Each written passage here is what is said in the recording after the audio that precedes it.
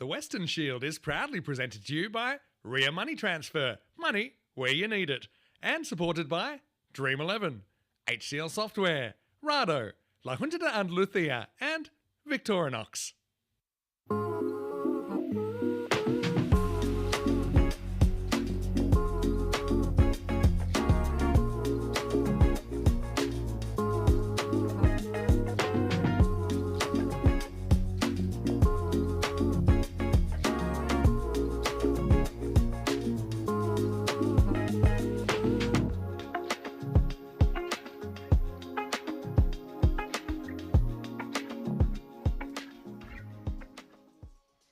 Good morning to you wherever you're watching from around the world. Welcome to what's going to be a huge day in European cricket, I'm sure, but unfortunately, as you can see right now, it's raining on the Costa del Sol, and that's forced a delay here in match number 16. It's day number 4 of what's been a really entertaining Western Shield. Vinny's out here, Mr. Maximo, for the European Cricket Network. You can see there, a little peek through our cube, and at the moment it's not so good.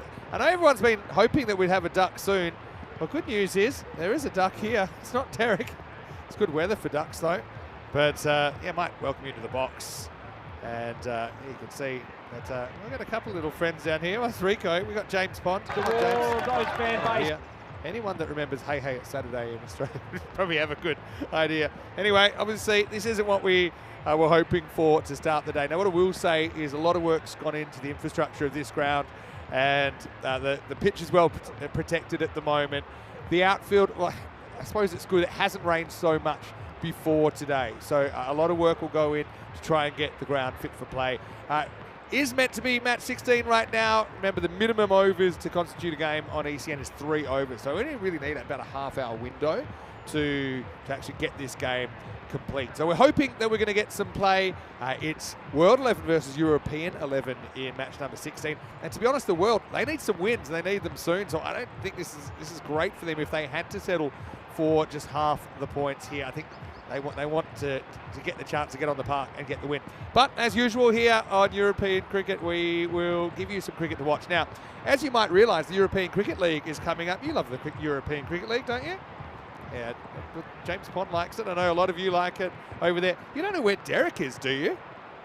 No, we don't know where Derek is. But hey, before we go full pantomime, I'm going to tell you that we're going to take you back to 2023. And this is a really memorable game on the network right here at the Cartama Oval. Dreux of France. They will actually be part of the European Cricket League, and you'll see them on Monday. In fact, they're playing in the first match of the European Cricket League, which will run for 4 weeks from Monday, and they're taking on Darmstadt CC of Germany. But we're going to take you back to Group D and the final of Group D in 2023, all the way back in March 2023. Now, in this group was Forfarshire of Scotland. They were hot favourites for this group. They played some brilliant cricket, but they were about to run into a bit of a French firestorm on a memorable night in Cartama. So we're going to take you back to this classic game. It's the Group D final of the ECL in 2023. Dreux sent in by the Forfarshire bunch, and it will be Ahmed Nabi and Hamza Niaz to open the batting. Aman Barwal opening the bowling. If there's any updates, we will let you know either on the bottom of the screen, or you can jump into the comment section as well on our YouTube channel, ECN European Cricket Network. Also, keep up to date on our website, europeancricket.com. We'll cross our fingers here, but right now, let's take a trip back in time and enjoy this ECN Classic. This is the national anthems sung very proudly indeed as these two storied clubs from Europe come to battle in the Group D final. Having a look at the fantasy dashboard for the final time in Group D. Big names all over the place. Michael Lease, the most credentialed cricketer in this group. He's been excellent for Forfarshire, both with the bat and the ball. Callum Garden with the gloves, carrying an injury yesterday, but he's shown plenty of power and plenty of batting now at the top of the order. For Dreux, you cannot go past those two brutal openers at the top, Niaz and Nabi. They will be decisive in this innings. Probably the bigger question mark for Dreux will be that bowling attack, which was really hammered by Vienna Cricket Club in the qualifier earlier today. Computer can't separate these two though. Expected score 98 apiece. I think it shows you how close this is likely to be. For those who have been following us all week here with Group D on the European Cricket Network, you will know that these two have split their 2 games. Drew came home with a flourish in the final group stage game last night, which was also under lights as well. Whereas earlier today, after being in second position probably most of the contest, boys from Scotland came home with an absolute flourish. Some pretty ordinary bowling from the final stages, and they managed to triumph and give themselves, quite importantly, a game rest in between. But these two, Niaz and Nabi, the Bash brothers, will feel that they are in top form after dismantling Vienna last night. Balwal with the first ball. It's Group D final. Short ball, hit high. Fielder coming in from mid-wicket. Can't pick it up. Vice with the stumps. Good backing up. And that would have been in the mouth from Niaz early on. Didn't quite get a hold of that pull shot. Balwal just a touch quicker than what he would have faced in the last game from Vienna Cricket Club. 2 fielders out there, one he's just backward of square potentially on the rope, and another one at deep mid-wicket. Balwal across the line, inside edge, and it's gone down to short, fine leg for a single. A little bit more pressure on these two. Balwal being one of the more impressive bowlers in this tournament. In fact, as far as the paceman goes, left-handers have probably been the best of the lot in Group D. Rahman Ahmadzai played an important part in the middle overs for French champions later in this game. Drifts a little bit onto leg stump. Probably a touch mistimed, and the fielder comes around from long on. And very un-Drew-like. Triple of singles to start off this contest. Balwal's a genuine danger with the ball. Expect we'll see Jack Hogarth bring his leg spinners in the second over. Ball on leg stump, swung down, opportunity for a catch. James Sim diving to his right at fine leg. Tough chance, it was a hot take, but got his hands underneath it, and Nabi goes on to hit a big score here. They may rue that moment. Made good ground, the big man coming in from fine leg on the 30. Tough chance, but you've got to take those in a final. Oh, outside off stump. Wow, second drop in succession. This time it's Lewis James who puts down Niaz. Ball outside off stump from Balwal. Wasn't expecting maybe that it'd just be scooped up so easily, but it was catchable height. He's probably misjudged how fast that was coming and scooted through his hands. Plenty of action in the first over. Wow, drift from the leg side, great shot. That's a Maximo to finish the first. Drew raced along to 11 for none after the end of the initial over.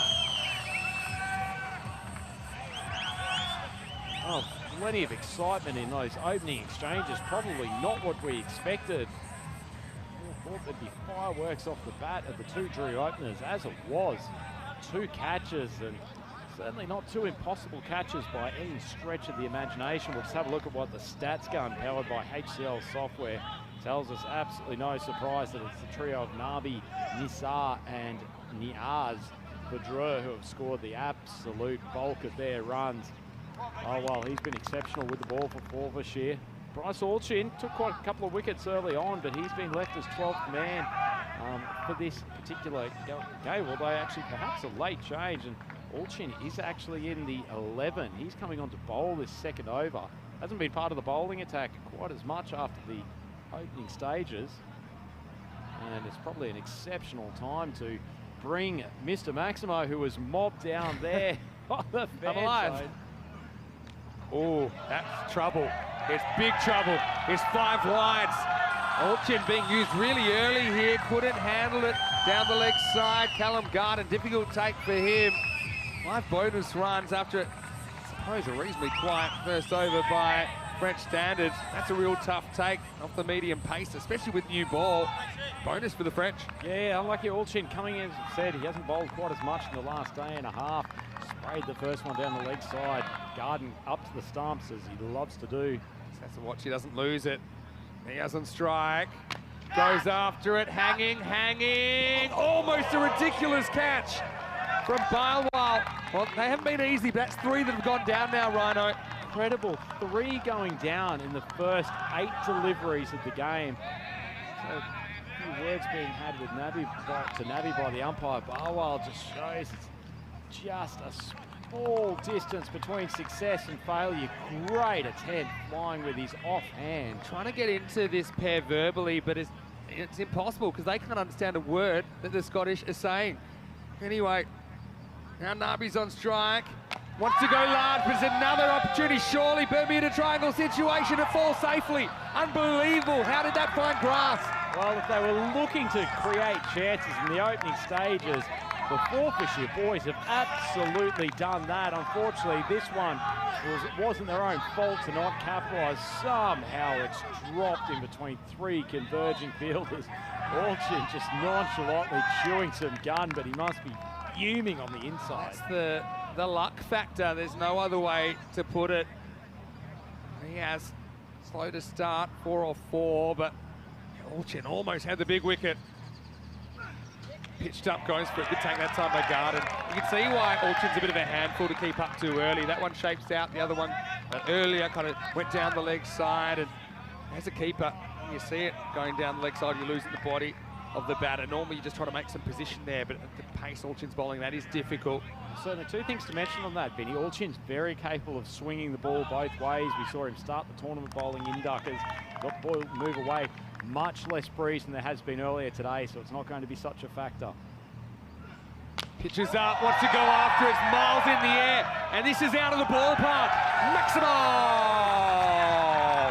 Niaz was the sleeping giant for a lot of this Group D, but he's woken up on finals day and he gets 6 there. Yeah, hasn't he? Hit that very, very high, got it to carry. It might have actually hung in the ground if it was earlier in the day, given the big wind we had pushing back, but that struck well enough to carry for a Maximo. I can't believe we've had to wait this long for our first Maximo. Wow, Orchin with a comeback ball. Yes, not afraid to go over the top, we know that. Wants to go again and blast another one into the jungle. Maximo! Back to back, and Drew bat swinging here in the second over. Yeah, Niaz is feeling it. He's reached some form today, which is very helpful for Drew, and after a pretty shaky start with a bunch of chances, none of which were capitalised on by the Scottish team, they have raced along. 30 on the board, 1 ball left in this second. Interesting they bowled Orchin so early. Seen him more in the middle or towards the end of innings. Maybe just giving the French openers another look. Maybe go off pace here on that second over, but got to disrupt the rhythm of Niaz, who's 16 in no time at all. There's the slow ball, reaches for it. It's going, and that one's gone. Back to back to back. That is hat-trick for Niaz, who moves to 22 off 8.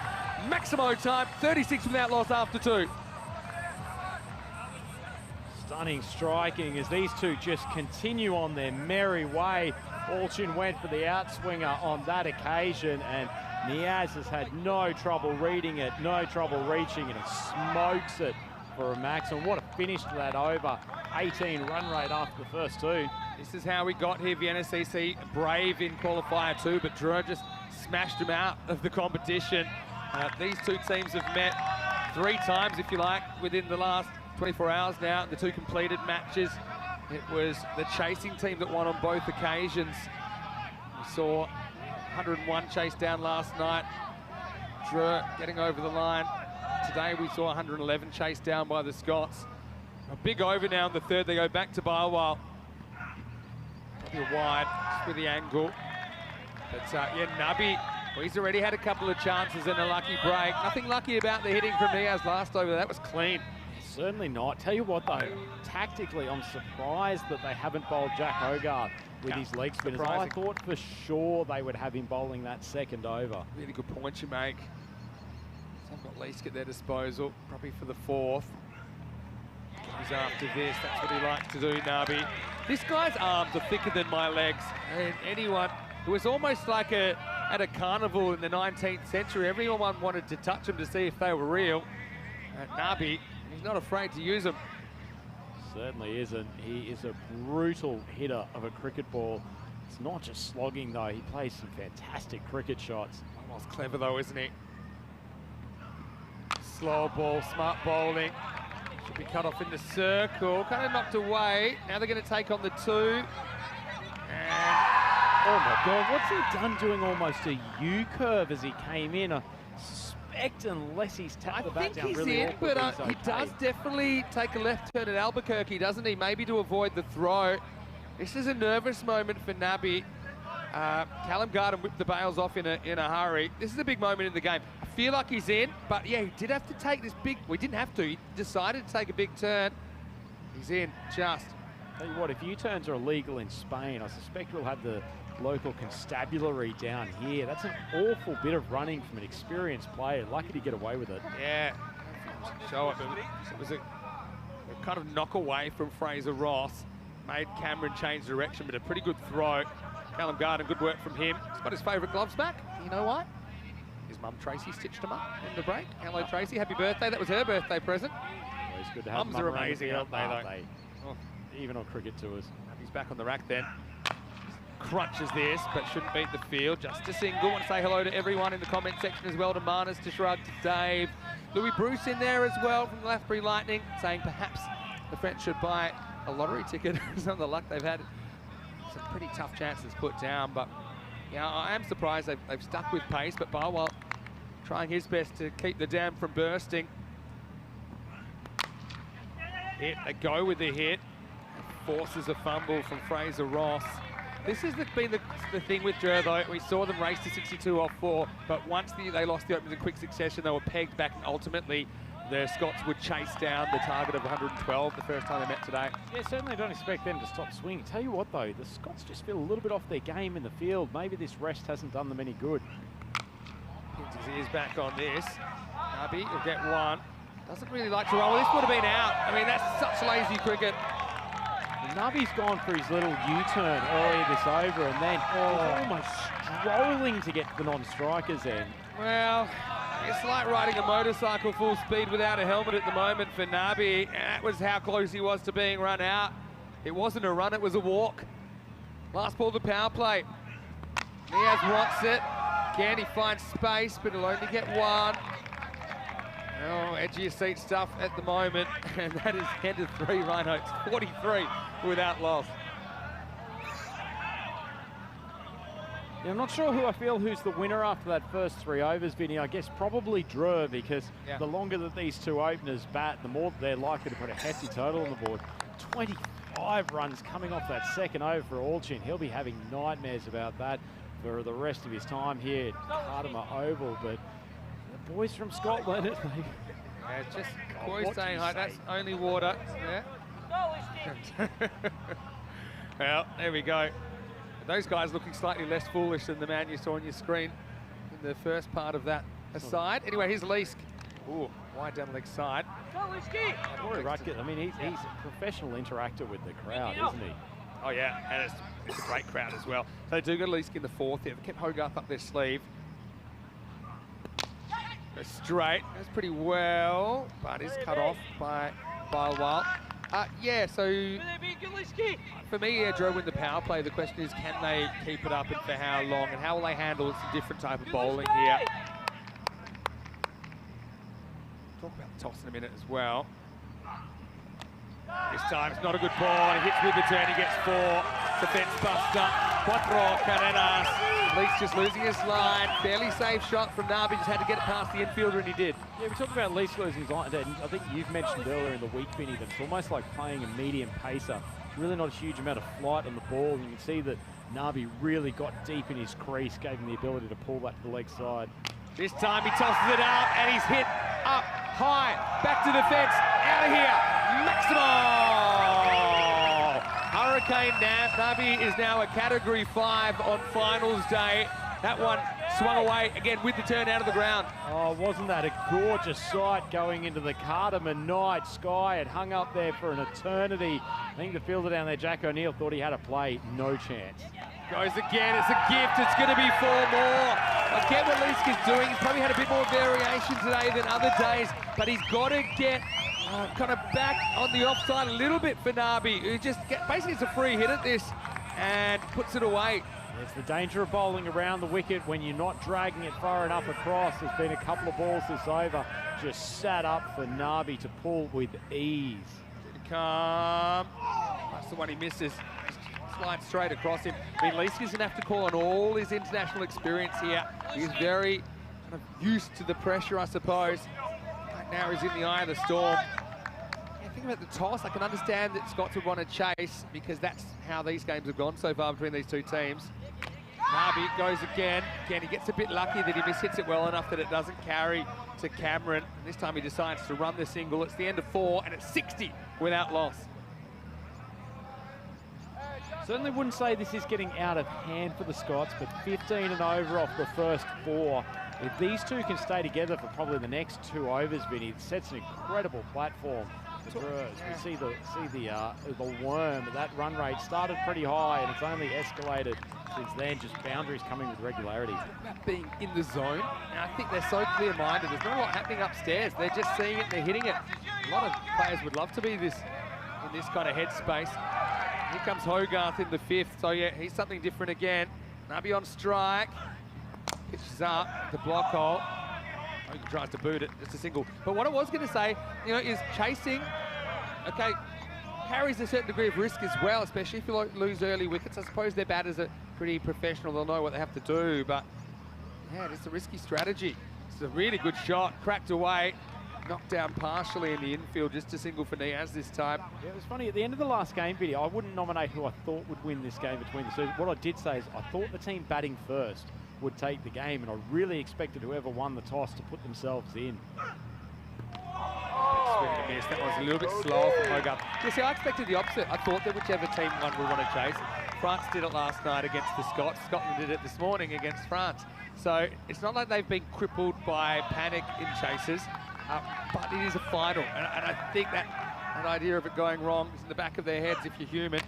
Problem is, especially with these French guys, they don't really seem human the way they go about it. They've just got a completely different mindset, uber attacking mindset, almost unlike anything we've ever seen before. Yeah, I think in the finals games, just runs on the board are so incredibly valuable, and it certainly helps when you've got runs on the board going at about 15 per over. But Hogarth bowling an excellent over here. For the life of me, I'm not sure why they took him out of the power play structure, but he's delivering for his captain. 3 singles, that's all off the over so far. It's the pitched up one, and it'll only be 3 off the over. Well, sometimes you have to eat a good one, and I think they're still in a very good position as we get to the halfway point of this first innings in Group D final. It's 63 without loss. Gives us an opportunity to say a big hello to all of you, whether you're here at the ground or whether you're watching around the world, one of our international broadcast partners, or perhaps fan coded into the subcontinent, or on ECN. Great to have your company. Vinny Sandy here, Mr. Maximo, Andrew Ryan with me. Ryan, it's been great to have you over the last 3 days, filling in for Rico, of course. And I think on behalf of all of you as well, we all owe Rhino a big thanks. Have you enjoyed it? I've really enjoyed it from my behalf also. Thank you to all the viewers out there. Absolutely love interacting with the comments. We've got such a great community out there for the European Cricket Network. We'll say it later on, but massive thanks to you guys. It's been fantastic being in the booth this week. Well, here's Cameron, and he gets pumped up and away. Maximo! That's the Nabi slot. He drifts into it, and he disappears into the night. Gee, that's a sensational strike. I didn't actually think he'd gotten a great piece of that when it first came off his bat, but just the undoubted power of this man. Stand and deliver cricket like we've rarely seen before. What are we watching here? It's unprecedented. Cameron's back on the rack. And yeah, this is hit pretty powerfully as well, and that is an amazing stop. And Nabi's forced to run. He almost didn't want to run. How about that from Barwell? That's one of the best boundary stops I've ever seen. He's absolutely flown like the special effects in Superman. Look at him get horizontal in the air. That's magnificent athleticism. We'll see on the replay. Goalkeeper style. Struck powerfully.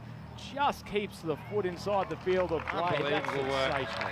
That saved 3 runs. Almost created a running opportunity because you know that Nabi is not a huge fan of running, cutting those muscles around as Niaz faces up. And now he'll pump his 6. Well, change his strike, no problem. That's catching practice. In fact, it's on the roof. Maximo! What is going on here? Drive 76. They cannot do anything but hit maximos at the moment, it feels like. Anytime either of these bowlers are either slightly short or slightly full, they're getting annihilated. And how easy was that stroke? Just absolutely brutal batting. You know what they say, no good deed goes unpunished. Barwell saves 3, but then Cameron goes for 6. Niaz got the licence. And he's going to get lucky now. He's going to get 4 more. He tries to horn across a little inside edge. That takes Drew to 80. And the French supporters, they're enjoying what they're seeing there. Yeah, Cameron's going for 17 off his first 4 deliveries. Skipper scratching his head, really doesn't know what to do next. Tell you what, Vinny, if they're in through to the 8th over, this Drew total could get completely out of control for the Scots. Because they've done it for longer already than they did in the earlier game. Now, big swing and a miss. Again, that's the luck factor as well. You can easily get a little feather on that. But here's the thing. Say you get one of them out. Remember earlier they got both of them out in about 2 minutes. But you get one of them out, you've got Nisar to deal with. He's having a really good series. And then you've got kind of a fearless approach from the other batters coming in, because they're not going to get in trouble as far as wickets lost here, you'd imagine, the French team. Cameron's gone for 17, trying to stop this going magical. He punched down for 1, still very good over. Drew back on track after Hogarth kept it quiet. I think they've got to bring him back now. 6 overs down, 81 for none. Tell you what, Vinny, it was 6 overs into this chase. Even if they absolutely capitulate from now on, Drew, they're going to put on a reasonable target. I mean, if the Scots keep this to, say, 105 or 110, they'll do a magnificent job, but there is still quality in that batting lineup. It's like your best case scenario, say 8's 113. It's a similar target than the 4th team chased down today. But remember, they did with 3 balls to spare, and it was a bit hairy for them. Admittedly, they lost their openers early. I want to say a big hello to Sebastian Brandt, ECC winning skipper with the Netherlands 11, who's in the comment section right now, saying, how good is T10 cricket? Well, I agree. I tell you what, when your luck's in, and Niaz nicks another 4.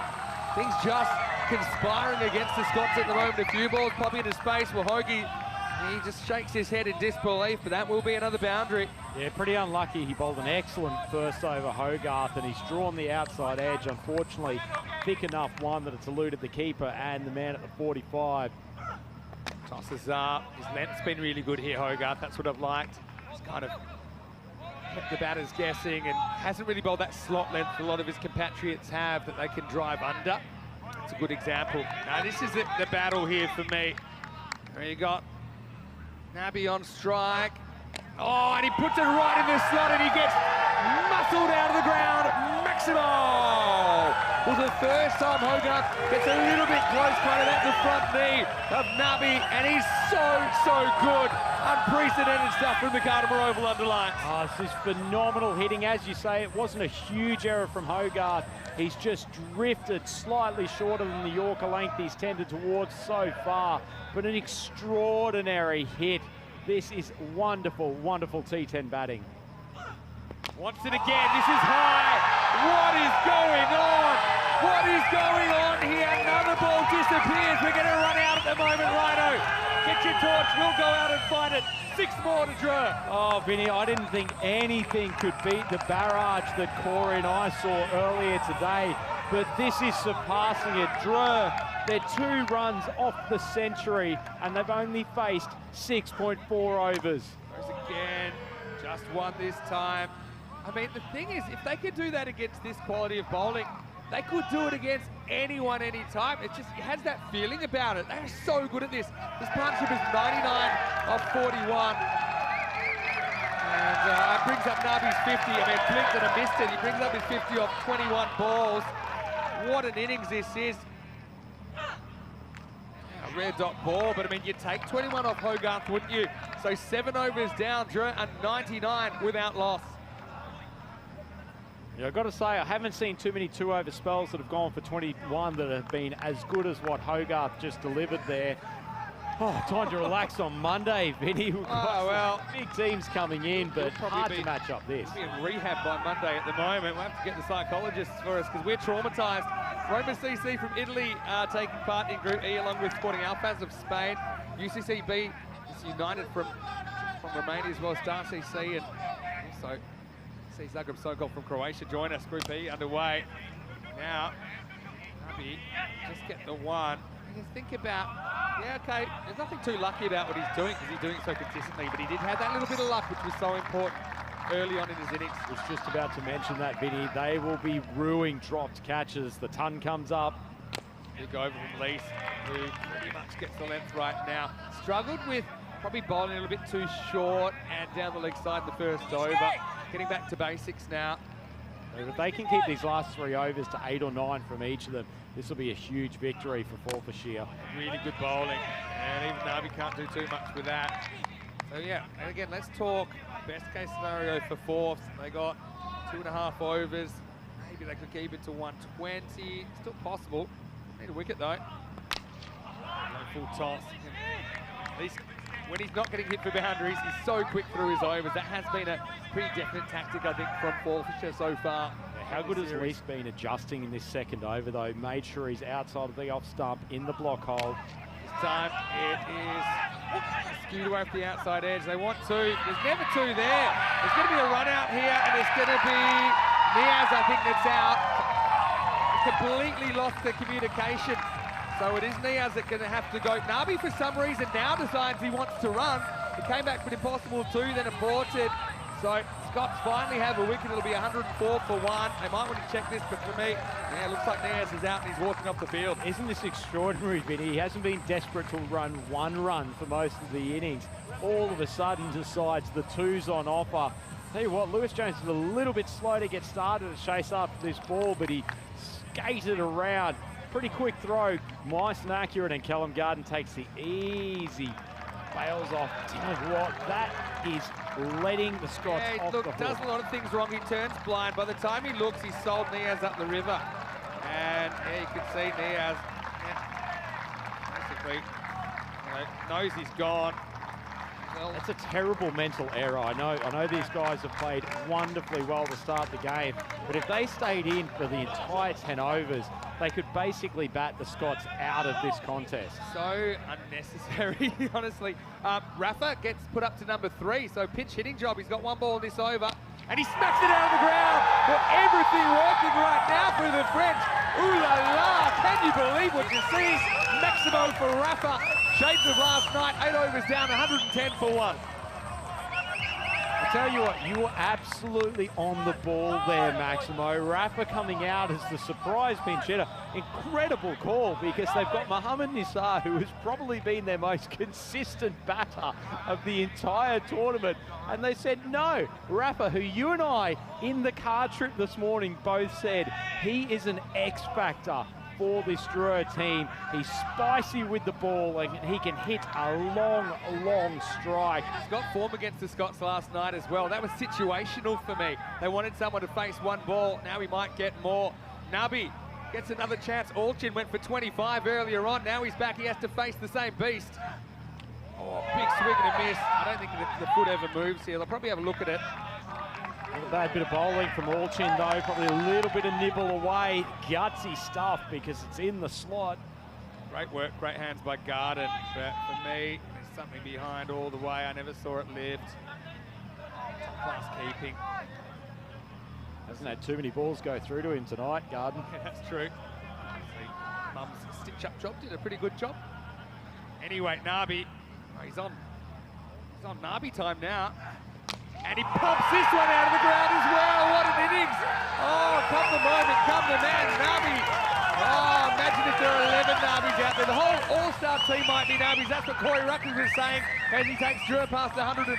Oh, dead set. Nabi's hit more 6s today than I've hit in my entire career. This is some of the most extraordinary batting you could ask to witness. And he's not just hitting 6s, he's hitting massive bombs. This is sensational T10 cricket. Crazy stuff, really. 10 to come.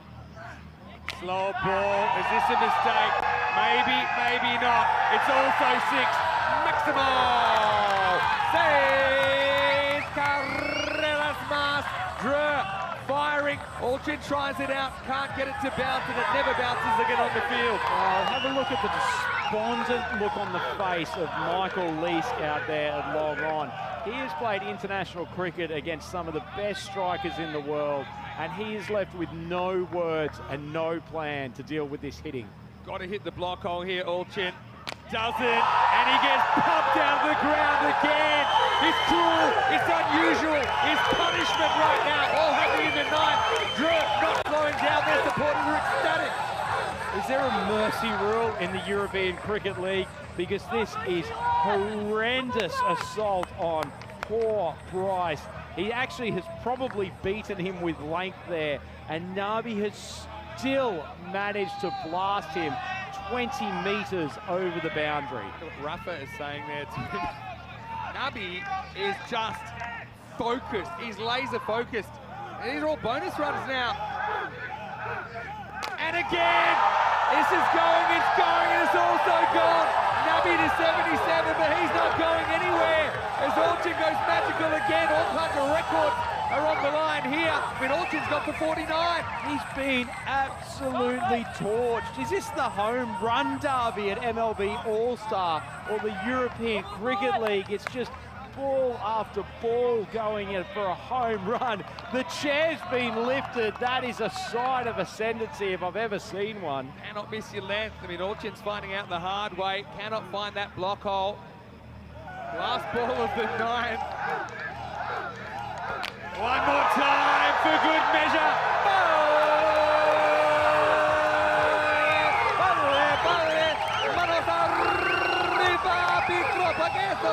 Seis carreras, 140 for one after 9.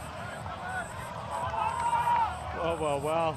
Poor Bryce Olchin came into the side tonight, gets given the second over and the ninth, and he gets obliterated for 55. Second most expensive figures ever on the European Cricket Network.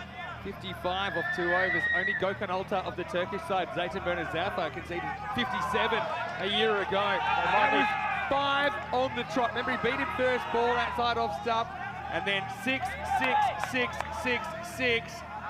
Well, this is completely out of control. Look, Scotland have the batting to do this, but they're going to have to do something pretty remarkable. We saw the England 11 in the ECC against Belgium chase down 149 on this ground. We know it can be done.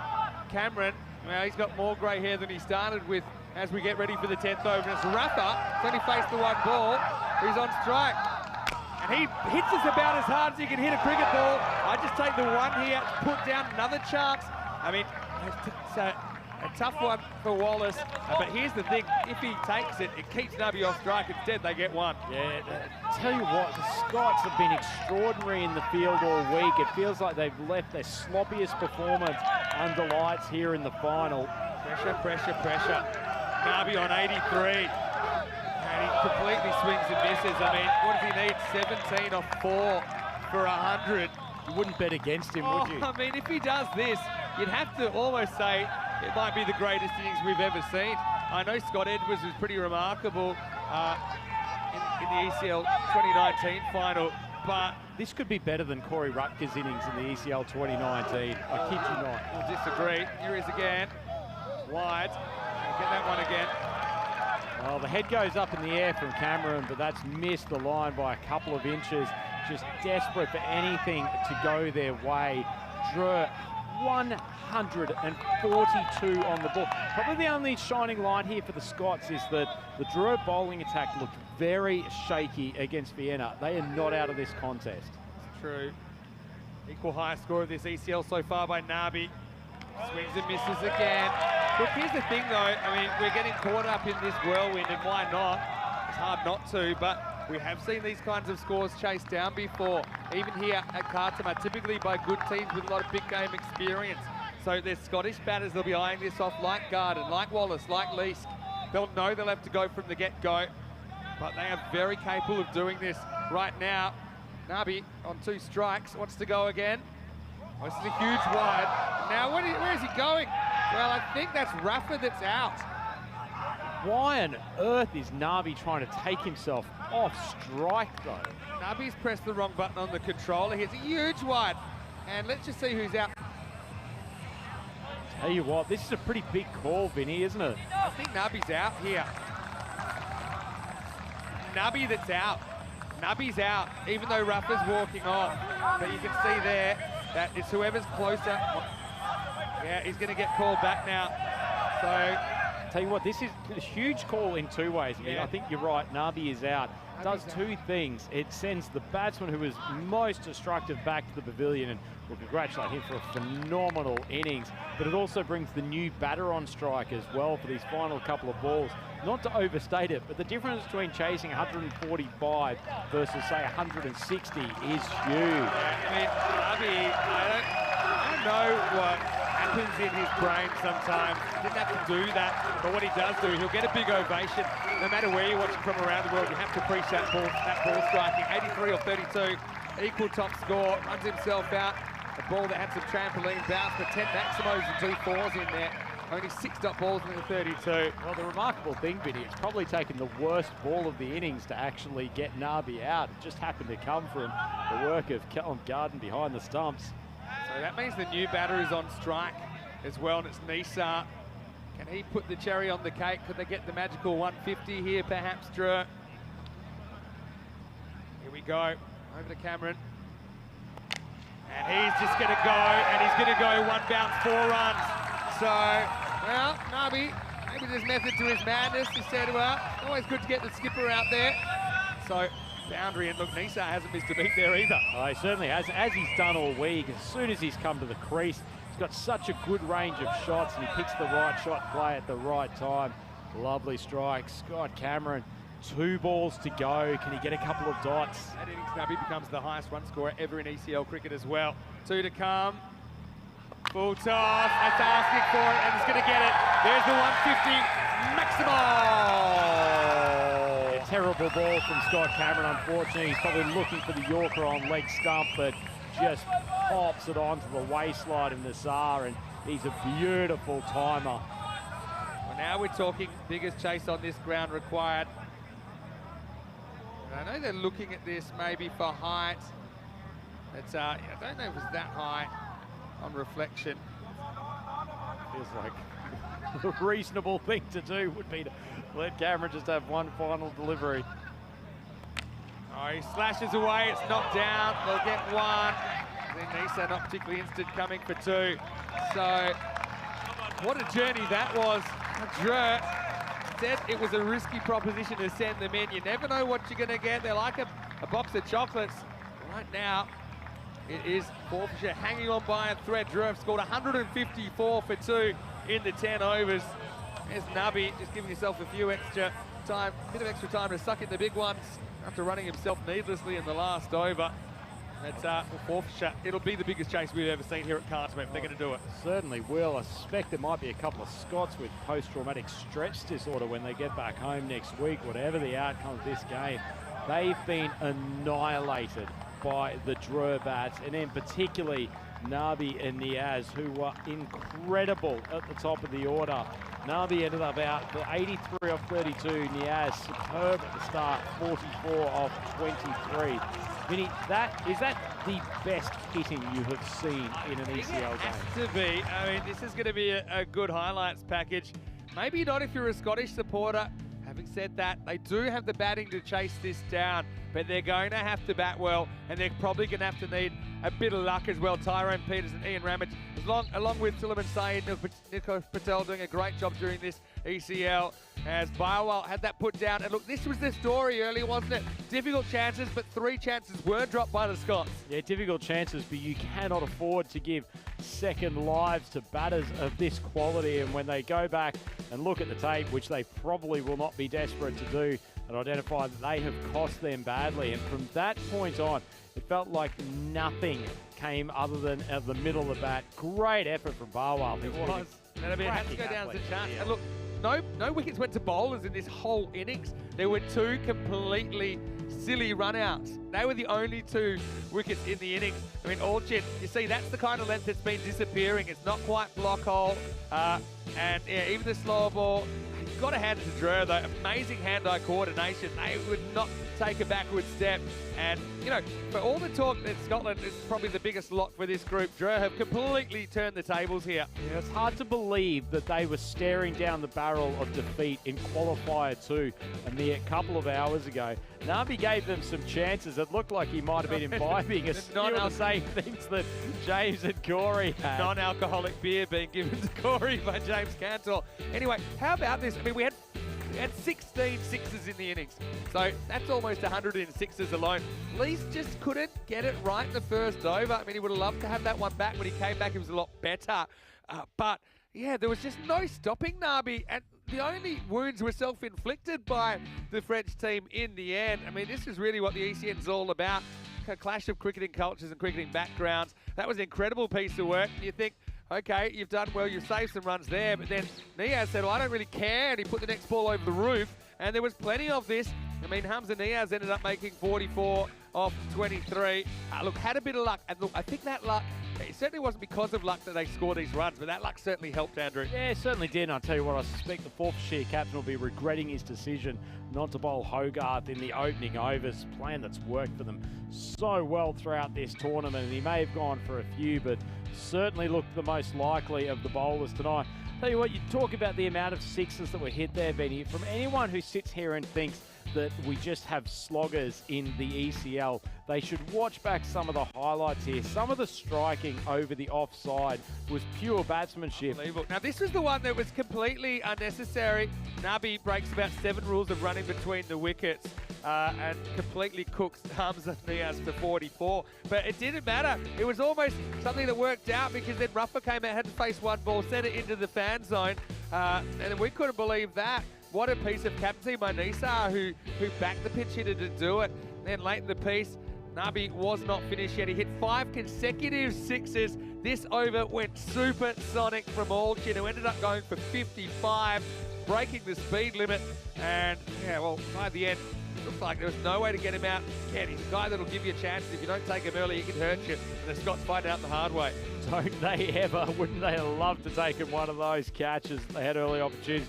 Look at the support from Drew. Their support group here, they've had the chair up, and tell you what, they can pull out whatever they want to at the moment, because they have certainly done everything that could have been expected of them early on. Even this went against them. I mean, if Wallace can hold on to that, then the new batter has to come in.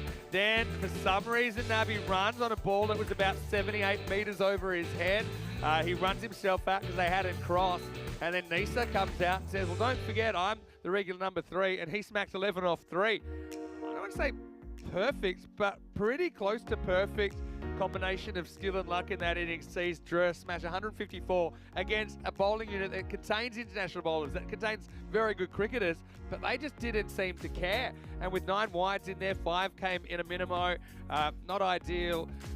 Looking at the bowling, well, look away now if you've got a queasy stomach. I think Barwell, the only one that can hold his head high there. Hogarth as well, I suppose, a bit unlucky to go for 21.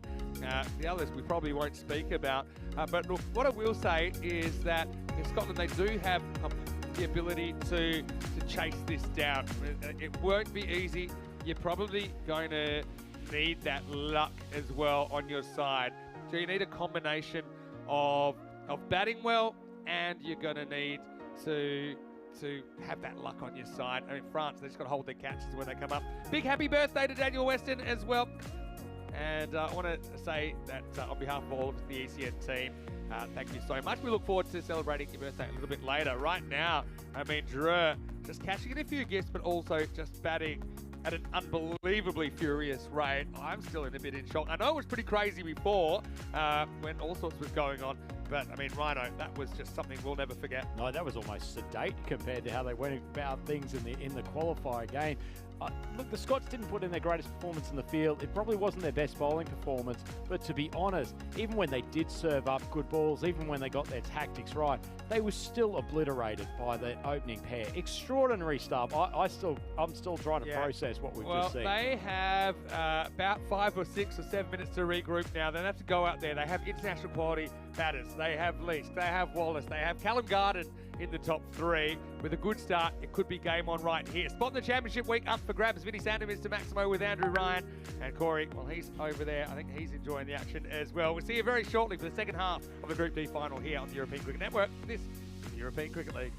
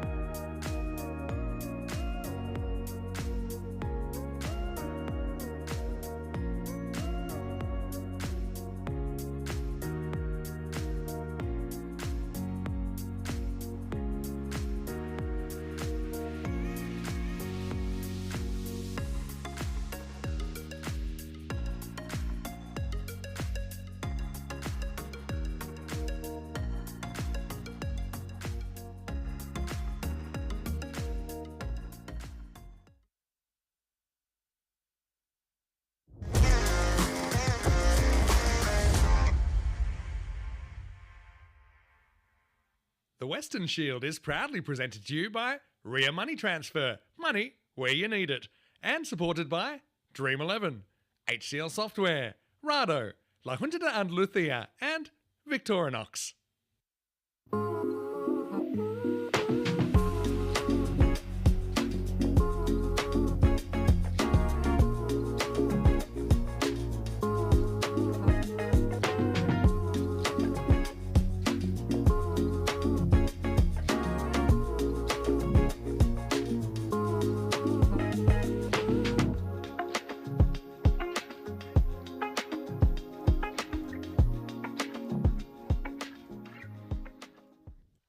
Hello, welcome back to the Cartama Oval. I hope you've been enjoying the classic match so far. It really is a great memory we have here of that Group D final. We'll get you back to that in a second because, unfortunately, we have the official news now that match 16 between the World 11 and the European 11 has been abandoned due to the rain that it started falling just before the game. It did get heavier at times during the match as well, and so obviously the judgment was made that no play would be possible, not even the 3-over minimum. Right now, looks like the rain is still falling, but only lightly. Don't forget any live pictures. I know a lot of the cameras have had to be kind of shielded from the weather, but I can tell you the pitch is well covered. I know that there's a lot of work that's gone into kind of investing in equipment that will allow us to dry the field and the relevant areas of the field as quickly as possible. So yeah, this is kind of what's been going on. You can see they've got the soppers there. This is when the rain was quite heavy. You could see the water gathering on the pitch, but right now they're trying to remove that water, try and get it off the field as much as possible. But I will say the rain is still coming down, albeit quite lightly at the moment. Well done to all the crowd here. They work really hard to try and make the cricket happen. Frustrating, but what that means is that the points will be split. So the 4 points for match 16, 2 will go to the European 11, 2 will go to the World 11. So coming up next, we have the Asia 11, who are meant to take on the British and Irish 11. Now, that's meant to start in an hour and 10 minutes' time. So we don't have any official word on that. I know that people are optimistic that we can get that started if the rain was to stop now.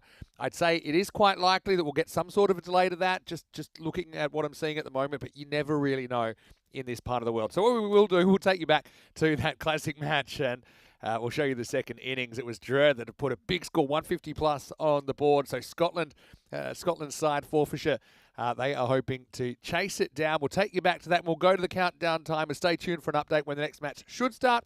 Hopefully we've got some cricket. Otherwise, you'll hear from me, and we'll let you know exactly what's going on. But until then, let's take a trip back in time a couple of years to look at this ECN Classic second innings from the Group D final in ECL 2023. Welcome back to the European Cricket Network and our coverage of the third edition of the European Cricket League as the Champions League of European Cricket. 30 domestic champion clubs as well as the reigning European champions descend on the Cartama Oval. And right now we are in the midst of a quite astonishing Group D final. It was the French champions Drew that were inserted by Scott Cameron, the Forfarshire captain. And they have whacked 154 runs, thanks to 83 off 32 from Ahmed Nabi, including 10 Maximos. Contributions as well from Hamza Niaz, as well as Rafa and Ahmed Nisha with cameos. Well, right now, it's now or never. They've got 10 overs to go. And it's going to be all go or no go for the Forfs. Need 155 for victory. Afridi Yassin's had a very good week. Craig Wallace coming off a golden yesterday. Needs to get moving and fast. Quite ready to go. So here's the thing with these kind of totals. You almost have to treat every over like the last over when you need about 15 or 16. You have to take those kind of chances from the start. You can't really fall behind the rate. It's so hard to get back. Wallace and Garden out there. What I will say is the top three in particular of Forfs are very capable of doing this, but they're going to have to bat incredibly well. Here we go.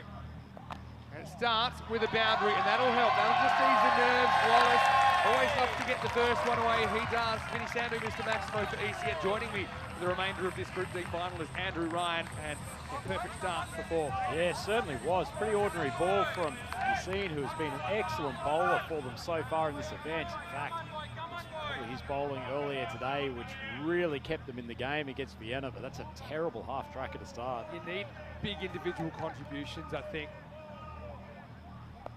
This will be a slightly mistimed ball. I mean, you start looking at that going, that's one that could have disappeared. The scene slightly off.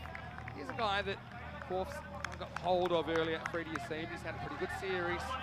Yeah, so literally when you've got a huge problem, which is exactly what Forfs are grappling with at the moment, you break it down into smaller pieces. So let's say if you can win this over, if you can get the 15 off this over, consider that a win. But you can't sit on your hands here. It's a tough situation. Garden faces up for the first time, steps across and smashes it. Fielder will handle it. And that's the other thing we saw. Paul Fisher dropped 3 catches early. They weren't easy ones. We saw 5 wides, a few self-inflicted blows in amongst the blows raining down from the French openers, but the fielding's going to be super important. Yeah, it certainly will. They've got easier targets too than you've seen as well. Leaving aside, you've seen an Ahmed's eye. The rest of the bowlers have floundered at various times. So it goes for this. This might go for 4, you know, because Wahid Abdul isn't going to hunt it down. So 4th, they can get a good start here, they'll believe. I mean, they're going to have to be incredibly consistent across this 10 overs. They can't really have any dark spots. There's a little bit of luck, I suppose, off the inside half of the bat, but with no fielder there, ran away to the boundary. Yeah, wouldn't say it was a great shot, but they need to swing hard. Wallace sensing that the leg side is where it's at. They've now drifted their second outfielder to a position that's behind square. 6 fielders in the circle on the offside. 2 square of the wicket, you're right, on the leg side. Steps across, has to get funky. This is what also can happen when that run rate starts so high. You start looking for runs that aren't really there.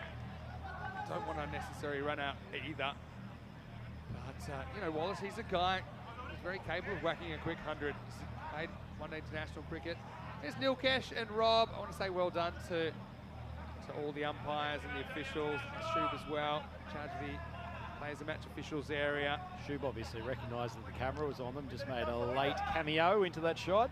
Yeah, did a bit of a muscle comparison between Nabi and Shub before the game. Nabi is approximately 6 Shubs. Anyway, this is up and it's out of the ground. Well, this will help. And so they do get what they need off this first over. They just have to reproduce that 9 more times. It's 16 for none after 1. You make it sound so simple, Maximo, and if you were coaching this Scottish group, I'm sure that's the exact same message they'd be giving to you. But as we said, 2 things in their favour. They do have some top quality bats, whether it's the form of Wallace, of Garden and Michael Leask, who we do know can hit big. Scott Cameron was fantastic for them in the qualifier earlier today, and this Drew bowling lineup has been shaky on occasion. You're right about that. 67 matches, it's a golden ball. Could be a pretty entertaining one if it was. It's edge of your seat stuff. Well, a bit like Mr. Burns when he coaches the nuclear power plant softball team. Go out there and hit 6s is probably what he'd say, and he'd take the credit for it. Here's the headband warrior. He told me he's charged the shoe phone tonight as well. Again, this would be a big wicket if he could get it. Garden on strike. It's a really good shot for 4 through the covers, and there's nothing sloggy about that. This guy is so talented. It's a big task, but he's a big talent, and a good start to the second over for 4. Yeah, don't let those rosy red cheeks underneath that helmet fool you. He is a vicious competitor, Callum Garden. You can see why he is in the eyes of the Scottish selectors. Fantastic with the gloves and so much talent with the bat. Abdul maybe try him out a bit shorter. Garden, false shot. Straight through the hands of Barty. It's going to be 1. Well, shades of the first innings where the French openers gave 3 pretty tough chances. That wasn't an easy one for Barty going back with the flight, but he did get a finger to it. It wasn't an easy one. Probably took it a little bit casually. Thought he'd made the ground, and it just possibly flew an extra half metre than he expected. They need a couple more drops to even things up, but it's a life for Garden. It is. Basket catch. Goes down. He didn't have to play that shot, Garden, but hindsight's 20/20, and that's a dot ball. Wallace is locked up, hoping it would go for a wide. It's probably the spot that the Scottish bowlers didn't hit enough during the innings. Yorker length, about a foot and a half outside the off stump, particularly when you've got strong hitters like the 2 openers from Drew. It's a great spot to bowl.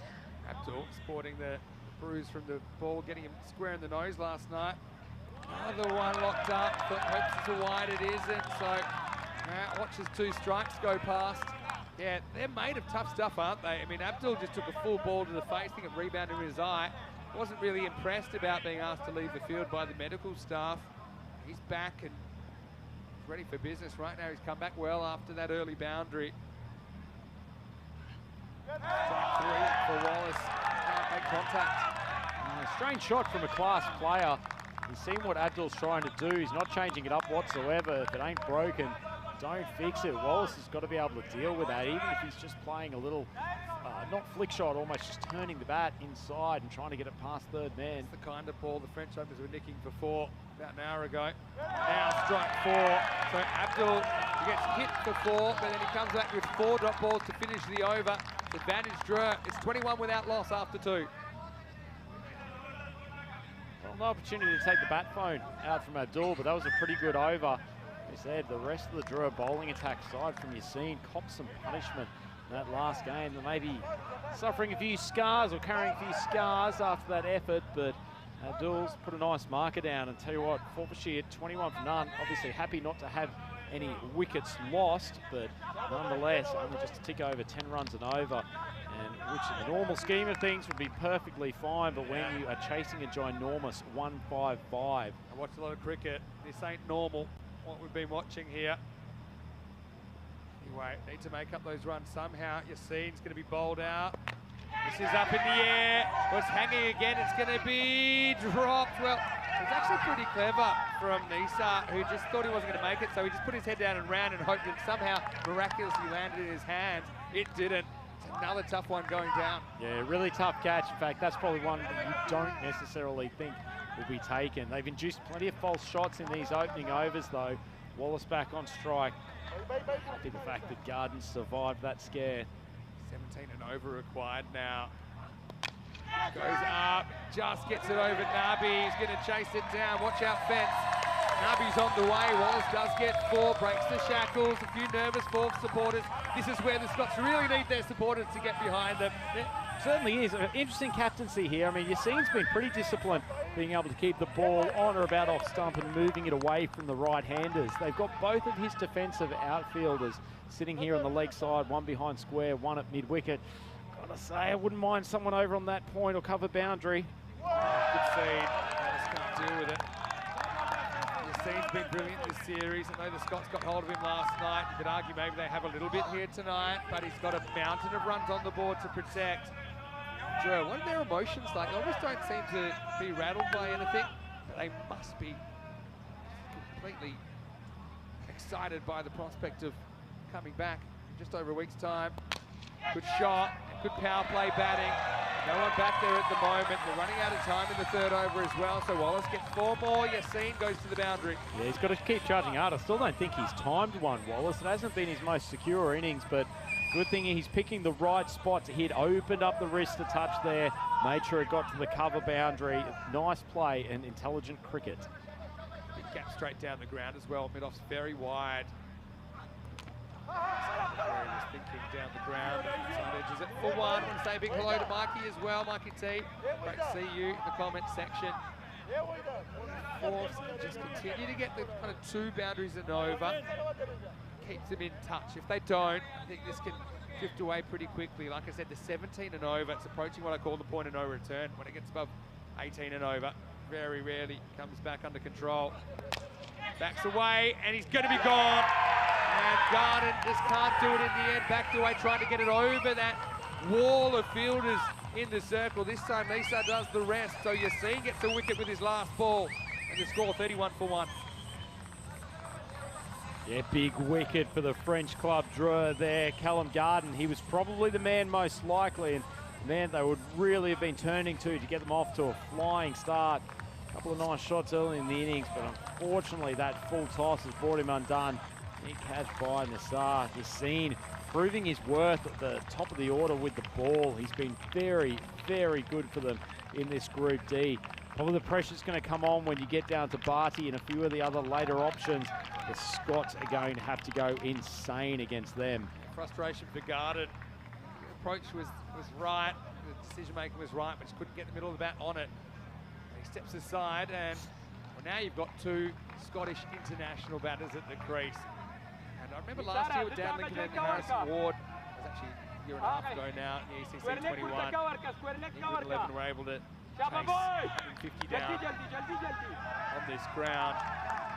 There's so much pressure on these 2 guys. Jack and Neil listed coming next, very capable, but you have to keep doing it. Ahmedzai's had a good week so far. Slower bouncer, out of the ground, Maximo! Well, Wallace, he survived early, he's had a few moments where he hasn't really looked in control, but that'll settle the nerves as well. And look, Morph, they just got to keep going hard, and this will help. Yeah, a bit of a mental error from Ahmadzai. Looks like he's gone for the off-speed ball straight away, dragged it down. Too easy for a batter of Wallace's class. Ahmadzai, he's got so many runs to play with, he should just focus on getting it in the Yorker. Look at what's worked to Wallace so far. About here, you see that speed spot. Ahmadzai, he learns pretty quick. Yeah, good listening to Uncle Andrew in the commentary box on that occasion. Perfect Yorker when you've got runs to defend. So hard to hit it when it lands in the Yorker slot outside off stump. Statue of Nabi waiting at the Drua Cricket Ground when they return. Geez, you'd need a fair bit of material for that. Well, goes after this, and he gets it. Maximo! Well, there's the two Maximos in the over. And now it becomes slightly more likely to get that 17 or so that you need to stay alive in this contest to keep that rate down. That was a really good bit of batting. Just misses the length. Batter throws the hands at it and gets 6. Yeah, I said he hadn't timed one for the early overs, but he certainly got that off the middle of the Wallace bat. Lovely strike. Goes again. This time, fielder should handle it. Slight fumble, but they won't get a second. Time for Lease to take over. When he's looked good, he's looked really good as well, Michael Lease. Yeah, hits it like a tracer bullet when he gets it off the middle of the bat. Boy, do they need an inspired innings from him. Wallace has given them the boost they need at the start. 37 off 17. A couple of balls to finalise for Ahmadzai. Again, just misses the length, and this is going to be 4. Picks the gap. Least off the mark with a confident-looking shot. Is there a twist in this tail?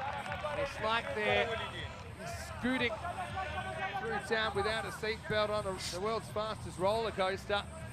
Scott's hanging on for now. Yeah, nice strike from Lease. He spotted that decent gap that was from the wide cow corner to straight long on. Excellent cricket. Slow ball, goes for it, and gets it. That one's flying into the night sky. Maximo! Well, Ahmadzai goes magical, and that'll help. 23 come off the 4th over. Also brings up the 50 for the Scots. It's 54 for 1. Yeah, it's a pretty decent start from the Scots. If you had have asked them 54 for 1, do you think that's a decent position to be? It leaves them with just a tick over 100 runs from the final 36 balls. 16.83 runs and over required, but while these two are there is certainly hope, and the fact that they've got wickets in hand leaves them in a reasonable position to launch. Well, bring your oxygen tank if you're going to be serious about this run chase, because that red line is high. It's at altitude. It's heading in that direction. This is a big moment because Bhatti's coming in, the left-arm spinner. So that gets it down to below 17 and over again. So you're setting yourself little targets. You want to get to about 71 here if you can, just to keep up with the rate. See, Bhatti's got the man who's backward of square. Another 2 fielders deep on that leg side. Now he goes, and it's going to be 4 byes. Well, he goes the switch hit, and it's a crazy one, really, to try first up. But what it has done is thrown the keeper. So, yeah, see here, he just never moves. And by the time he does, he's a fraction too late. So a boundary, even without hitting the ball there. Yeah, I get the theory from Wallace. He knows there's those 3 fielders square on the leg side. He wants to go where there is no one in the extremities of the ground. Random execution and result. Once it again. I don't know if he gets anything on this either. Wait for the signal. And this time just giving leg byes. So I'm supposed to get 5 off the first ball, but that rate's about approaching 3 a ball. So even 5 off 2 isn't quite the rate. Anyway, at least 10 off 2s look good so far. See how he handles the spin of Bhatti.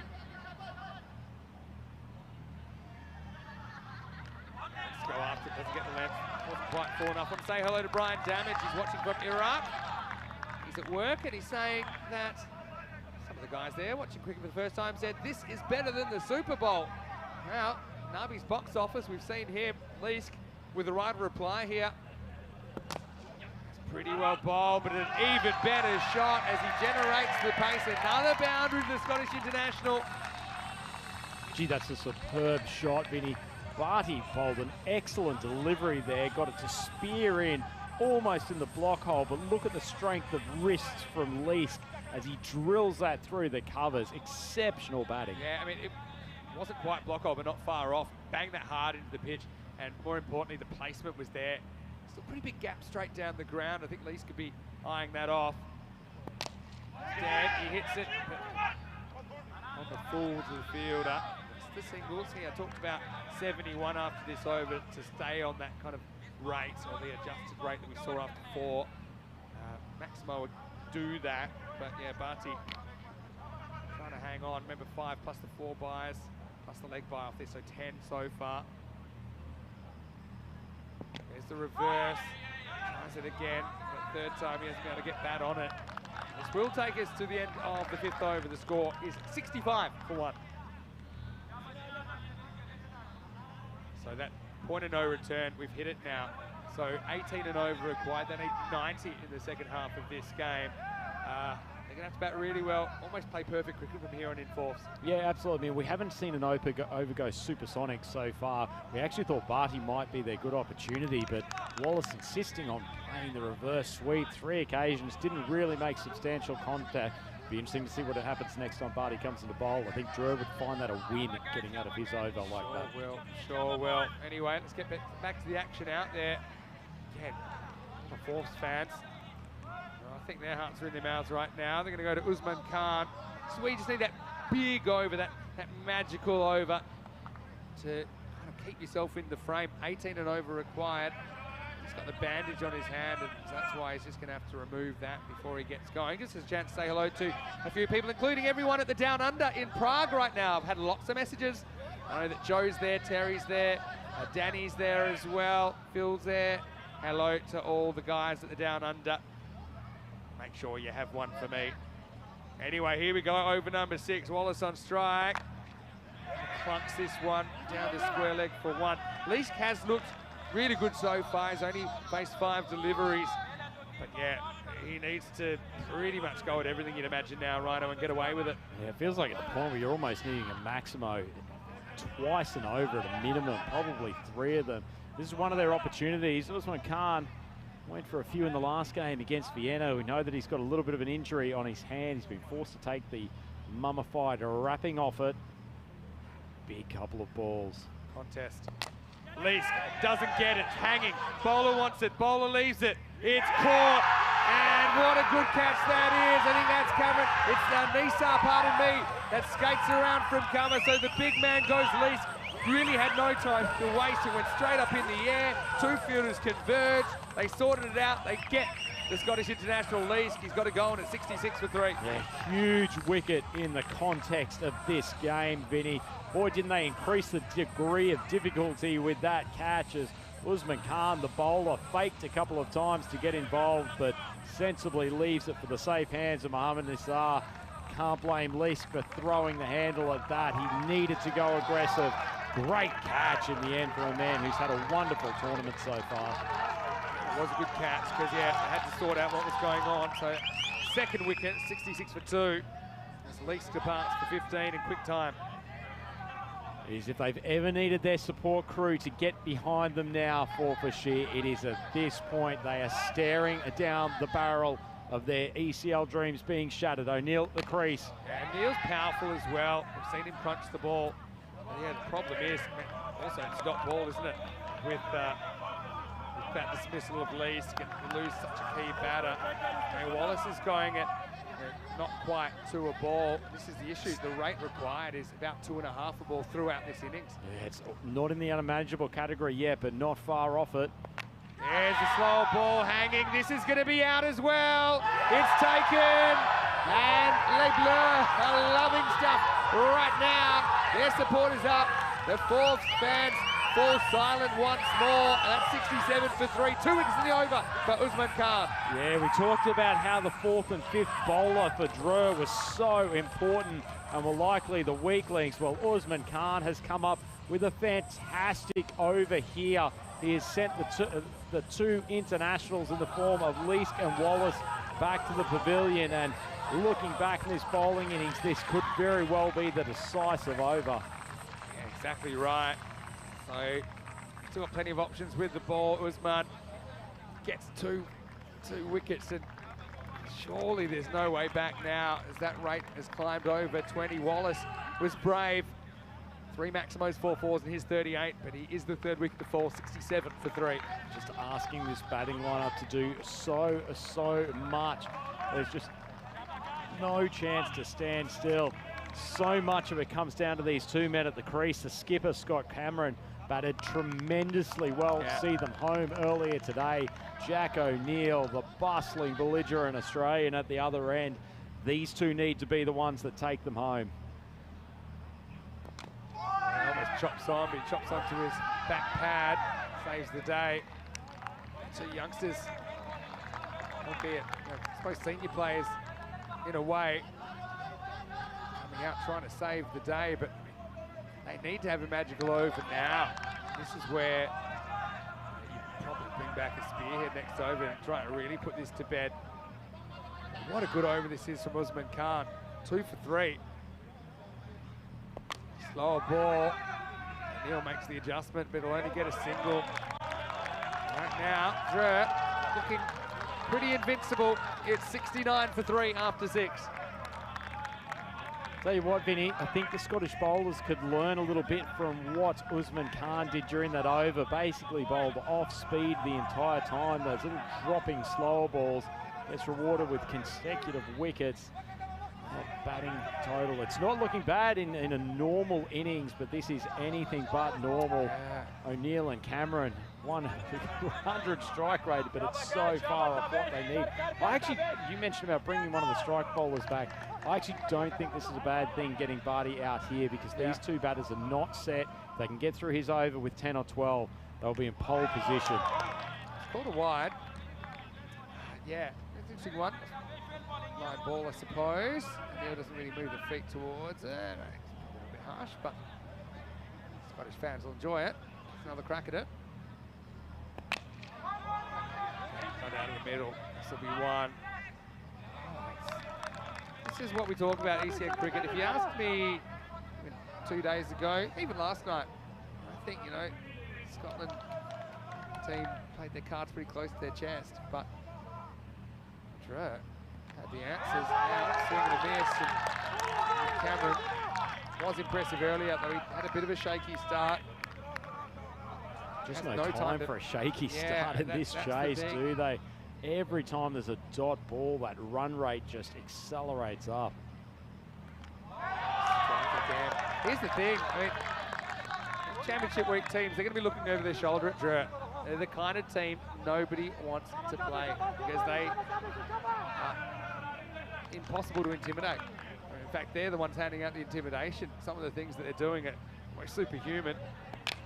Now Cameron takes it on, but he's probably going to hold out. It's taken, and well, it's going to be another wicket. They're loving it out there, the French team, and Barty breaks through. The cheers are for the French. Allez, allez, allez. That is the 4th wicket, and Cameron's going to have to go for just a single. Ball for shot, 71 for 4. Yeah, Mohamed Rafari says merci beaucoup to Jack O'Neill for sending one straight down his throat. Takes it with ease. We say he's an X-factor player for this Drua team. Very confident in the field, and one of their big blasters is now back in the pavilion again. Fortunately, couldn't do too much damage on the scoreboard tonight, and Barty, who got battered in the last game, has come back with a vengeance here. Bit of pill to swallow for Hawks. Remember, they qualified 2 years ago to be in the ECL, almost 3 now. That was one of the pandemic series.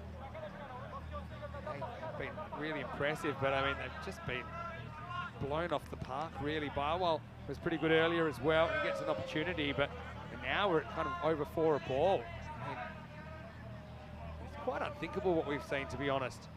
Everyone expecting the French to crumble, they've only gotten more solid. It's outside the line, just 1, it's no problem at all for the French. I mean, it's time to pause and take breath now, Rhino. I mean, I've commentated a lot of cricket, I think around 2,200 games or so. It's extraordinary what we're seeing from a team that, I mean, even for all their talent, people would call underdogs, I think. Completely. As O'Neill steps back, laces that to the cover boundary. Strong strike while he's there. They'll still feel that at least there is a modicum of hope that closes the over, 76 for 4. And unfortunately for the Scots, just feels like they're going to run out of balls here. Will. Really good shot to finish the over. I think everyone's show shots. I don't know if beer sales are going to go up or down after this. Anyway, this is where we'll be. We'll have tomorrow off, of course. But join us on Monday morning. We have Group E starting with 5 new teams to the competition. Roma CC, we followed their journey through the ECS Italy last year, winning the Super Series. They earned their spot here. Sporting Alfas, pretty unusual path to the ECL, but they'll be here from Spain. United from Romania, as well as Star from Luxembourg and Zagreb Sokol from Croatia. Join us 10:30 a.m. GMT, which is 11:30 in Europe and 4 p.m. in India for the start of Group E. Let's go back to Usman Khan. That's a couple of wickets. This is going to be into a pocket of space. Probably pulls up. Again, 3 fielders are going to go back, and somehow they've stopped that. Well, some good comedy is a little bit of the heat's gone out of the game unless Wolfshire can go insane in this over, but the 3 of them can. I mean, there's a bit of hockey about that, but using your legs to sticks. Everyone was trying to hack it back out. Nabi, not surprisingly, gets his big foot on it.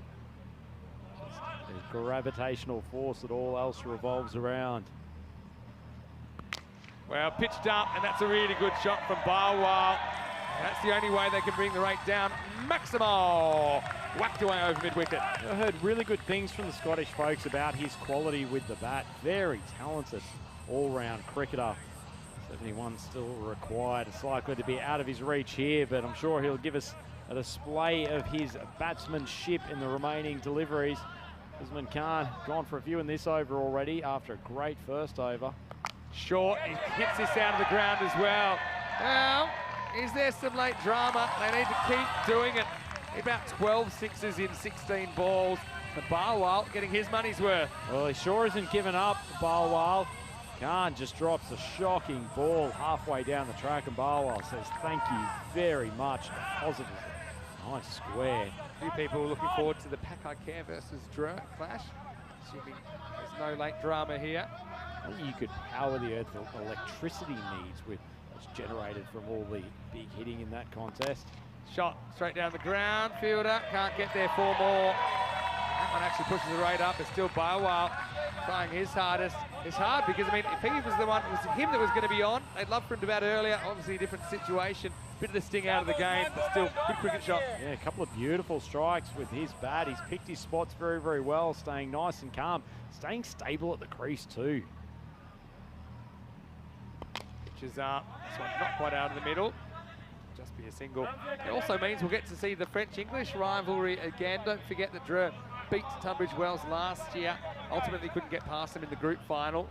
But Drew, I mean, what a story for them. It's their 3rd ECL, one of only 3 teams to play in all 3. They've never made it to Championship Week under the new format. Slow ball just past O'Brien into the over. It's 95 for 4. Khan finishes a pretty good spell there, 23 off his 2 overs, but most importantly taking the pair of scalps in his first. Barwal will be on strike for the start of the next over. It's a decent total from Forfarshire, 95 for 4 with 2 overs to go. You generally think that's in a really, really good place. Unfortunately, they still need another 60 off these remaining 12 balls. It was just superhuman hitting. I mean, Nabi, it's crazy. He is so strong. He has arms like tree trunks. I think he was mishitting him. He's still mishitting him for 6s. Well, Abdul, he's coming on for his 2nd over. He really, really put in a great 2nd over for Drew earlier this evening. In the air, hanging, probably gets past the fielder. Does, in fact, goes all the way. Maximo. Tell you what, Barwal is not giving up here, Vinny, and he's striking the ball cleanly. You need 10 sixes in 12 balls. Make that 9 and 11. That's how you can win. Yeah, well, every time there's a Maximo, that equation becomes slightly easier. Probably better chances of winning the lottery, but only just. Tell you what, if Gorey was here, I think he'd be calling golden ball already. This is just sliding. Shrug. We do talk a lot about the French team beating English and the Greeks beating English. Look, if there was an Australian team in, I would also be talking about some of the lesser known nations beating them. I think, can't we start acting like Eurovision and just bring in a guest Australian side? You might have to captain it 5 for 5 in a T10.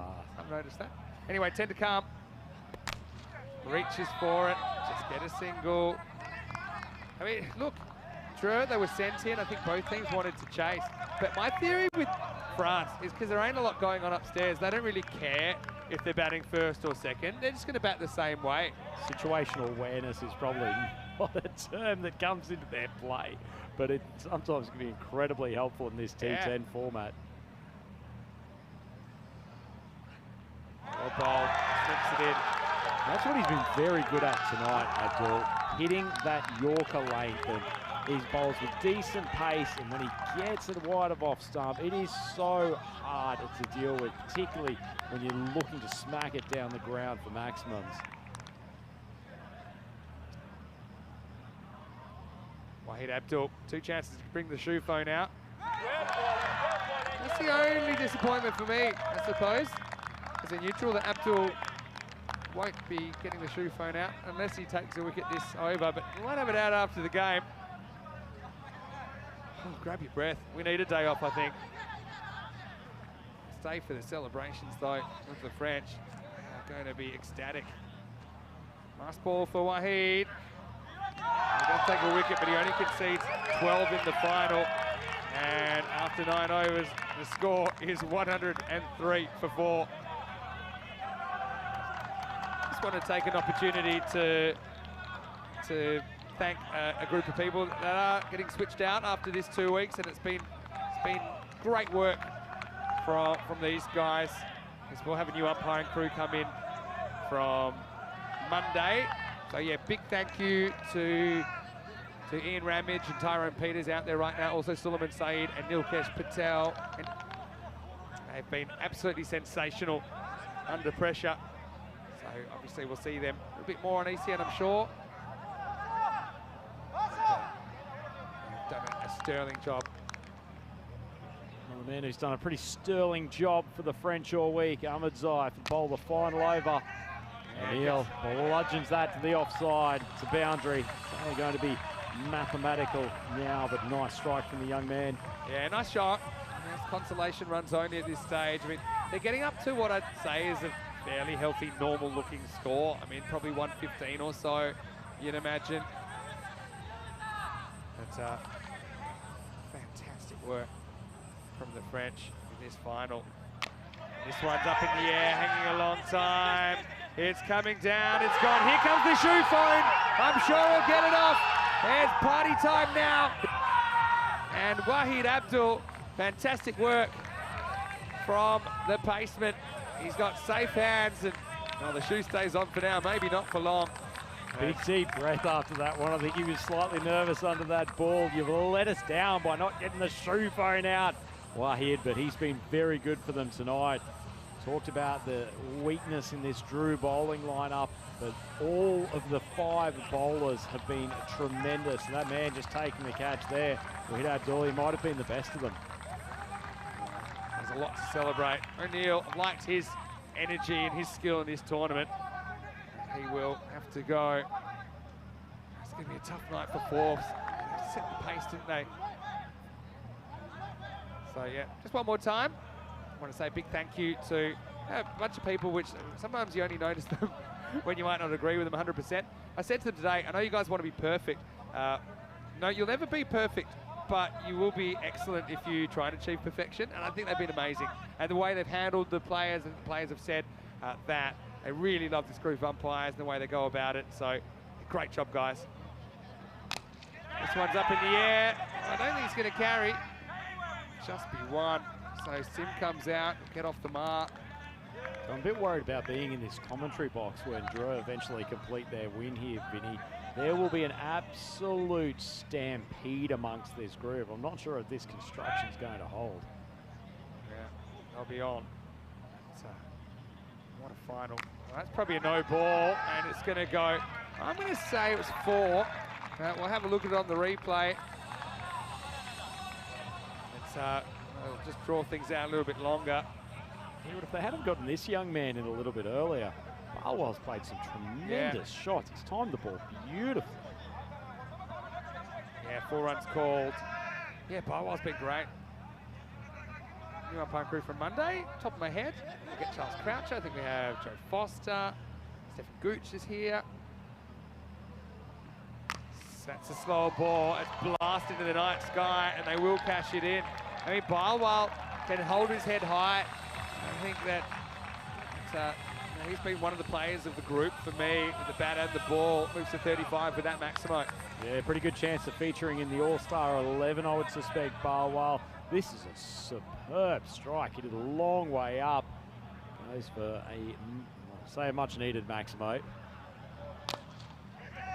Corey actually said he wanted Nabi in all 11 spots. Well, there's a bit of a blue putt, but Abdul Probably trying to protect his nose after what it copped yesterday.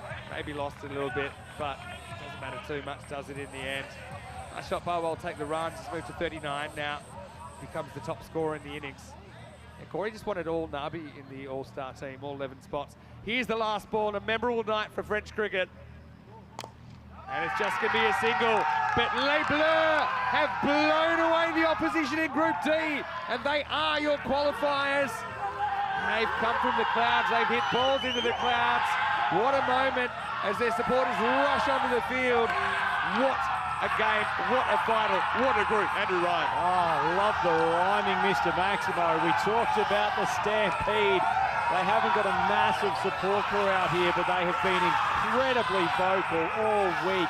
And don't they deserve the most stupendous of celebrations? They have won this group with one of the greatest assaults you could expect to see in limited overs cricket. It was amazing stuff from the opening pair of Niaz and Nabi, playing a pair of unforgettable knocks and a tremendous partnership. They are fully deserved winners here, and to take down such an elite squad like Forfarshire, who looked possibly the best batting, bowling and fielding unit in the entire group. This is not a fluke, Vinny. This has been won with undoubted quality. Oh yeah, they proved it wasn't a fluke last night, and even today they took it out deep. But, well, it is Drew, a team we know, a team we love, a team we can't take our eyes off. And they are absolutely ecstatic, and really that's what this European Cricket League is all about. And well, it's going to take a few people to lift Nabi. What a night. 83 from the opener in the final. And again, he's a very humble guy, Nabi. He won't say too much. He wraps himself in the French flag. They will be back in Championship Week. What a story. I mean, your heart goes out to Forbes as well, who qualified back in 2020 for this tournament.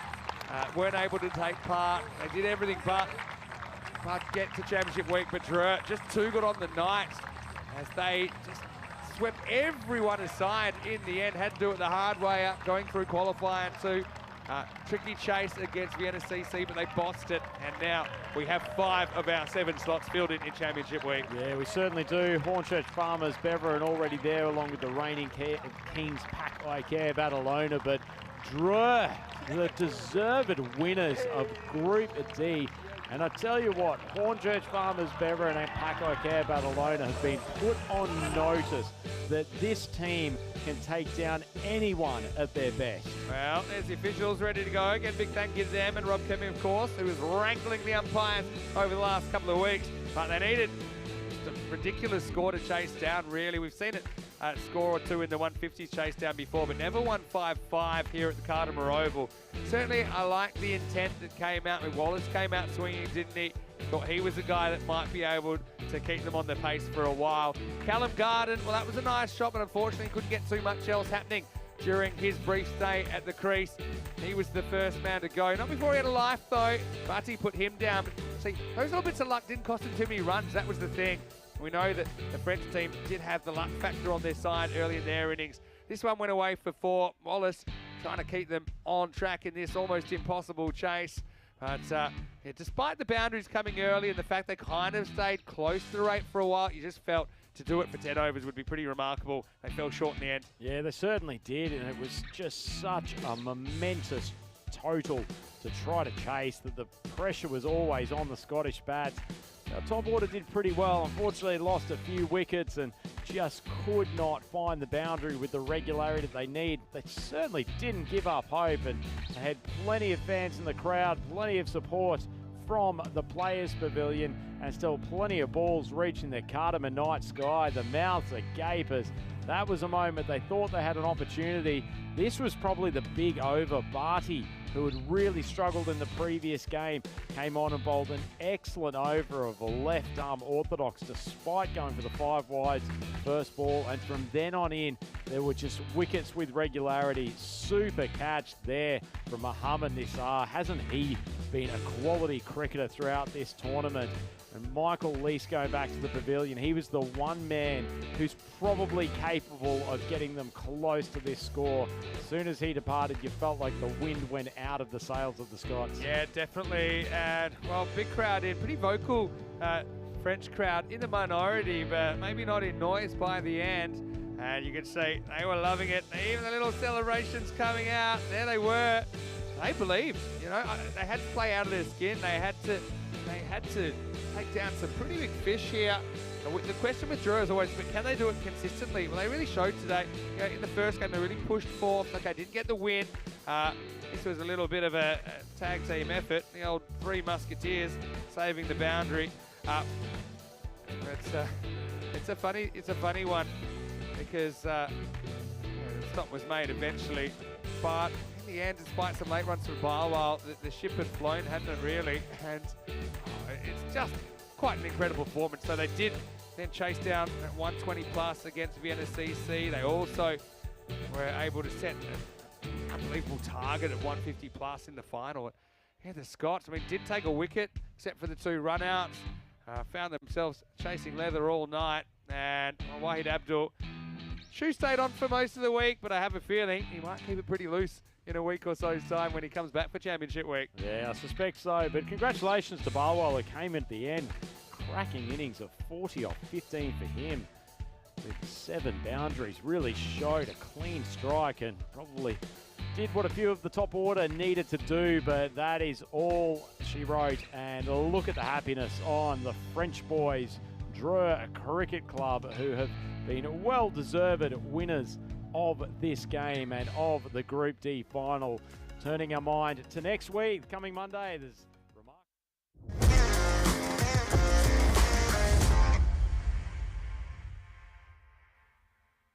The Weston Shield is proudly presented to you by Ria Money Transfer, money where you need it, and supported by Dream 11, HCL Software, Rado, La Junta de Andalucía, and Victorinox.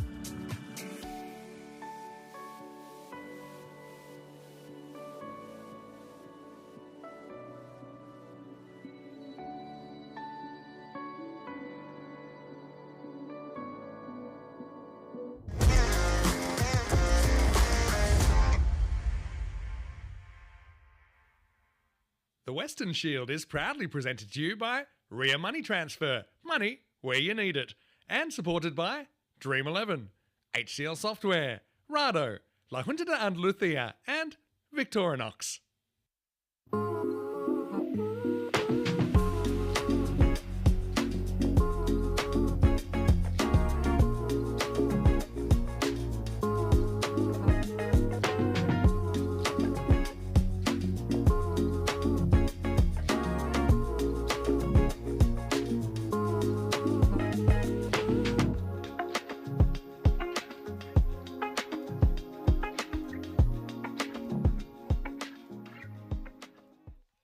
Hello cricket lovers, welcome back to the Carlton Oval. We do have some brighter news, as you can probably tell. The covers are off, the sun is out at the moment and it's drying the field pretty quickly. What I will say is we were meant to start this match 17 between the Asian 11 and the British and Irish 11 in around about 5 minutes, but you can probably tell that's not going to happen because we haven't got the stumps in or anything like that.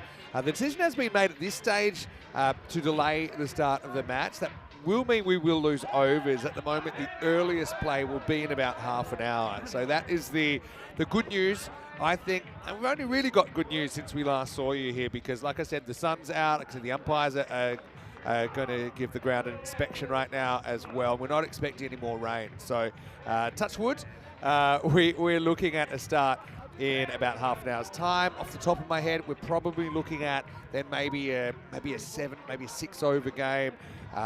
But we are certainly hopeful that we will be able to get on. There is some concern, obviously, about the safety in some areas that are still a little bit wet. So there's no guarantees, but the news, I suppose, is positive in that we have had an improved situation. So you can see the officials out there right now, and they will make the determination about if and when we're able to start play here on day 4, of course.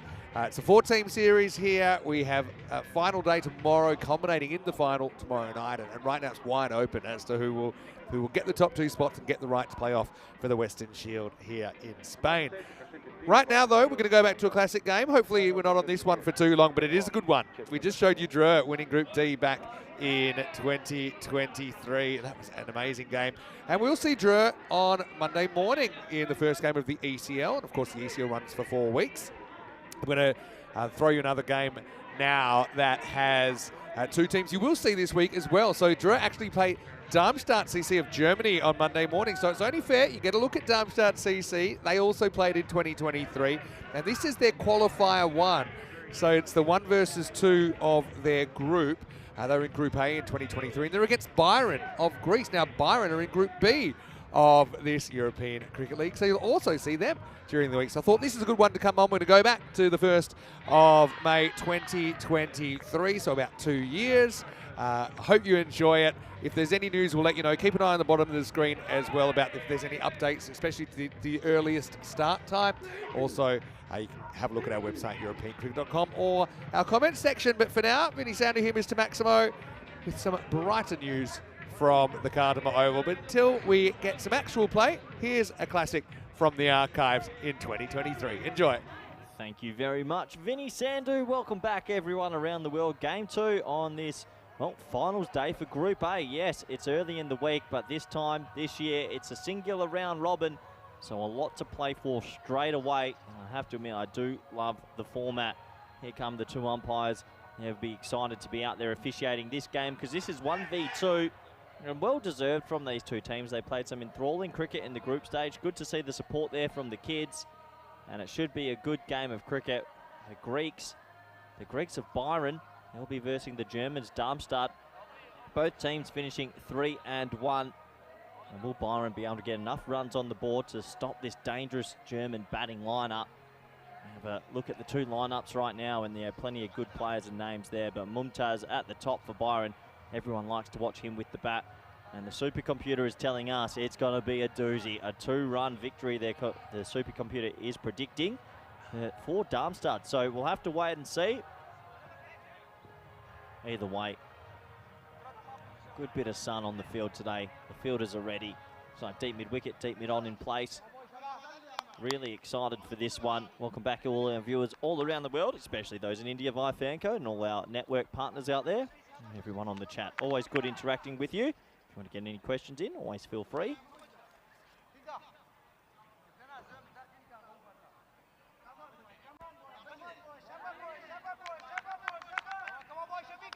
So we're almost set for the first ball in the qualifying final. Now Azzy to Ali. Here we go. And he's almost taken out by a coat hanger from the umpire. That would have been a great wrestling move to start the game. The old traditional dead ball to start. And if you got that in your bingo card, you'd be pretty happy at the moment. Let's try this again. Ali to Niazi. First ball. Here we go. Wide ball. There's been a few extras this morning. There has been some swing, some late tail. Got to get that line a little bit straighter, you'd imagine. But I imagine these two teams also a little bit nervous. Big opportunity to fast track yourself to the final and get some rest this afternoon. Not easy playing 3 T10s in a day.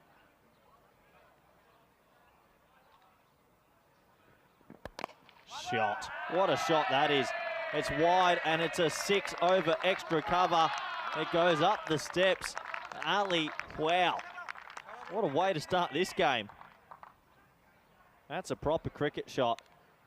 Nothing sloggy about that. And see you later. Adios Pelota ball. Up the steps it goes. So that's going to be 7 off the first one.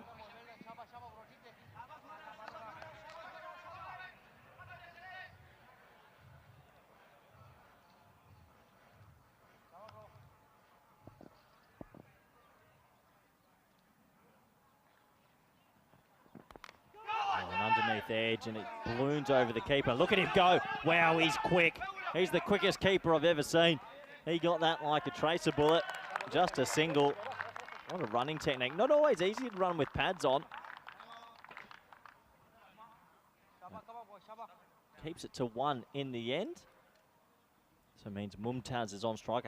I unfortunately didn't get to see too much of Mumtaz's innings the other day, but I heard it was violent, to say the least. I do like the teal blue kits versus the sort of aqua green blue. Oh, that is laced. And it's a plugger straight over the top of him. Oh, sorry about the profanities that happens. That's how much emotion's on the ground. It goes for 4. Have a look here. He whacked it straight. 1 bounce. Hits the hand, balloons up. And if you stick with him, that fence gets a bit of a kicking as well. Can't tell me people don't love this format of the game. On an edge, and that'll go away as well. Another boundary. What a great start for the little team from Greece. Byron, they've raced away to 16 off 4. Gotta love it. You gotta love it. Niazi digging this one in. He tries to swat it an edge, and the keeper maybe is slightly flat-footed, but I don't think he would have got there anyway. So a brilliant start this is for Byron.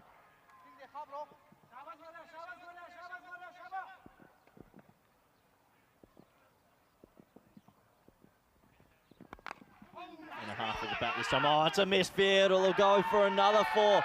Well, I don't know what the Greeks have had for breakfast, but it's all going their way. They're on 20 already. And this is how you play the T10 format. You got 10 wickets in hand with 10 overs. Throw the bat at it, back yourself, and they're getting a bit of luck at the moment. Big, thick inside. Maybe a little bit of spin. Did the fielder there. They've raced to 20. What a start. Magical over in the first.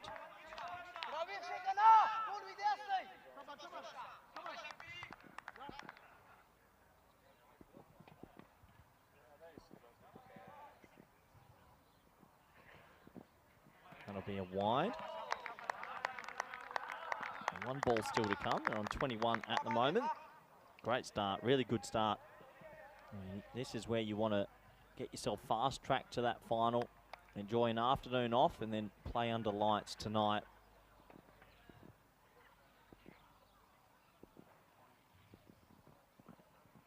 That's, oh, it's been called. That's a tight one. That's a tight one.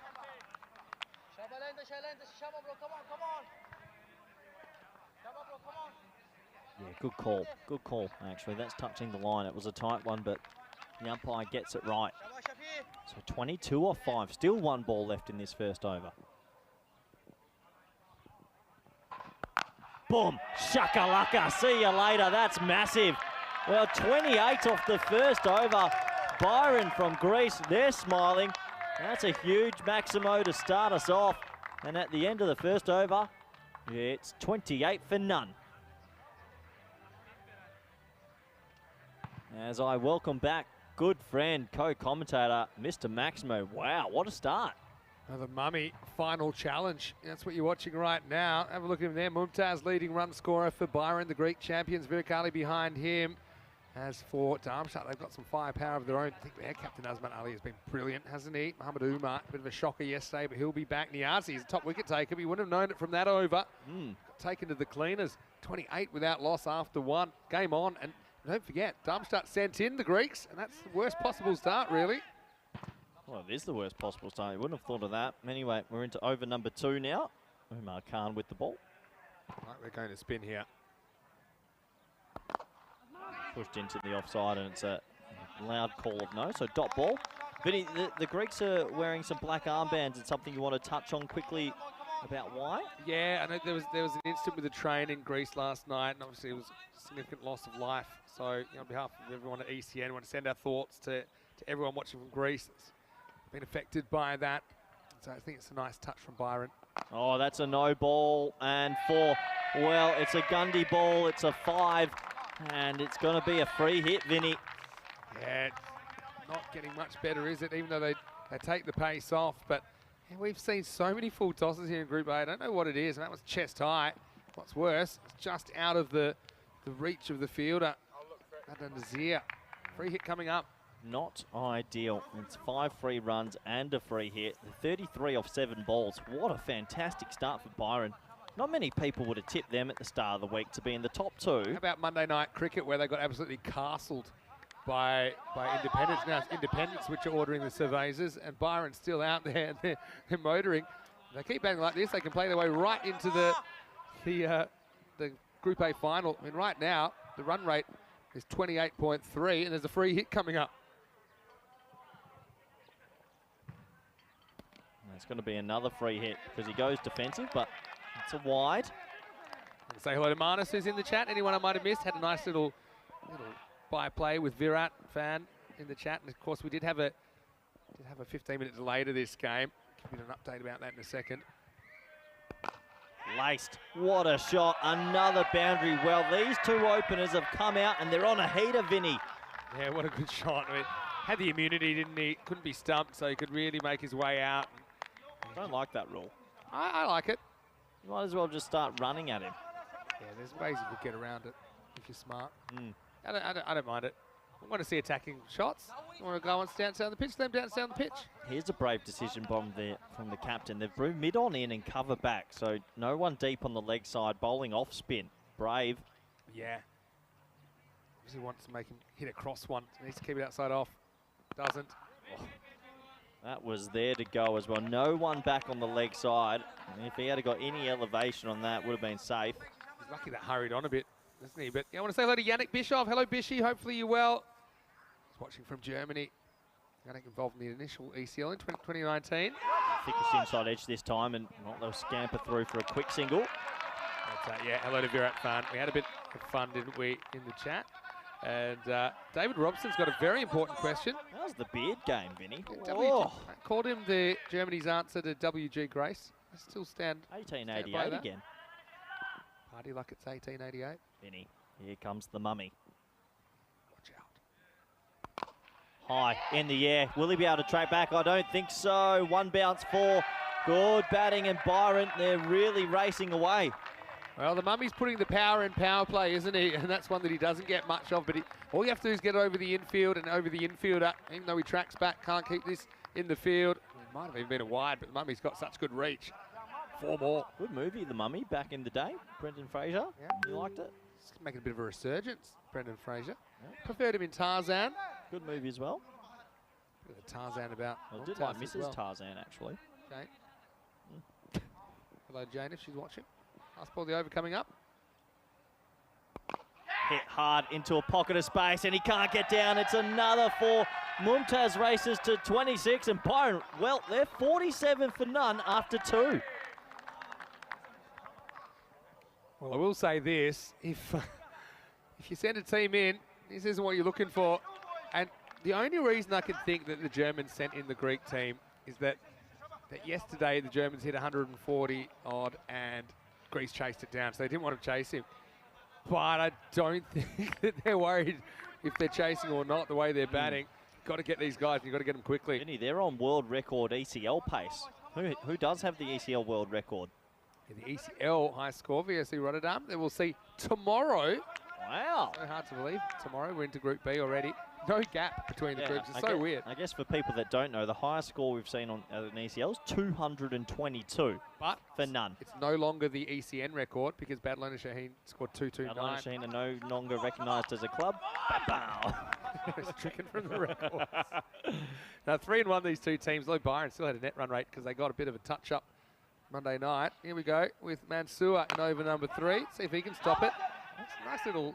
I like that little spin back off the bat. That's why it hit the stumps regardless. It was always going to be one. Just the single in the end. Gets the mummy on strike. Actually, one thing I'd like you to look up. I know you're a bit of a stats guru. What are our fastest 50s in the ECL? Because yesterday I got to watch Rahman hit a 50 off 14. I think it's 12. Is it 12? Can you get, what did Mohamed Baba hit last time? Yeah, something like that. It'll be hard to look up straight off the bat. And I don't want to take my eyes off the mummy. Crunch. See you later, ball. Adios, Pelota. 6 more. Well, I know Wayne loved it when you said adios, Pelota, ball, which literally translated means goodbye, ball, ball. But anyway, you know, you're Spanish, you're getting there. It's nice to have someone who knows less Spanish than me, as we found out at the coffee shop yesterday. But the mummy, he doesn't need a coffee. He's got plenty of energy, and so do his teammates. Muchos grande 6. I'll give you that one. Not bad. Yeah, I'll give you a pass mark. This is crazy hitting. They don't really know where to bowl to him, and to be honest, I don't either. Get me the quickest 50s up. I need to know. I know you can do this. You go ECL stats on the website. Which game do you want to look? Yeah, do you want to look up? I'll see what I can do.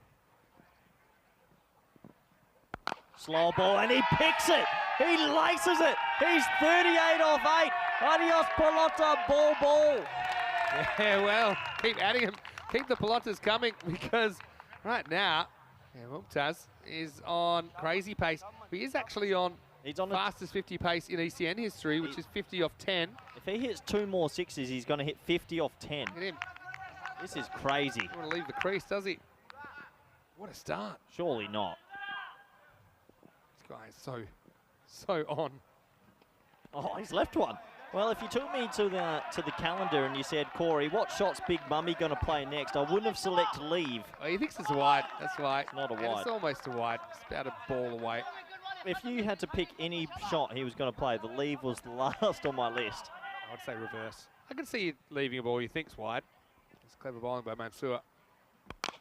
High. That's going to go the journey as well. It's in Robot Town. 6 more. Wow, see you later. And this is a nut start, really. 44 off 10.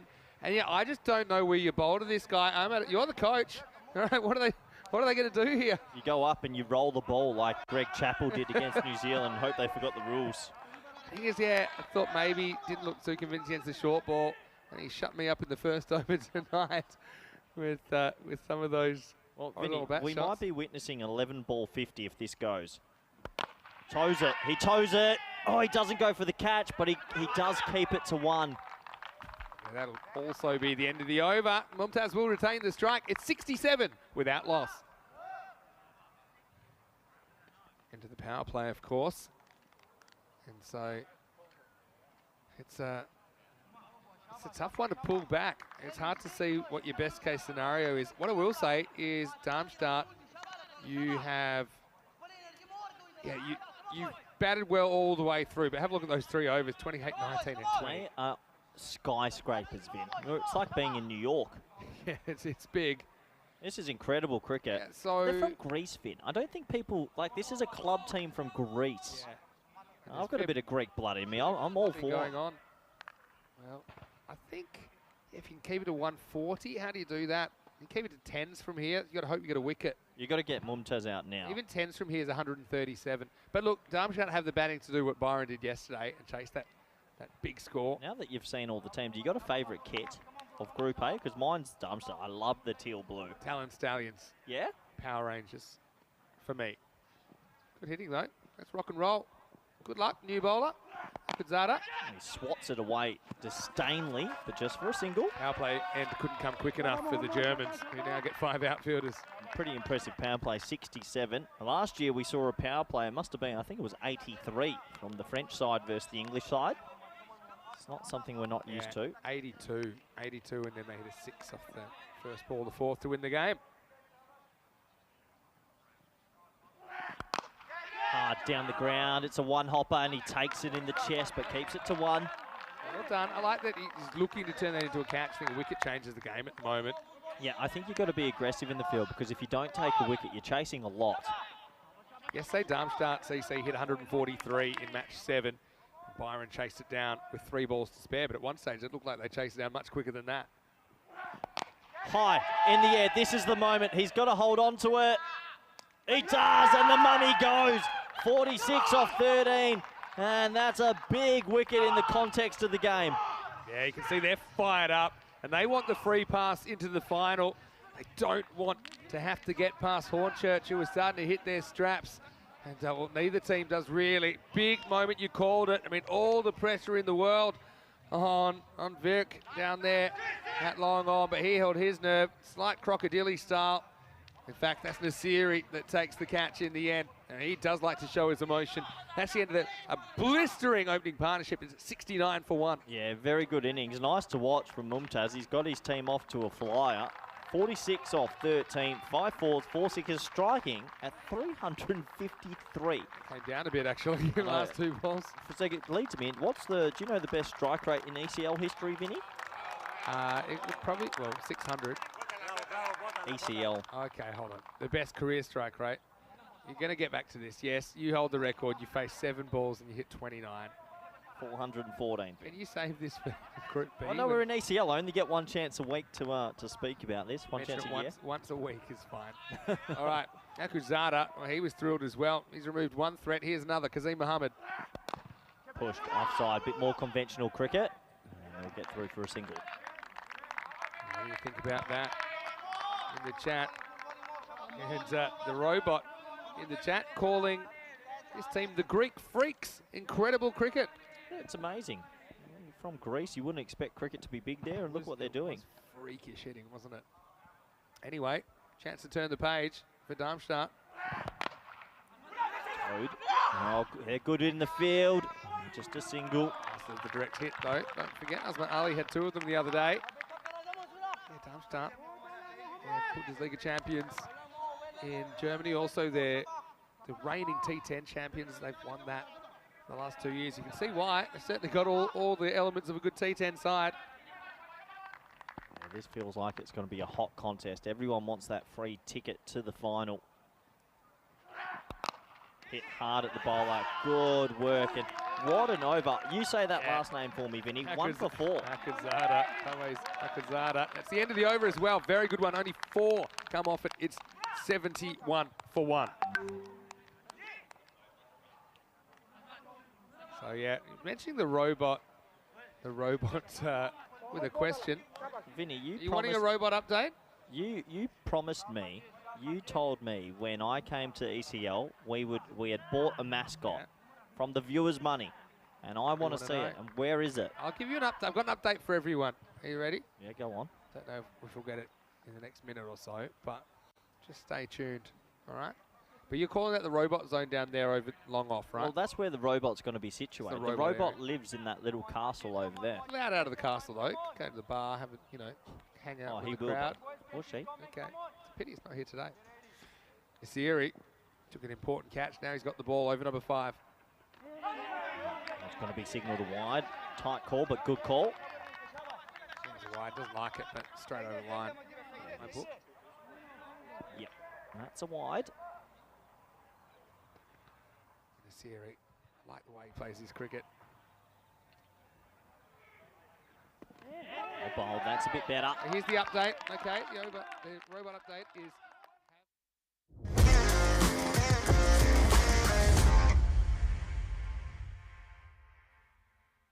The Weston Shield is proudly presented to you by Ria Money Transfer, money where you need it, and supported by Dream 11, HCL Software, Rado, La Junta de Andalucía, and Victorinox.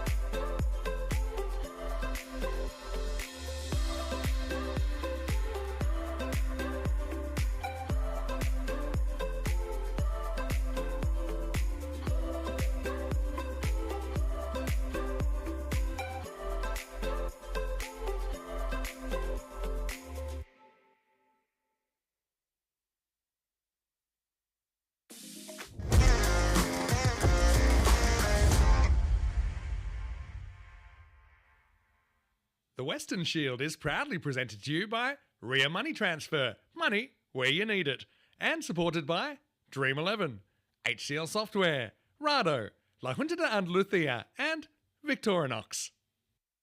Well, a bit of a delayed start here on day 4, but the sun's out. We're ready for some action. First game washed out, but still 4 to come. Maybe a bit of an abbreviated affair for the first time. That should be interesting, but get ready, get set, and let's go. This is European cricket. It's the Weston Shield. I'm Mr. Maximo, and the action starts right now.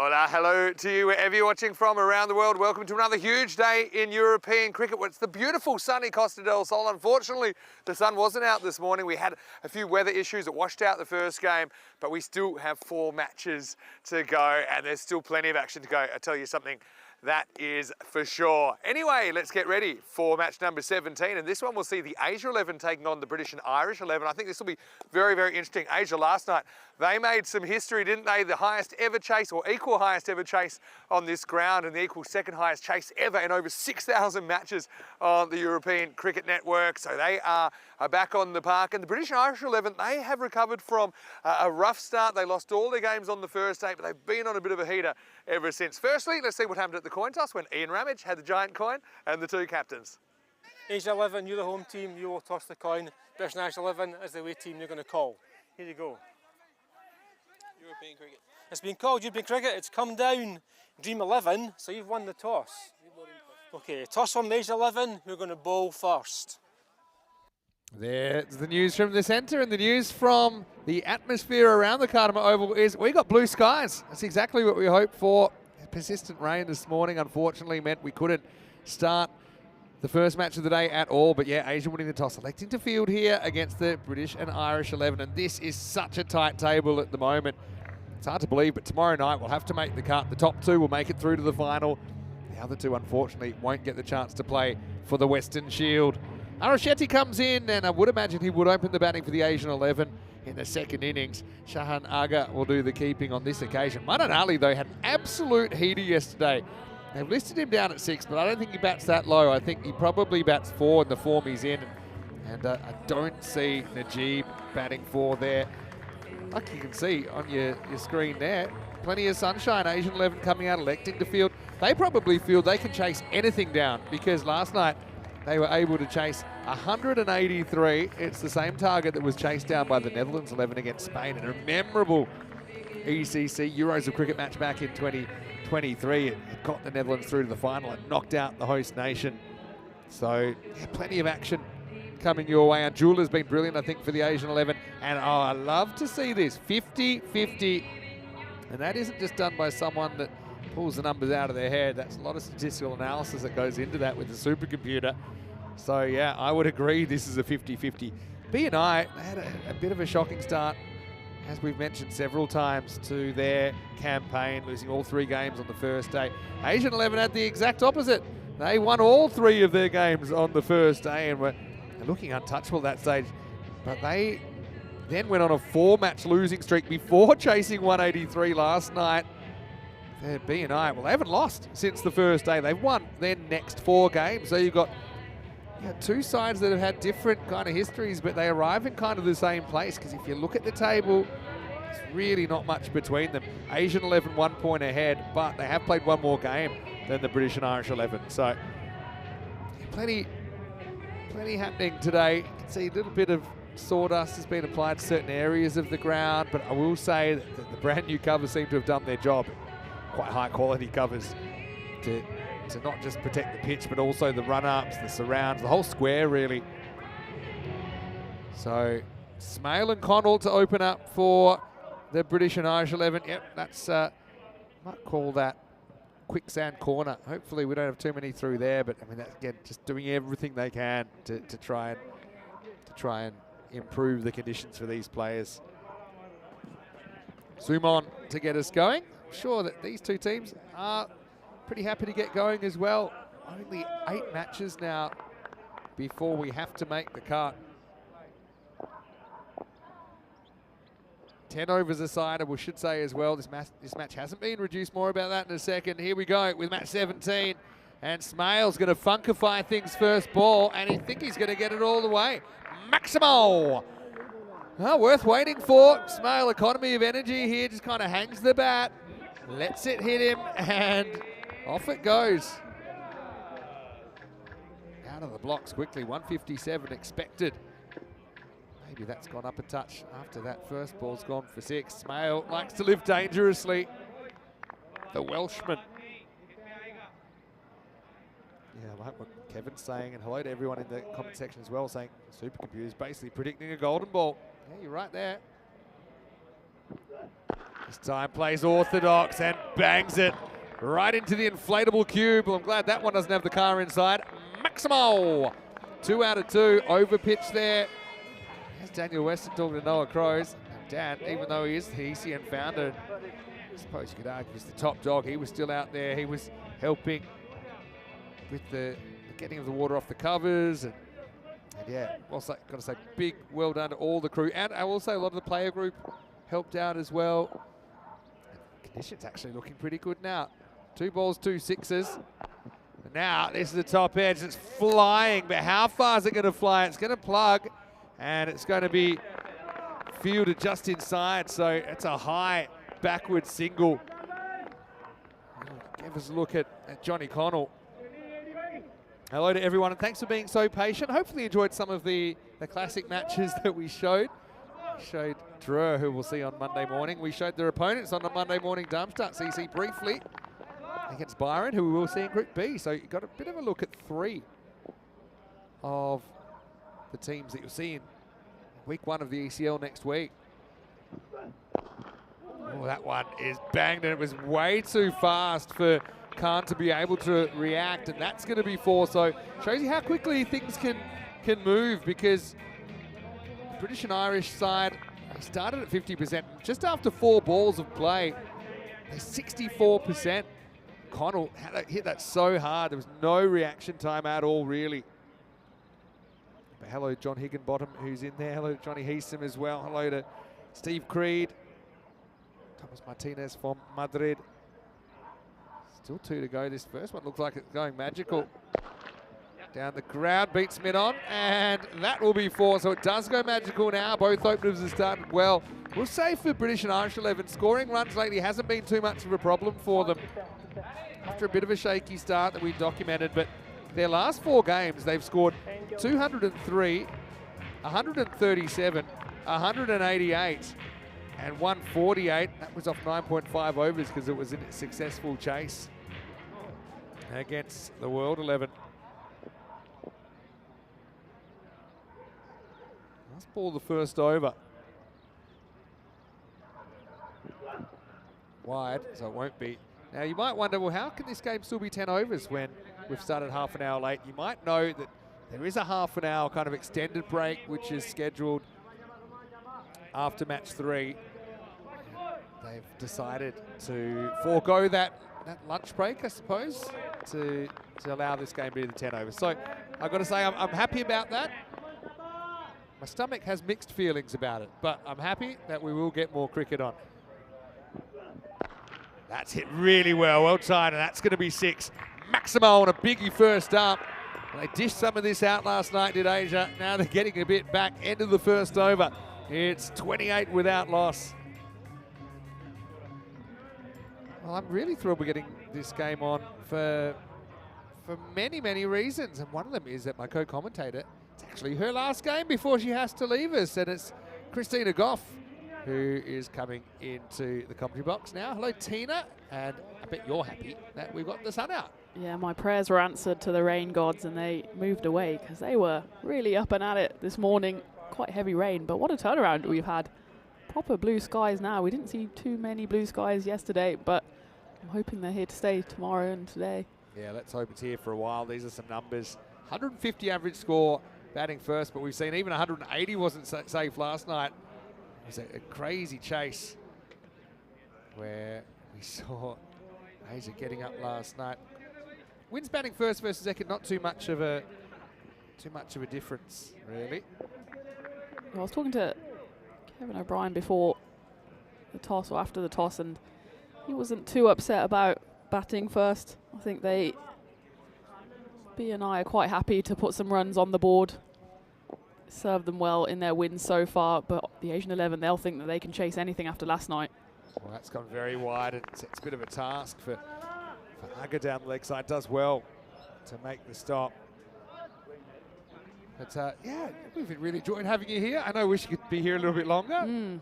Next time we've got to stay a bit longer. Oh, well, absolutely. But it's been amazing, hasn't it? It's been great. Just, I think a lot of people have been saying it's the best cricket we've had on the network, and I'd tend to agree. It's a bit of a pinch yourself moment when you see Ross Taylor walking out under the lights here at the Cartmore Oval. This one is just a single. Yeah, you've had plenty of fun things around the ground. Yeah. I see, I think, has the interview in the Microlino with Ross gone live? Quick look, by the way.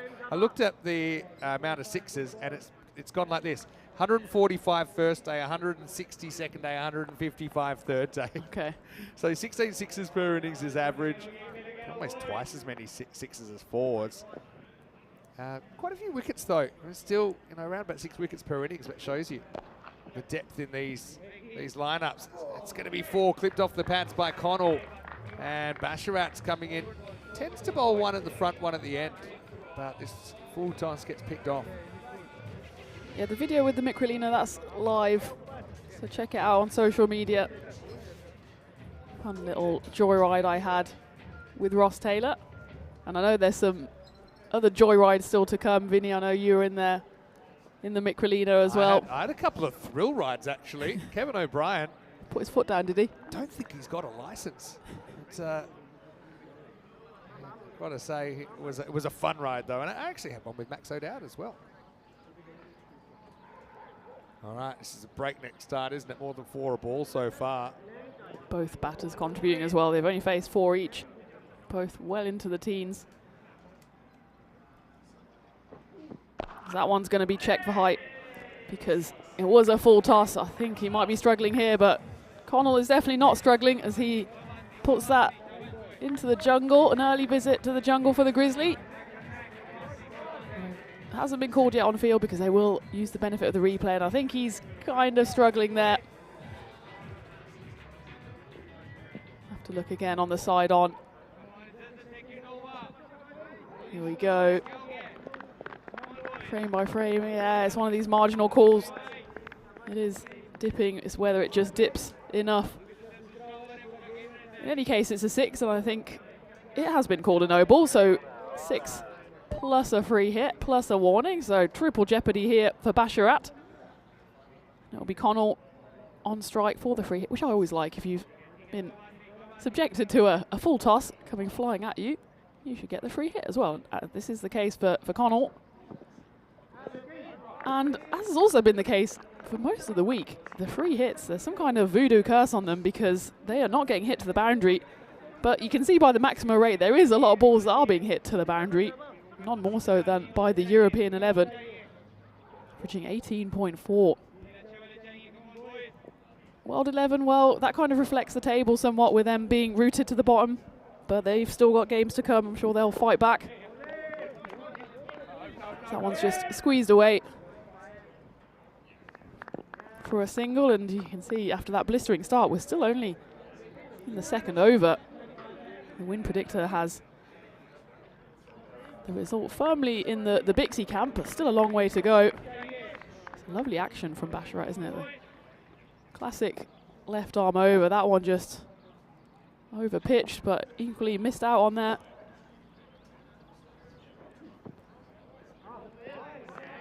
So well disguised slower ball.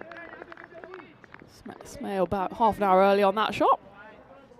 A warm welcome to everyone in the chat. Lovely to have you with us. Hi to John and Chris and Thomas. Take a look at some of these stats, and we always talk about the pass score, and here bang on 150. The lowest was of course by the World 11. They made just 80. And the highest was also by Bixie, as they made over 200 in that thrilling game. Another slower ball here. I think all right for height on that one, as Smale came charging down the pitch. How about that? It really dropped out to the sky, didn't it? I mean, helped the charges, but look, by the time it reached him, see, actually, Almost hit the stumps if it was straight. Kind of bottom third of the stumps. That'll be the end of the over. So 2 overs down. Where's Rico? He's around. One of the easier first games to commentate ever. He's having a real laugh with Mr. Boy's dad. Anyway, that'll be the end of 2. It's 42 without loss. So now Tina. Oh, it's one of those knocks. There's another knock on the door. I hear these knocks are my nightmares. This one, can I be honest? Okay. I'm going to make him wait an over because normally he's not an icon. It's an automatic yes, but I have to size this guy up and down. We've got to have some standards. Yeah, but one of the things that I look for in a co-commentator is wow factor. Now you've got it. Thank you. Mentioned yesterday that you were a dead ringer for Renee Zellweger. Thank you to whoever put that one in. In a house of mirrors, maybe. Big swing and a miss, doesn't really get up Gauss on the third over. But yeah, I've got a special guest commentator come on, and I'll actually say who it is because I want to throw it open to the chat as well if you want to throw some questions in. And it's Jack Wood. And Jack Wood from World 11. He's actually at the moment, he probably doesn't know this, but he's got the most MVP points for his team, and there's a €2,000, which is about $3,200 in Australia, bonus. And he kind of, the reason I don't want to bring up the money, but he's not just a cricketer, he's also a starving musician. It's down the ground. That's going to be cube bound. Whoa. Puncture alert. Maximal 6 runs. That was well hit. €2,000 is a lot of busking, isn't it? Yeah, I say starving musician. I think he's doing all right for himself. But I know he was on Australian Idol recently as well. And we talked about it, but I think he'll do a good job. Well, it is nice of you to let me commentate a whole 3 overs before you kick me out again. This is more like commentary in the big leagues where you just kind of come on, say hi, do 3 overs, and then I think you snack most of the day, just from what I've gathered in the big leagues. And it's probably good we don't have that strategy here because I don't think I'd be fitting into my suits.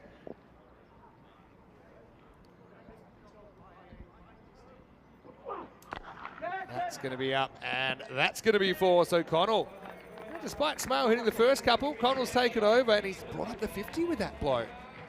Yeah, this is a blistering start from Bixie and kind of picking up where they left off.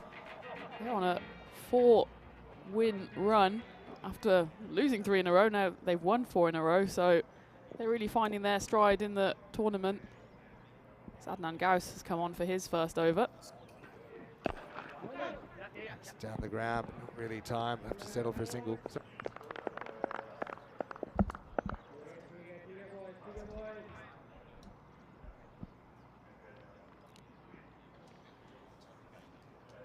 Gauss, 10 off the first. 3 balls.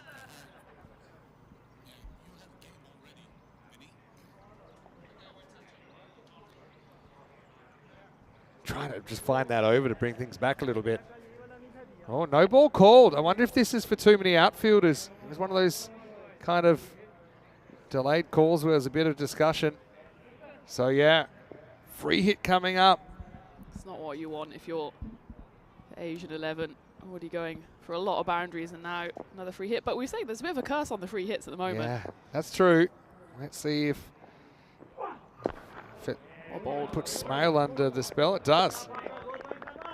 So, yeah, I don't think we've seen that this week, actually. You don't expect that kind of error, really. But anyway, yeah, I've thrown it out there in the comment section. Questions for Jack? I've got a few questions for Jack, but I'd like to hear yours as well.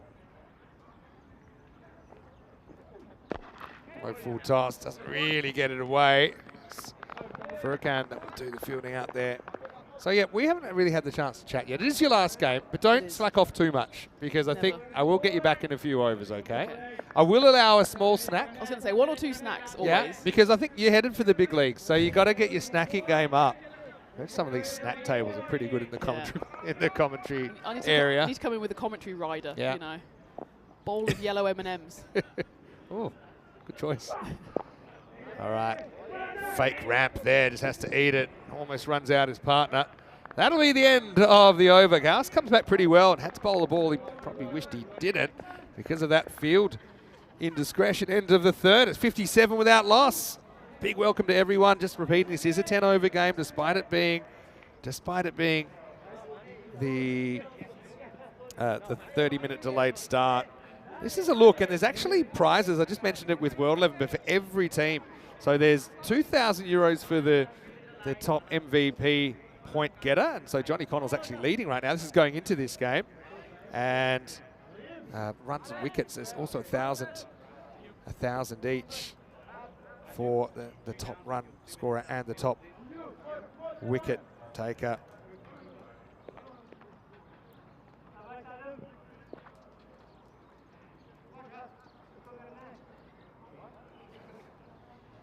All right, well, Vinny Sandhu here, and I called for it, and now we've got it. It's Jack Wood from World 11. Jack, welcome up to the commentary box. Thanks for having me, mate. I'm loving it. Loving being up here. It's a lovely view. What a great delivery first up. Yeah, so Jack, congratulations so far about your success in the tournament. I know it's been a bit of a mixed week for you guys. Yeah, mate. We obviously started well, and unfortunately we've kind of lost our way a little bit, losing a few games on the bounce. Tell me, firstly, let's start at the beginning. How did you find out that you were going to play in this tournament? I'm quite good mates with Peter Hatzeglu, actually, and he put my name forward to Scalzi, and they reached out, and I was buzzed to get to Spain for some cricket. This is Adam Patel, crafty left armour. Nice lengths. From one to another, different sort of spinner, but still. Okay, so and next minute, yeah, mate, I was buzzing. I love Spain. I've been here a few times. Right, not at Malaga, but yeah, mate, I certainly wouldn't turn down this opportunity. You're quite a versatile character. Well, Bob. Nice change of pace. Yeah, he's good like that. You know, he's got a real kind of bag of tricks. It's kind of same arm speed, but it's just kind of 10-20% less, and that was mistimed by Smale. 60 on the board already. It's funny, the spinners that have been doing the best here are actually the ones that are going slower as well. It can get caught up, and as a spinner in these sort of small grounds, and this T10 stuff is going flatter and faster, but it often goes further. You've got to relish a challenge, I think. That's with right. the bat or the ball in this format. Now, you've got a lot of good questions coming in as well. Thrilled to have you here, of course. Congratulations on what you've done in cricket so far. Obviously, it's very competitive. I know myself in Australia, there's hundreds and hundreds of good players, if not thousands, that are gunning for 100% for spots in the professional game. Yeah. A lot of guys would kill to be here playing this tournament, mate. So it's very privileged to have this opportunity. Last ball of the over. The reverse comes out, and it's a miss. So what a good over by Patel. Only 5 off it, and so it's 62 without loss. Okay, the first question's come in from John Gray, who's watching from France, and he said, Jack, what's the hardest part of playing T10 cricket? And had you played any T10 before? I played in the Cayman Islands, the Max 60 there. I think the hardest part is just adapting quick to the conditions as well. And it's such a fast pace. You got to, the game can change so quickly. So it's staying in it and just adapting. Yeah, well, it's certainly something that we've acquired a taste for now. And if you've played a bit of T10 before, I suppose most of the T10 around the world, I know that there's Cayman Islands, we've seen some there, Saudi Arabia, for example. This is Najib, it's a real excitement machine coming on. He's got good heat, doesn't he? But yeah, the artificial pitch, the boundaries being small, it's a real game dynamic changer. It's very different, mate. Very different. There's no kind of like smart 2s out there. Kind of hit it softly, get it 2. It's kind of, you're looking for 6. Otherwise, it's probably 1 at best. And I think it's, especially on a ground like this, it's about not trying to overhit it actually, because it's, the boundaries are 50 metres. So most of the time, if you time it and hit it up, it's going for 6 anyway. So, the biggest part is probably, a lot of the guys you've never seen before as well. So you don't know what's coming at you the first few games. Obviously, we've all played each other a few times now, so you're getting a bit more of a look at them. But the funny thing is that if you look at the kind of wicket rate, which is basically wickets per 10 overs we go on, it's actually way higher than any other form of cricket as well. Yeah, wow. So you do have, funny. so I know they go, oh, it's all batters, but obviously you're trying to push the gas as far as you can go, and eventually, inevitably, wickets will fall. Yeah. And so that's why I think sometimes we call it cheeseburger cricket, because it's just kind of one after another. Yeah. And I know a lot of viewers around the world love to watch it. That's right. And I think, I mean, the bowlers are the ones that really change the game. If you can bowl an over for around 5, that's... That's up in the air. Is this a chance? I think so. Oh, it's put down at Jeweler. Needed to turn an extra quarter. Just kind of curved in towards him and followed him. And the captain puts one down. Remember, they haven't taken a wicket so far. Yeah, they're off to a fly, the Poms, that's for sure. It's a tough one as well. I think in the field, it's not like... I suppose you always should be alert in the field, but if you're playing red ball cricket and you're out for long periods, there might be long periods the ball doesn't really come to you. But in this form, you need to be on your guard all the time. Oh, yes. Funker clock, watch it. That's about as backwards as it gets from Smale. The Maximo, we call this. It's backwards. It's a Maximo. Shortest way home, over the keeper's head. It definitely is, yeah, because 50 metres from the centre. So from where you stand, it's probably 41 metres. Yeah, wow. And technically, he'll get offside runs for that when we look at it on the wagon wheel. So, yeah, big thanks to everyone for all the questions. Got another question from Gregor, who asked, Jack, hello, and how does it feel playing at this ground in Spain? What do you think of the Cardimer Oval? Oh, it's beautiful. I'm seeing the shots from the drones that are flying up ahead. I've seen a few shots. It looks amazing from up there, but it's even better down here playing it ourselves. They've done a great job here at cricket. Yeah, it's getting better and better every day. Now, the thing is, we have hard wides here, which basically means if it misses a leg stump, unless it's between the batter and the stumps, it's a wide. So this one, I think it's a good call. I think it just misses the line of leg stump. And again, it is harsh, but also everyone knows where they stand with wide calls. Same for everyone, isn't it? That's right. Yep. And because it's such a short game, a wide being called or not called can decide matches. So that's right. Yep. You're just trying to get that consistency there. Couple to come then for Najib. The Arabian Express. This one misses off stump. Well, if he splits the middle, he'll hit middle.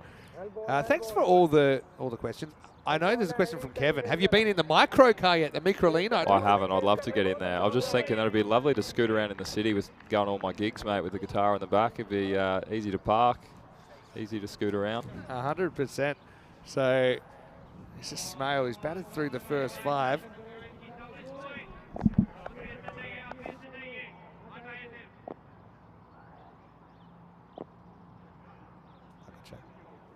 Last ball of the 5th, full toss, not timed.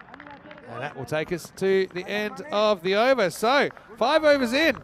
And wait a second, it's 72 without loss. Someone jumping the gun. Let's welcome you into the commentary box first. And unfortunately, probably need to look up a little bit because Jack's quite tall. Vinny Sandu, Mr. Maximo, Jack Wood from the World 11 here. Look, we got some other guests that have come in here. And Dan Weston has pulled out a piano and...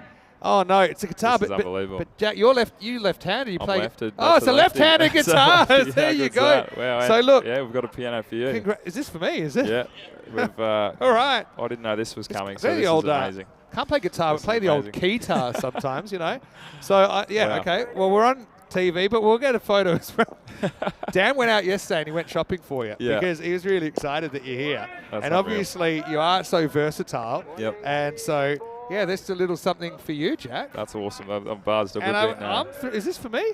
I've got a keyboard. Well, now I'm really Dan, I'm so glad you went shopping yesterday. That's very, very nice. So, yeah. Oh, well. I don't know if we'll get to jam, but I mean, I've got no electricity, but I do. I just brought the charger as well up. Meanwhile, post-tournament jam up the top, mate, if we can make it up. Go on, just give it a try out. I don't know how much the microphone will pick up. I don't know if it's tuned or not, but... well, let's just say I tuned it earlier when it came in. What do you got? Tell me if it's any good. Let's have a look, eh?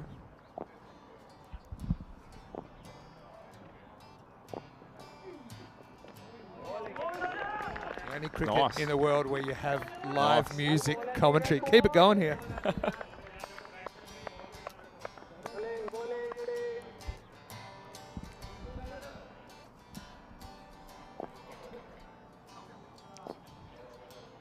That is beautiful. All right, well, local. This is one more. Spanish brand, I hope. That's beautiful. Well, it will be well cut off, actually, by Shetty out there. Buzzing with that. Wow, this is good. There you go, Jack. We got distracted from the cricket here. We got a bloody. That's all right. Well, all right. Well, that's just something. And you know, we're a community, obviously. Big thank you. I've got my piano as well here, which I wasn't expecting. That is a nice surprise. And play. I can play. Okay, so I feel like I'm in 80s band. Wow. Now, I reckon you've undersold yourself to me earlier. Vin. All right, it's I've going heard to be some good 4 things. runs. 4 runs. And now I'm going to do the sound effects. I'll be the DJ as well. Yeah, well, I mean, Epic. yeah, I don't know about my my guitar. Can I actually tell you, quite honestly, you know, I've got a random question for you, and we love a random question at times. What's your stupidest purchase? Like, everyone's bought something that is just like ridiculous and they regret it. I'll tell you mine first. Yeah, go on. It's a genuine guitar. Guitar. I went through a phase, and I thought maybe I'll start a band. Yeah. And I used to do functions and stuff. And I spent, you'll appreciate this, 500 Aussie on a guitar. Wow. Second hand. Because you couldn't get them. Yeah. You know, they don't really make them anymore. Yeah. And I've never played it once. It's still, but I can't throw it out. It's still in my garage. Mine's probably similar, actually, mate. We got a cigar box guitar that I bought in a market on the Sunshine Coast, and yeah, I'm yet to play it, but it's a beautiful little instrument. I just haven't got around to giving it a crack. Yeah, well, maybe we should. Anyway, I'll give you the score in a minute because we've kind of been thrown off track here, but that's okay. This is Europe. One thing you learn about the European Cricket Network, we're kind of, you know, we go with the flow. Yeah, love right? it. Love it. We do so much cricket. We do about 3,500 hours of cricket a year, and yeah, some games. I mean, these games these week pretty intense. I mean, you've got a lot happening. But you know, during the year, sometimes you have a few lighter moments. We obviously get the two-way conversation with the fans as well. Yep, so love it. yeah, we get to get a bit random sometimes. And Well, Jula is coming back just to the wide, is it? over number 7. I think he might have just snuck that one in. 81 without loss after 6.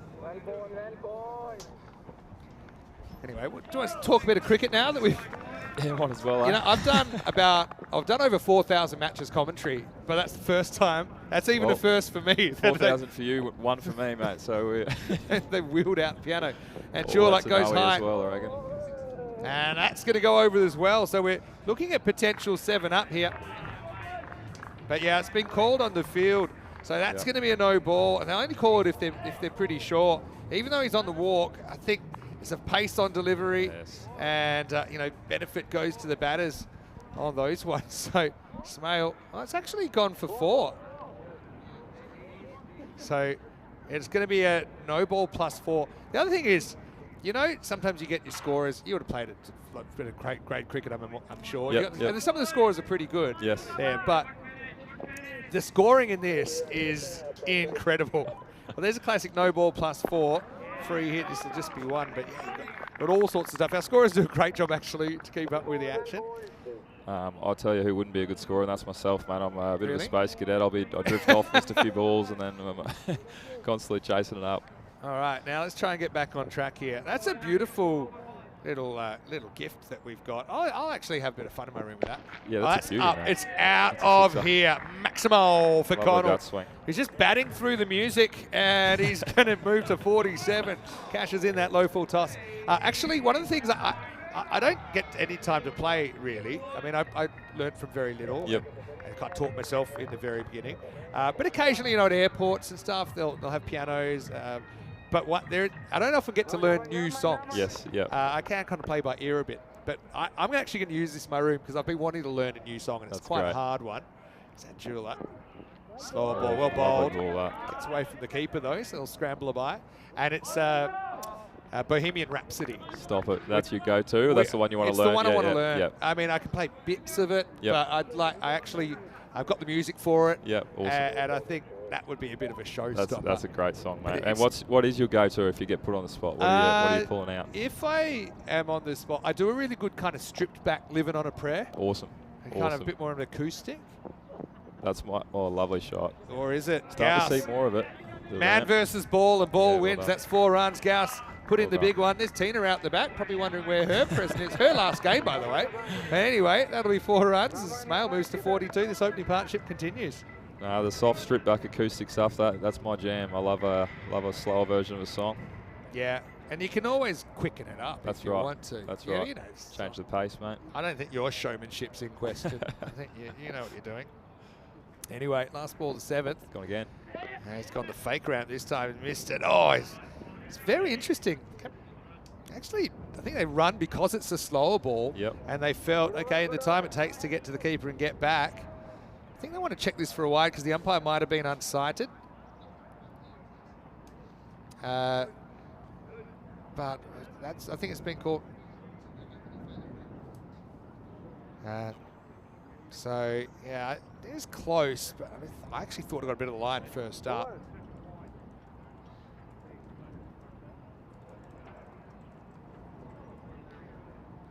Okay, so yeah, Living on Prayers one. What else can I do? I kind of do, I'd call it elevator music. I think it has been called a wide, by the way, in the end. Elevator music. Love it. You know, because if you're just jumping on a piano, you don't want to go too hard too quick. Just let Easy on the ears. Yeah, exactly. It's going to be ups over the top. That'll probably spin away, but a bit softer, I suppose, with some of the rain we had. We don't see too many twos. We'll see one here. Patel not able to get it back in time. So that will be the end of the 7th over. It's 102 without loss. And right now this game is a 50-50, and we love to see that. The balance. More action coming, of course. European Cricket League. It's the original tournament. It's the one that kind of went viral back in 2019, started us off. Yep. We only had 17 matches that year. Okay. And by last year, we had 1,700. So it's 100x. Wow.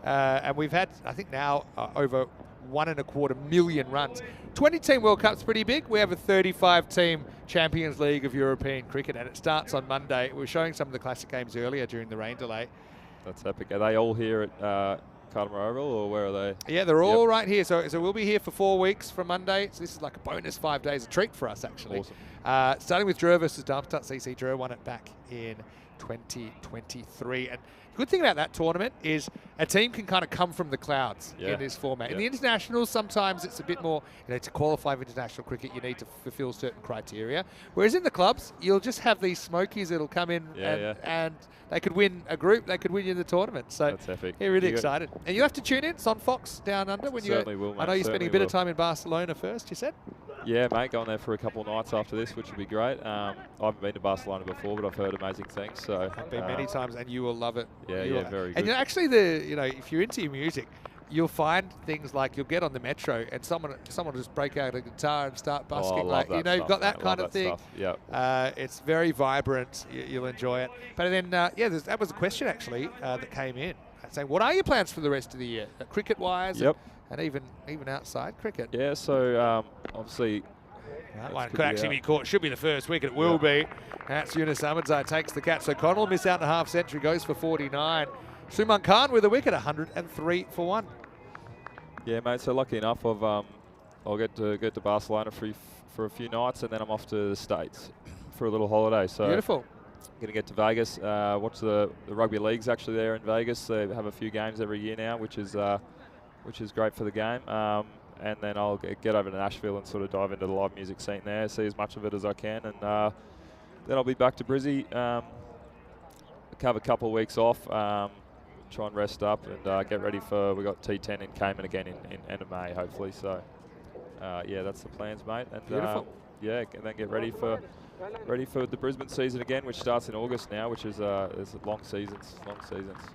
Yeah, they are actually, aren't they now? Yeah, Johnny Connell departs for 49, first wicket down, 103 I should say, for 1.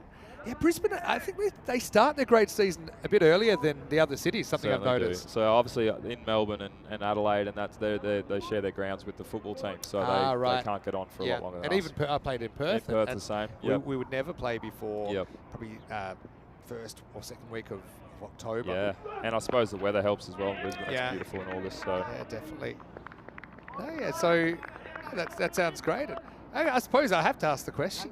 With your music, is that something you're interested in? Do you see that as a hobby, or do you see something you'd like to pursue professionally as well? I certainly pursuing both music and cricket. I'm sort of not putting any pressure on either of the two, mate. Just riding the wave of both of them. I've obviously got the one song out on Spotify at the moment, but hopefully Go, give it a plug. Yeah, I'll actually put the link in the chat. Yeah, chuck all right? it in. Smoking Gun is the name, mate. I've actually recorded it. It's a lovely shot. Yeah, beautiful shot. Crunch by Something about a Ismail. 6 over cover, isn't it? It's beautiful. Hit sixes anywhere on this ground. So I think part of it is just choosing the right shot. Yeah, You know, correct. this is actually going to be probably a big wide, but crunches it anyway. He's done well.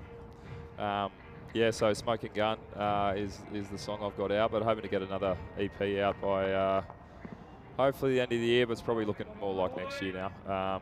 How much cricket we got on at the moment? I'll put that one on when I'm getting ready tomorrow. Oh, that's big. That is lifted up. That's out of the ground. Steps across, whips away. Maximo, and another thriller on the cards here. It's 50 to Smale. He faced the first ball, and he's been plugging along ever since. He's been a real impressive character. He's a Welshman. He's in the Glamorgan setup at the moment. He's also played a lot of high-level cricket in Ireland. Very good. He's also very good with the gloves. He keeps, yep. Yeah, very good keeper as well. There's Lynch at the other end. He went off against us last time we played them. Yeah, Lynch, we call him the machine. First time we saw him at the Carden Royal playing for Ireland. Lovely hands, doesn't he? Yeah, it's in the air. That might be caught. Oh, Whoa, he is caught, but he's run straight out of bounds. Furkan ran out of real estate. That'll be a Maximo. Even though it never touches the ground from the moment it hits the bat. And so Lynch, with brute force, muscles a 6. I think, is he any chance of staying in here? I think as soon as he knew that foot landed, he didn't even have time to get rid of it. So that'll be the end of the over. 8 overs down here. It's 122 for 1. Yeah, so don't worry, I'll give that a few plays on Spotify. That'll be great, man. That'll be great. Slowly make you a Boost the millionaire with your streams music. up. But I suppose, I mean, we're a lot alike in a lot of ways. Yep. You know, we love our cricket, but we love other things as well. And it's just nice to have that balance, isn't it? Yeah, it really is. It really is. And to do what you enjoy. Yep. So I'm really lucky I get to do what I enjoy every day. Yeah, that's right. I think I do have the best job in the world with cricket, really. Yep. I haven't done much commenting, mate, but I'm enjoying my time here already. There might be a future in this. Lynch is going to crunch this But down the yeah, ground mate, and get 4. that's a lovely shot. Hits the ball really hard. That helps. Does.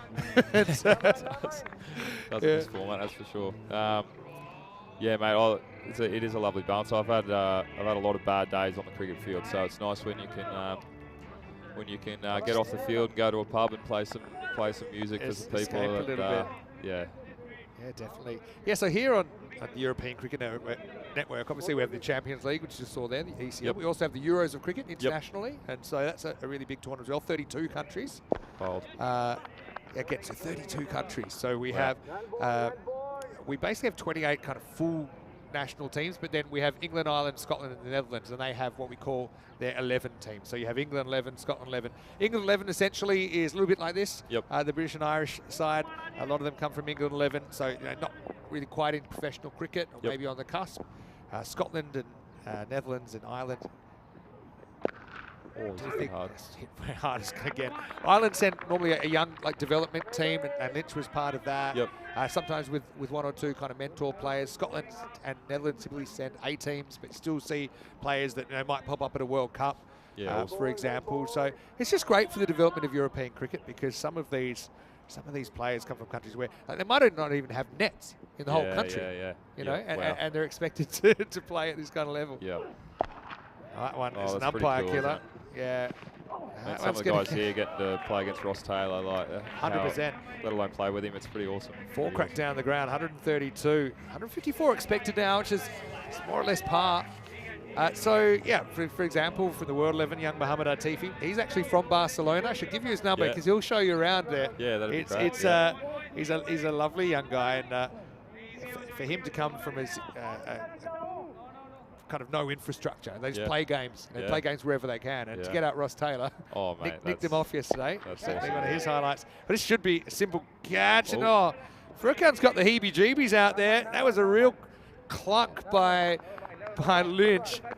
I can't believe that's gone down. Shafiq's normally got a short pair of hands, but the funny thing, Asia, they have made a few kind of elementary errors, but they're still in the game here in 133 with 7 to come. I don't think Lynch is a man you want to be given a few chances. Last ball of the 9th, then Gauss. Rolling cutter sliced up in the air. Surely someone's reaching this. Oh, the Bermuda Triangle has formed, and it falls right in the middle of 3 of them. So at the moment, I was unlucky that over. Knight's been pretty lucky, to be honest, that over, but still only 1 wicket down, 134 for 1. We've enjoyed having you here. Let me just have a look for any other questions that kind of stick out here. But I want to say thanks to everyone for welcoming Jack into the commentary box. Yeah, we'd love to have you back someday. Is this the sort of thing you'd look at coming and doing again? Yeah, mate, I was actually a little bit nervous about it, honestly, before I was coming up. It's something new for me, but I've enjoyed it. Yeah, it's such a cool format to commentate as well. There's a lot happening, a lot going on.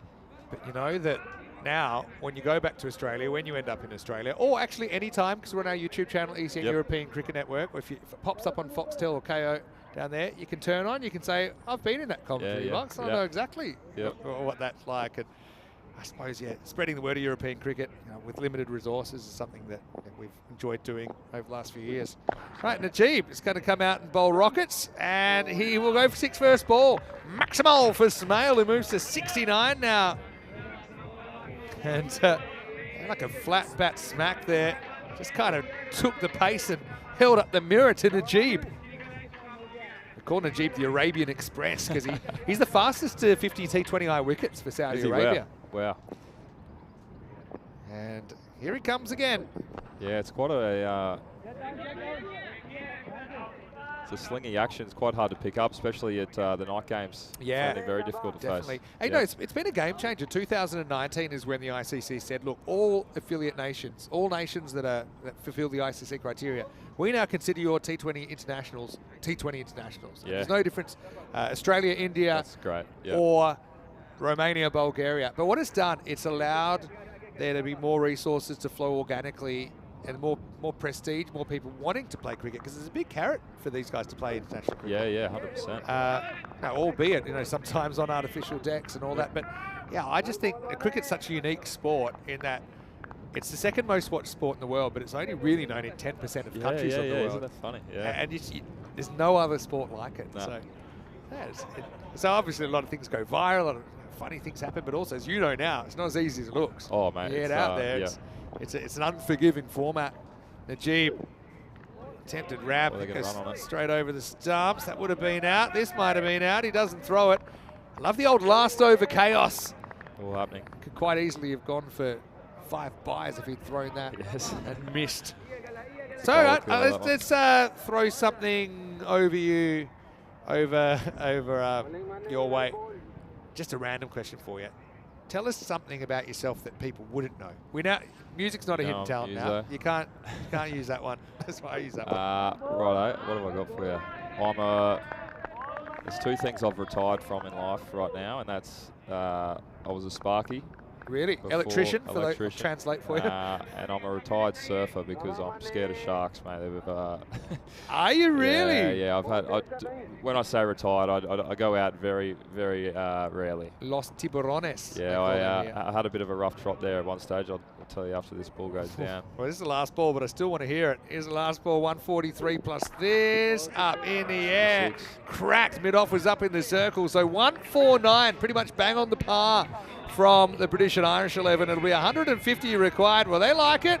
They finish with a bang, but Asia, they chased 183 in the dark last night, so let's see how they go with the bright sunlight on the Carter Oval.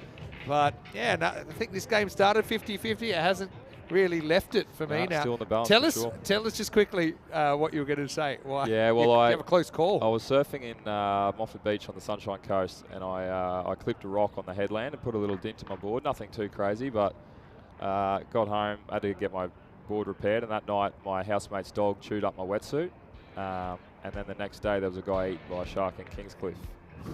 So that all happened in about 24 to 48 hours. Dog saved your life. I was like, I think that this could be me done.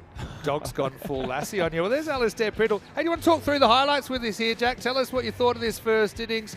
Yeah, obviously it's important to save everyone that you can, but they just had trouble getting the breakthrough, didn't they? Yeah, they did.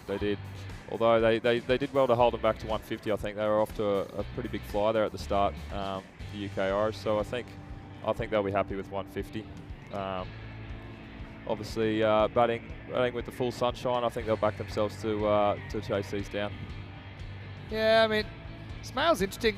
The funny thing with this game, and I've seen a lot of it, but there is a time to improvise, but you don't want to overdo it. So kind of picking when you want to premeditate, maybe try and upset the bowler, but quite a lot of the time you upset yourself when you're trying to get a bit funky, as we say. Well, that one was caught well, but Shafiq felt that unholy union of bottom of foot on rope, and he knew it was all over. Then this one kind of went straight through his hands. So he didn't have a good 5 minutes there. Then he dropped a bit of a Class A goober. But, hey, in the end, that's fun cricket. We're so glad to have you here, Jack. And we'll sign you off in a second. But first, let's look at the scorecards. And in the end, they do get to 149 on the board. 70 as Smale bats through the innings as he lost his opening partner Connell, but not before they put on over 100 for the first wicket. Lynch, the machine, with 18, but let's be honest, didn't get a lot of the strike while he was out there. We had 12 extras, maybe a little bit on the high side. We haven't seen it in double digits too often on the park in this Western Shield. Bowling-wise, I mean, they kind of did okay. I think Suman got waxed. He went 1 for 48, but some of the other bowlers did hold it back. In particular, for me, Adam Patel, the best of the bowlers. But he only conceded 14 off his 2, and I thought he was very crafty. Just quickly before we go to the break, I want to say a big thank you to Jack Woods. He has been magnificent. And I want to say big thanks to Daniel Weston ECN for these gifts. I wasn't expecting this, but I actually knew you were getting the guitar, but this was a surprise for me. I knew you were getting that. I didn't know I was getting this, so it's a lovely And apparently we've got a request. They want us to go play in the fan zone. So stop it. I don't have a lot of free time, but we'll see how we go. Jack, honestly, best of luck. I know you've got some big games coming up. Best of luck not only in this tournament, but whatever you're doing, cricket, music, whatever you're doing in the future. Thank you very much, man. Jack Wood, my special guest commentator here in match 17. Tina Goff will be back because it's her last game. We better send her off in style. Maybe we can even serenade her. Vinny Sander, Mr. Maximo, Jack Wood. Tina back, Rika back soon. You're watching European Cricket, and this is the Western Shield.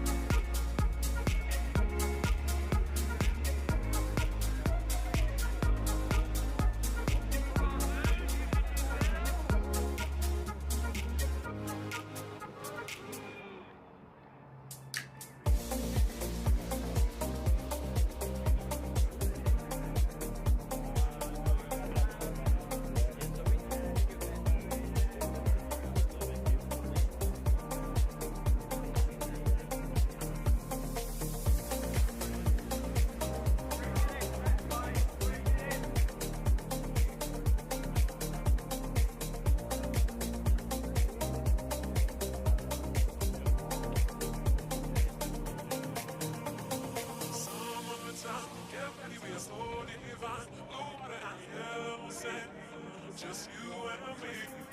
Summertime, get ready, we're so divine. No water and yellow sand. Let's live our dream. Summertime, get ready, we're so divine. No water and yellow sand. Just you and me. Summertime, get ready, we're so divine. No water and yellow sand. Let's live our dream. Summertime.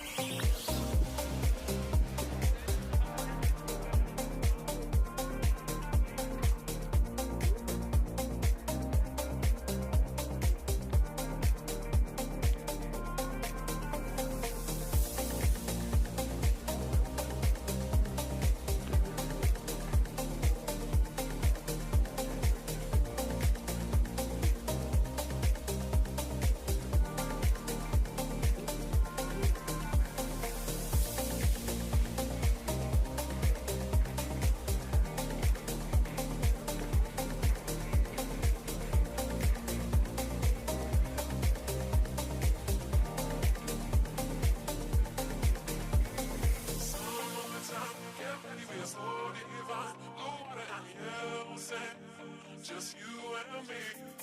Summertime, get ready, we're so divine. No water and yellow sand. Let's live our dream. Summertime, get ready, we're so divine. No water and yellow sand. Just you and me. Summertime, get ready, we're so divine. No water and yellow sand. Let's live our dream. Summertime.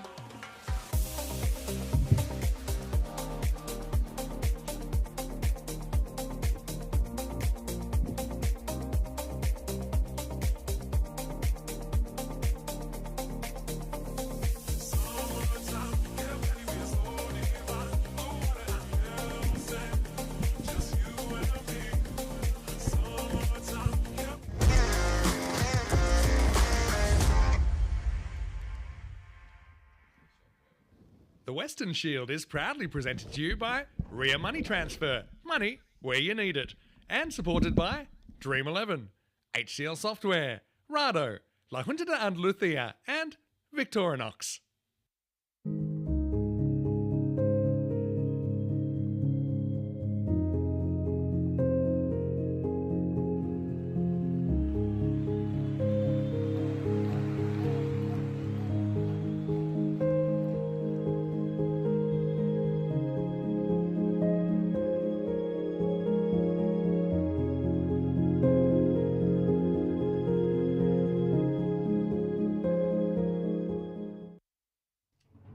Hello and welcome back to the Cartama Oval on the Costa del Sol, the picturesque and naturally beautiful Andalusia region. You get to see some of the surrounds as well. It is kind of like a cricket oasis, isn't it, this Cartama Oval? Don't find too many cricket grounds in Spain. But this one is very, very special. 149 put on the board by British and Irish 11 against Asian 11. Asia did chase 183 last night. They need 150 here.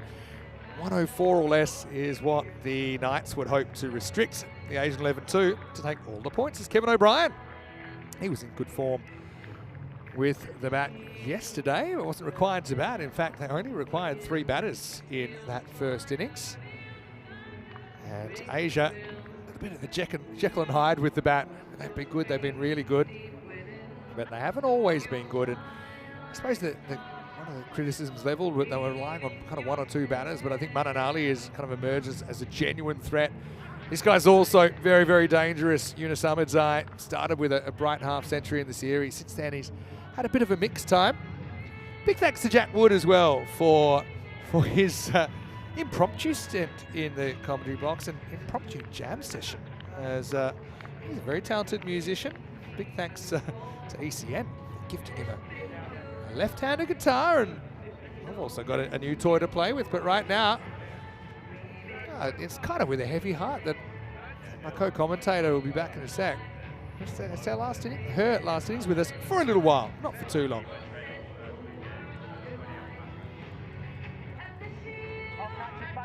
So, Yunus out there. We've got Shetty back in the side. He'll open up as well. Shetty looks good. I still don't think we've seen him string it together and make a big score, but he's certainly got the opportunity to do that here. Tommy Sturgis. Handlebar Harry is going to open the bowling here. Start's quite important, isn't it?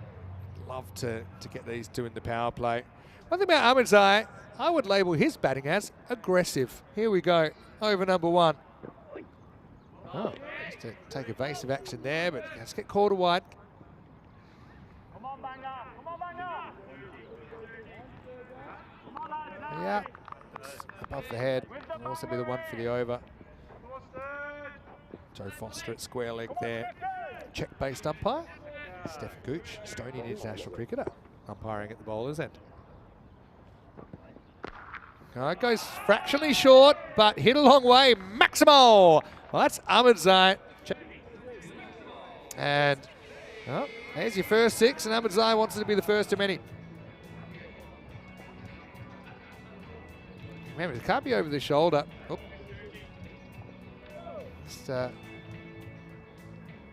It's kind of a tough one, isn't it? I actually think it probably is for me. I mean, benefit of the doubt to the bowler and those, but he's really kind of dicing with danger there. I mean, if it was over the shoulder, if the batter, when the batter's standing at the crease, it should have been a no ball, but they thought it was probably hitting the shoulder, obviously. Had a little look at it. Dangerous tactics. Come on in, Jose.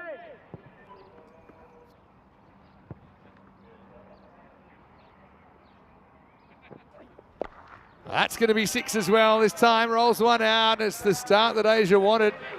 See, they are favourites here. Up and out of here. Sturgis. Actually will turn out for Farmers. They might be in a similar kit. The green of Farmers in the ECL. This one had a little bit of off-cut on it. Ahmedzai didn't really care where it was. He was going to clear the front leg and swing. An effective strategy when you get it out of the middle.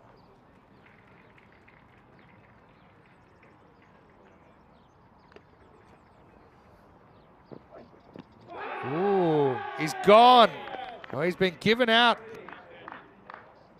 It looked pretty adjacent. The question was, and it's kind of an awkward one in that it kind of comes off his pad. Let's have a look at it. He's definitely taken a long step across. If that's pad and nothing else, I think that's out. He thinks it's hit him high, but I think he's bent that back leg. So you see, yeah, I think he's rubbing a lot higher than it actually was.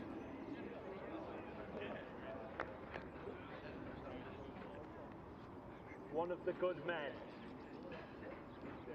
Yeah, so yeah, look, to be honest, you do the test. If he wasn't there, would that ball have hit the stumps? I think the answer is yes. So Ahmedzai is going to have to go.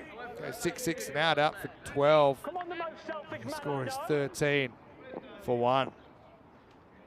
Hello to Monica, buenos dias. From Colombia. Rolling cutter first up. And worked away by Furkan Shafiq, who might as well be opening. He's been out there pretty early quite a few times.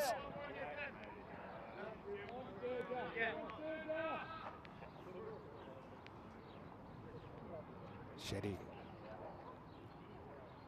Is this the innings that he breaks out?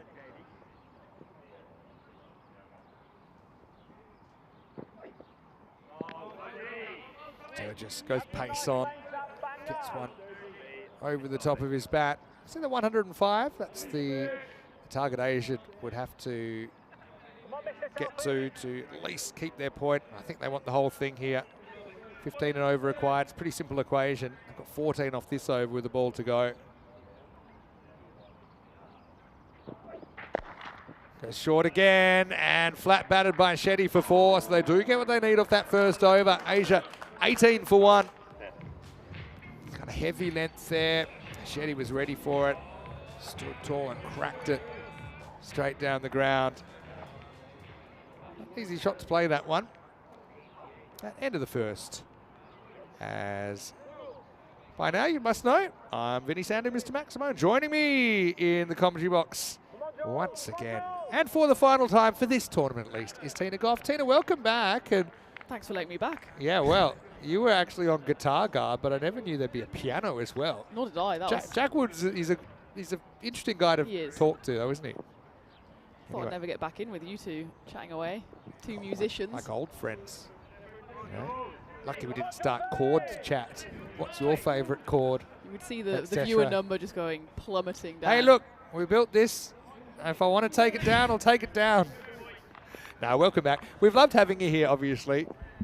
I know we'll have you back in a few weeks. Oh, he's bowled him. Just blasted off his pad, and Shafiq's got to go, and that's a big wicket. He's been in form all week. Simiret really delivers a full toss on the pads, but as it would be, Shafiq not able to clip it away, and instead he becomes a human backboard. Over go the stumps. It's 19 for 2.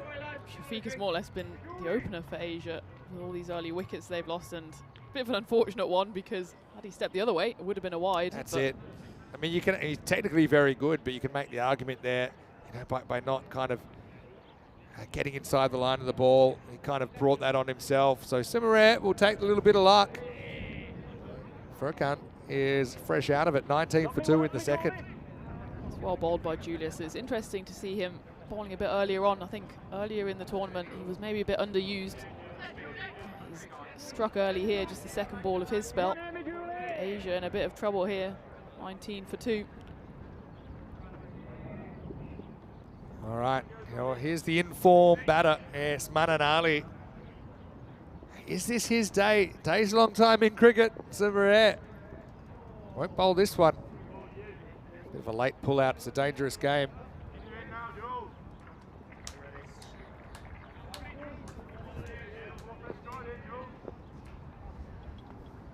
Simiret, take 2. Long way across, you know. Maybe just high, maybe just down the leg side, but certainly worth some consideration.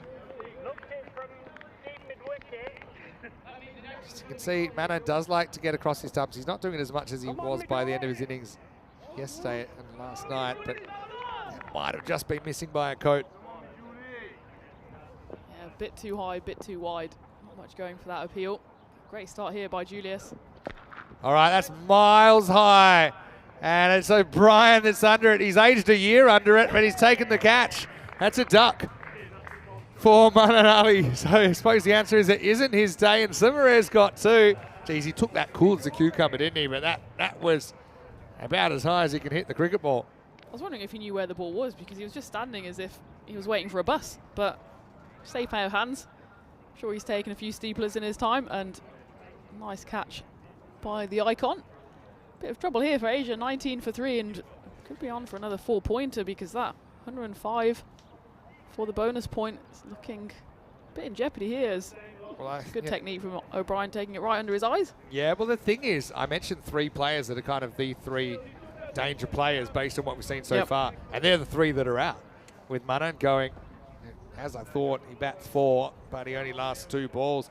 I suppose the next 2, I would say, that are dangerous are probably Shetty, who's been in and out of the side, and Anjula, who I think is a very experienced and talented cricketer. He's coming out now at number 5. But I mean, if this is out, then you're down to Najib, who's listed 6, Agha the keeper, and then you're kind of into the bowlers. Yep.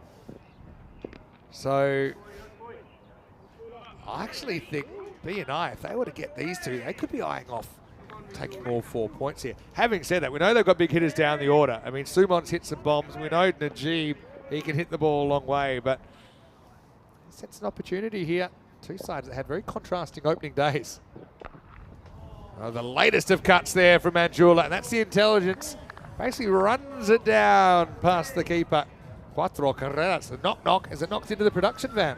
I wonder if he was trying to guide this one quite so fine. As we take a look on the replay, or maybe it's one of these ones where he edges it and then plays it off as a very, very late cut. Let's have a look.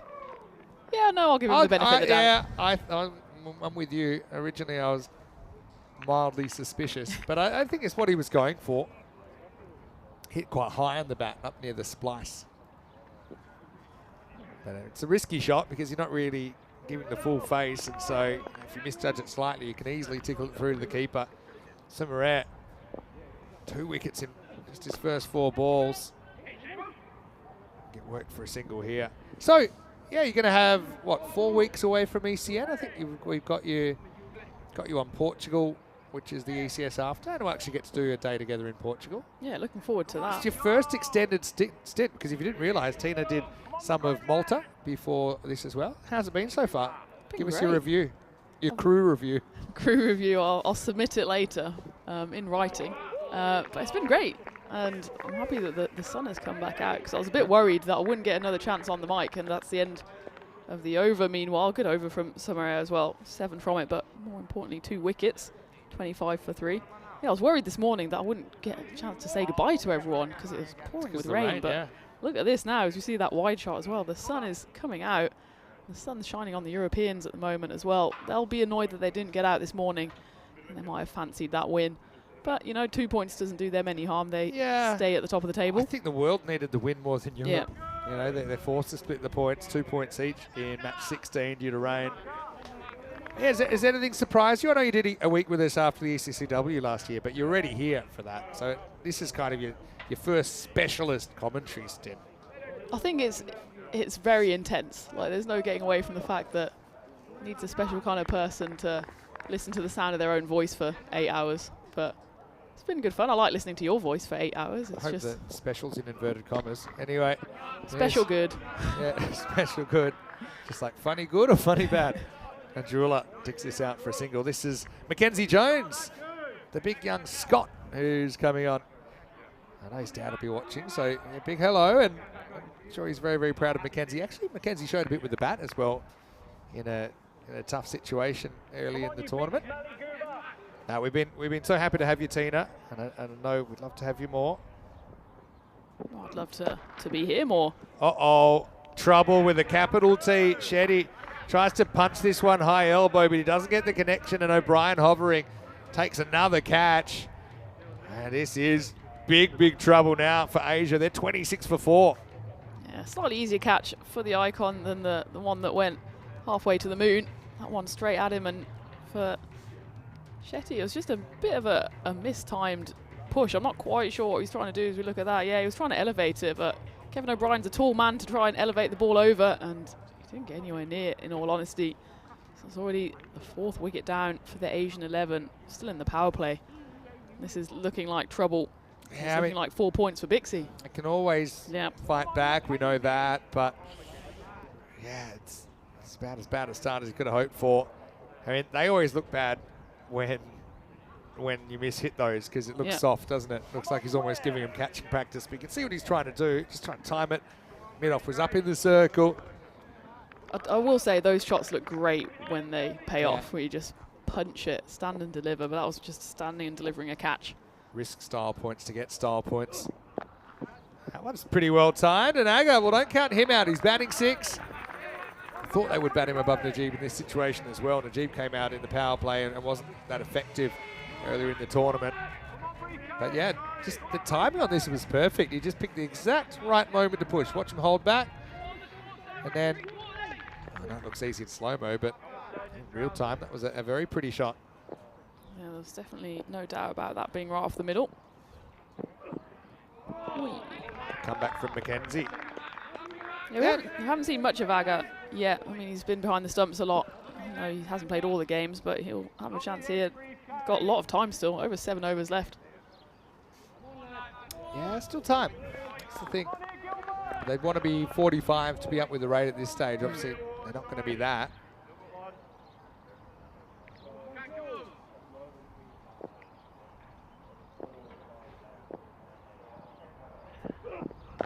Rolling cutter this time. This could be another one. Oh, how has that landed there? It, I mean, it pretty much landed where the umpire was standing.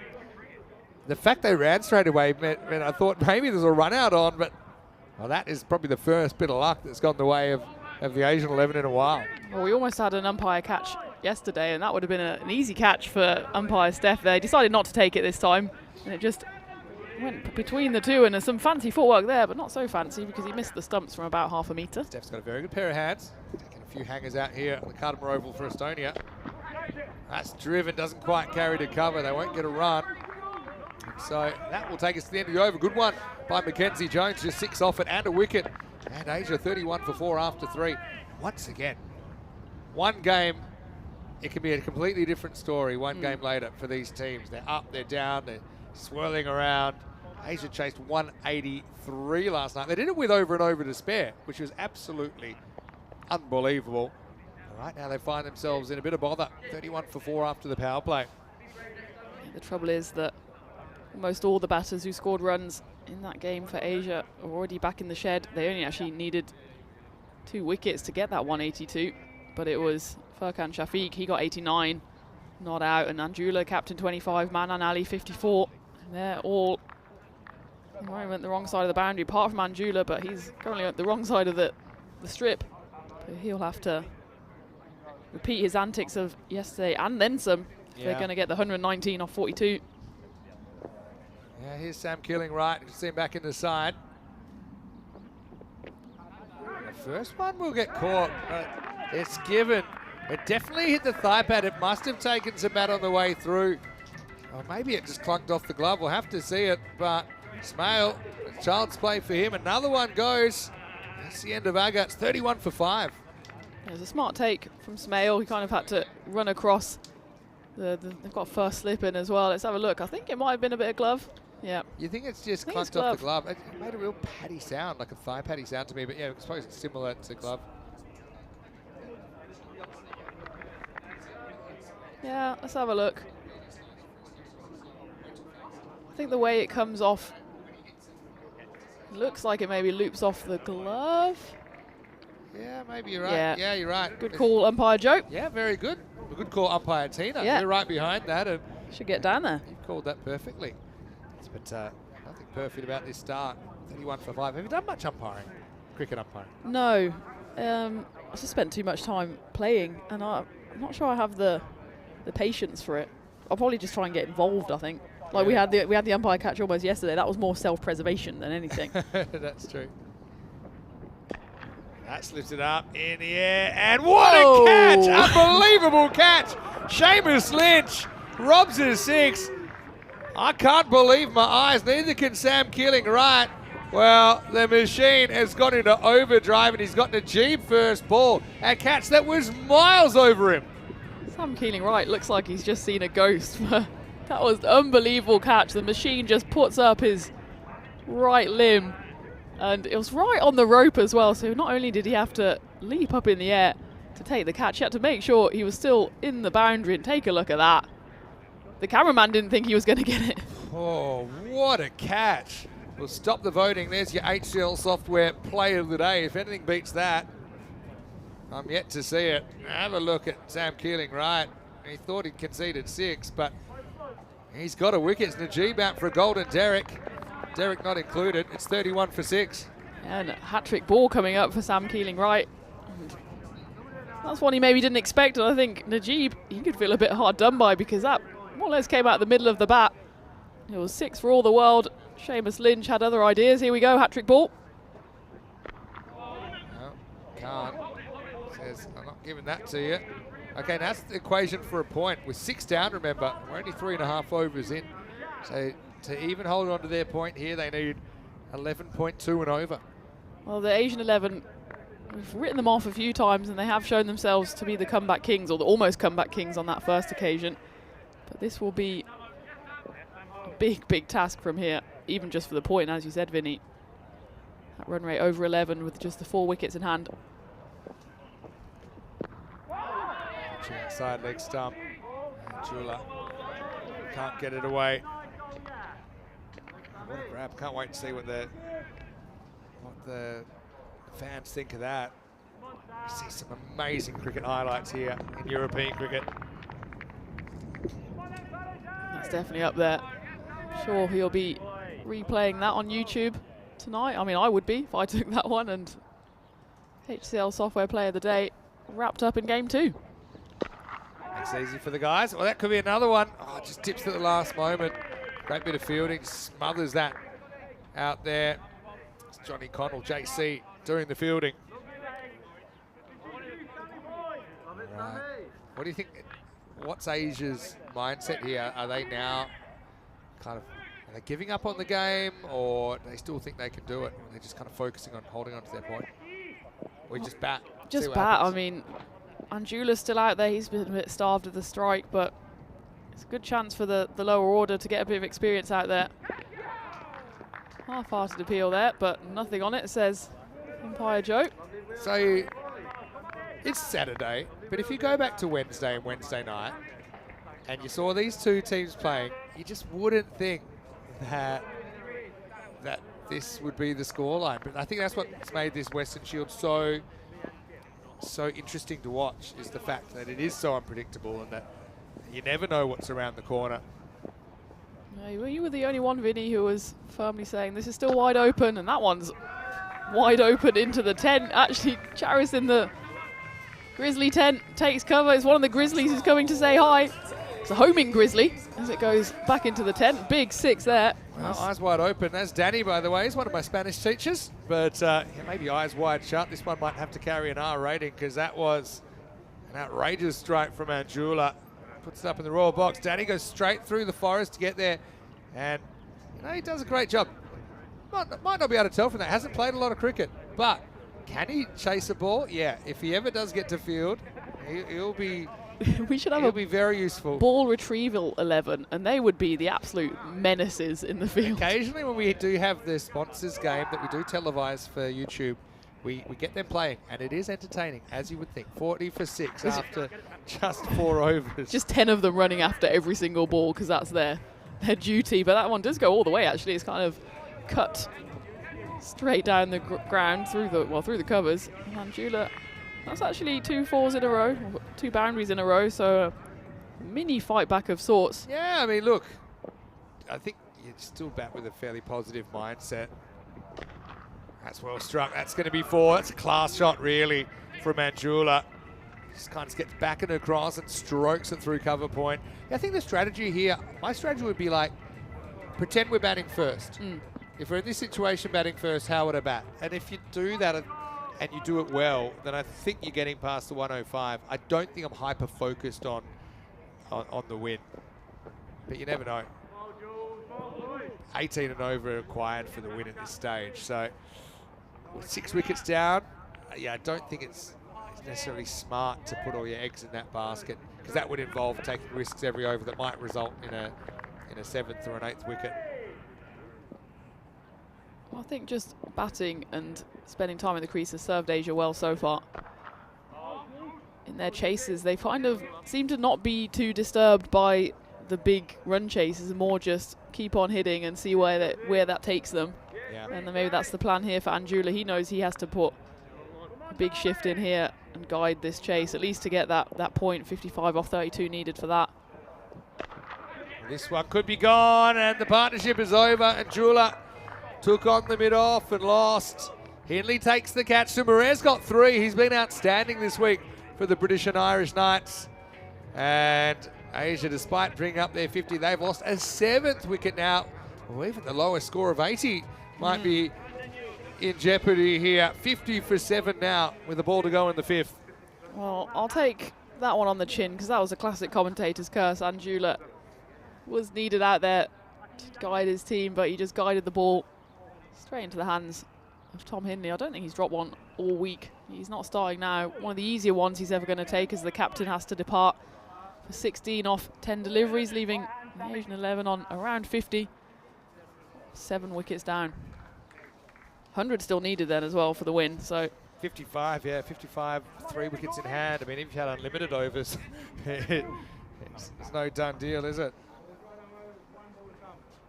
Last ball, the 5th coming up. Sumare, free shot at a 4-for. He almost gets it. Patel swings and misses. End of 5. 50 for 7. Let's welcome you into the commentary box. Great to have you with us. And it's been great to have you with us. Vinny Sander here, Mr. Maximo. But Tina Goff, I know she's heading off. She's heading into the ECN wilderness for 4 weeks, but we'll have you back in Portugal. Thank you so much for bringing such great vibe, such cricket expertise, and such good nature and good humour to the commentary box. We'll miss you, but we'll see you again soon. Yeah, you won't be rid of me for too long. I'll be back, and I'm looking forward. Counting down to the days already, but I need a bit of a break. And you know what? I'm actually going to say, if you're out there, get in the comment section. leave a message for Tina. Okay, leave a message for Tina. Hopefully it's a good one, but we'll see. So yeah, you can do that on our YouTube channel, Eastern European Cricket Network. But right now we're going to watch the 6. And, one hand off the fence. I think Henley's gone 2, but we all know it's one hand off the fence. Let's check this one out. Couldn't do this one if you tried again. You might watch cricket for 100 years. It's gone for 6. Straight off the Have a look at trampoline. it, straight off. I thought it was going to hit the cube, but it's gone. Boink. Oh, it's one hand off the cube. Did you go one hands? Oh, come on, Tom. You know the rules. Not my backyard cricket team. Poor awareness. That'll be 6, though. Now back away. So, yeah, throw the messages in for Tina. And I'm just really happy we'll get some more of you. I'll tell you what, we're clearly on the same wavelength because we keep on accidentally colour coordinating. So Yeah, it's good today. I like it. What's that, candy stripe? yeah, Call that. thought I'd get a bit of red, a bit of colour out for this Saturday. Ooh, where's he going? It's a good ball. It's straight over the tram lines. It's not wide. Murray is getting an opportunity here. Young Irishman. Good to see that. Murray hasn't played too many games, but it's good to throw him into this kind of situation where Pixie are well on top. Maybe Murray can get a few wickets. Ian Smullen said the top is sending my eyes funny. I think you've hypnotised him. He's a bit like, maybe you can get one that has the kind of, the concentrics, the swirl. Yeah. You are getting very sleepy. Hypnotise all the viewers to subscribing to the channel. My shirt today, I won't go on again now, but you can have a close look. It's another one of my cricket bat and balls shirt. How many do you have? There's only 2 that they actually ever made. They're bespoke, just The for guy you. who designed them went suspiciously missing, and no more have ever been produced. Lifts it up over the 45 region. Patel will get his first boundary. They're closing in slowly, building. And I think that 105 is the realistic target now with 7 wickets down. So Asia, who knows? This could be the point which decides if they make the final tomorrow night or they don't. So it's a big 4 overs coming up, I think, for their campaign. Yeah, absolutely, and we can't understate how much of a turnaround this has been for BNI as well after we thought they were maybe going to struggle. Well, they're certainly not struggling here. He's bowled him neck and crop, just pushed across that. Murray finds the target. That was comprehensively bowled, wasn't it? Patel goes 4 and out. That's 8 wickets down now. There's still 4 overs left on the table. It's 61 for 8. Well bowled. You go straight, I miss. I'm walking back to the dugout, and that's exactly what's happened here for Adam Patel. He lasts just 2 deliveries, 4 to his name, and that's a good finish to the over there as well for Daniel Murray. He did go for 11. He won't mind that though, especially when the run rate is up at over 22. Just a classic fast bowler's delivery. Aim for those 3 poles, see what happens, and yeah, that took a bit of middle, took a bit of off stump. It sees the end of Adam Patel. This is really last chance saloon for the Asian 11. We thought they maybe stopped the rot after that really impressive run chase last night. That was on the back of 4 losses before that. It looks like the Bixie are going to make it 5 in 5, which will be such an impressive turnaround after day 1. They lost all 3 and really didn't look like they would stage this kind of fight back, but here we are. As it's start of the 7th. Bixie have turned to a bit of spin in the form of Niels Priestley. Yeah, interesting. We haven't seen a lot of spin, have we, from BNI? See what Niels can do. He's weak with the bat. Tosses up, taking the bait, and he can't believe he's got a wicket. He's looking straight at the captain, I think. He's looking straight at someone. Maybe it was Hindley, his fellow left-arm spinner, saying, see, anyone can do this. That's a disaster, really. Took the bait, hook, line, and sinker there. Did Suman Khan hit it straight up. Smale does the rest at 61 for 9. Yeah, and this is really the death knell for the Asian 11, at least in this game. Niels Priestley comes on, needs just 1 ball to see himself in. 2nd ball taken by William Smale behind the stumps. That's 9 down. And it's in the meanwhile, Adnan Gauss has come out. It's Suman Khan who departs, so he's actually the 2nd highest scorer with his 15, beaten only by Anjula, who got 16. Everyone else 12 and under, and that really shows the struggle of the Asian batters. In fact, most of them are under 5 runs. You're having one of the easiest last games ever, because this could be over well before the 10 overs, the way things are going. 9 out, it's wide down the leg side first up. And yeah, 61 for 9. Here's Jack with his guitar. Do you think that'll fit in the hand luggage? Yeah, well, I really like my piano, but I haven't really thought, I have no idea how I'm going to get it. I think maybe it just has to live at the Sunset Beach. I was going to say, I'll be back. You're here enough. I'll be back. It might mysteriously disappear when they Yeah. give it to. Oh no, sorry, sir. Hotel did sell the piano after I kept people out too late with it. Oh no, we thought we got rid of it, and here's another one. How about Priestley? Yeah. He's doing a great job here. Garris hasn't faced yet, facing up now. And this time it's lifted up and out of the ground. Again, Priestley not afraid to toss it up and kind of tempt. Garris equal to the task.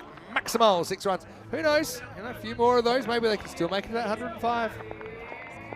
Yeah, well, they've literally got nothing to lose now. We've more or less already given the 4 points to Bixie, so points there up for grabs. A few more hits and they're an inch closer. Just don't lose a wicket. Well, that'll do it. That will do it. That's the death knell. Well, if Asia 11 were an emoji, they'd be the guy who's shrugging, saying, yeah, easy come, easy go, because they chased 183 last night, and the very next day they are routed for 69, the lowest score that we have seen in this Western Shield. And so the margin will be 80 runs. BNI 149, Asia 69. And let's not forget, those two were pretty much almost dead even in the second and third. And that becomes huge because, yeah, it's a 4-pointer for the British and Irish 11. And Asia, they're going to have to catch that up some other time. But, yeah, what a performance from BNI, really. Asia 11, we did worry, didn't we, if those top wickets fell, that could be trouble. And it turned out to be big trouble. This is what's coming up, though. You might have gathered by now we've delayed this match by half an hour because we've decided to play the full 10 overs there, or our best attempt. So European 11 will bowl first after winning the toss. Amadi, the smiling assassin, back in for then Shariz Ahmed likewise.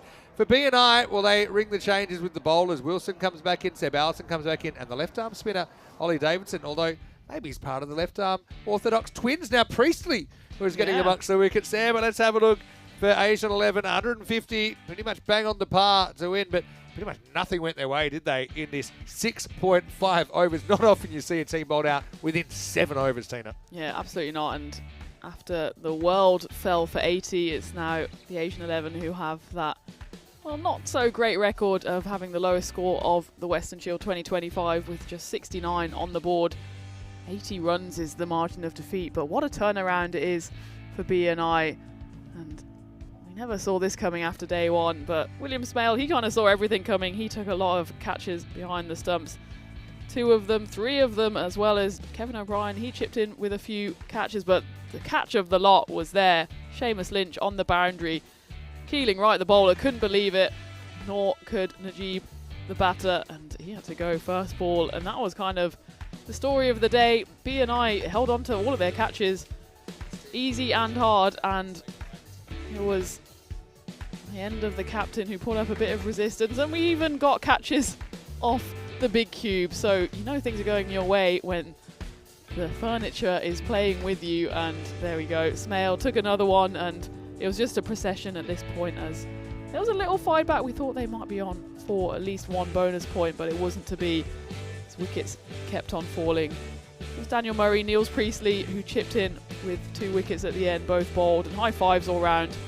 As BNI, well, they get their 5th win in a row, and I think that's the biggest winning streak we've seen at the Western Shield as well.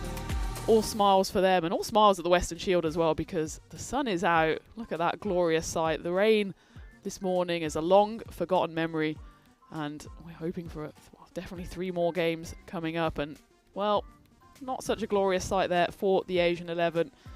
There was a couple of ducks in there and a couple of very low scores. It was only really Captain Anjula and Suman Khan who really put up any kind of resistance. Yunus Ahmadzai, we know how hard he can hit it. He hit it hard, but only for 3 balls. The rest, well, it's a sorry sight for the Asian 11, but they'll have to come back later in the day. Yeah, for sure. There's nothing went right. Things went plenty right for the British and Irish 11, with 3 wickets for 17 runs for Sumarare, 2 for 9 off Keeling Wrights over, and Priestley, the little shark there, 2 for 7, pressing his claim. He was willing to toss the ball up to the lower order and ended up 2 for 7 of his 5 balls. Wickets also to the other bowlers, Sturgis. Mackenzie Jones, I thought bowled well in his over, 1 for 6, and Dan Murray picked up a wicket as well. I want to say a big thank you once again to my co-commentator right here, Tina. You've been amazing. I know you haven't done a lot of commentary before you joined us at ECN, but you're an absolute natural. We've absolutely loved having you here, and I'll see you again soon. Yeah, very soon. I'm glad I got my shirt on camera one more time, so, you know. Don't look too much at it because you'll get hypnotised. I like the candy stripe, though. They're kind of coordinated. Hey, just quickly before we go, looked at the table there as well. Yeah. If you adjust for games played now, there's kind of a 5-point gap between second and third. Yeah. So it is kind of opening up now with Europe, Interesting. Britain and Ireland, and then the other 2 teams, the 2 that everyone thought Yep. were kind of shoo-ins for the final on Wednesday night. But Tina, take a break. Enjoy the rest of your Thank time you. here. Have a safe trip home. Rest up because we'll need you. We'll need you again soon. See you in Portugal. Yeah, see you in Portugal. I'll be watching on the Western Shield. So let's check on the Rado clock. It's 2:30 now here, which means we'll be back in about 25 minutes to take you into the next match, as we'll see, again, another gripping contest, I'm sure. Vinny Sandy, Mr. Maximo with Tina Goff. Rico Fall back with us when we return for more European Cricket Western Shield.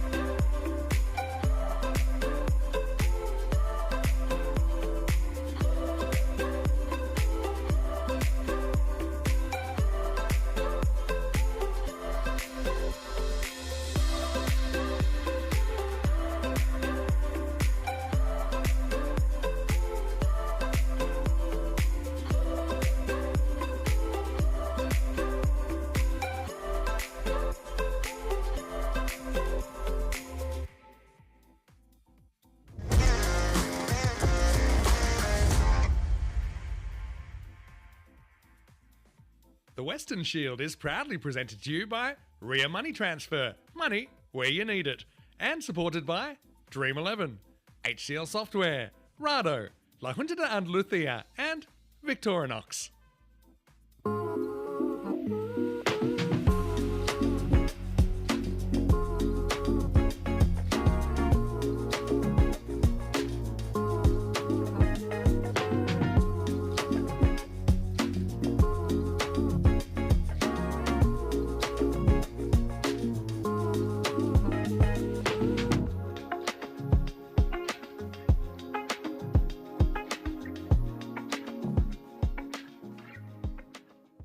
Hello and welcome back. Well, we had a bit of a delayed start to the day, but we are up and we are in full flow right now. And still 3 matches to go before we close the curtain on day 4. And only 7 matches to go until we have to make the cut. Only the top 2 will get to play in the Western Shield final tomorrow night. Coming up, it's kind of the traditional rivalry, if you like, of the competition, with the European 11 taking on the British and Irish 11.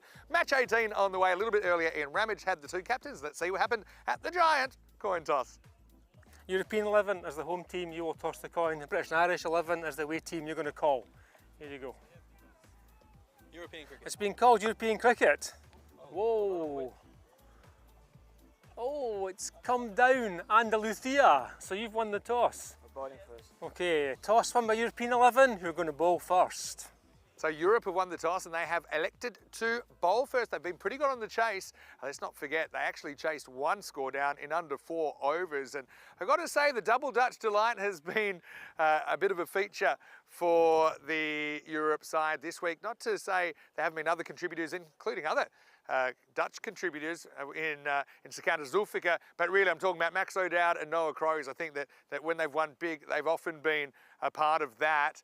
But also I think Mohamed Atif had a brilliant day yesterday with the ball. He was a standout, and what a great platform to have an opportunity like this. He actually got out Ross Taylor genuinely on a nick, and I know that he was pretty happy about that, and so were a lot of his supporters back in Barcelona. For the British and Irish 11 though, they kind of had the wood on Europe, let's be honest. I mean, they did win last year, and despite losing the first contest, they've come back and they've actually, had a couple of big wins over Europe. So I think this will be a pretty interesting one.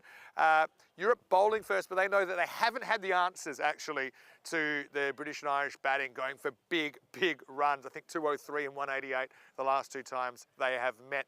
Well, big thanks to Tina. We will miss her, but I know that she'll be watching us, and we'll actually see her in Portugal next, just after the ECL. But right now we're back to Rico Full. So I guess it's the old guard, Rico. It's you and me to go through the rest of the day. Match 18 on the way. Europe winning the toss and bowling. Let's have some fun. Let's get ready for match 18. Thank you very much to Mr. Maximo Vinny Sandu. Well, I'm glad to see him out there in the sunshine, and I'm glad to see that the teams are going out in the sunshine as well. Before we start, I want to say a massive thank you to everybody around the ground, particularly the ground staff, to Jay Wild and his crew, the ECN crew, for doing a marvellous job mopping up this morning. At one point, it did not look likely that we were going to get out there, so excellent teamwork by everybody to make sure that this day does continue. And what a day that we've had so far. We've already seen some good results. The English and Irish 11 getting that win against the Asian 11 there, and it was a bit of a rout, wasn't it? I didn't think the Asian 11, who yesterday night had that incredible 183 chase, that they would be bowled out for just 69, but that sport, that's the way that it goes. So going into this match, I think the British and Irish 11 will be big time favourites against the European 11. The European 11, though, don't forget that right at the beginning of this Western Shield, they did get that victory by 23 runs over the British and Irish 11, and they'll be looking to get one over them in this one as well. And plenty of support for all the teams. There's friends, parents getting involved, getting behind the teams. So Mr. Ploy's father here enjoying the sunshine and giving him plenty of support. Hamza Salim Dar, who was good yesterday, found his rhythm with the ball. He's going to start off, took 2 for 12 in that win against the Asian 11. Here he is to start. And well, that is the sound of Willow on ball, big style. As that one will go all the way. How many times have we seen this in the Western Shield. The very first ball being battered to the boundary. Well, that one has gone to the top of the hill. Boom! Shakalagia on Be Humble Day. Yes, it is. Be Humble Day celebrated today across the world, irrespective of religion, culture, and philosophy. Come together and stress the importance of being humble. All right, first one being smashed away. Hamza back in again. And creates a wild swing, but will get a wide. Goes after this, the Smale. And coming back out after scoring 70 not out. He batted all the way through the innings. And that victory against the Asian 11, 149 for 1, and then 69 all out with 19 balls to go, the Asian 11.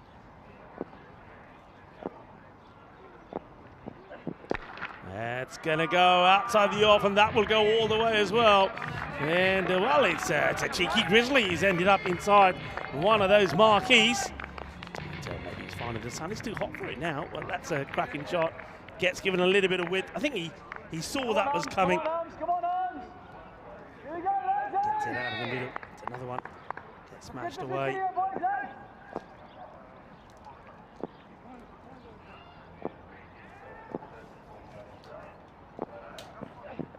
Slow ball, not going to get lucky, but it won't go to the boundary. Good bit of fielding out there in the deep. Good change of pace there from Hamza. Looking pretty confident at the moment. The British and Irish 11. Things going their way, and it did go their way on day one. After losing first three on the spin, they haven't looked back, have they? Oh, that is launched. Oh, that is a biggie. It is a monster strike. That is a Bizaway Super 6. That Grizzly is not coming back. That is circling our planet for years to come. It's going to orbit, this one. Oh, what a hit. Have a look at this, folks. Have a look at this. That has disappeared. Going, gone. And not coming back. Monster strike from Smell.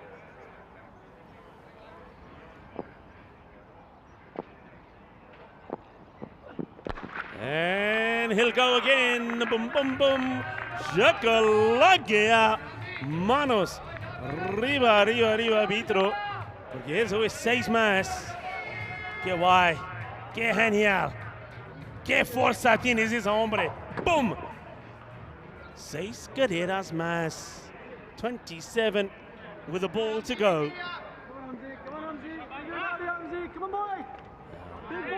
Where do you bowl to these giant hitters? Hamza just trying to get out of the over without going supersonic. And he does get one through. Dot ball is a dot ball, but 27 off the first. As the British and Irish 11 looks to power themselves to another big score. Talking about big, this is our 2025 calendar. And, we certainly will be travelling to lots of places around Europe. And just have a look at some of those places. I mean, Spain, I'm excited that we will stay in Spain for a while as well. We'll be going to Madrid, first time game there, be in Valencia as well. So really excited. Of course, a number of times we're coming back to the Cardamom Oval as well. Sweden back on the calendar after not being there last year. Germany as well. It's going to be fantastic. It's going to be fun. It's going to be exciting. Cricketainment. That's what we bring you on European cricket. Very warm afternoon. Good warm afternoon to everybody in the chat. Tuning in as Jeremy Martins comes in, and he will go the same way. Adios, pelota. 6 carreras más. And I was looking at the stats for the start of the day, and remember we were saying that we were admiring the fact that we were going at 15 sixes per innings. Well, by the start of today, that was gone up to 16. The runs per inning stayed at that 150 mark, and despite that low-scoring one in that second match, I think once again we're going to go back to hitting big. Well, certainly the British and Irish 11 are. And I know that we're getting a little bit concerned about balls. So Grizzly, if you're listening, send us another bucket of balls, please, because we're getting through them pretty quickly. So Johnny Connell looking to do exactly what Smale did in that first over. And that's a good delivery, well pitched up, but what a shot. I mean, that's an absolute stunner. I mean, this one here is Victorinox precision strike, I'm telling you. I mean, it wasn't a bad ball. This was pretty much in the block hole. And I think Jeremy Martins will be wondering how this one has gone to the boundary. I mean, it's not a bad delivery at all, but the power of some of these batters is just absolutely awesome. Cuatro más. And it's hit firmly, but to the fielder, chance of runner. In comes the throw. Good pick up and throw first time. But the batters, they do run well as well. Good understanding between these two openers, Connell and Smale. So Danger Smale now gets back on strike. You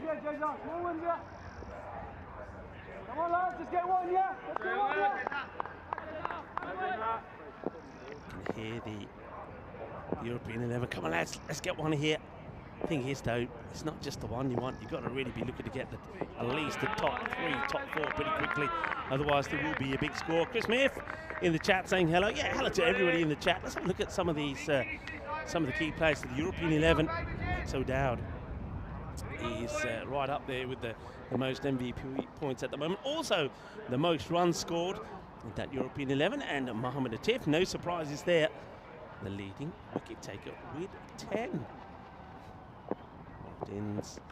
Slightly slower, but he's pumped this as well. This is another one that will end up in the shrubbery there on the leg side.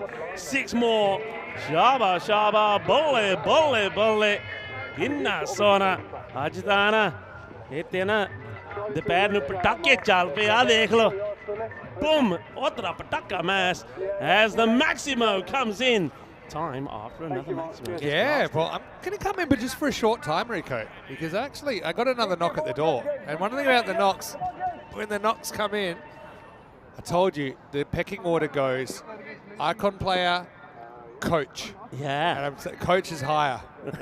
so when a coach knocks at the door, you got to answer. So, yeah, special guest commentator coming up. It's down the ground. It's another slow one, but that's been hit beautifully straight down. It's going to be 6 more. Well, I'll be keen to hear any coach's views and how you deal with the kind of onslaught that you're getting from some of the batters. And these two, this opening pair between Smale and Connell, well, they are powerful. And at the end of just the second over, Vinny, that's 50 on the board. Yeah, it's been a brutal start, really. I did actually say to Corey as I walked past looking at this start, you'd be lucky to be chasing 203 today. They look right on, don't they? But yeah, that's the thing. I actually worked out if you account for the kind of games played, there's about a 5-point gap between second and third now. So it's kind of opening up a little bit. You know, this is kind of the final furlong, though, isn't it? Hey, listen, so the knocks come. I'm going to go. I thought it's about time that you had a chat with one of our guests, right? I like that, yeah. Been sitting on the bench too long today. It's going to be 6, though. That's well worked away. It's Smiling Assassins come on, Carly Damani. And he's lifted up and out of the ground. Maximo. Scary thing is, I haven't even seen Kevin O'Brien today with the bat. He hasn't been required. And B and I are putting on big runs. So listen, I'm going to hand over. We've got the Asia 11 coach, Atiq Uzzaman. I've actually asked in the chat if you'd like to ask any questions. So Rico, keep an eye out for that. I will do, yeah. I'll let you two have a bit of a chat. This one, Maxi O'Dowd isn't going to get there, so Maximo 6 more. So Maximo out, Atiq's coming on. Rico, I'm really interested to hear what he's got to say. Well, that's lovely. Yeah, I mean, I met Atiq actually, I think it was a couple of years ago when Atiq first came on board with the German side, the German national team coach. So we've met before, and I know we've had plenty of chats. As this one is just going to drop short off the field. That certainly would be interesting to hear his views on the Western Shield and in European cricket in general. And I know that, folks, that, as Vinny said, that some of you would love to get some questions into Atiq. But first of all, Atiq, lovely to have you here. Thank you very much. Now, it's not the first time that we've spoken, of course, because I know that but it was in Germany where we had a bit of a chat it as was well. at Krefeld, yeah. Now, that was probably about a couple of years ago. There might have been a bit of an injury here. Not sure what this is. Might be one of the batters that last delivery probably didn't come right out the middle of the bat. So while the batter receives a little bit of attention, I think it might have just, as he hit that one, just come off the lid a little bit. But there'll be a concussion test here.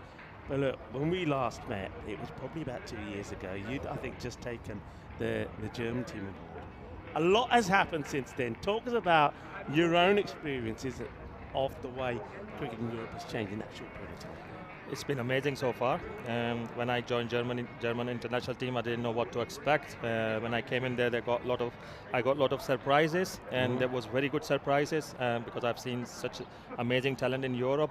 And ECC was one of my favorite tournaments, and I think German cricket national team have made an impact on that tournament. And we really enjoy that format, so I'm absolutely privileged to be here and representing Asian 11. Yeah, my experience so far is brilliant. I'm working hard to improve the players and try to create that mentality where we want to win every game. So far so good.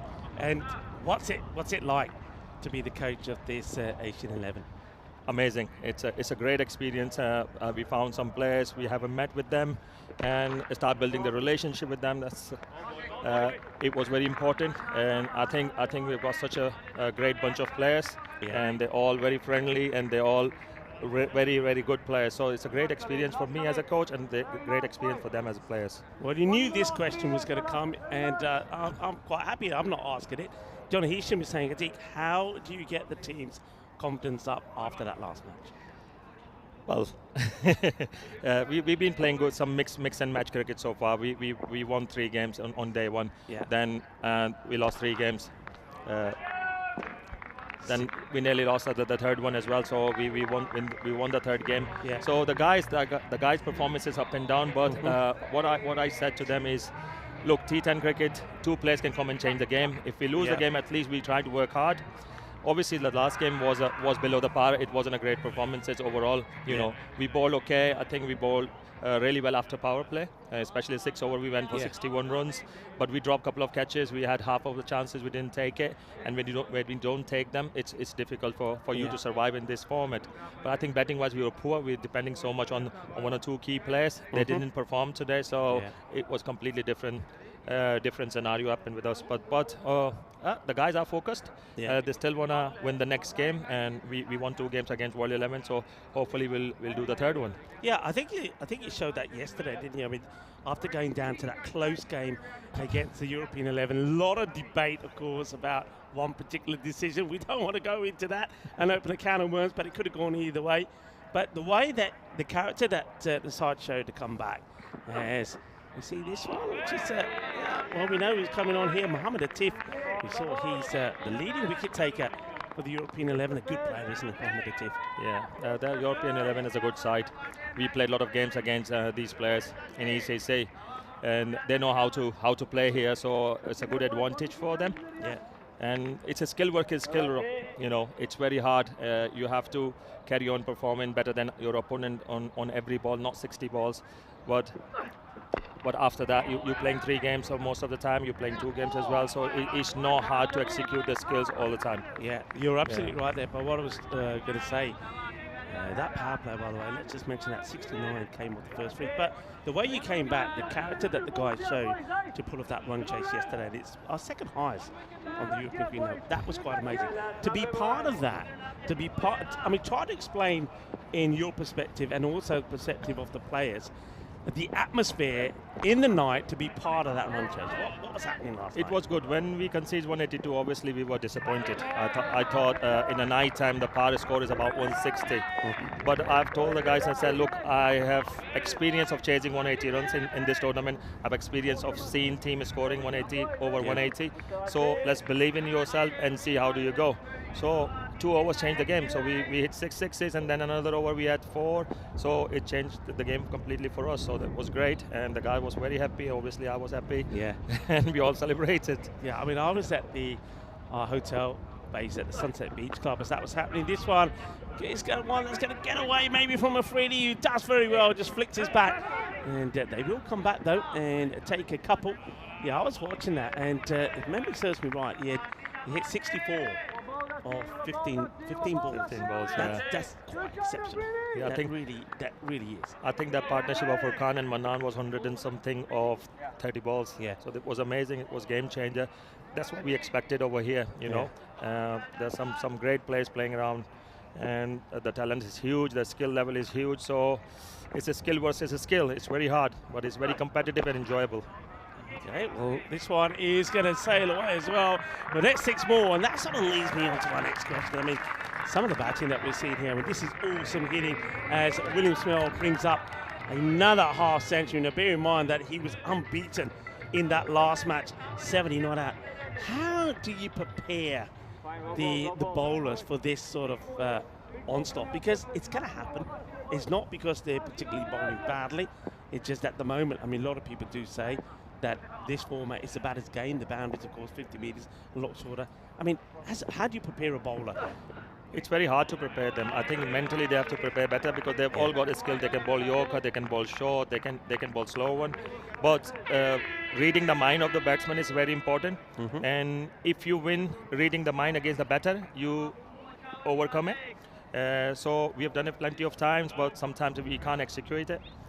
So it's very hard, Rico. The T10 format is very hard. You know, you can be a star one day in one game, and you can be a, right on the floor in the second day. So it's very hard for them. And feel sorry for the bowlers, to be honest, because it's all about batters in this tournament. But I'm very proud of seeing some fantastic bowling talent in this tournament, not just from Team Asia, but Team Europe, British and Irish Knight, and World 11. They've got some experience and amazing bowlers. I have to say to you, I mean, when I left here yesterday, I was in the bus with the British and Irish 11, and when we come on the bus, most of the guys I spoke to, and Jules was one of them, did say that the bowling that some of your bowlers have been doing has been, they were saying it's been amazing, and they've all of them, all the batters have struggled against some of the bowlers. So I think every bowler, every team is allowed to have a bit of a blip, but I think it must be good for you to know that good players. I mean, there are good players in this side, all commenting that some of those bowlers have been very difficult, big, and been bowling with a bit of pace. Yeah, it's hard, as I said, because it's very hard to adjust the different pace. That's the wicket. Yeah, they needed a breakthrough and they get one. And one of the things that works, and this is Shahid Afridi, now you know all about this boy, and it's all about those variations. We see that Jeremy Martin's got to change those variations. Mohammed Atif as well. Slower ball. That's what you've got to go for. And I think it's the smart players seem to win the battles in this format. Yeah, definitely. And you can't bowl with the same pace.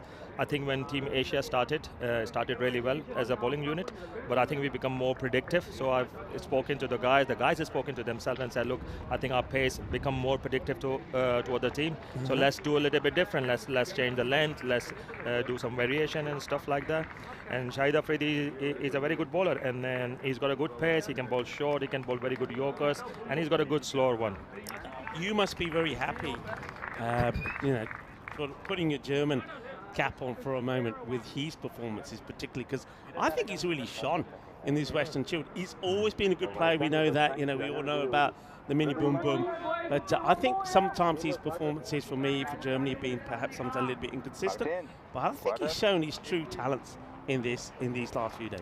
Yeah, he's a dangerous player. When he play ECC, he perform well for us as well. Yeah. And when you're bowling all-rounder or batting all-rounder or bowling all-rounder, you've got a chance. You've got two chances there. You can perform in batting, and you can also have a chance to perform in bowling. So Shahid Afridi has got an ability to do that, and he's pretty good in that format. He plays a lot of cricket, T10 cricket, and I'm very happy for him to performing well. Yeah, well, European 11 would have been happy if Sharice would have hit the mark here, because I think the batters were struggling here. I think if that was a direct hit, it could have been gone. Well, folks, I hope you're enjoying myself, Rico Full here, and I've got Atik here with me, who's coaching the Team Asia and the Western Shield. Also is the German coach. So if you have any questions, do get them in, and I'll get them through to Atik as Afridi comes in again. And that one, though, is in the slot, and he's onto it pretty quickly. And Connell gets another one away. Willie Smell was the batter who departed. That catch taken by Martins. And he goes for 54 or 15, but another good batter has come in and joined him. and it's Seamus Lynch who's there at the moment. Great job done by the guys this morning to get the cricket on. I must admit, at one point it looked like it was going to happen. It's good to have the sun out again. Have you been enjoying yourself here in Spain? I always enjoy here. This is my third time in Malaga, so we look forward to be part of ECC all the time. And then obviously this is my first time with Weston Shield, and it's an amazing tournament. You know, it's fantastic cricket. Every game is competitive, and skill versus skills. I really enjoying it, and learning from other coaches as well. You know, I always wanted to learn, and I wanted to interact with other coaches and see what they've got to do, and try to communicate with them and try to learn from them. And it's good for my own growth as well. Yeah. I mean, that leads me on to the next question, because I know a few people have asked this, is how important do you think is, I mean, you mentioned on your coaching side, but for the players to interact and network with each other, because you've got players from all over the globe here. So are they gaining a lot from each other as well, you feel? I think so. And one good thing about it is what I expected a couple of our guys to catch an eye of other coaches as well. So a couple of coaches came to me and talk about Furkan Shafiq and talk about Usman Najib and all that. And people now talking about Manan Ali. So this is amazing experience for these guys, to shine in these kind of tournaments. The broadcast is amazing, whole world watching it. So this is their time to showcase their skills. Yeah, well, folks, welcome to the commentary box. I have got Atik with me. Well, Atik, we do say that the Western Shield, I mean, the slogan here is rise and shine, and I think not just the teams, but a lot of individuals have been rising and shining. Anybody that comes to mind for you that you think has really excelled more than you thought they would have done? Yeah, I think I know Furkan Shafiq, especially our team, was a good player, but I didn't know how good he was and how good he would perform. I think he's shown himself, he revealed himself in this tournament, and he's in the top of the chart as well in MVP, so that's a great thing, things for him. And obviously Shahid Afridi from Germany, and I did not expect him to be so consistent, because he performs well, but consistency was his issue. So now he's showing from the bat and ball, he's pretty consistent, so very happy for him. And there's some other amazing players as well. Yeah, and other coaches. That's one of the coaches. He'd be a pretty happy man at the moment, I would imagine, Coxie. Yeah, no. You're always going to be happy when you win, don't you? Here comes the left armour again. And it's very active, clever bowler. What I love about European cricket is that somebody like Mohamed Atif, probably about 7 years ago, it's the first time I saw him playing in Barcelona, and Hamza Salim Dar was up there as well, and one or two other players. I just love the journey that they've come on. And for me, is a lot of pride and satisfaction to be part of an organisation that have seen, young talented players come up into the ranks. He's up there now, we're playing for Spain. I mean, he's probably one of the top bowlers in Europe at the moment. And that's a good sign, isn't it, for European cricket, that youngsters that are watching, and I know being the weekend probably have got a lot of youngsters tuning in, but whereas before there didn't seem to be that avenue for a young player to get success and reach an achievement or goal in cricket, I think European cricket's opened that door, do you feel? Exactly. It's amazing. I even, before I came and signed for Germany, I didn't know about that tournament. How does European cricket work? I've seen a couple of clips and all that, but this is amazing, and you can see the journey, because you're more experienced than I am in European cricket, so you have seen these kind of players.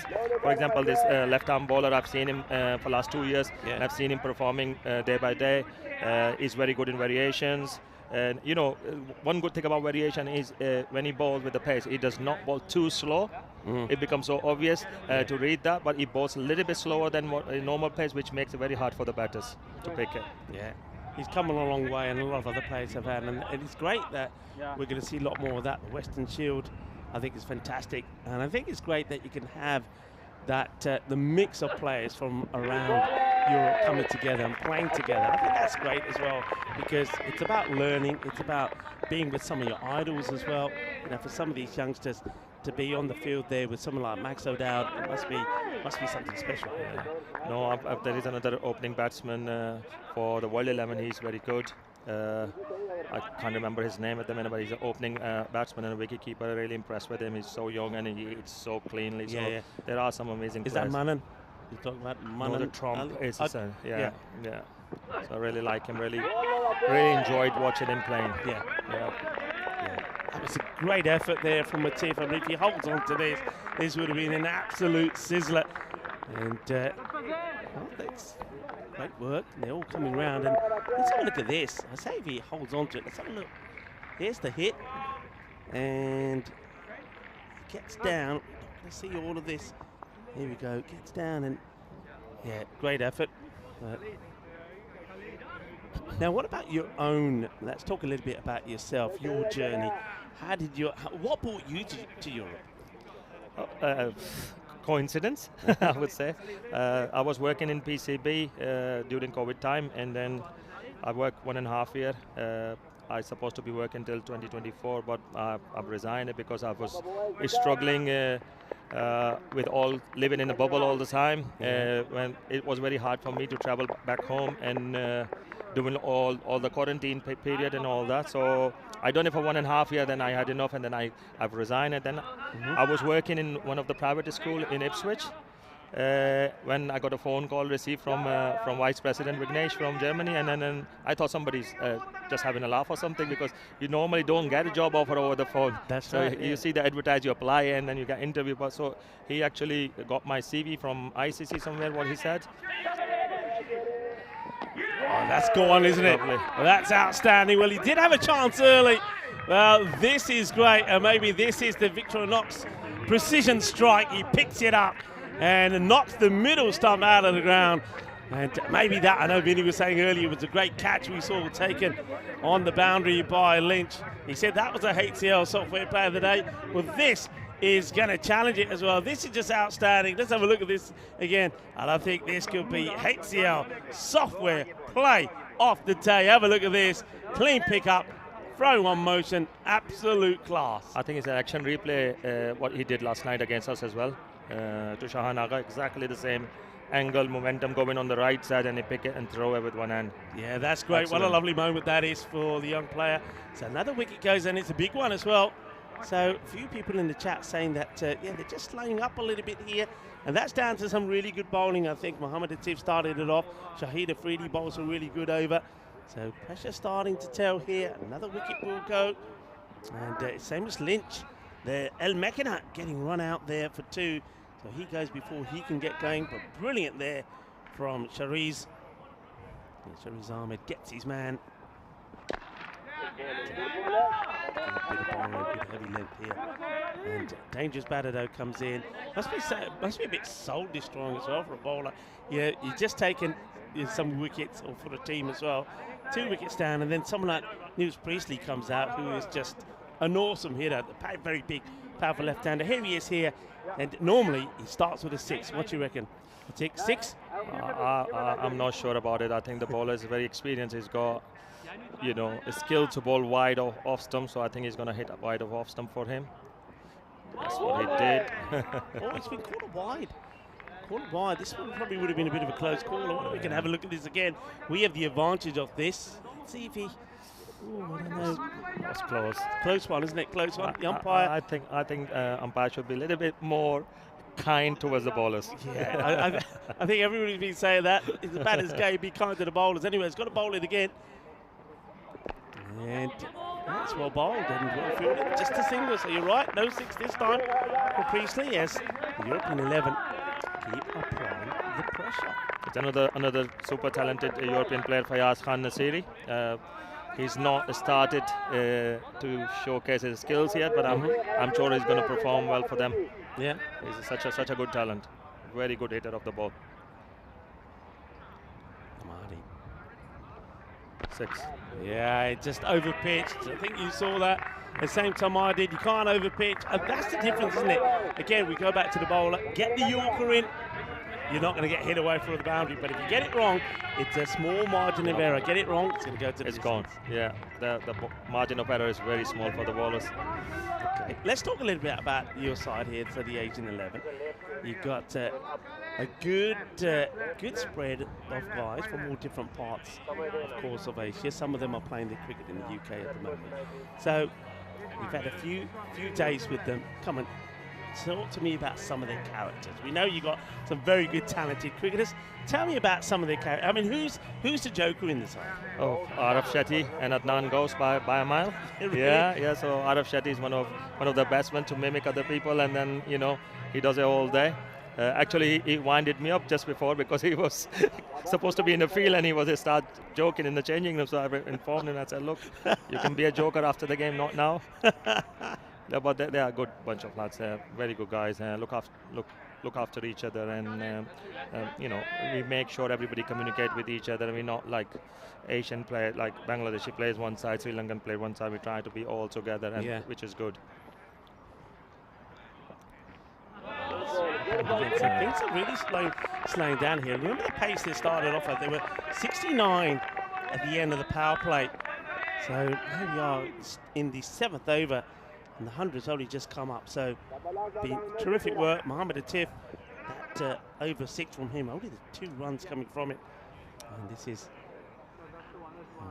Amadi looking to finish this one well as well. And that's high in the air. Catching opportunity. And taken, no mistakes there as well. That's nicely held. Jeremy Martin's got a good, safe pair of hands, and Khalid Amadi gets another breakthrough. So right at the end of that over, and the British and Irish 11 just struggling a little bit here at the moment. They're 100 for 3 at the end of 7. Amadi, well bowled from him. As the European 11 do come together in a bit of a huddle. So what's next for you then? What have you got coming up? Big things coming up for you this year?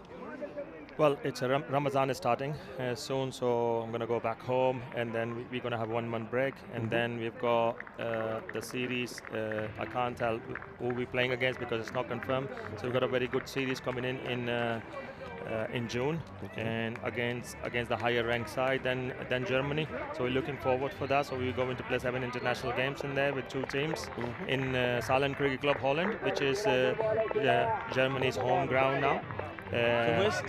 Salland Cricket Club in Deventer, Netherlands. Okay. So I think we're going to sign an MOU with them, which will allow us to use that ground for our home matches. That's big news. Yeah, because we haven't got tough pitches, and then we want to groom our players in tough conditions. So we will be using Salland Cricket Club.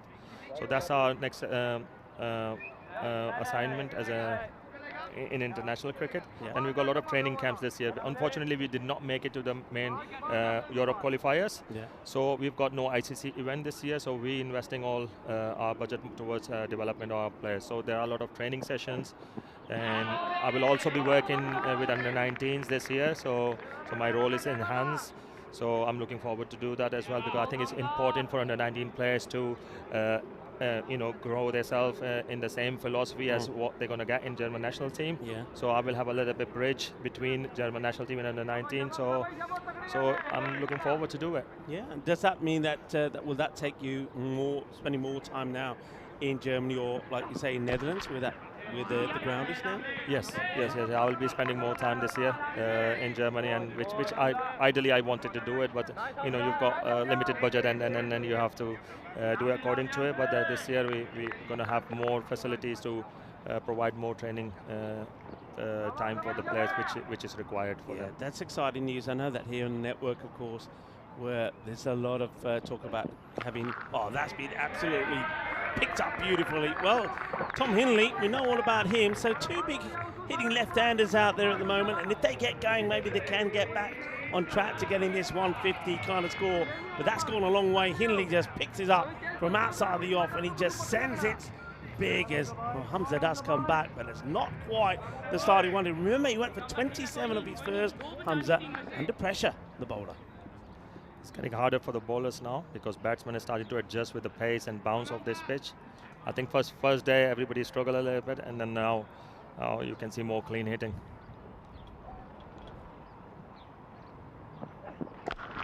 It's upish and gets clean over the fielder. That's a good strike.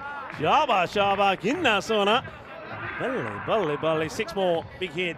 And that's a powerful hit because he's hit that almost off the back foot, hit it hard and flat. 6 to Hinley. Powerful hitter. Hinley was in good form yesterday. And he came in, but his team were doing well. but came in and really smashed the ball all over the place. Another attacking player.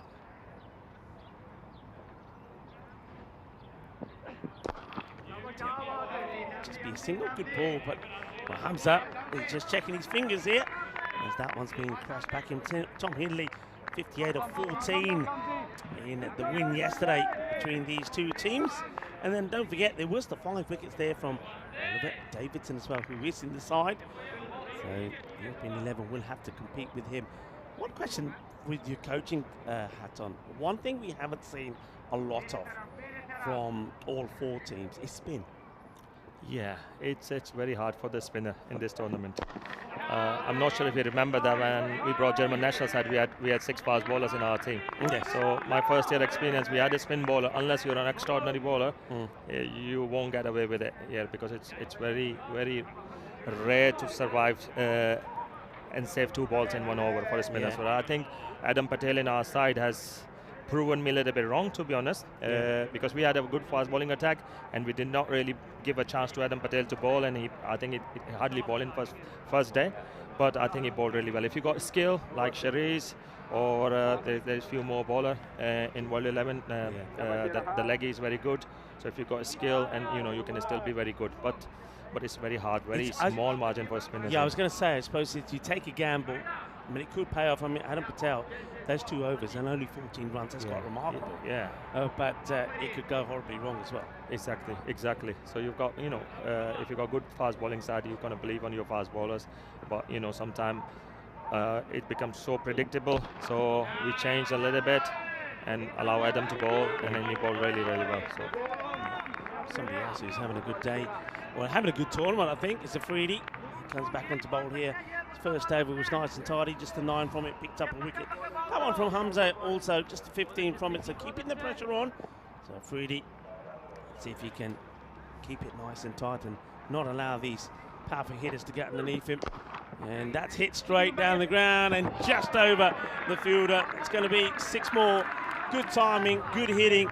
And I think this is the issue, though, when you got the pace on a Afridi bowl to the field, bit of pace. I mean, it's not a bad delivery, but when you got those 50-metre boundaries straight down here, good contact, it goes all the way. I think it's a skill of the batter. I didn't think Afridi did anything wrong in that ball. It was right on there on the block hole. Yeah, it gets a wicket. Well done. Great comeback from Afridi. And this time a little bit shorter. You think he kept the pace of this a little bit as well? Yeah, slow one. Slower one, gets the edge, gets the wicket, and Tom Hindley, after hitting a 6 down the ground, will go. Afridi, great bowling from him, gets another, that's his second. And the British and Irish 11, 122 for 4. Still got 9 balls to go in the innings, and the way these guys hit it, that 150 is still on the cards. Be interesting to see what the win predictor is thinking that this would get to. How about your cricketing days? In the days, batter, bowler? Me? I was a wicket-keeper batsman. Wicket-keeper batter. I'm actually very motivated to play one game here, Well, I tell you what, we missed out on icon player, didn't we? So. Yeah, well, you guys have done ever so well, I've got to say. That these things happen, so no icon player, of course. But the way the guys have just adapted and carried on playing is great. But, guys must have been a little bit disappointed, because I'm sure guys would have loved to have him here. Yeah, exactly. Saeed Ajmal was a disappointment for them, because they were looking forward to learn something from him. You know, it's not about him showing his skills over there. It's about giving them a little bit experience of he's got. Especially the Dusra ball. Not many people in the world can bowl it. So we had one and out off spinner in our team. They could have learned better from him, but this is what it is. To be honest, we tried our best to get him a visa. Unfortunately, he's got his visa now, but his passport's not going to be there until Monday, so can't do anything about it. Yeah, it's unfortunate, but at the same time, I think the guys have really stepped up, because it's a disappointment, of course, but they put that behind them, and they've just played. I mean, the way they played on day 1 was quite outstanding. Yeah. I mean, day 2 didn't go to plan, but then yesterday came back with that win at the end, and I'm pretty sure, knowing the character of the boys, as that one is being smashed, well, the Microlina is safe. He's going to get wide and over it. But, it's all about character of the boys, and I'm pretty sure that after that performance, they know they'll be hurting, and I'm sure they know that their supporters will also be feeling a little bit disappointed. and expected to see them come back strong. Yeah, definitely. We're gonna try our best to go well and try to execute our skills in the next match, and then we'll take it from there. We're not just here to win the tournament. We are here to enjoy it and get a good experience, make new friends, and which we have done it so far. So it's amazing experience. Firmly down the ground, should just be a single. Well said, and that's one thing that I think I've seen from all teams. You know, I love the way that when you're out there in the middle, you expect them to play hard, and you expect them to play to win, and I think they're doing that. But I think off the field, I know that I had Furkan with me for a moment the other day. He was took it for a spin in the Microlino, which he absolutely enjoyed. But he was talking to me about the team dynamics. The team dynamics are good. The team atmosphere is good. You guys are gelling with all the other players as well. And it's an experience. I mean, I like to say, we've all been there. We played as young players. But there's very few experiences that you'll treasure for a long time. And I think these boys certainly will treasure their time here at the Carlton Oval. Definitely. They're already thinking about coming when they come in next. So it's a great place to play cricket. You know, you can't expect playing in February in Europe. And today is one of the best days. And that's 6 runs as it gets worked away. Probably not the best of deliveries, this one, from the captain, Segundo Zulfikar. I mean, he's got a habit of coming on the ball and taking the wicket first ball, but not this time. Just strays, and again, we've said this before, it takes small margin of error, and it gets put away. Yeah, definitely. 6 runs goes all the way. Of course, you're getting ready now to prepare for your next match. You'll be playing the World 11. What are your thoughts going into that one, without giving anything away? No, I can't predict any game. Take it ball by ball. T10 is a very hard format of cricket. Yeah. Game can change in 2 overs. You've seen that last night, and I don't want to get any false hope. I just want to go ball by ball and try to execute our plan and see where we are. Yeah, well, while we've been talking, we just saw a very strange run out there. That's very interesting. I mean, it's going to be probably Niels Priestley who's going to go. I think him and Kevin O'Brien were debating whether to try and take the second. It's like one batter decided yes, the other no. And I think in the end, Niels Priestley decides, well, he can't be the icon player that gets run out, so I better go. Yeah, I think he wanted to give Kevin a strike. Yeah, let's have a look at this. So this is the shot. It was half a chance, and then they debate it. It doesn't quite carry, but does well to scoop it and doesn't let it get past him. But then here's the uncertainty, and then in the end, changes his mind, and Nick Priestley sort of gets barbecued there by Kevin. I think Kevin's allowed that. He'd be keen to try and get back on strike if he can. It was Kevin's call, actually.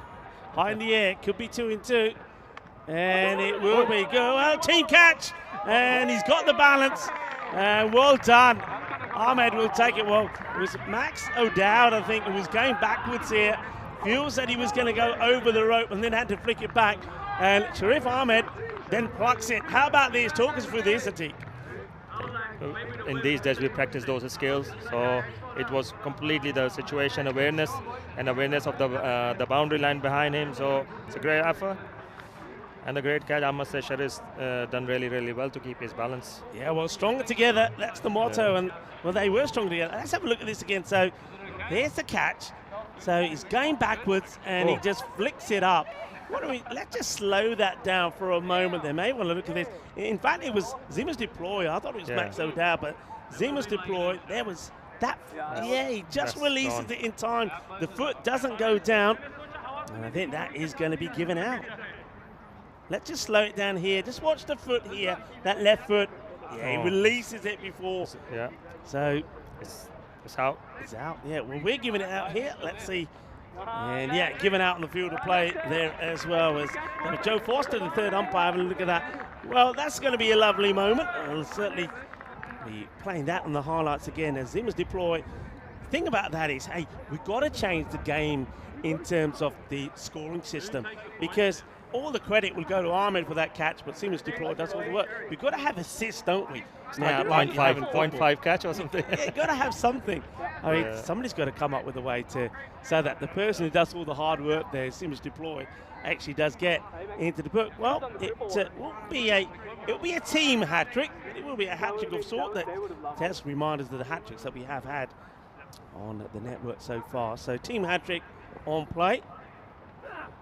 And there it is. That's the team hat trick. And now we could be looking at a full hat trick. So 3 in 3 for the European 11. The run out, the great team catch, and this one is right through the middle. Well, Oliver Davidson, remember, he took 5 wickets yesterday, the first and only 5-wicket haul we've had on the Western Shield. And now Sikander Zulfikar, he indeed is on a hat trick. That's the place to be. I mean, when you're bowling to a new batter, full and straight. Exactly. That's the best plan. Full and straight.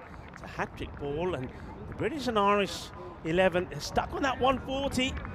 So it could be once again a sort of, you'd say, a blow past score, but 149 was enough against your guys. Yeah, I think Europe's dominating at the minute. 140 is definitely not a par score, and they've got very strong batters, very strong hitters of the ball. So it will be tough against British and Irish bowling side because. Well, hat trick ball. And where's it going to land? In fact, it's going to beat him this time. No heroics. Look at them. They all go down thinking for a moment it could have been a hat trick, could have been 4 and 4. Shaka. Let's have a look at this. And he's in the right place. And he just couldn't get anything on this. Look at this. Oh, maybe you needed a taller man in that position. I was going to say that. If Zimmers was there, it might have a chance there. That will go for 6 and a single to finish with, so it's going to be the highest break, 147. It's going to be the score that gets set here, but like you said, Atik, it's not quite, they haven't quite gone past what's been about par, the 150, but they're a very good bowling side, and I think they'll be looking and feeling that they've probably done and got enough runs on the board to defend this. Is that your thoughts? I think it's 50-50. It depends how they start. Power play will be key. They've got some amazing batters. And, what I've seen so far is people scoring runs in power play and scoring runs in the last few overs. Yeah. But the middle part of it has been missing. Yeah. So, like British and Irish night miss against us. We miss against a lot of teams as well in the same thing. Yeah. I think European has got some players who can bridge that gap as well. So they've got some good hitter. I think they've got a very good chance to win that game. Well, that's good to hear your thoughts. Well, I know you want to probably get ready and start preparing for the next match coming up, where your guys, the Asian 11, will take on the World 11. I want to thank you very much for joining me. It's always a pleasure having you. My pleasure as well. Thank you. And thank you for your insights, as the insights on the players, from the players' point of view, and of course also there from the coach's point of view. How about that, folks? Lovely to have at TK. Wish him all the best in the next match. And I don't know about you, folks, but I get the feeling that Asian 11 are going to come back pretty strong in the next match. So that was absolutely wonderful. And let's hear it for Atik as we have a look at the highlights. Well, it started very well, didn't it? For the British and Irish 11. They were scoring runs quickly. Connell and Smell looked to be onto something. William Smell brings up 2 50s on the spin. He follows that after the 70. Not out in the last match, 70 of 33. And Johnny Connell was going pretty well as well, but once those wickets went, then they found it difficult to go. In fact, after that, no other batter got into the 20s, and it was I think it all changed with that over number 4 from Mohammed Atif. 11 came off that. Shahid Afridi, I think, bowled sensationally well as well. I think even Martins, all the bowlers just stepped up and they frustrated the British and Irish 11, and that was a soft dismissal, wasn't it, down the leg side? And Tom Hinley, normally very solid. How about that? That was absolutely brilliant. HCR Software Player of the Day, that for me, sensational. And the celebrations from Shariz Ahmed were pretty good as well. Well, he was celebrating again, wasn't he? Because there was the team catch as well, when Zimmers Deploy did all the hard work and flicked one up for him to catch. Some of the big hittings, and that's nice catching there out there in the deep. Martins, he's shown time and time again that he's the man to have there in that that all dangerous river. That was a biggie though, wasn't it? We know that Priestley can hit the ball pretty big, and he certainly did. And don't forget Kevin O'Brien also isn't not out. 2 sixes for him, 2 6 and 1 4 of the 5 deliveries. Afridi, just when the British and Irish 11 looked like they were going to once again get away and get a good over in, then they would lose a wicket. And then this was that run out there from Niels Priestley. He wanted to try, you can see he was trying to get to Kevin O'Brien back on strike. And then, of course, there's that team cat. Superb, really. Zimmers deploy, knowing he was going to go out of bounds, just flicking the ball up. And Shariz Ahmed takes a catch. But the one he really would have liked to have got hold of was the one in that over from his captain, Sikandar Zulfikar, because we saw a team hat-trick, and that one there would have been the hat-trick. And, well, you heard Atik say maybe they needed to get the tallest guy on the field in that position. And saw a shot there of the icon player, Kevin O'Brien, carrying his bat. 18 of just 5 deliveries, 2 big sixes and a 4. That gets his team to that 147. Quick look at the scorecard there. William Smell, once again, a great start. He gave his side with Johnny Connell there. Very good, explosive partnership. But then after that, they sort of lost their charge, didn't they? As the fuse started to blow out, and they finished on 147. But they're a very strong bowling side, and they'll be hoping to defend that. There's no, they don't have Jules Samarora in the side this time. Remember, he took 3 for 17 against Asian 11, so somebody else is going to have to get in the wickets. There's a bowling performance there. 2 wickets from Afridi, 2 also from Sikandar Zulfikar, and you've got to highlight the bowling there once again from Mohammad Atif, who no wickets, but that economy from him is absolutely sensational. So we're going to take a bit of a break. Then myself, Rico Full, and Vinny Sandhu, Mr. Maximo, will return in under 15 minutes for the reply then from the European 11, and needing to get to 148 for victory. Join us back in about 10 minutes' time. Hasta pronto, mi familia.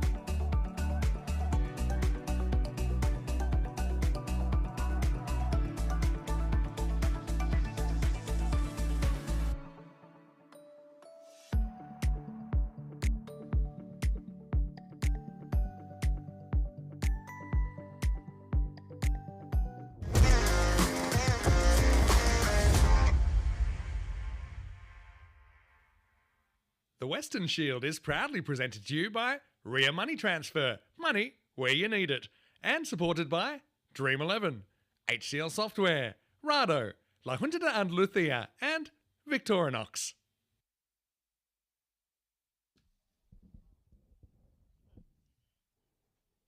Hello viewers and welcome back to Spain. This is Andalusia, the Costa del Sol. Well, the Sol has finally decided to shine, and it shined beautiful after the rain that we had at the start of the day. We're getting ready for the reply here from the European 11. And when you look at the scores that these two teams have put on the past, well, it was a win for European 11, 165 to 142. And then the next two matches, the British and the Irish 11 really batted the European 11 out the game, 203 to 197. What a game that was. Then 188 to 138. So this is a real opportunity for the European 11. Let's have a look at the bonus point equation there. So restrict to 1 and 2 or less. Is an opportunity for the British and Irish 11 to get 4 points if they bowl very well.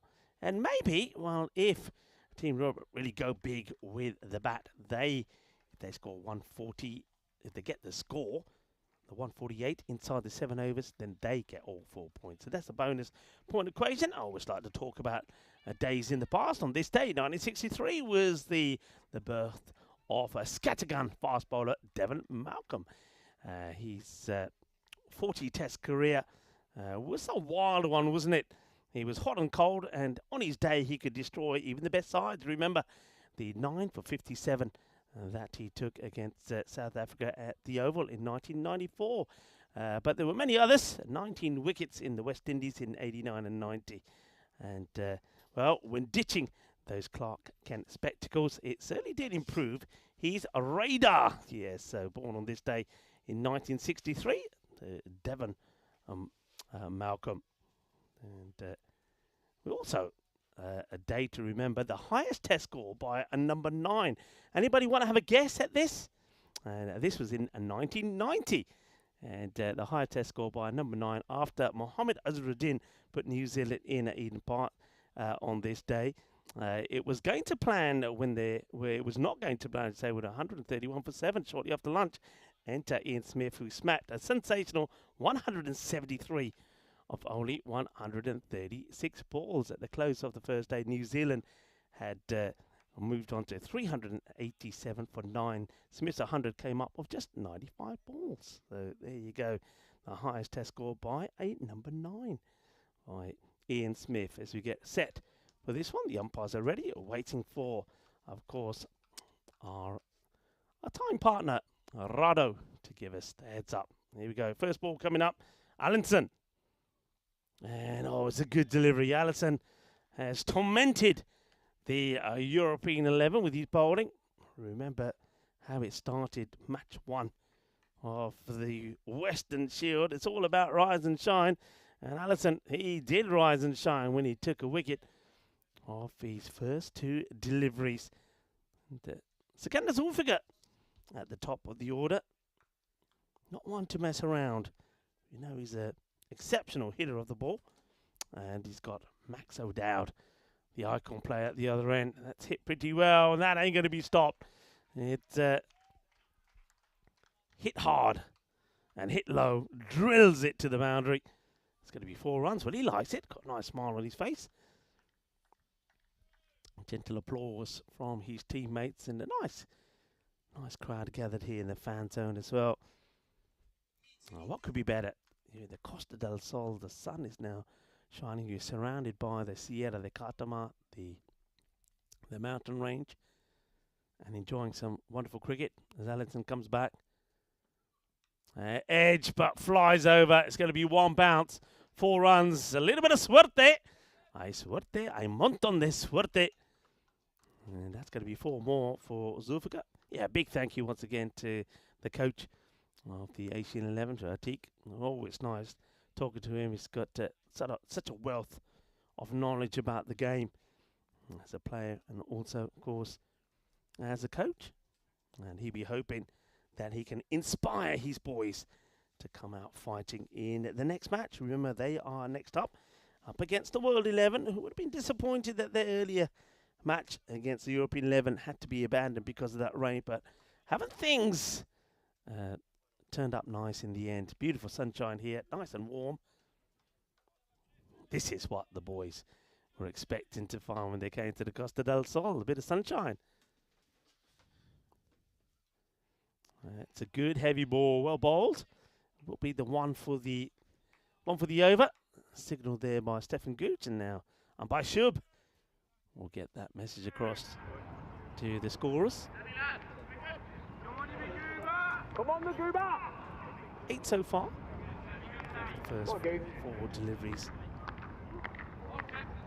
Hamilton.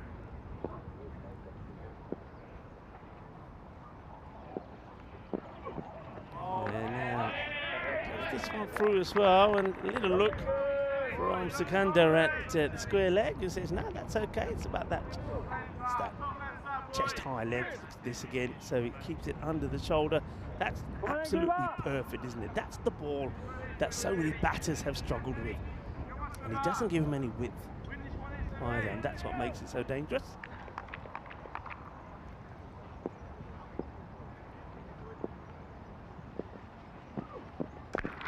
Bat on the ball here, just be a single, so it's good over. Just the 9 coming off that first, and remember that it was Hamza Salim's first over, went for 27, and the British and Irish 11 were on 50 of just 2 overs, so that's quite a remarkable comeback really from them when you consider that game was heading for another big score. Well, I can inform you that we've had now 31 matches since that golden ball. Well, I was able to bring you one in Malta, and another man who also was able to bring you one joins me back in the commentary box, and it's Vinny Sanders. It's got to be coming here. It's got to be coming. Hey, Rico, good to be back. Hey, how great was it to get a teak in the commentary box? Wonderful. And he's got a great perspective in cricket. You know, he's been involved at the highest level, and so for him to be a part of this, to be at the helm of the Asian 11, I think it's brilliant. And I think he's also pretty philosophical. I think he knows, we're blowing hot and cold. That's not surprising, I suppose, given the format of the game. So, it's an amazing comeback. Can't agree more with what you said. That first innings, got to admit, I was wandering around near the European tent. Got to tell you, there's 2 overs in. I'll tell you what Corey was saying. Sikander is get this one through. Think of a second, but it's not there. He was saying, so Vinny, tell me, what would the bonus point be if they scored 210? I was like, okay, this one. What about 230? So that's kind of the way it looked like it was going. Oh, they got off to an absolute flyer there, so I'm not surprised he was thinking that. But they've come back well. I mean, the splits, they were 50 off 2, 69 off 3, 80 off 4, I think is when he was asking me. And gone, top of the stump, Wilson breakthrough, and that's a big wicket because Max O'Dowd, well, he's going to go for a first baller here. Well, I mean, I know he didn't have the best of times yesterday as well. Low score from him. He was the top scorer, but he gets an inside edge on this. You can see, and wraps it back onto his stumps, and that's joy and delight. And what a moment that is for Josh Wilson. Yeah, well, there's a little bit of inseam there, I think. I think that Max already misjudged the line of it slightly anyway, and that's why the inside edge came. And what a big wicket that is for Wilson. One thing about Europe, though, they are no stranger to losing early wickets, and we've seen them recover before. But disappointment for the Icon. There have been a few Icon ducks this week. It hasn't just been Max. But it's 10 for 1 now. Shariz Ahmed gets a chance at number 3 once again. Yeah, Max O'Dowd was he passed the 200 mark, 235. He's in the top 4 run scorers. So that's going to be a disappointment, but that's certainly going to help get the tails up of the British and Irish 11. There's the new bat that comes in, and it's Shariz Ahmed, very talented all round it. He's got to deal with Wilson. And, well, he's played this quite exceptionally. I mean, just have a look at this shot. I mean, this ball is pretty wide outside the off, and he's managed to whip it. That's the only way I can describe this, Vinny. He's managed to whip it and send it over square leg. I reckon this is heads down, bats up. Have a look at it. Head down, just heaves it away. Sure is. He starts pretty low to the ground anyway. It's a brilliant bit of batting, wasting no time at all. Shariz gets the boundary away and Wilson to his mark. No change in the field. They're leaving that open. I think they do as a bowler. Wilson say, right, he'll probably say, try and do it again. Yeah, Shariz does. Okay, I will. Yeah, I think that was the tactics from Wilson saying, all right, I'm going to put this on the stumps, and if you miss, I hit. That's basically what he was looking for. The problem was, it wasn't quite on the stumps, so Shariz missed, but Wilson didn't hit, and Shariz survives. I've got some knock news as well. Okay. I think you're going to enjoy this news. Or not news. I like the old knock. Because you might have noticed now we've had people from all three teams, but there's one team we haven't had on commentary yet. And this is going to get away as well, and that will go for 6 runs. Well, he was fetching one outside off and putting it to the boundary on the leg side. And this time he's happy to go over the top of the off. It goes all the way. Shaba, Shaba, Inna Sona, Shaka, Lagia, 6 more. 50-50 game right now. Oh, until that 6. Looks like they've just gained 6%. Have a look at it here. Cross seamer. And Shariz steps, hits. He carved over the offside really well when he was the MVP. Just as much for his batting as his bowling for the Netherlands 11. Gotta love the kit. Thanks to Grizzly as well. Right, that is being launched, and that's going to go all the way as well. Adios, pelota. 6 carreras más. Boom, boom, boom. Shakalagia. Eyo, eyo. Well, this is the reply you needed after that first over, and then also when you lose your icon player, Max O'Dowd, well, Shariz Ahmed comes out, and he mullers 3 big 6s there, doesn't he? Or 2 big 6s. There was 2 6s and a 4 in the over. And Wilson, despite the wicket, goes for 17. Go on, tell me more. Yeah, well, let's have a quick look at the table, because it is pretty interesting, isn't it? Because these two have actually put a bit of daylight between themselves and the other two. And on day one, you would never have thought this is what the table would look like. Never.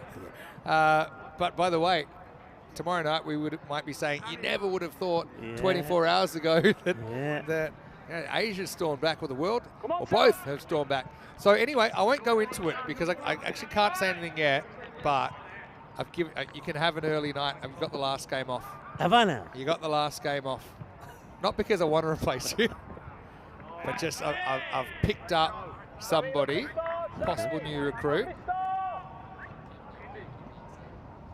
and so all right, that's the plan. I'm sorry to be cryptic. I'm just basically trying to give you the good news that you can put your feet up and you can watch Game 5 from the Sunset Beach. Now, some people might think Rico would be disappointed. I know you love commentating, but you know everything. You've commentated a couple of games, you watch a couple of games, you eat a bit. Eat a bit. That's the game from the Sunset Beach. It's a balanced diet. Oh, that's hit pretty well, and nobody's stopping that. There's going to be 4 more runs. It's a little bit too short, and I'm getting right. I think delivers a little bit of a hit-me ball here, and it does get clobbered. Yeah, a half tracker there. Zulfika jumps all over. Occasionally has been out the pool, just kind of not getting inside the line of the ball. A bit like this, actually, but this time he judges it. Seems back a little bit. It's a tough one, because you got to, as a bat, you got to judge the bounce just right. I got a question for you. Go on. Where's my set of drums? Yeah, I thought you might say that. Yeah, you see, it won't be Daniel. Let's have a chat, shall we? It won't be myself and Jack Wood, just basically acoustic. It'll be unplugged. He's got a. Oh, that was tight. That was really tight. Yeah, we might have a look at this again. I think this is a good pickup. I think he decides to throw at the end that the striker's running to. And if this hit, this would have been close. Yeah, so you got the old electric keyboard. Yeah. Jack got the guitar. Justin. And I got nothing. I want me set of drums now. Did he get a hand on a set of bongos? Did he get him playing? I didn't hear. Yeah, he did. Yeah, okay. I'm going to have to go back and listen, because I wouldn't say that we had a full kind of musically correct audio setup. Yeah. Because he was on the comment. I tried to put my mic near his guitar. Well, I was thinking actually, but obviously we couldn't give it away at the time. Yeah. But I was thinking that he could have done a bit of Cliff Richard at Wimbledon for that first match. Yeah. I heard you saying it's going to be wide. Doesn't hit anything on the way through. Just crows. By that much. Yeah, I thought we could have had bit of a jam session while we were waiting for the rain. It was to talked clear. about. I think the thing is we didn't have the lunch break today because we delayed one of the matches. But, so there was talk there may be a bit of an impromptu concert out in the fan zone. But I've got my... I said what I'm going to do with my new keyboard, which is it was a surprise to me. I knew we were going to give the guitar. I'm going to try and learn to play Bohemian Rhapsody in my spare time. Got music. All right, it's up in the air. It's going to get away from everybody, I think. And I think that's going to be... No, form is being signalled here by the keeper. Gets a hand to it, but I think the foot must have gone over the rope. You know what here. I think it is? I actually think he bats it down, but it bounces out of bounds first. Okay. This is the way I saw it. We'll have a look at it. When he hits it, I actually think he's fine, but when he hits it over the rope. Have a look at this. This bounce here. See? Yeah, it bounces behind the line. Okay. So I think it was actually spotted on the field. Yeah. Anyway, that'll be 4 runs. That's going to be another wide. I mean, or is it? No, he's on the walkie-talkie here, he should. So he just wants to, maybe he didn't see. Keeling right doesn't look happy. Yeah, I think should we say... Does it hit anything? No, I don't think so. I mean, it's possible. Flicked the pad and we didn't pick it up, but... He's pretty close to actually exposing that leg stump because he does go a long way across, Ahmed. So he's been close to it, but he goes again here. And so I wonder if he's actually trying to hit that leg stick here. I think he's trying to cramp him, I think, but he's just missed. Doesn't want to give Shiraz anything to... Or Shiriz, I can say it right. Anything to work with. I think he's trying to spear it into him, but just missing down the leg side. So you got an extra couple of hours at the Sunset Beach tonight. You can. What are you going to do with the time? Interesting. Well, obviously well, yesterday, you know what I did. I watched quite an amazing match as that one gets played away for 4. So he just hasn't been able to get his line right here. It's not the best of overs here because he hasn't been able to adjust to get the ball outside the off. He keeps firing into the legs. There's been 3 wides in it. We've seen 3 boundaries in it. It's a long over. It's gone at the moment here for 16. He's got a ball still to bowl. And this is going to get them, probably could get them in trouble with time as well, you know. Haven't had that issue all the way through, but an over like this hurts you. Very professional. Not too many extras either throughout this tournament, I mean, and that's why we haven't run into clock problems. But sure is.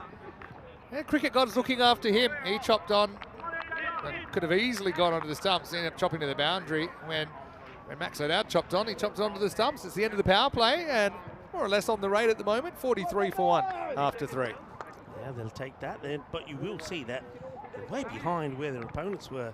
They won 69 with that loss, but things change around pretty quickly after over number 4. That's worth pointing out. So, I mean, don't read too much into what you see there. That's a beautiful little kind of pattern, isn't it? Yeah. It's down, and then a bit of a rally at the end.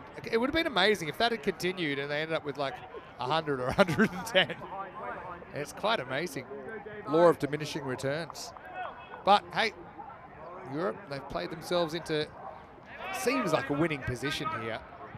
But it's around that 145 to 155 that we know create a lot of close games is Ollie Davidson. Oh, this could go all the way for 4 bites, you know. It's been chased after pretty well, and yeah, a little flip back.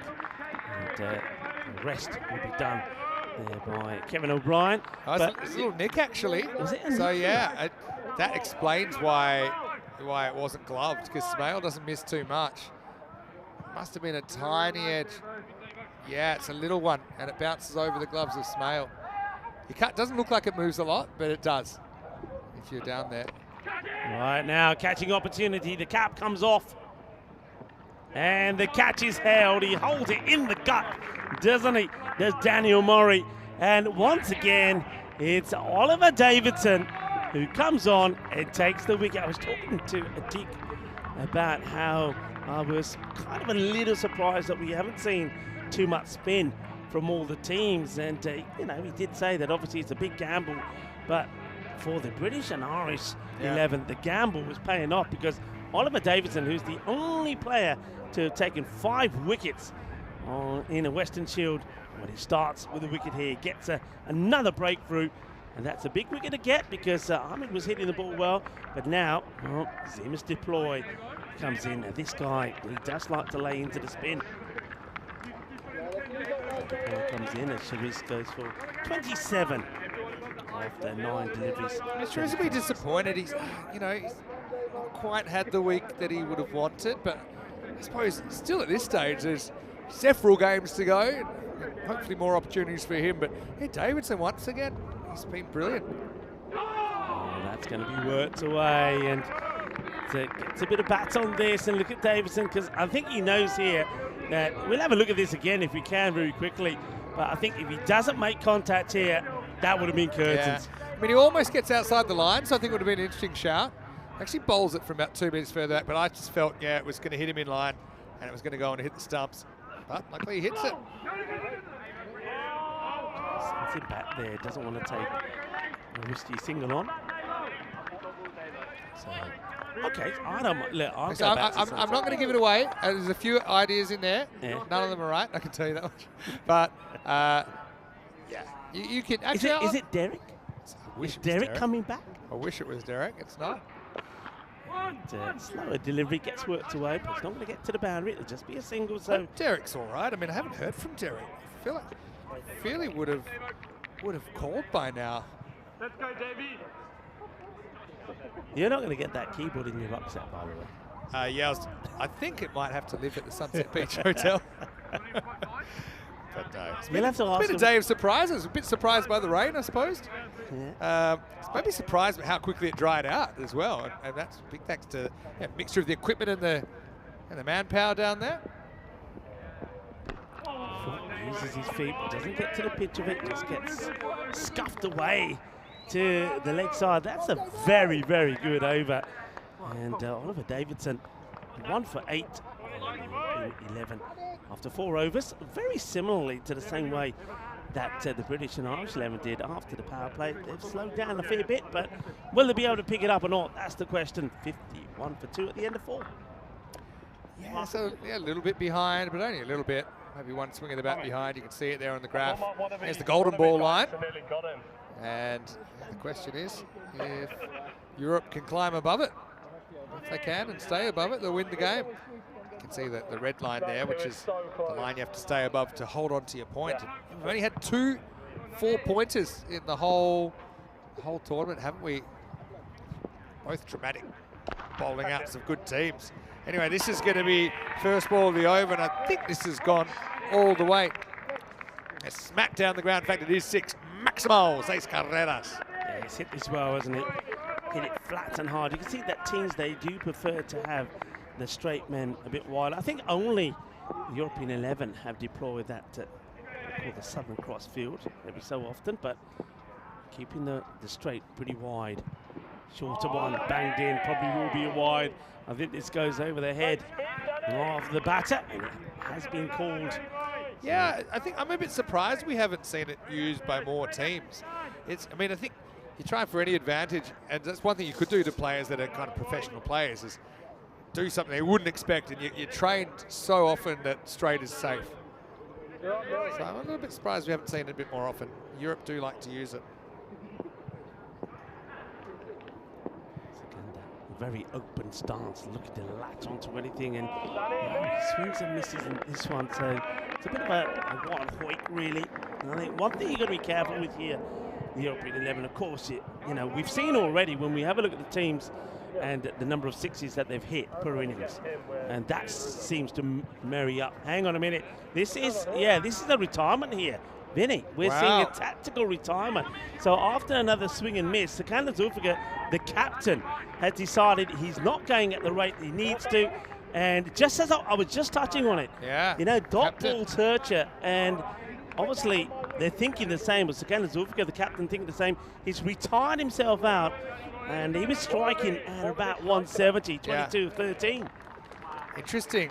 I think it's less about Zulfi sitting down and more about Boom Boom sitting up, or seem to put it, retired in. Because Boom Boom, let's not forget how he started with that 74 on opening day, the opening game. He was really able to get hold of these bowlers. So I think maybe it's Corey's idea, maybe it's Sekanda's idea himself as the captain. But yeah, Boom Boom is out there, and let's see if he can create a bit of chaos.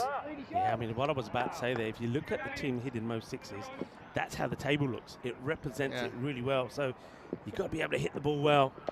And this man, Afridi, can hit the ball well. And that's the difference it makes. And I know that when Atik was up here and we were talking, he was singing the praises of Afridi along with myself, because I think that in terms of consistency, he's never been performing better. Yeah, change is as good as a holiday. And Zulfiqar comes off. I know everyone's worried, will this backfire, but I think they feel they're not in trouble as far as wickets lost. And yeah, you're right about Afridi. Well, it could go to hand, it should go to hand, and it's going to be dropped. And I get the feeling that there was just a little bit. It was only for a moment of hesitation between the bowler Murray and also the keeper here, William Smale. I think they both looked at each other, there was eye contact, but eye contact alone wasn't enough to give the message saying it's yours, you go for it.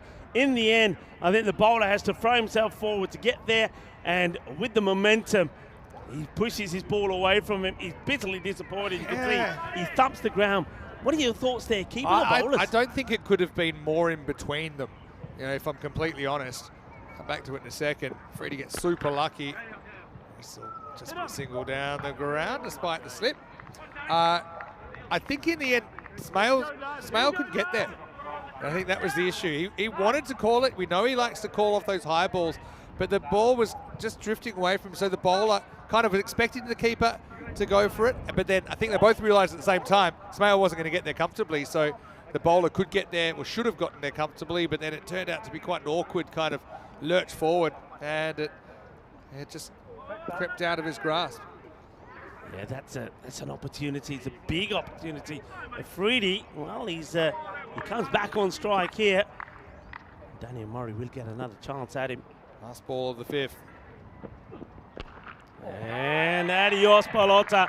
It's that slower delivery, but it's ill-directed. It's going down the leg side, and Afridi is almost like a massive slog sweep as he crunches this to the boundary. 6 more runs, and well, European 11, they get into the 70s, and they're looking good. As well, I think we're looking pretty good as well. I hope join us in the position. Yeah, come in and say hello. Vinny Sandu with Maximo with Rico 4. Get used to us because we're not going too far. Next 4 weeks, got ECL starting on Monday, which is less than 48 hours. I know that Nabi has been messaging me. A couple of team changes there. Don't know if we can announce them yet, but yeah, looking forward to the ECL. But yeah, right here, it's quite interesting. It's quite proactive coaching or captaincy, whatever you want to call it, with a retired out, something we've seen more and more of. There's one situation where it wasn't that they were actually even losing the game. They were probably 50-50 or maybe even slightly ahead, but they felt there was a better option. Yeah. And we all know how destructive Sekanda's Zulfiqar could be, but yeah, they made the call to get Afridi out there. Meanwhile, Zemus clips this away and clips it over the fence. Maximo! So it's innovative. It has its risks, the retired out, but there's also risks to not doing it. We saw a game the other day, Romario Roach kind of dragged, and in the end, they never decided to give him the hook, and they ended up falling short. So, yeah, I mean, whether it's the right call or not, we'll see. But I applaud the thinking and the bravery, if you like, of strategically inserting Afridi. This time, Keeling right follows deploy, and he can't get any bat on it. Yeah, that last over for Murray, that big Maximo at the end. Also went for 21, so it was a good comeback after the very quiet over from Davidson. They'll hold Davidson back for a moment, I'm pretty sure.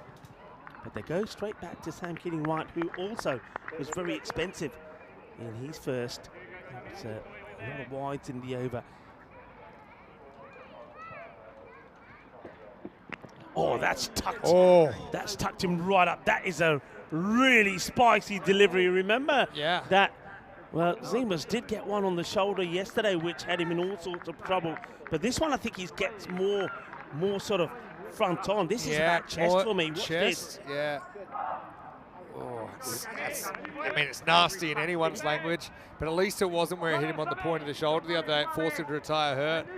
Steph's taken a few body blows in his time. He'd have a bit of sympathy for Zemus Deploy there. Zemus, he's got the right of reply though, and I think if you're looking to reply with a biggie here, he does. He goes down to try and play that Hollywood shot, and I think this is where the bowler probably just has a little chat to the batter. Zemus Deploy and says, "You're going somewhere. You're going somewhere." It's funny, these two, I still think for me they're like the traditional rivals, you know, because last year they were the only two teams. So, yeah, you know, they're the old enemy, even though it's only been, I suppose, not even 12 months since we started this rivalry, but it's a very healthy one. It's good to watch, fiery. Now, how about this one? It's a short one. He does duck a long way. I don't think it's going to be over the head. He ducks a long way down. I think if you keep an eye on where the shoulder is, I think that's probably going to be just about okay. That's my feeling on it. Be interesting to see what the third umpire, Joe Foster, feels.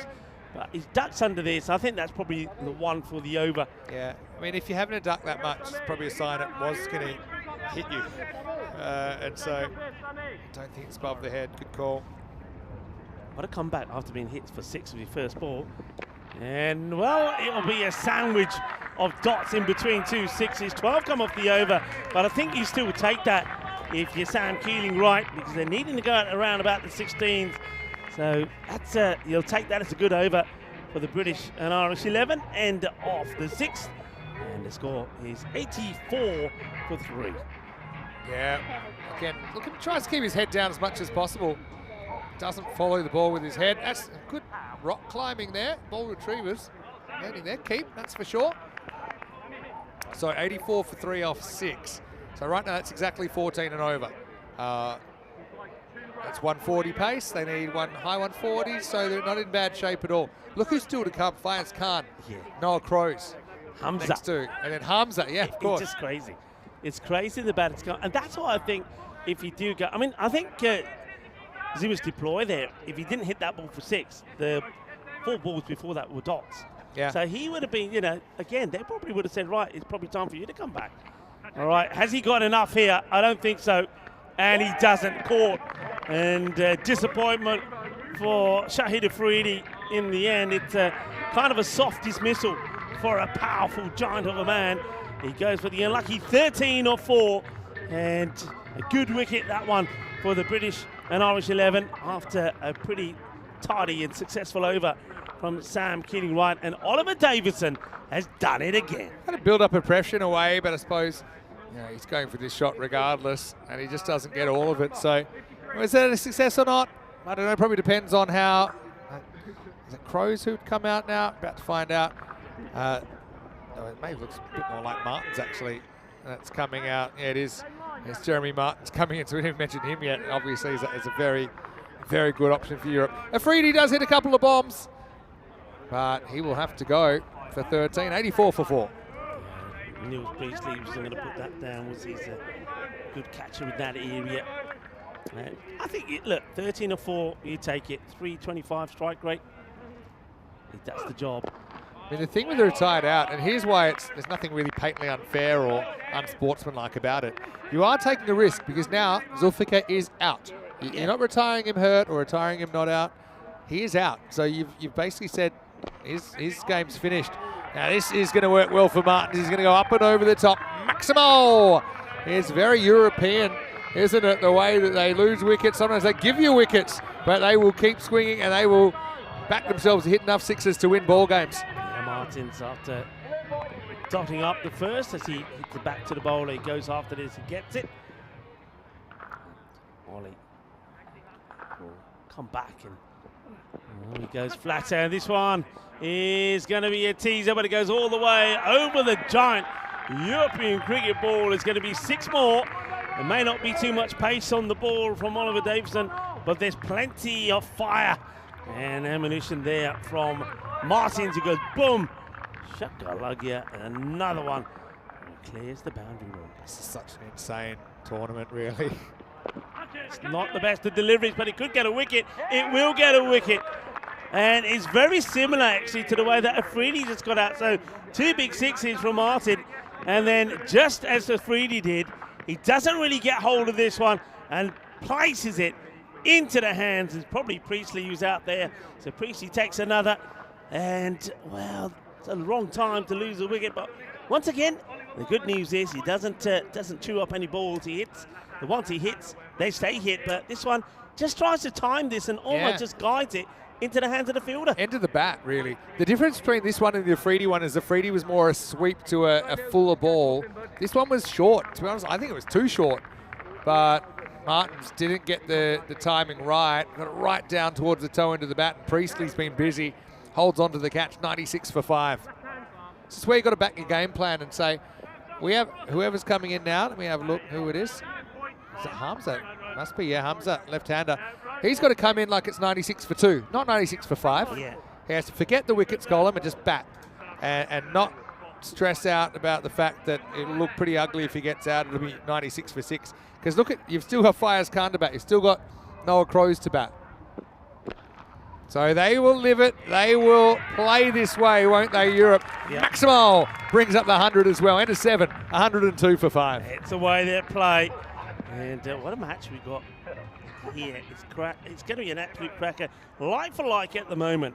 Well, the British and Irish 11, they were on 100 for 3 at the end of 7. And the score here is 102. They lost more wickets, but that won't bother them because they've got batters that can just keep on crunching it. 102 for 5 at the end of 7. Yeah, Hamza hasn't quite had his breakout moment yet, has he, this week?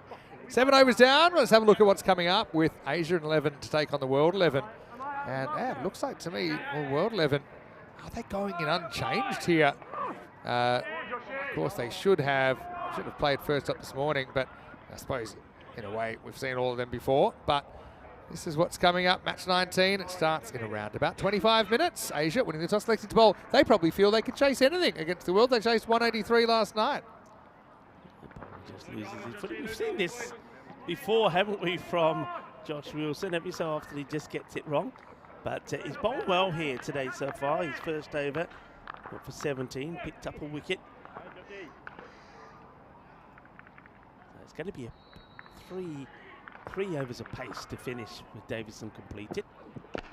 And that is going to go a long way. Now watch out in the fan zone. Incoming. In fact, that one also. It's a cheeky grizzly. Goes inside one of the marquees there. One thing you might have noticed there, no Ross Taylor in the lineup card there. Yeah, I might speak to. I know the next game that'll be a big one, but maybe you'd like to do a bit of commentary with Ross. If we can get him off the bench. What do you think? Well, let's have a look at this first. That's another big 6, and good hitting from Zima's deploy. He might have been hit himself at one point, but now as he turns to do the hitting, as Wilson seems to be putting it just where he likes it. Yeah, sure is. It's an amazing strategy. Like I said, it's one thing to have the strategy, it's another thing to execute it. Europe are being told, hit. Yeah. Don't worry about getting out. Don't worry if there's 5, 6, 7, 8 out. Hit. And they're hitting often enough to basically put the pressure back on the bowlers, even when they take wickets. That's a great hit. 3 in a row, and this one's going to go over the fan zone, over the bar. It's a big one. Hi. Kinni good berry. Ball nu shitter berry. It's shaka time. Well, we're doing it Calypso style. Well, like they do in the Caribbean. That's big. It's in the bushes. And, well, there it is. The grizzly comes out of Freedy. They'll throw it back. And Wilson under attack. 3 sixes. 3 balls have gone to the boundary. All right. Deploy 36 and counting. It's a slightly slower ball and goes just a little bit wider. So the dot ball in this time, but look, only 28 required. Big time favourites here now. You can see that 90% to the 10%. But a wicket could change everything here, Vinny. Yeah, maybe. Well, I can tell you this, if they don't take a wicket, this game's not going to last too much longer. Just 2 a ball required now. Quite amazing. They were 80 after 4 overs. B&I. And doesn't quite catch the line there. You can see what he's trying to do. He's trying to keep the ball in an area where he can't be hit for another 6, trying to keep it off the pads from deploy. But this time, goes too wide. He'll have to bowl it again. There was 16% before that ball. 16% is roll the dice. If you roll a 6, you win. It's that. So it's not out of the realms of possibility. And well, that's going to be 6, or is it going to be 7? It might be worth just checking the height on this. He goes for the off-pace Yorker, but he doesn't get it right. It ends up being a full toss. How high is it? I think that's too high. I mean, he does come out of the crease to hit it. It's definitely worth having a look at this. I mean, it's going to be an interesting one. I mean, it's give or take. Waist or above is what they go for, and it has been called. So I think that for me is a match-changing moment. 7 up, and a free hit, license to go the full Monty here. So this over from Wilson. Yeah, it's gone badly wrong here. It's 26 from it already, Vinny. Cause ball is alive and well here. 20 to win now. And that will go all the way. Bolle, kinna zona. Shaka lagya ke wa ke genial. Que grande. Eso golpe es más dulce de tarta de chocolate. Adios, pelota. Ay. Zemus. So knock a few windscreens out of joint in Hungary. Glad the cars can't park as close here.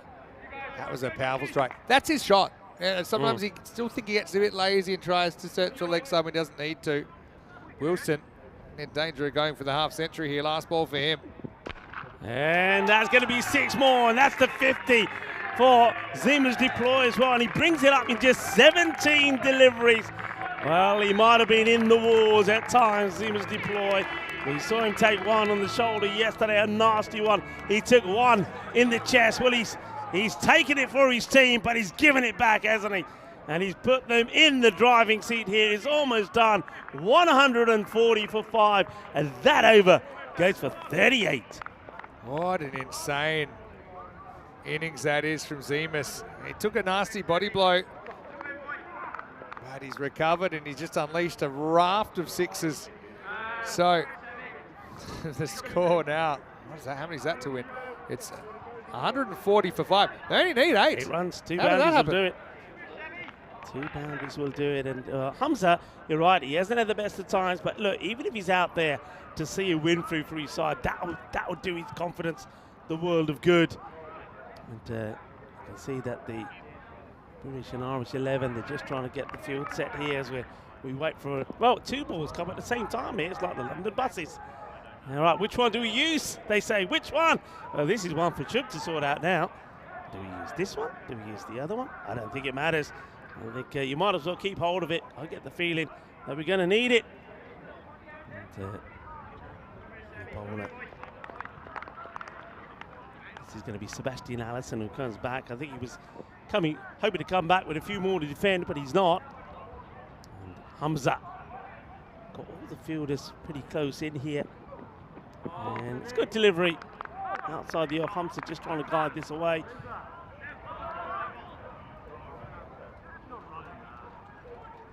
Welcome to everybody that's been tuning in from around the world. People are tuning into the chat as well. A lot of conversation there, and everybody really enjoying this Western Shield. And how can you not? Allison gets back. Quality players from around the globe coming together, showcasing their talents.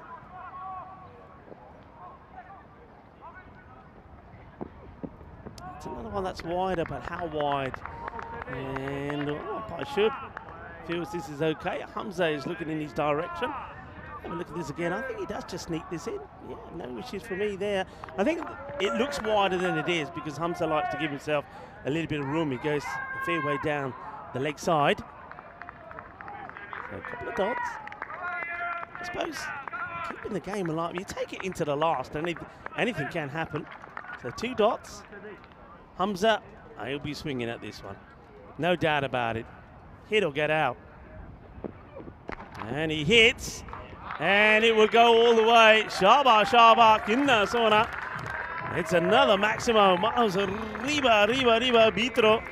And just 2 away from a victory. And this victory will taste good for the European 11. Remember, after winning against them first time round, they lost on 2 other occasions, 203 to 197, 188 to 138. They've split it 2-2. Yep. What an entertaining mini-series between these 2 teams. 2 to win now. Still 2 to win. Still 2 to win. It's that little cutter outside the off that Hamza misses out on. Because we talked about this, it's interesting. Each of these, we've basically got all these different battles as well for team versus team.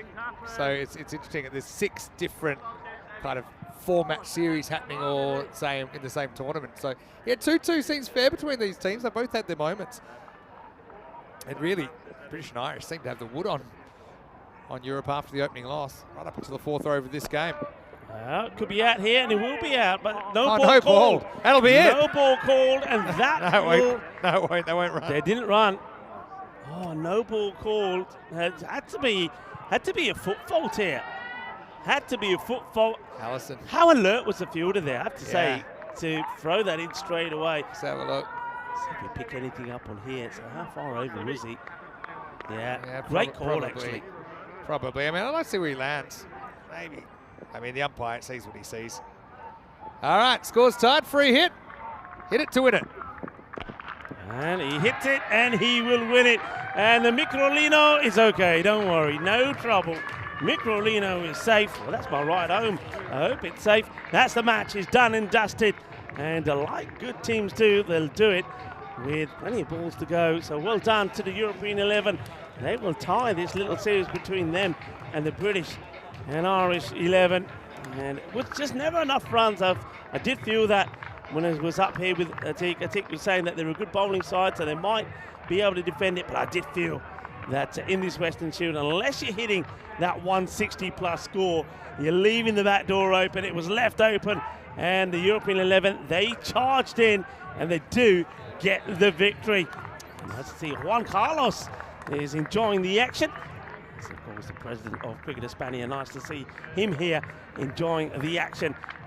Well, it doesn't stop as the Asian 11, look, they're looking to come back strong after going down and in big fashion to the British and Irish 11, taking on the World 11. Yeah, so just with the World 11, that's the unchanged team from the team they would have played this morning. So actually, it has no Ross Taylor in it. Peter Hatzoglu will be leading the side, actually for the first time in a match where they're going to play.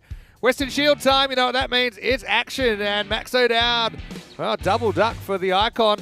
I suppose the in-between's been pretty good for Max. Hey, but his team, they're able to recover. And, you know, I actually think we look back at that Sikandar Zulfikar tactical retirement. And again, it's such a vote of confidence in the other batters. And to be fair, they all came out and delivered. They all came out and hit sixes. Some of them got out, but the kind of ride or die strategy for Europe pays off again. And yeah, fittingly, I think the 4 games between these 2 teams finished 2-2. That was Boom Boom, who was dropped second ball after hitting the first for 6. They just couldn't stop the flow of sixes. They were able to take wickets, but they weren't able to stop the runs. Yeah, I mean, look, I'd be interested to see how that stats look now with the team hitting the most number of sixes, because I'm pretty sure that will be the way the table looks. You know, that's the thing about the European 11 here. I think Corey's got them playing the way that Spain play. Go out there, see ball, hit ball. Don't worry about getting out, because somebody will click. And that's the strength, I think, with a good team. I mean, when somebody like Max O'Dowd gets out early, that can have a negative effect on the team, but they don't feel that way. They don't feel that a big player's got out 1 or 2 or 3. They feel there's other big players that will go out there and rise and shine and win the match. Just look at the table updated. I mean, it opens the door slightly for Asia, I think, because if you adjust for the games, Asia 4 points behind, and they could basically make some of that up in the next game against the World. But now the World is 6 points out of second place, even for adjusting for their extra game that they haven't played yet, or they're 8 points out in real terms. So this is a huge game, especially no Ross Taylor in the lineup. The next game against Asia, rematch of the game where we had the record equaling chase at the Cardamom Oval last night for Asia. But yeah, Sixers win matches, and I think they hit 18 of them on the way through there. So, I mean, 18 sixes is basically 114 of the runs in sixes alone. In the end, they needed 148, and they get there with 7 balls to spare. Deploy with a half century. Yeah, very good hitting from Zibbers Deploy. He was hitting the ball the same way we saw him doing at that Marseille International Cricket Ground in Malta in those internationals. If you bowl badly to him, he'll put you away, and that's exactly what he did. He did take the bowlers to the sword, and it's interesting that I say that, take the bowlers to the sword, because it is actually International Sword Swallowing Day today, Vinny. So you can get your organ out and play a tune and maybe swallow a sword or two. I'll get my organ out, but a little bit later perhaps. 3 for 26, Davidson once again taking a bunch of wickets. 1 for 55. Wilson did take a wicket, but also got taken to the cleaners. We will take a break. We'll be back soon, and I'm actually thinking I might seek this one out. Wait and see if I can find a replacement. Maybe it might be time to tinkle the ivories, but it was Europe that get the chocolates there. Asia versus the world when we return in just about 10 minutes' time to the Cardam Oval live on European Cricket. You're watching the Western Shield.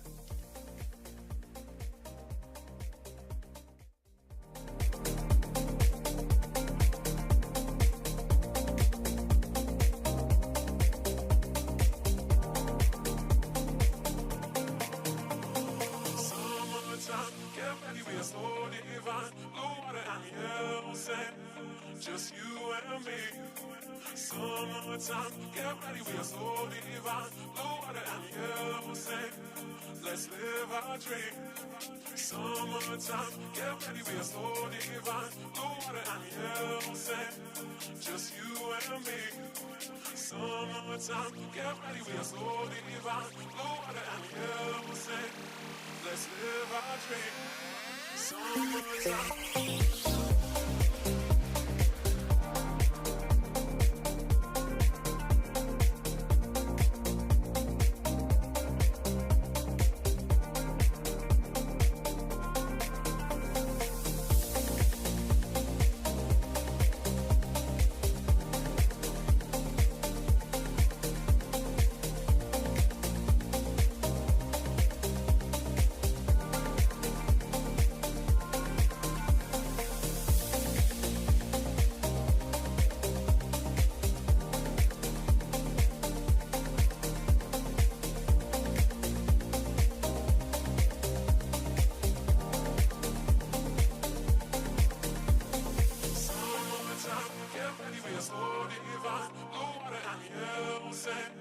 Just you and me. Summertime, get ready, we are so divine. Blue water and yellow sand. Let's live our dream. Summertime, get ready, we are so divine. Blue water and yellow sand. Just you and me. Summertime, get ready, we are so divine. Blue water and yellow sand. Let's live our dream. Summertime.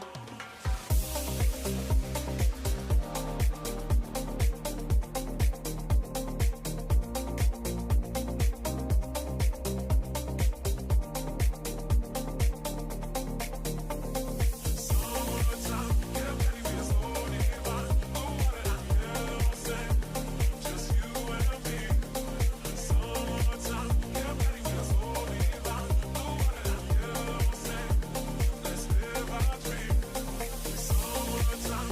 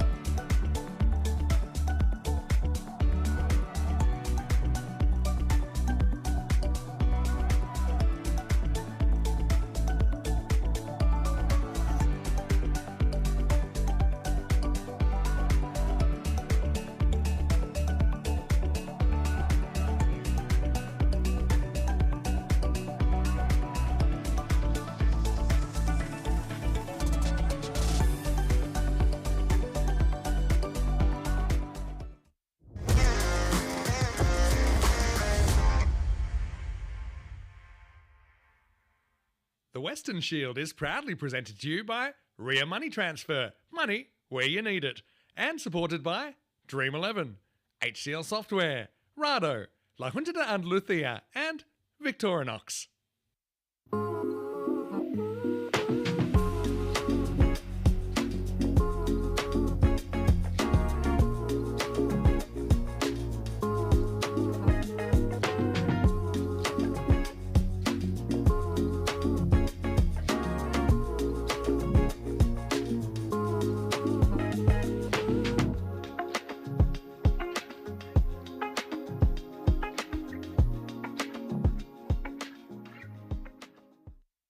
Hello, welcome back. Well, still 2 matches to go here on day 4, and coming up, this should be a really good match as well, with the Asian 11 taking on the world in this one. These two have had some brilliant clashes as well so far. Let's not forget last night, the world set 183 for victory, and Asia did it with 7 balls to spare. Let's see what happened at the coin toss then.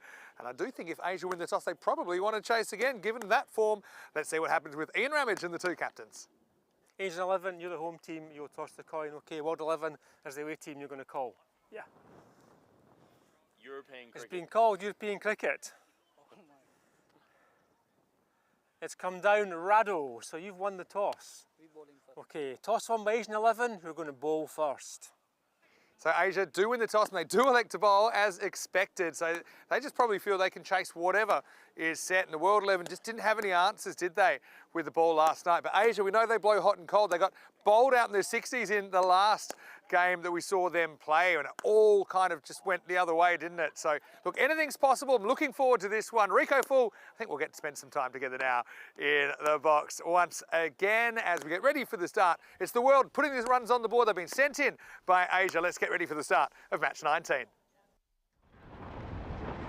Thank you very much to Mr. Maximo Vinny Sandu, looking dashing. I'll tell you what else he's looking dashing. The Cardamom Oval.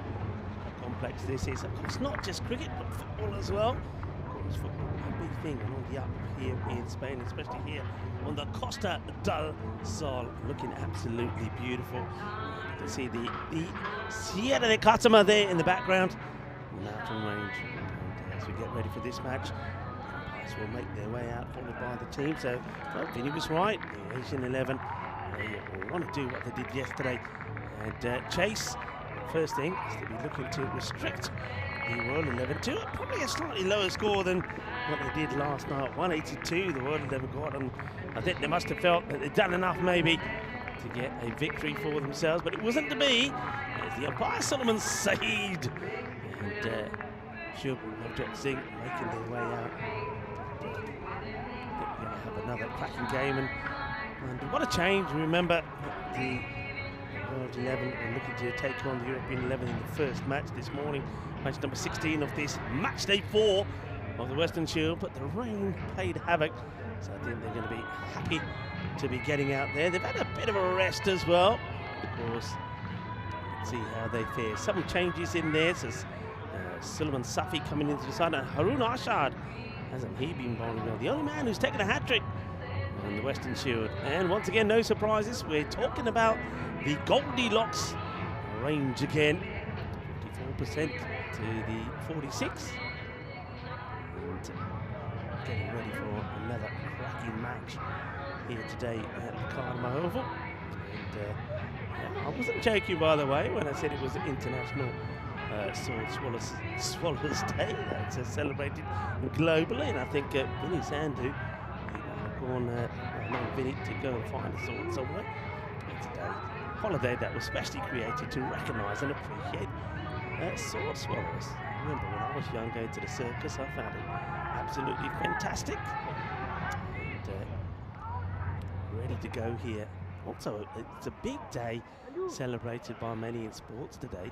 And during the 1980 Winter Olympics, against the backdrop of the Cold War, the US ice hockey team defeated the favourite Soviet team to one of the greatest upsets in the history of the Olympic Games. It was called Miracle on Ice, when the USA then went on to beat Finland in the final 2 days later. Here we go.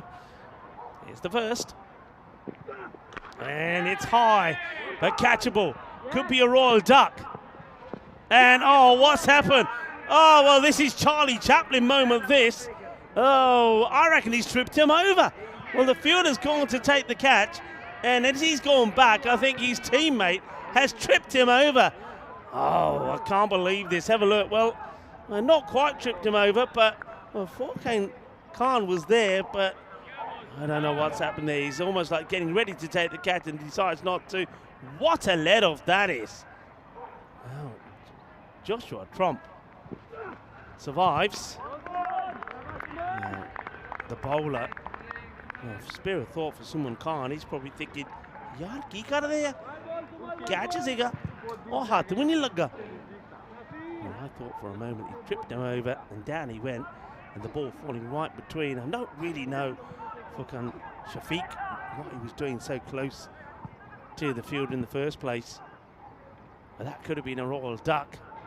Instead, ends up being a single to Trump. Jack Wood on strike.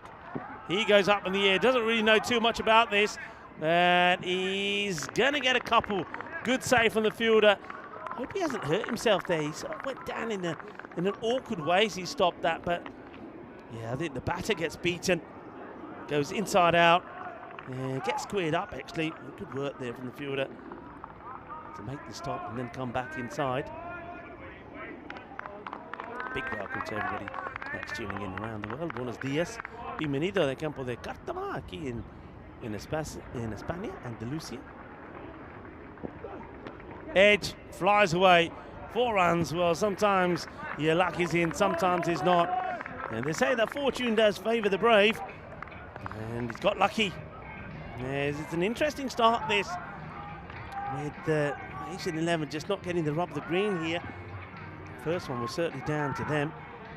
Can't really do too much about the next two as Jack Wood gets a lucky 2 and now gets a lucky boundary, a lucky 4. Suman Khan charging in. Slower ball, and that's well played, well watched. There's going to be 4 runs, and gets that past the mid-off, hits it nice and straight all along the deck. Well, that you could say is smooth and slick, like the Microlino. 4 carreras. Meep, meep. There goes the Microlino. 4 runs all along the deck. Ball to go, 11 off the over so far. And scuffs at this one, will take a single. And it's an over that is all about could-have-beens, really. A massive opportunity. Doesn't get taken there at the beginning. 12 coming off the first. A lot of people already talking about the match these two teams played part in yesterday. One of the all-time classics on the network. As you have a look at some of our upcoming events, Portugal will follow the European Cricket League, but that's not happening for a while. We've still got about 4 weeks here. But yeah, Portugal will be going to the Santarém Cricket Ground, the SCG. Then, of course, cricket in Spain, in Madrid. For the first time, we'll be going there. 5 teams will do battle. We'll also have some ECI and T20 international action there. We'll return then to Italy for European Cricket Series and some European Cricket Series women's action. So plenty of cricket coming up for you in the European Cricket Network. Hit that well, and it's in the gap. There's going to be 4 runs, a little bit of extra width from Adnan Ghosh, and Jack Wood is onto that pretty quickly. Gives himself the room, and he's times that beautifully. 4 runs. A little bit of width on offer, and Wood is pretty quick to latch onto that.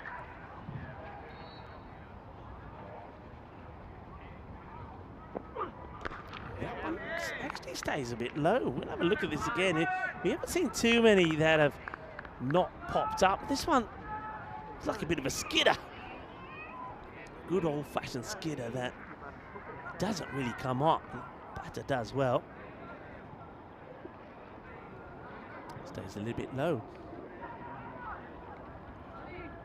One in a good start from Wood.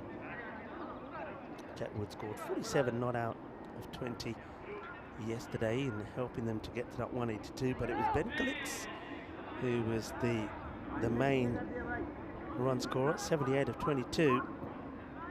So a partnership of 124 between Wood and Khalid. And uppercut, too short, too wide. That's going to be 6 runs. 6 more. And yeah, just giving a little bit too much width to these two batters at the moment. And Joshua Tromp now gets this one away. Yeah, 124 run partnership. And Ben Khalid, he hit 11 sixes and just the 1-4. But then the win, it was Furkan Shafiq and Manan Ali who also put a 124 run partnership together to win the match, but they've done it in blistering fashion, didn't they?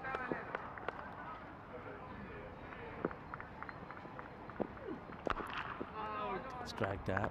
This time no run. And it was quite amazing because I think they scored something like 62 runs off just 11 balls. That's how they finished. It was madness. And they would win with 7 balls to go. What a run chase that was. And you'll see it up there on our Hall of Fame as well.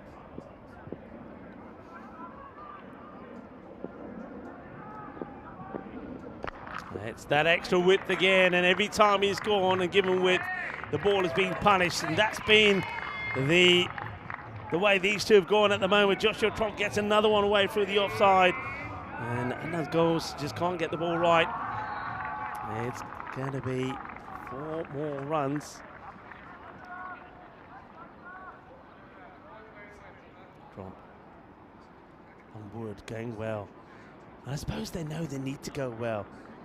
And the question is, I mean, don't forget we've seen 2 sides of the Asian 11 as well. We've seen them score and chase 183, and then earlier today we saw them skittled out for 69, chasing that 150 that the British and Irish 11 set them. So yeah, it can go either way. And well, hang on a minute. I can hear some more knocking. It's a knock on the door. Yeah, a bit of knocking happening. I wonder who's going to join us. Let's have a look at this, by the way. That's the World 11 MVP points at the moment. Jack Wood, who's out there going pretty well, isn't he? And got the most fantasy points and also the most runs here at the moment. And on wickets, it's Baisley. And that is leaned into fielder running across, and it tries to make a stop, but ends up almost damaging himself on the boundary fence there. That's going to be 4 runs. Quattro Mas. Runs flowing quickly here at the moment.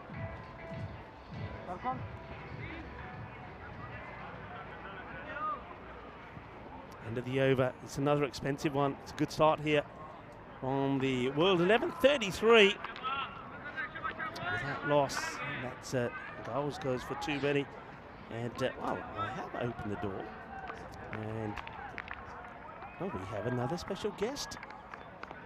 Thought we might have seen him playing this game, but he's not. But we'll hear a little bit more about why in a moment, I guess. But it's I haven't had the chance actually to have a nice chat with our special guest, and he is a special guest. It's quite unbelievable to have such a stellar player with us playing the Western Shield. I know that there's been a lot of talk. Now, I think he's done okay. He's let go of the ball beforehand, and though he's made a mess of the boundary rope, he has saved a boundary. And yeah, it's a great pleasure for me. And folks, if you've got any questions, I've got the one and only Ross Taylor, the icon player here for the World 11 with me. Ross, it's great to have you here. Thanks for having me. It's yeah, obviously I would like to be out there, but just with the nature of our team, we want to try and give as many people a go.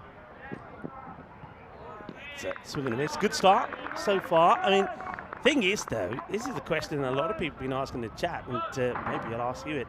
How many is enough? Because I think yesterday you probably thought you had enough against these guys, didn't you? Well, I think we knew we needed early wickets, and that 180 is gettable, but you still back yourself to do that. But the Asian 11 came at us, and we had no answers, unfortunately. But it was a fantastic game, and I think the most runs ever chased on this ground. Yeah, it was incredible. In fact, it's right up there. It's the second most we've ever seen on the European Cricket Network. So quite an amazing game. It just goes to show just how this format has changed. And talking about the format, I mean, how you enjoyed this format, not just playing, but seeing it being played. Oh, I think it's been fantastic. First time playing it, as you said, learning a lot along the way, and I've enjoyed seeing how not only the World 11 but the other teams have tried to come up with different strategies to try and combat batters and bowlers and the way they go about things. As Trompy hits a lovely shot over cover, just waited on the slow ball from Khan. Maximo. Yeah, Maximo, well said.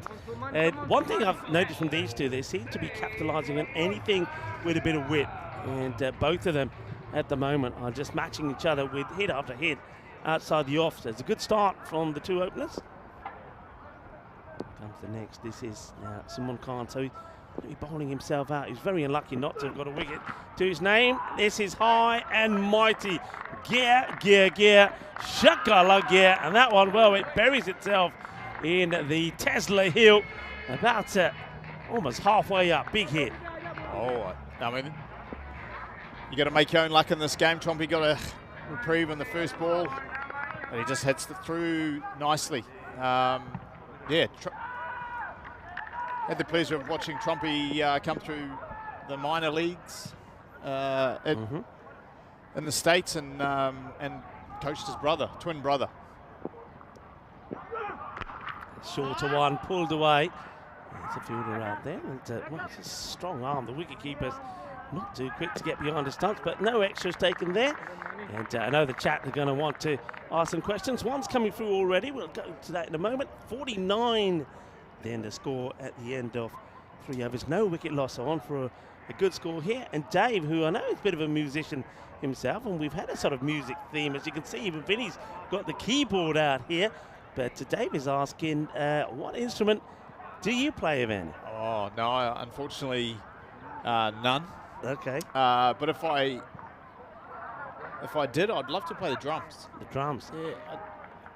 I don't know why my kids, they play guitar, piano, but I don't know, something about doing the drums I think I would enjoy. The good news is I've already, because Vinny's got the old keyboards there. I haven't got anything, and I've already put in a request for a drum set, so we could be in luck. This is what you were talking about yesterday. This is going up there in the Hall of Fame now, that 183 chase that we saw. It's quite incredible, but you can see there's not too many up there in the 180s. Well, I mean, especially when you add that there were still 7 balls to go. Yeah. Are you surprised with the scores that are being achieved in this 10 over match? As we see another blast. Adios, Bolota. That's going to be 6 more, because we're seeing a lot of this. And is this, I mean, were you expecting what you're seeing here so far, these sort of runs being scored, and this sort of brutal hitting? Yeah, I think everyone's been so different. Those first few games was a bit of a feel period, but it always felt like that 140, 150 was only a par total. But it's like anything. It only takes one good over with the ball and one good over with the bat to change the whole dynamics of how things go. Yeah, well, this is talking about dynamics. What a bit of hitting this is at the moment, and Joshua Tromp is really opening up here. And I said that he was latching onto balls that were outside the off, and he was getting a bit of width, but now he's attacking, seems to be attacking and leaning into everyone. And this one, you can see he's fetched this from outside off, and he sent it over mid-wicket cow corner. That's another biggie. Oh, he's been batting well for us this whole tournament. Young fella making his way, and I think for him this will give him a good lead into a USA summer, I guess. Minor leagues, MLC signed for the Texas Chargers, Texas Super Kings under Stephen Fleming. So he had a slow start to his career, but I think things like this will give him a lot more confidence. Yeah, it's a confidence game, that's for sure. Something not related now to cricket. We'll sneak this in as well. We normally have sometimes a bit of food chat, and Thomas Martinez from Madrid, he's saying that we normally do have a bit of food chat on the network. So what's your favourite sort of lunch and meal? What's sort of your favourite meals? Ooh, here in Spain or just in general? In general. Well, before I came here, I'd never been to Spain before, and that was one of the things I wanted to do, was come and experience the tapas and the paella. he's going to get a second bite at this, and he's going to take it. That's an exceptional catch. Well, Ross, what do you think about this? I mean, he does amazingly well to get there first time. I mean, he doesn't take the catch first time. He clips it up in the air, but then he has the awareness then to take it with the left hand, the one glove. Have a look at this. This is quite outstanding. Oh, the reaction is body's going the other way. It was a very wide delivery, and he catches it with his left hand. Yeah, that's a great catch. I mean, he lands very heavily on the shoulder. You see that again, no doubt about it. That is a great catch, and it needed something exceptional to get the breakthrough here. And Joshua Trump, who was going so well, will depart for 42 off 11. What a good catch that was. And, well, we were talking about food at the moment. Well, so yeah, mind. I think yeah, paella. Okay. Yeah, and the tappers. That's what I wanted to come to, and I think the ones that I've had so far, the meatballs. Yeah. We call it calamari, the squid. It seems to be. I wonder what the discussion is here. I think he's. Yeah, it looked clean to me, I have to say. Yeah, they are. We had a good sight from here. We had a great sight of it here. Yeah, well, yeah, I mean, tapas used to be a thing here in Spain, especially in the north of Spain. The way it originated was because there were so many travellers that whenever you travel, you go into a bar, you order a drink, and you automatically would get something, one small tapa or another. And here in Andalusia, it's a big thing. So, meatballs, algondillas, that's very big here. And in Andalusia is boquerones, which is, of course, the small fish. Yeah, it's like a sardine type. Yeah, like sea bass, a little bit like the old sea bass. Thank you, because that's what I was going to say. Have you got any recommendations for me? Yeah, I mean, do you like seafood? Yes, love seafood. I mean, in Malaga, you've got to have the boquerones. You see them everywhere, so that's definitely so it's like the anchovies. Yeah, big time here. Paella is good, but paella, the Spanish would say the best paella, so obviously in Valencia, Valenciana paella. But you get good paella over here. So what about back home? So back home, your day off, you're having it, you want to have a good meal. So what's your go-to meal? What's your go-to? Oh, I love Japanese sushi. Okay. That's my go-to. I love coffee. I think that's a cricketer's byproduct these days. Coffee, golf, and almost cricket secondary. It's a short one up here, and it's the one for the over. There's Owen Arshad, the only player so far who has got a hat-trick in the Western Shield. Bowling that heavy delivery. How about superstitions? Do you have any superstitions? I think the question is, how many do I have? I was a very superstitious player, and probably to the detriment of my my psychology and things at different times in my career. That is for sure. Like brand new socks when I wasn't in good form. Okay. That's a discussion. I think it might have just been checked in the height. I thought that was high. A little bit biased. And well, that one's been whipped away. Nothing wrong with that. He strays down the leg side. Owen Arshad, and that's picked up beautifully as Max Hatzoglu comes out. They be behind the stumps, and he comes up in this number 3 position. He gets that away quite nicely. That's Maxi. So new socks. New socks. Always try and start a series with a brand new bat. So how did that come by? What happened for that to become something you got to? Well, I think as a cricketer, you fail as a batsman. You fail, 62, 65% of the time, but you're world class. So you fail more than you succeed. And how you face, you can control what socks you wear, what pads you put on, your favourite undies and things like that. That can control you, where you can't control whether a fielder takes a good catch, a bowler bowls a good ball to you. Yeah. So that's a way of gathering some control and sort of centering your mind, I guess. Okay. Well, keep your questions coming in, folks. Got Ross Taylor here, the icon player for the World 11. What about some of the players that that you got here with you here that you know? Any stories about them? Any background about some of the guys? Well, I mean, Jack Wood, we've discussed today about him and his guitar playing skills. Got song on Spotify, a couple of songs, his own originals. Just been on.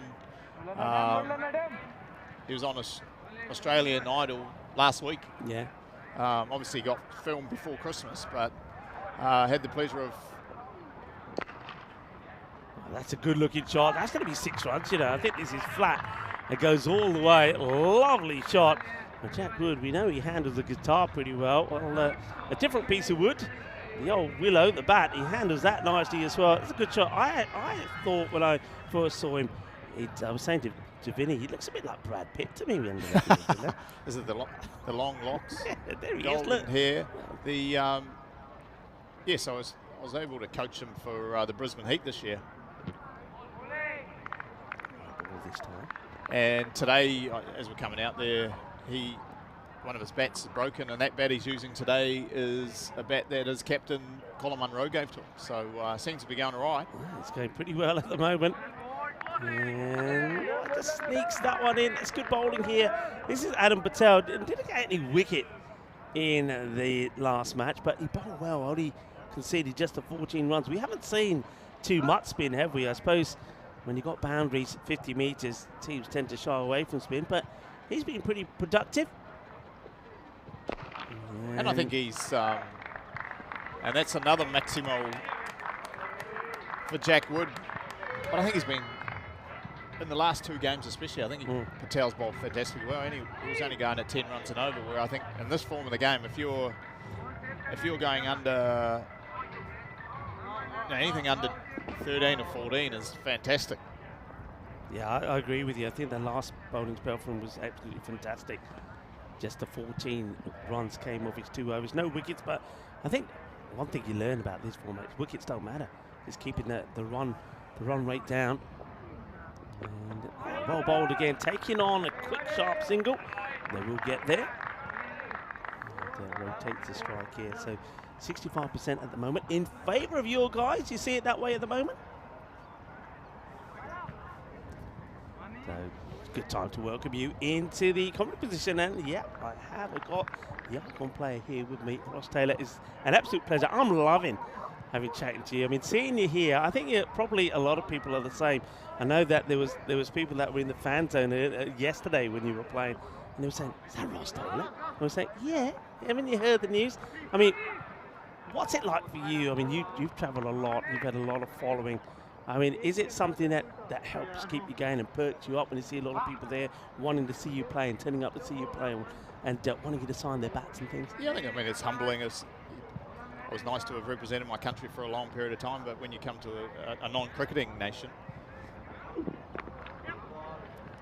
and still getting recognised, I think is a little bit strange. Coming through the Barcelona airport, soccer, a lot happening, and still having to do photos and autographs.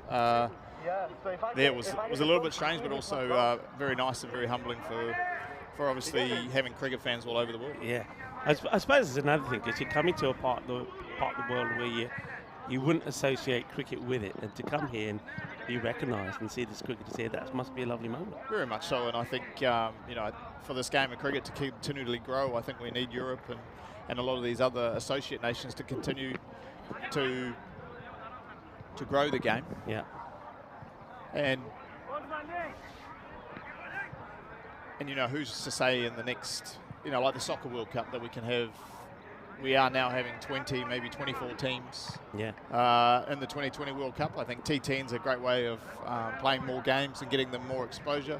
But obviously the cricket being in the Olympics as well, I think, is some of these. Crunch. Jack Wood. Yeah, there he is. He's still going strong, and he's getting close to that 40s now. We'll be eyeing up at 50 here. He'll be disappointed if he doesn't go. Gets the score to 92 now, so they're going to look to bring up the 100 in the 6th over. Yeah, cricket in the Olympics. Big thing, obviously, huge. And I think what I'm hearing from these, I guess, non-traditional cricket nations is that the Olympic committees in their country starting to fund cricket, which can only be good. Can only be good for the game and continually grow it to get it to that stage where I think, you know, it's not just the England's, India's, New Zealand's and things. It's truly a global game. You open it up to globally, yeah. You've had talked about global, a lot of global success in your career.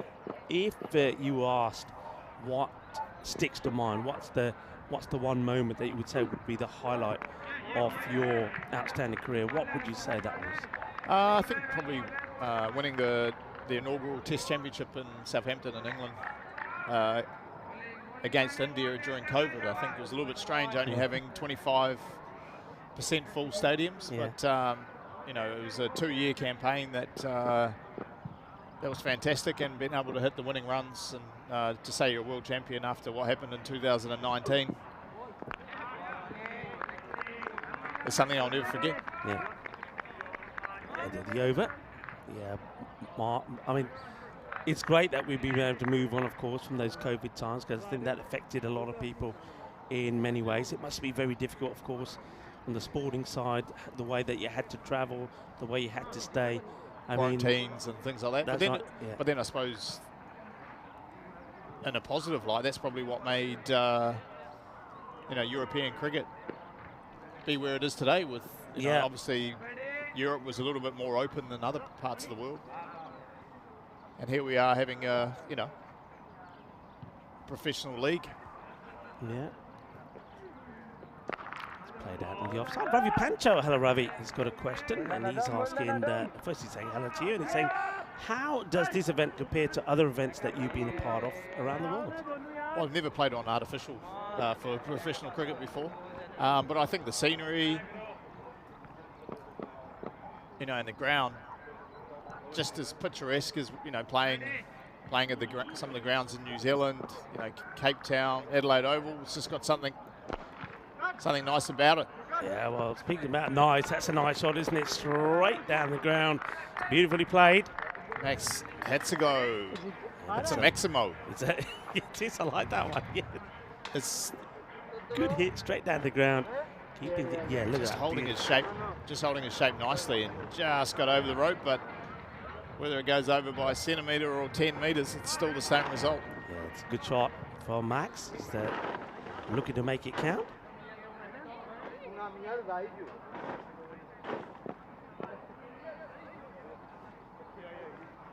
Some fielding changes here, which another bat is Richard Birdie has got a question, and he's asking. He said he's been lucky enough to be provided by a couple of Lou Vincent's old bats years ago. As the wicket will go down here, and well, Max, after hitting a lovely shot down the ground, does give Adam Patel his first wicket of the day, and he certainly has deserved it. I think myself and Ross have said that he has bowled well. But yeah, have you ever used the short-bladed mongoose bat? No, I haven't. It was sort of around when I first played IPL. Matthew Hayden was playing with it, but as he had him coming around, changed the angles, worked straight away. Just got underneath the swing. But no, the mongoose, you still see it every now and then. But no, I never had the pleasure of playing with the mongoose, unfortunately. Plus Gunnar Moore, I don't know if they would have let me. Thanks for your questions, everybody. Keep them coming in. I've got Ross Taylor in here. John Hisham saying good afternoon to you as well. I think a lot of people are loving hearing your tones on the airwaves. My question to you is: so if you were turning up to play a match of cricket, let's take you back a few years here, you're turning up to play international level, and I was to stop you, and I was to say to you, right, what's in your bag?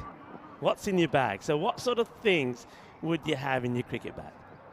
As this one gets played away. Apart from the obvious, of course. Oh, well, there's a little bit of the old Tortuga, which we call the old tortoise here in Spain. As that bounce does the fielder, and they'll come back for a couple. In my cricket bag, always 3 to 4 cricket bats. I'm not a big traveller. Very untidy. Just leave it in there, and wherever it lays, something that my wife doesn't like. Oh, that's a biggie. Let's have a look at this third. That has gone a long way. Well, Ben Kalitz, this guy, yesterday, Ross, what an innings. He blasted it all over the place. He can hit it big. He was mashing it up yesterday when he scored 78 of 22, and he's hit 11 big sixes. And this is what he did yesterday, and he's doing it again. He's been in fantastic form, and he didn't get much of an opportunity in those first couple of games. But that innings yesterday was second to none. You know, I guess it took a little bit of gloss off it after the result and how well the Asian 11 had batted. But that was a fantastic innings from Ben, and you know, he's pledged his allegiance to play in Ireland, and I'm sure if given an opportunity and time, he'd be can do the Irish proud. Oh, well, talking about big hits, one follows another, but this time is off the bat of Jack Wood, who's getting closer. Wow, that's up the top. To a very well-earned half century. Let's see with this, lads. This is the biggest hit. Let's put a flag up there. Somebody put a flag. Yeah, look, it's almost all the way up to the top. Watch this. Que guay, que genial, que grande. Eso es una set. Oh, yeah. Wow, look at that. It's only a couple of metres off the top. Couple of metres off the top. I haven't seen many bigger than that. Yeah, that's a good call. Can we put a? We should, shouldn't we? Let's put a flag up there. Come on, somebody. I know Jay Wild. Jay Wild, get a little flag up there. Slightly slower ball. Just a bit of a cutter. Good comeback here from the captain, Kavishka and Jula. He's been good. Good all-round performances from him. Yeah, as I said, with both bat and ball, I think he's been very consistent. Yeah, change of pace. Still backs himself to bowl that Yorker.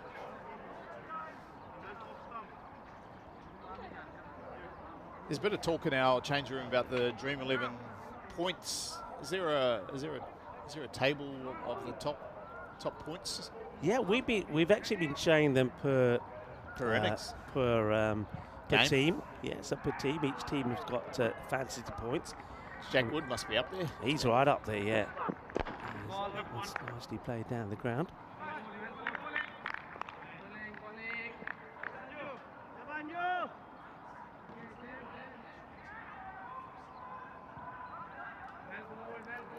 Playing down the ground. So, okay, going back to your bat. So the bats, you said you're pretty untidy. Is that because you you were so used to travelling, just take it? Well, you got so many different players that are very meticulous in the way they had to put their bats in a certain way. Helmet. Players would always surprise me how many players would never take a grip cone. They used to always borrow mine for some reason. I thought there's quite a big part to play in a cricket gear, but no, whether they thought, no, Ross will have it, we'll just borrow that one. Let's play down the ground. What about something that's not cricket related? So did you have like something you thought, right, that's a lucky charm, I'm always going to take that with me, I'm going to keep it there? Or Not in my cricket bag. I probably went through different stages where I would always take food away with me, just to have a bit of New Zealand chocolate or snacks and things. Okay. But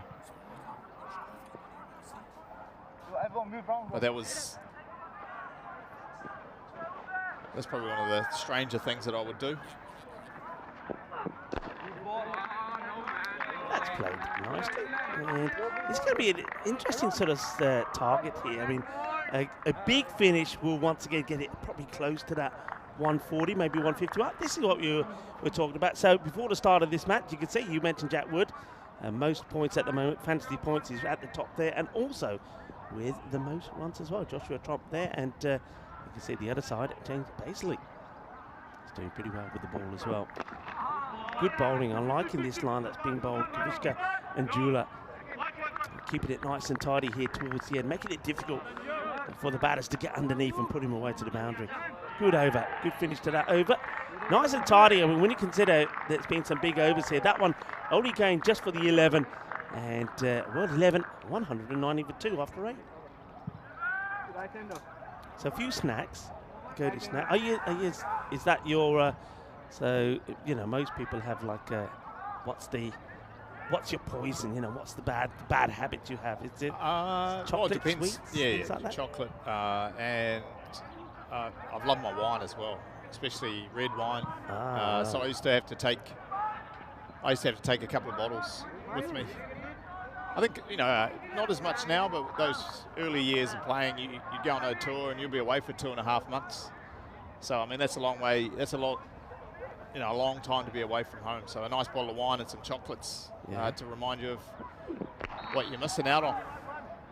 It's played away. Well, you're in a good place to have wine. I mean, Spain is well known for its Rioja wines. I mean, so have you got anyone got any tips on some good I mean, anything Rioja. Rioja is, you find the Rioja. Because that's a region, isn't it? Yeah, so like the Jumilla region. Rioja from the Jumilla region's very nice here. I think you'll definitely find some Andalusian wines as well. Have they got a local rosé? What do they call a rosé? It's called Rosado. It's an interesting one. Rosado's not really that one. First of all, this one, never mind about Rosado, but it gets roller coasted for another big 6. So they want a big finish here, and that one from Najib, who's bowled very well, Usman Najib, but this time he tries a short ball, doesn't work to Khalid. They're trying to keep Ben quiet here, and at the moment, I think bowling there to him is not going to work. Yeah, Rosado's an interesting one here in Spain because they actually tend to more, especially in the summer, drink red wine but chilled. Okay. They'll drink cold red wine as opposed to Rosada. So Rosada's not really very popular. It's a better delivery, just doesn't give him too much room.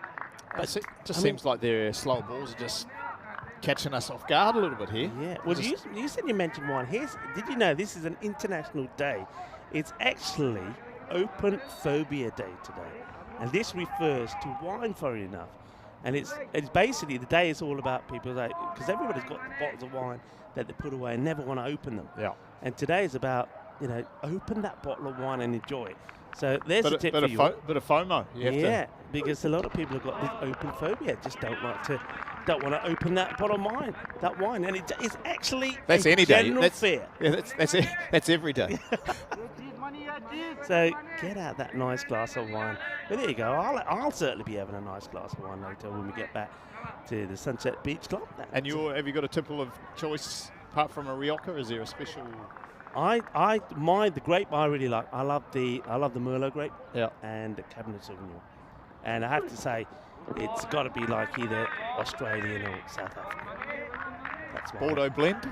Yeah. How about you? So what's yours? So probably Pinot Noir would be. All right.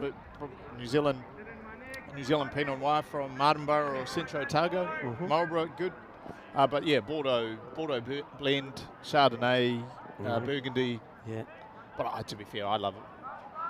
I try and try the grapes wherever I am. Australian, South African, French, Spanish, Italian. Oh, well, have a look at this. We are on the Costa del Sol, and we talk about sun, sea, sand, and sexy cricket. And this is what we're talking about. What a lovely shot this is. As it's time to get funky. It's showtime at the Cardamom Oval. What a shot this is.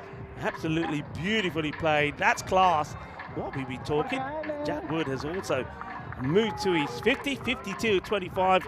Congratulations to him. So clearly the leading run scorer, 134 for 2 after 9. So that 150 definitely on the cards here, Ross. Yeah, and I think it's probably still a par total. I think we're going to have to bowl well. Have to try and take some early wickets, but hopefully, this Asian 11. They've still got a few hangovers from obviously getting bowled out for 60, 69. It'll be good to see how they come back from that because, that hurts your mentally, doesn't it? This is the format to do it, though. You just get straight back on the horse and keep trusting your process.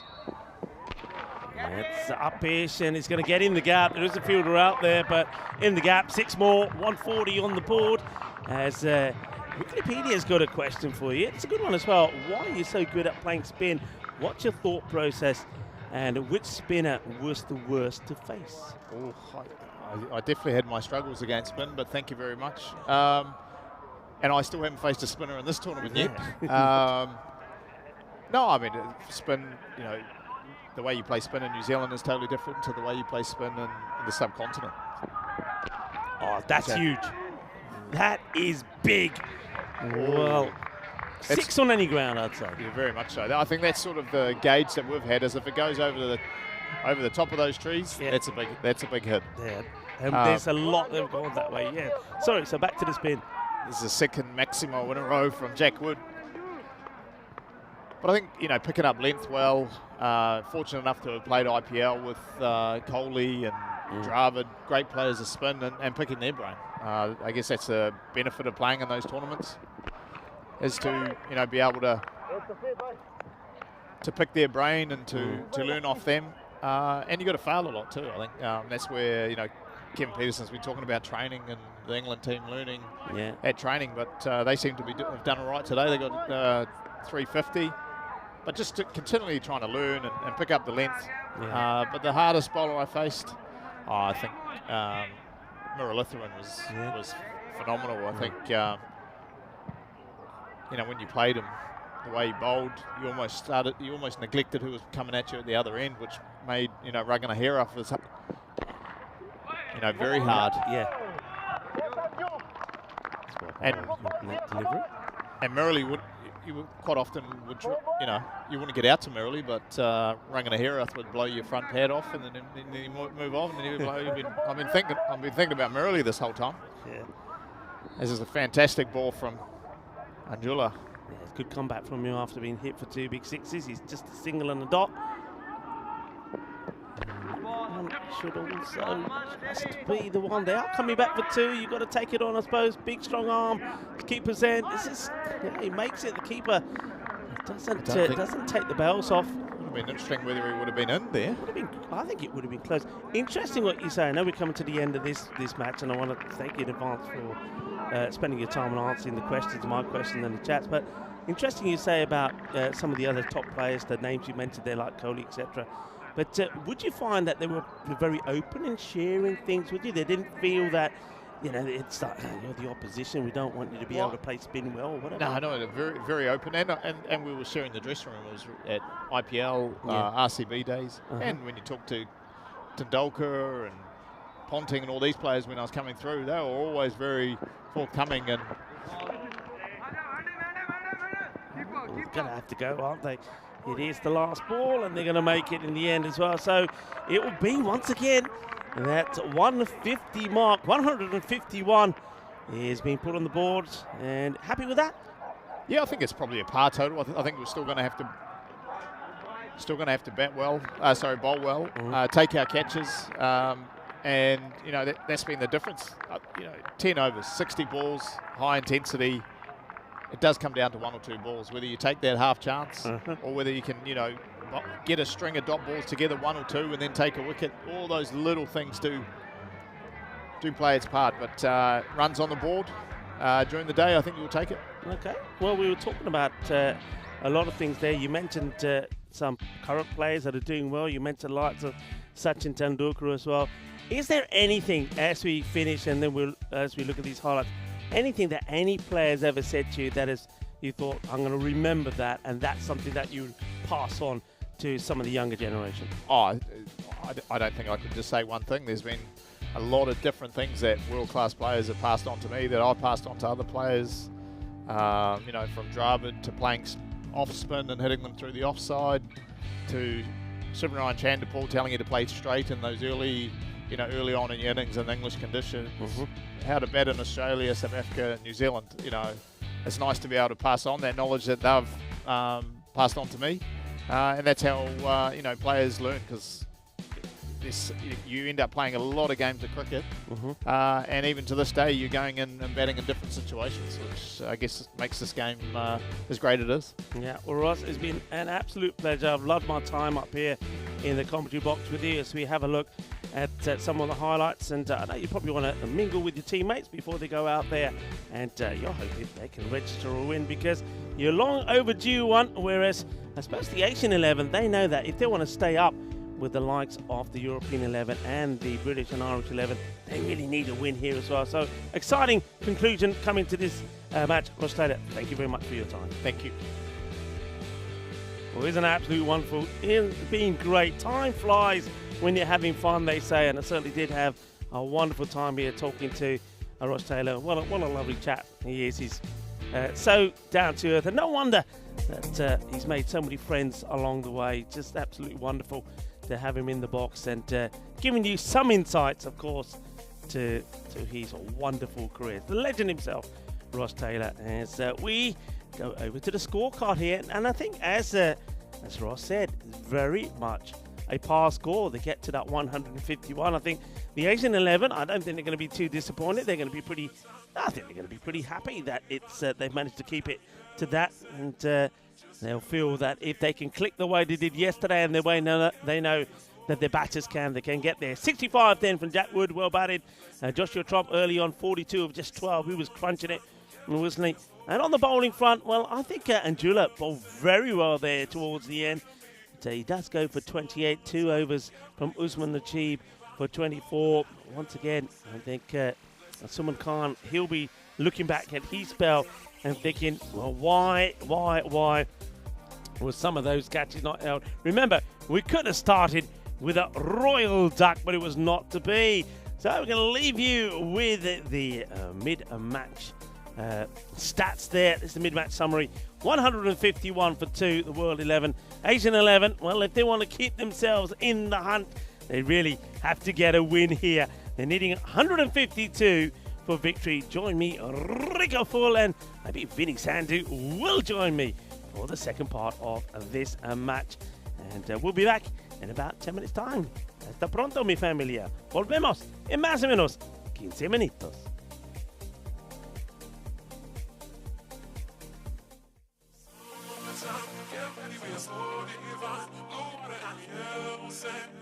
Just you and me. Summertime, get ready, we are so divine. Blue water and yellow sand. Let's live our dream. Summertime, get ready, we are so divine. Blue water and yellow sand. Just you and me. Summertime, get ready, we are so divine. Blue water and yellow sand. Let's live our dream. Summertime.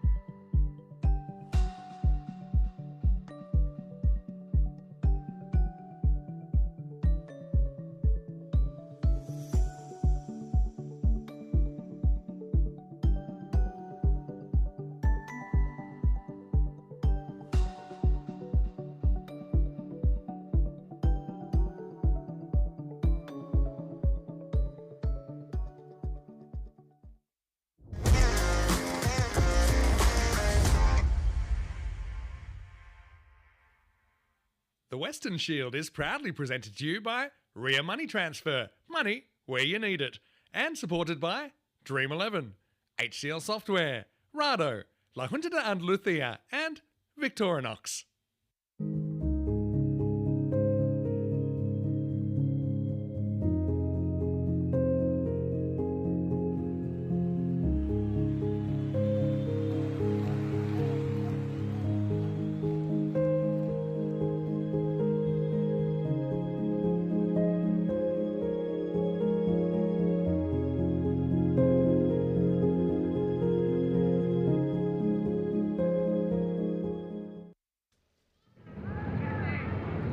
Hello viewers and welcome back as we get ready for the reply from the Asian 11. We need to get to 152 for victory here. And just waiting for the players to start making their way out, led by, of course, the umpires. There's the beautiful, the Field of Dreams we call that, here in Europe. The Cardamom Oval looking absolutely stunning. The sun's starting to come down. The floodlights are on, getting ready for the match that follows this one, the final match of this match day 4. And the World 11 will be back in action again against the British and Irish 11, who are on a bit of a roll at the moment, aren't they? So there's your bonus points equation there. 105 or less, and you could bag all the points. That would be something for World 11, who've had some troubles. Hey, why don't I talk to you about this, the beginning. In 1980, beginning of the Croft Goodall Test, West Indies did not take too kindly to the perceived incompetence, they thought, of umpire Fred Goodall during this second test against New Zealand in Christchurch, and refused to take the field after tea on the third day. It looked lengthy. It took lengthy negotiations during the rest of the day to save the match and the tour. But things got worse on the fourth day. Colin Croft hopping mad after a flurry of no balls were called against him, and a warning for bowling bouncers, and a rejected call behind appeal, decided that he would run straight into Goodall. He's run up. Of course, that was the Croft Goodall Test back in the 1980s. It's a good thing that those sort of things don't happen anymore. And also, 1977 was the day that 68 extras were conceded by the West Indies against Pakistan. The 5 bowlers were Andy Roberts, Colin Croft, John Garner, Maurice Foster, and Viv Richards and Derek Murray. The wicketkeeper let 40 byes go past. For the record, the breakdown was 29 byes, 11 leg byes, and 28 no balls. As we do get ready here, the umpires are out. Umpire Suleiman Saheed and umpire Shub ready for the first ball and the reply. Time to rise and shine, everybody. Here's the first. It's Paisley who will start. We saw him up there as a leading wicket taker for the World 11. But he'll start with the wide here. And, let's see what. And that's the thing. What Asian 11 we're going to see here? Are we going to see the beasts come out and blast the ball all over again? Yunus Ahmadzai, he's had 2 decent knocks, big knocks, but he's also had quite a few failures. Let's see how he starts. And he hits this pretty well. It hits it on the up, and with the mid-off inside the circle, it's going to be 4 runs to start off from him.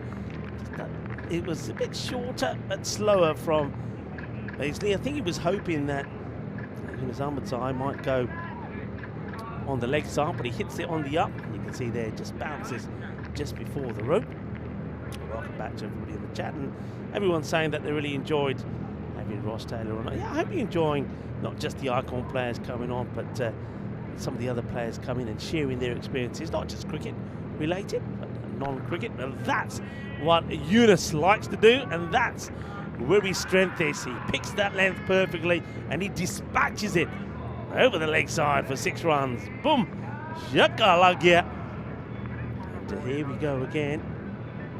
And I think the World 11 will know they've got to pick up wickets pretty quickly, because the top 4 are the danger men.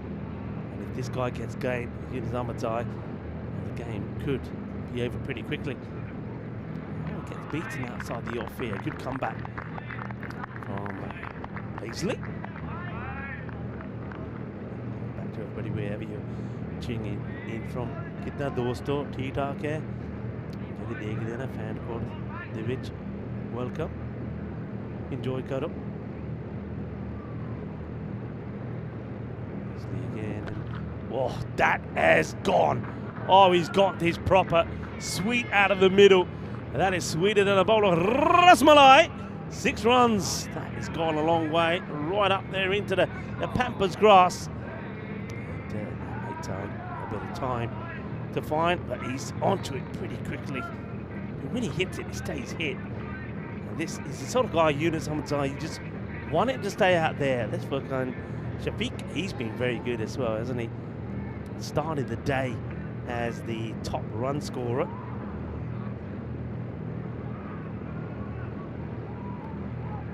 Look at those run scorers at the moment actually for you, because obviously it's changed throughout the day. He's still right up there, 298 runs to him. Johnny Connell not that far behind, 287. William Smell is coming up the ladder pretty quickly as well, batting very well. Short, and he goes after this as well, and he hooks this away for 6. So he's been tested, he's been tested outside the off. The short one, the one that's been pitched up, and at the moment, Ahmadzai, he's had the answers to everything as that one gets whacked away. This is the start that the Asian 11 needed. They're so dangerous, and as Ross Taylor was saying, that all it needs is a couple of batters, a couple of players to click, and it could take the match away from you.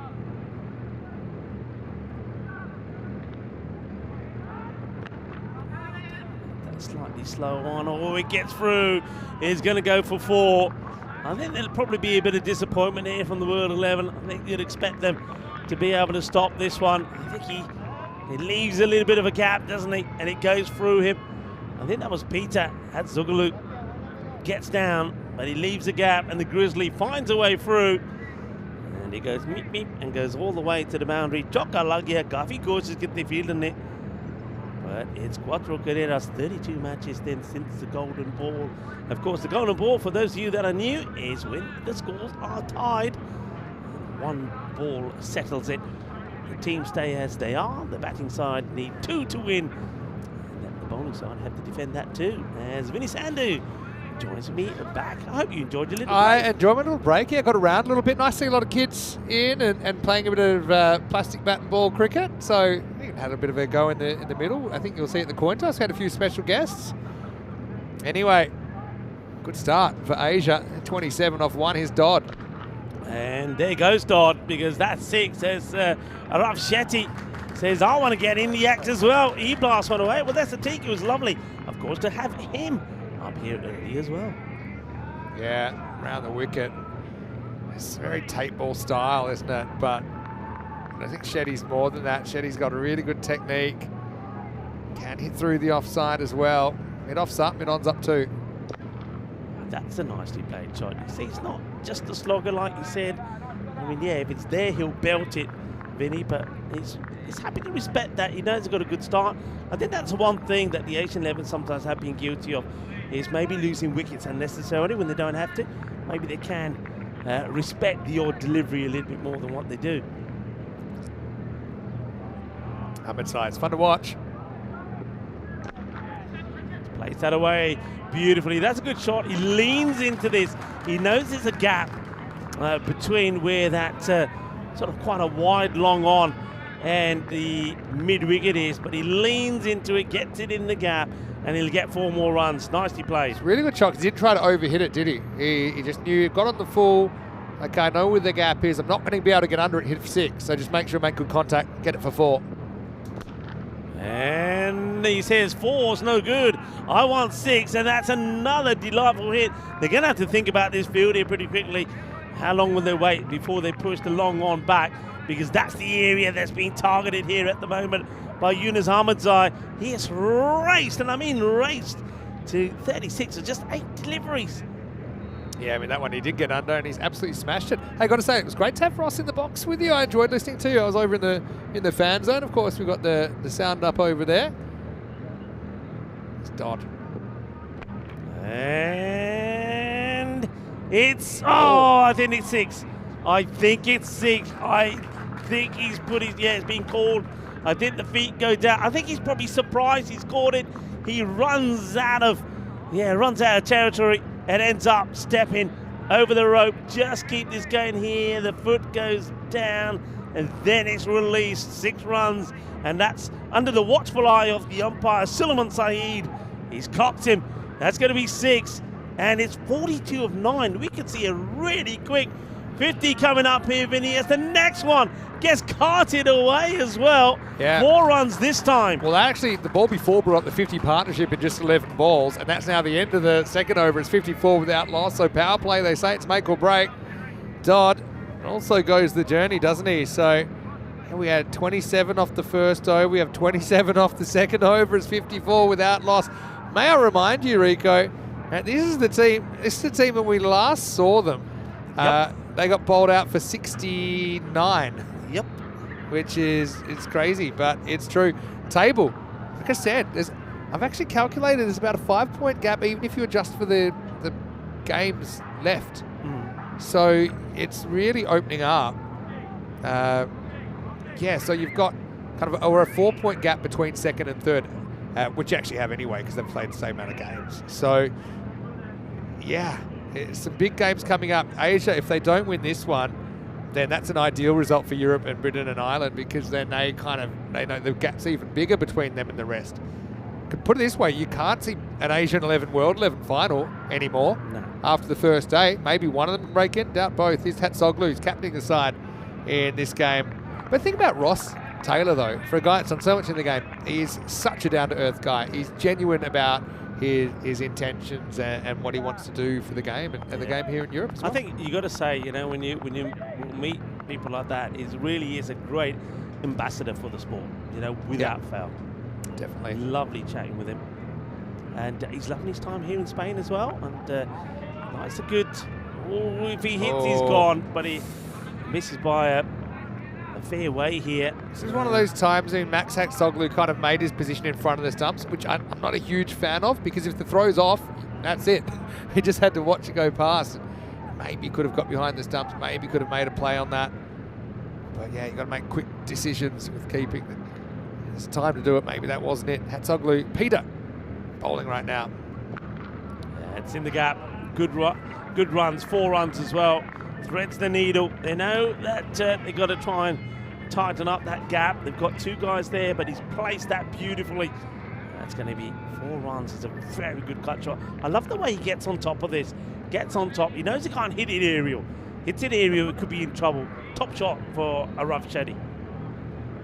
Yeah. Hatsoglu, again, love his action. He's very boundy, isn't it?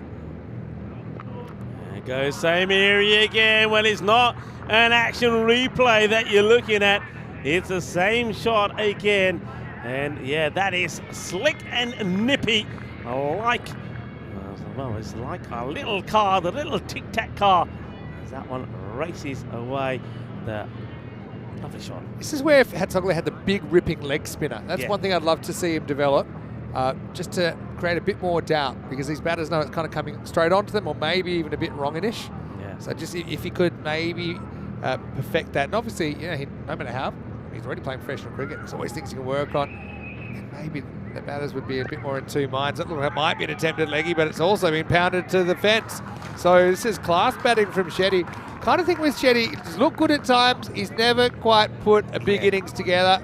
Maybe this is the time. Yeah, great batting really. After cutting those ones fine in between the gap, between backward point and point, they tighten that area, but it creates a bigger gap in the covers, and he's played that beautifully. 4 runs, 3 great shots. Change of angle, which really, he gets tucked on. I think if he steps inside of this, would have got a wide. It's going to be and also it's a tough take for Max down the leg side. Anyway, much better over, I suppose, even though there's 3 fours in it, there's also 3 dots. So Asia, 66 without loss at the end of the power play. Yeah, let's have a look at those. The charts come up there, looking pretty healthy, I suppose. Royal 11 will be happy that at least after the 227th, it's gone down a tad. And Microlino hasn't been out for a drop today, has it? Yeah, it's been parked up. I haven't seen it move. Maybe take it for a spin. I reckon take it if it goes 90, surely someone's driving at home once, and maybe that person is you tonight. I know, instead of giving you last game off, on the condition that you're Microlino at home. It's about 30 kilometres, so we're good. I think on a if it goes 90 an hour, you're there in 20 minutes. On full charge, it does about 200 kilometres, doesn't it? I've been told. So I think he gets back now. I wonder if this is a chance. I mean, I reckon there's a lot to do for the keeper here. I think he never moves, which is going to be a problem if you're trying to get him stumped. Yeah, let's have a look. I mean, does he go out and come back in? No, keeps the foot down. Well, he wiggles, but he doesn't lift. Oh, that could be a no. It's a no ball. It's got to be. They're just checking this, and I think when they have a look at this, well, if it's there's a saying. You saw the dust fly. There's a saying. If it's sand, you've got a no ball in your hand, and that's going to be a no ball. And Raishan, even pretty accurate. He's going to have to live with the free hit, but the free hit jinx is on here in Kardama. And it'll be dropped, but it don't matter. It wouldn't have been out, and it would only be a single. The main thing was to save the boundary. I mean, if you have a look at that fielder there, he's right in the sun at the moment. It's the worst possible place to be fielding. I think he was happy when he knew it wasn't a catch. He just made sure he got me behind her where he thought it was. Should just have to reset the barrels were about to drop off there.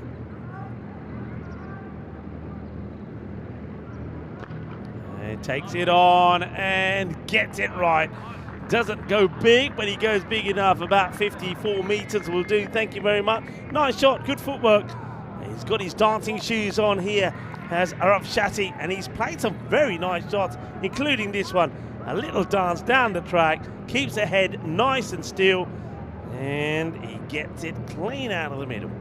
That's a beautiful slow-mo, wasn't it? And this is beautifully touched into the gap. Sharma does well, puts his body on the line, pulls it back just in time. Nice.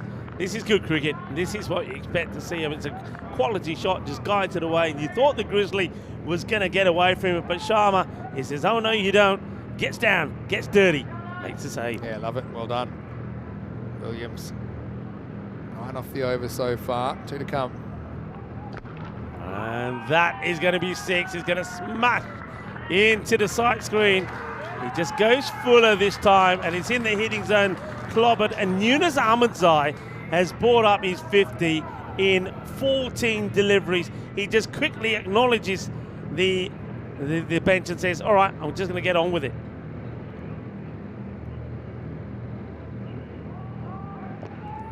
Plays the sweep away, and he's going to get 4 more. The over started okay, didn't it, for Williams?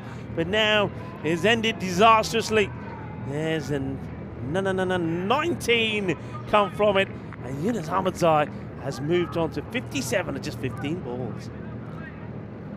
Yeah, 85 without loss. I mean, it's about the start that the British and Irish got, and then I'm getting beaten comfortably in the last game, so who knows? But I just think chasing 151, their odds on here and there. Yeah, fantastic time continues, doesn't it, Asia, against this World 11 attack? Victory to keep them, sort of keep their hopes alive here, Vinny was saying, right? Yeah, I mean, it's hard to see a path back if they lose this World. So it's kind of now or never. Lovely shot there, the Kardama Oval, the lights are on in preparation for the sun as it starts to go down. Get dark pretty quickly, long shadows at the moment. As Peter Hatsuglu comes in again, and that's hit well, but they have got the sweeper out there now. They've opted to push him back on the boundary rather than have 2 inside. So well played, but also just a single. That's what they need to do here now. Just turn the screw a little, try and stop those balls going to the boundary, and pick up a wicket or 2 along the way.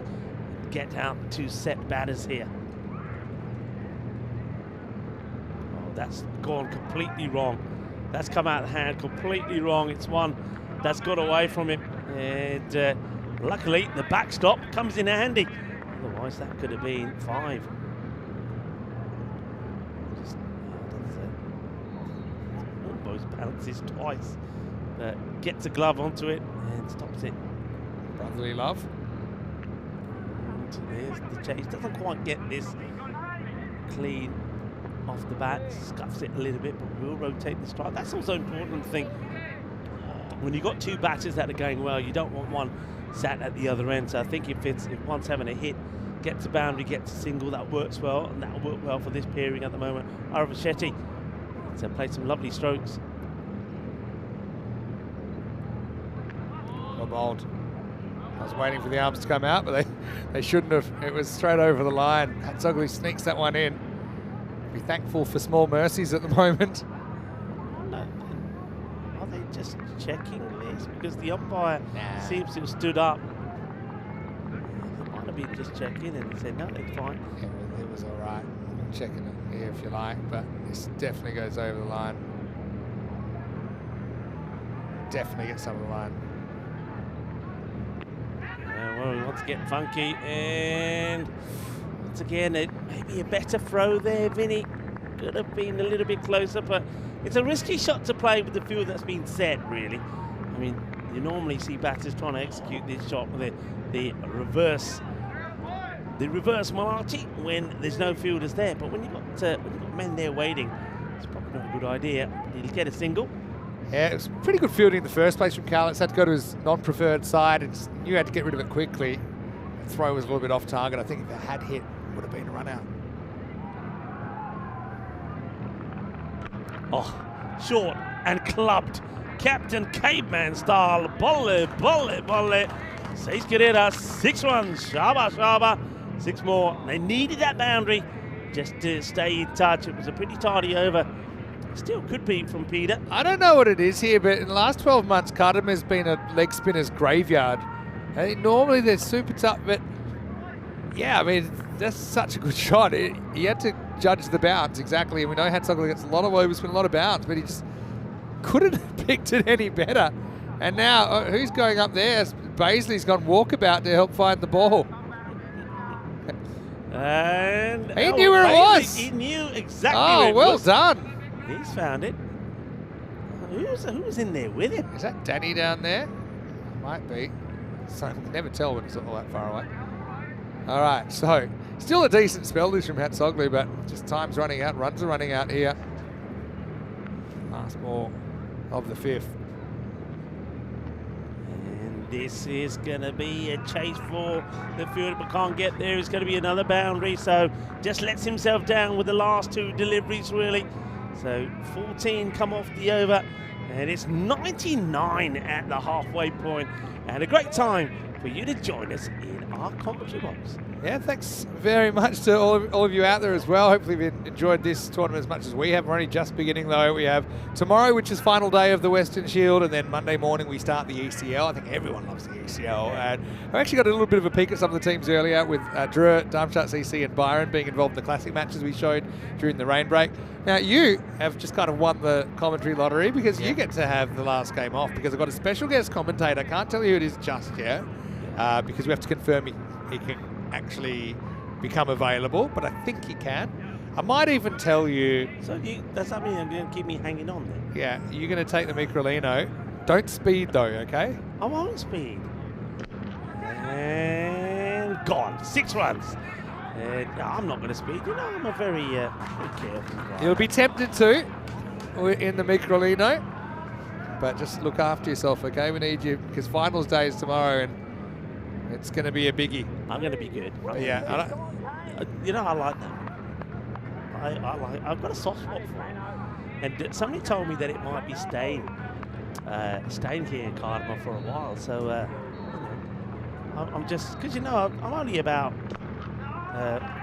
5 full charges away in near Alicante. I might ask if I can look after it for a while. It'll come in very handy, especially will be very handy in the rush hour. Hey, honestly though, that Microlino, I mean, you've been to places where the traffic is bad. I know you've been to India. That thing in India would be gold dust, I reckon. It'll get in and out 100%. 100%. Not going to be. Well, what happens here? Whoa. What happens here? Now, that's James Baisley. He sort of gets going and just can't get going in. I wonder if he's got a bit of a niggle there or something, or he just doesn't pick it. But he just, I thought he would stop it, and he doesn't. Yeah, just pulls up. Maybe he's looking straight into the sun. Just made him realise how close he was to it there. Could have lost it. Shetty is not complaining. He gets another one away. 3 boundaries on the spin here at the moment. And that one should be stopped, and it will be. Does well, the fielder gets down. Good competitor, isn't he? I think that's Peter Hatzoglu. I've loved speaking to Peter, by the way. He's a very, very bubbly character. That's what we like. And that will go all the way. Boom! Shakalagia Kinnasona. And, well, the ball retriever saying, forget about it. Get another one. I wonder why. I wonder what that's going in. I know over there's a little bit of an opening for a waterway. I think that might have gone right into that because as soon as that's gone, the ball retriever said, forget it. In the lagoon. Balls, please. Well, this is Willie Nalisa who is coming on, but we're even talking bonus point now. It's crazy. 30 off 7 to do that. Amazon 74. It's 80. Oh, gee, what an over. 29 off it. This is not off the table. It's 24 off this over to take all the points. And if the World 11 get a donut here, surely 24 hours away from the cut, you can strike a line through them. Unbelievable. Not just that.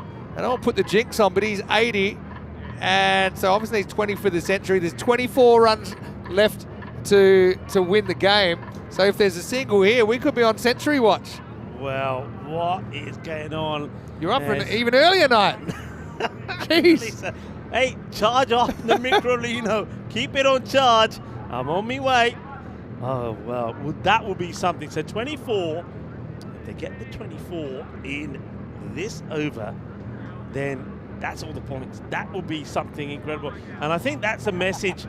Surely that's a message that's going out to them now to say, hey, boys, the win's sort of a done deal here. Just go big in this over. Shetty, on 45 of 17. Asia, in the last 16 overs, how many have they scored? I'm going to have to do some quick calculations, but this is insane what we're seeing here. All right, here we go. So 16 overs, they have scored 312 runs. So in the last 16 overs against the world, they've got it 195 pace. It's just crazy. McIntyre trying to at least salvage a point. And, well, with the signal of the first and that top ball, you would feel that he should have achieved that now. The 23 required of 4, but it's still not impossible. You're still looking 6-4, 6-4, raise the bat, take off the helmet, kiss the Asian 11 badge. Here we go. Right. Oh, yep. That's one of them. And that's 6. Oh, so boy, oh, boy. 86. Yunus Ahmadzai. Remember, we've seen him here before on 2 occasions. He's scored big scores. Now, can he go all the way? Can he join the elite? We saw in the last Western Shield. I think memory serves me right. We said 3 or 4 centuries. The last one. Oh, this one. Oh. No, he's not running. He says, nah, leave me here. Max might have gifted him a century here because it gets pretty tough if that goes for 5 wide. Banged him in the foot. 6 centuries already, and we're only, how many? 3 weeks into the season. And Zemus Deploy is actually on there playing in this series. He scored 123 in the ECI Malta final. Gone. Adios. Oh, he's just hitting it so well. He's in the zone at the moment. It's another Maximo. He moves to 92. 10 off 2 for the BP.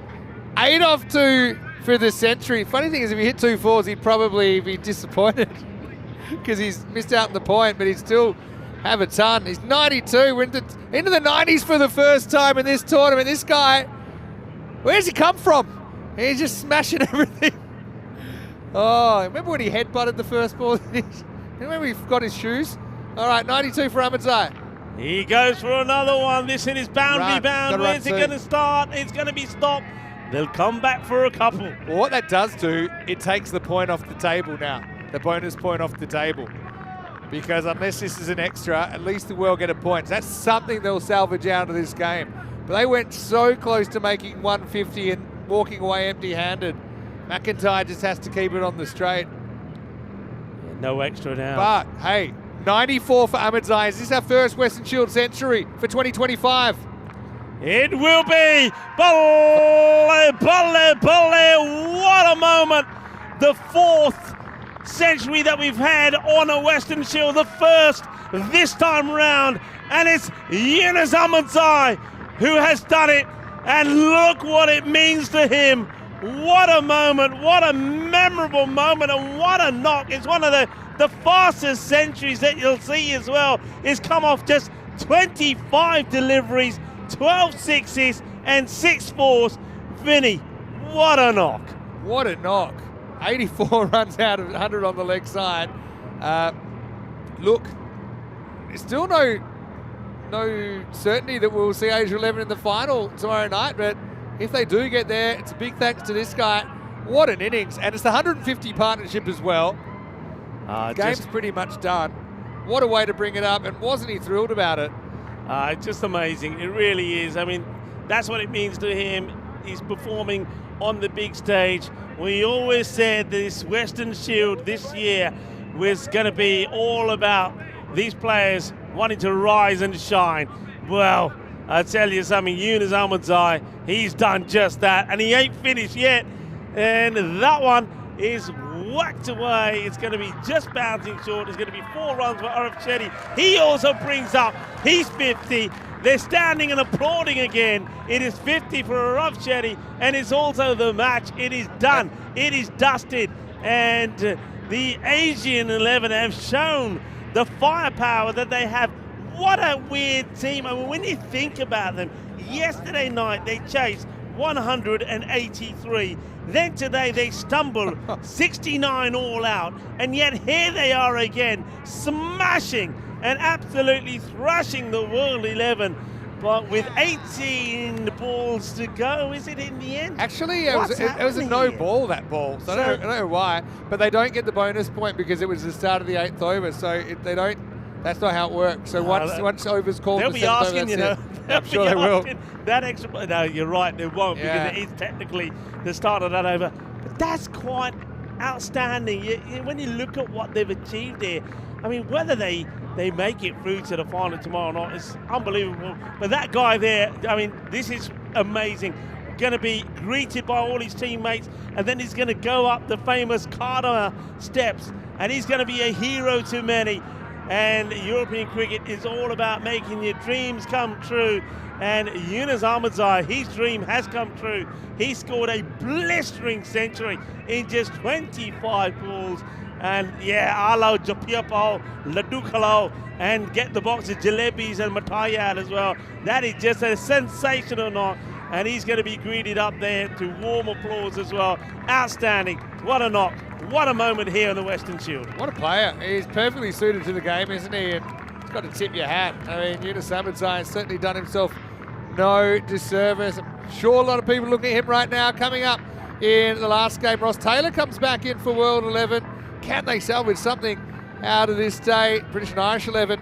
The big news there is that Kevin O'Brien out of the side. William Smale will be the captain and also be the keeper for the British and Irish 11. And I can now reveal that my co-commentator will be Kevin O'Brien because he told me he's going to take the last one off, so he's going to be up here with me. We haven't heard from him yet, so I thought it's a great opportunity. Where's the keys to the McRully? Yeah, well, give me the keys. Let's have a look at this. I mean, Asia 11 are the kryptonite for the world, aren't they? They're like a big asteroid coming and blowing them up because that's 155, basically in 7 overs. And they're only 1 delivery away from taking all 4 points. Quite astonishing, isn't it? It's quite astonishing what we're seeing here. I mean, it could have quite easily been 4 points, but yeah, I mean, there it is. I mean, very quick highlights, by the way, and probably because I suppose maybe they are good folk of 2 circles got a little bit tired of going up and down, chasing the ball or following the ball, going for big sixes. But that's got to be up there as the fastest century. Yes, it's the top handful, 25 balls. Yeah. It's only 4 balls off the record. But I mean, it's a couple of years ago if you'd done that, it would have been the record. So at World 11, they haven't won a match since match 6, which they won by 1 run. So if you take that one out, that's the only win they've had in their last 6 matches. So it's crazy what's happened to them. Well, I'll tell you what's happened to them, that it's Yunus Ahmadzai who is on top of the world with that century. It's an amazing moment here on the Western Shield. I mean, some things when you're here at the ground and you watch live are just quite incredible, and that knock certainly was. A quick look there at the scorecard, and how about that? How often do you see that? One batter, 100, the other 50, no wickets lost. The win by 10 wickets, 155 without loss. And the World 11, well, they're going to bit of soul searching. And the thing is, though, Vinny, they haven't got a lot of time because they're right back out there. Yeah. And it's not going to get any easier because they're up against the informed team. You're talking about the last time that they won a match. Well, the British and Irish 11, haven't after lost day since. one, they haven't lost since. They swapped roles. It's unbelievable the turnaround we've seen. Tromp finally gets a bowl. He has an infinite economy rate, having gone for no ball +4. And even though you see it does look like they chased it in 7 overs, but yeah, the rule is because it was actually at the 8th over the game finished, it won't be a 4-point result. It'll be 3 points to Asian 11 and 1 point to the world. We will take a break. Rico, I'm going to sign you off and see you tomorrow. Get some sleep because tomorrow's a big day. We've got the final 4 group matches and then the Western Shield final. I will be ready. And I want to say, firstly, I know I didn't get a chance to say a goodbye properly to Tina. It was great to have Tina here. Absolutely brilliant with Tina. And no, you're going to have a bit of a break now. But Tina, for all of you that are wondering, will return in Portugal. So I look forward to seeing Tina again. It's going to have a bit of a break here now. But yeah, I'll sign off.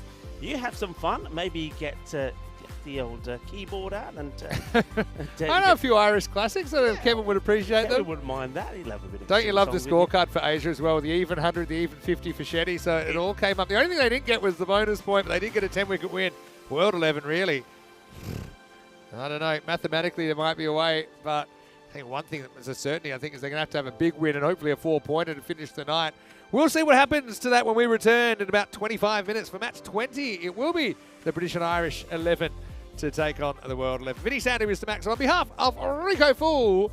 I'll have Kevin O'Brien as my special guest, so start those questions coming in and we'll see you the other side of this break live from Spain. This is European cricket and this is the Western Shield.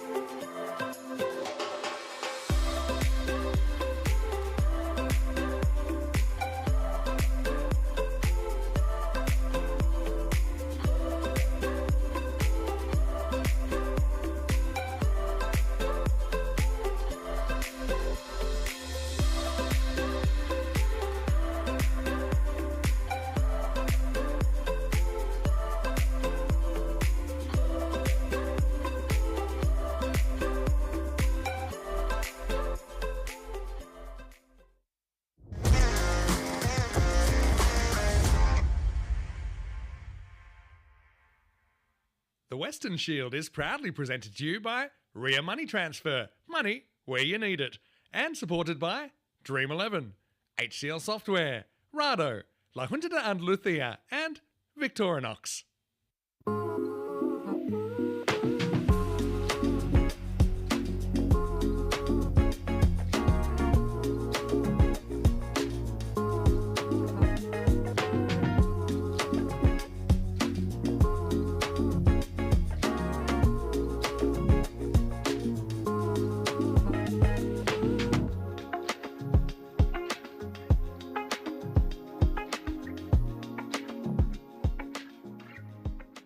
Hello and welcome back. Well, it's day 4. Didn't start too great, but it's certainly pretty bright now, but the sun is going down, the lights are on already, and we're ready for a pretty big game. It's a bit of a party out here in the middle. It's match number 20, World 11 here, and the British and Irish 11 are their opponents. So we've got Ross Taylor, the World 11 skipper, and we've got Will Smale, who is going to be skipping Britain and Ireland in this game. We've also got Casper here. We've got Alexis from Ria Money Transfer. Great to have them on board as well. We've got George as well. Jorge is here, and he's only just started playing cricket. One day, I think maybe we'll see him for the European 11. But it's time for the coin toss. Ian, are you ready? Indeed, yeah. All right, so it will be the British and Irish 11 to call. So let's go.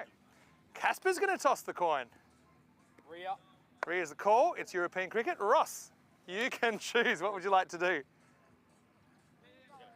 All right, Casper and Ross have decided that they want to bowl. Well, you guys did such a great job. I'm just going to talk really quickly about these two teams. Obviously, World, they haven't had it going their way lately. They had looked to maybe turning things around. Britain and Ireland had an awful start, but they are now right entrenched in the top 2. Anything can happen. Let's get up to the commentary box as we get ready for the start of match 20. Well done, everybody.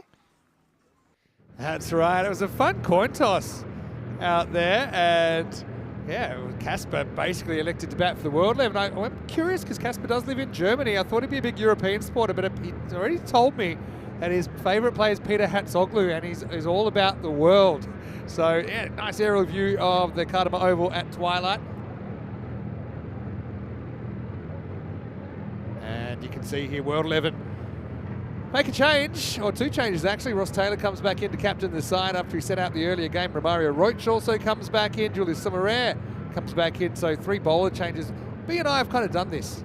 They've rotated their bowling options, particularly the faster bowling options. So yeah, Summerer back in with Mackenzie Jones and Tommy Sturgis. But yeah, quite a few seam-up options in there. Of course, Ollie Davidson's been in really good form with the ball, as well as Joe and Sully, our umpires for this one. Ross Taylor back on the park, and all World, they're a bit shell-shocked, I think, as far as the table goes. And they just got blasted for 150 plus in 7 overs. It was a bit of a pantsing, really, and it's signs of last night when they made 182 and lost with 7 balls to spare. This is what the prediction is saying, 58% favourites. It's the funny thing about this tournament, 3 days ago, you never would have thought that the tables could have turned this much, but they have. And my co-commentator for this one is someone that I think is happy the tables have turned, because his team is on the park right now. They lost 3 matches on their first day. They haven't lost since. It's British and Irish icon, Kevin O'Brien. Kevin, welcome to the commentary box. Thanks a million, mate. Yeah, it's a lovely view up here. My first experience of the ground under floodlights, so yeah, looking forward to seeing how we go in this evening game. So we've, as you said, we've come back well from a slow start on day 1 where we lost 3 of our first 3, and I think we won 5 in a row before falling to Europe there in our last game. But well placed going into tonight's game, and obviously into tomorrow, the final day. So hopefully Will and Johnny can get us off to another good start as they have done all tournament. Yeah, definitely. So yeah, it's a great opportunity to get you up here. Obviously, you decided that this is one for you to sit out, and obviously the team's been doing very well. And I will say, thought you batted really well yesterday, but it's really, I suppose, good that you've had so many different contributors at different times. And I suppose, yeah, you've made runs in that game, someone else has made runs in another. You haven't actually had to bat too often, which is also a good sign, I think, especially lately. Yeah, I think certainly with the bowling side of it, every game somebody different has stepped up. Whether it's Sturgey, or Ollie Davidson or Julius, every bowler has done a job at a particular time. So playing well as a team. Okay, and they're going to open with spin, something we haven't seen too often, and it's going to work. He runs straight past that, goes straight between bat and pad, and Ryshawn Williams is rocked up, and that's going to be a royal duck. Well, Kevin, not the start that your team wanted at all. Yeah, this flicked his pad, I think. I think this is the first time that Will and Johnny have faced spin in the power play. Yeah. A lot of teams will go pace on against our opening pair, and they like a bit of pace in the ball, but World 11 going with a bit of spin here and just sliding in under the lights maybe and flick the pad onto the stumps. So a good start for World 11, not ideal for us, but brings Seamus Lynch to the crease, who's a very dangerous top order batsman. Sure is.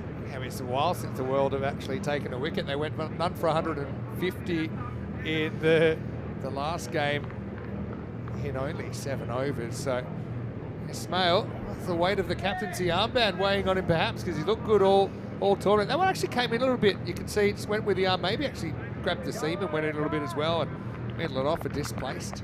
Okay, let's start at the beginning though, Kevin. We're really thrilled to have you here at the Cartamore Oval for what's a very special tournament for us. It's the highest level of cricket we've ever had on ECN. But first, let's have a look at the man we call the machine, Seamus Lynch. When he first came here in 2022 with the Ireland 11, he absolutely dominated. And he's going to start pretty well. That is a little bit short and higher than it is long, but still carries all the way maximal to get us going. So we've seen the 6 and out, now we've seen the out and 6. So how did it come to be that you became the British and Irish icon? Yeah, so probably about 6 weeks ago. Pete Johnson sent me a WhatsApp message saying that this tournament was happening, and Dan was in touch with Pete. Pete was coaching the team, and they wanted me as an icon player for the GB and Irish team, and was wondering if I was free. So I was, and here I am. Machine goes again. Machine in business. But it's 2 51-metre jobs so far, and that's good enough here. Maximal back-to-back for Seamus Lynch. Yeah, just hitting with the swing. I think it looks like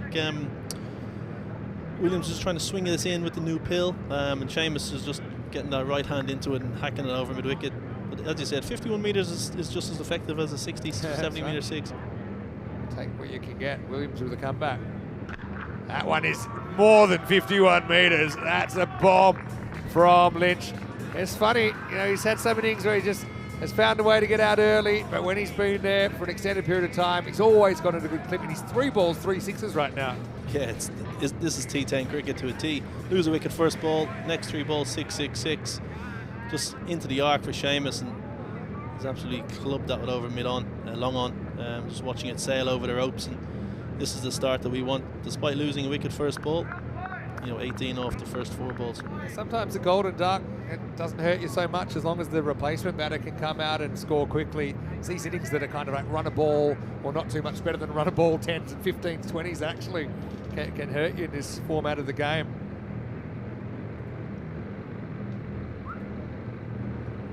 Couple to come. Despite that wicket first ball, we're looking at a magical one here, 20 plus. This time he can't elevate. Okay, so Pete approached you and saw if you'd be interested, and obviously the answer was yes. Yeah, absolutely. Obviously never played T10 cricket before. Played a lot of 90 balls or 15 overs. Yeah. Lately with, especially the Masters stuff in the Legends Leagues. And I mean, I've never been here before, and I've obviously watched, certainly when the Italian boys are playing and the Italian clubs and the Italian national team are playing, I've watched it, so I'm really interested to get over and experience what Dan is doing and what the others are doing here at ECN. It's absolutely fantastic. The level of professionalism has been brilliant. The setup here at the ground is absolutely top class. So really blown away, and I'm sure Ross spoke about it earlier as well. Both of us have been really impressed by how it's been organised, and it's very professional. So once it's professional off the pitch, you'll see the results on the pitch, and the standard is very good. Yeah, it's really great to hear you say that. This is just a quick look at the top performers for your side. Now, there's prizes for whoever has the most MVP points. Obviously, unfortunately for Will, he made a duck there, which probably won't help him. Actually, you lose fantasy points for that.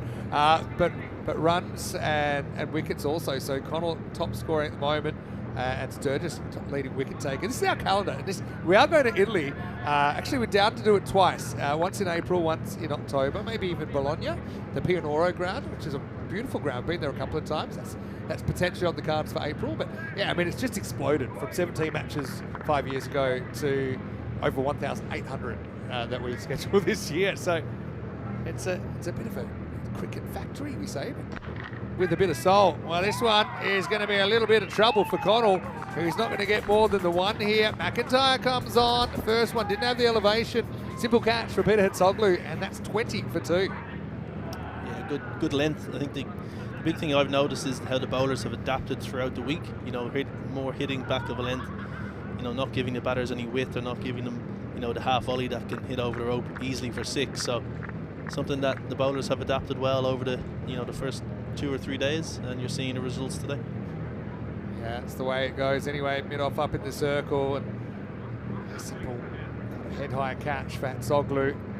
So yeah, one thing about cricket, or any sport, it's most entertaining when it's most unpredictable. And this has been such an unpredictable tournament for all the fans, and I'm sure for you as well. Absolutely. You know, you look at the first game we played in the tournament was against the Europe 11. You know, we had them 30 for 5 after 3 overs or something, and all of a sudden they get 180 or 170. So, you know, it's that type of game where the batters come out and, you know, they've nothing to fear and nothing to lose, and they just, you know, go for shots. And you know, once a batter gets on a roll or gets in a rhythm, it's very hard to stop them scoring here at the ground. You know, obviously the wicket's pretty true, being an artificial, but you know, the boundary is you know, 50, 55 all the way around. So you get value for getting good contact on the ball.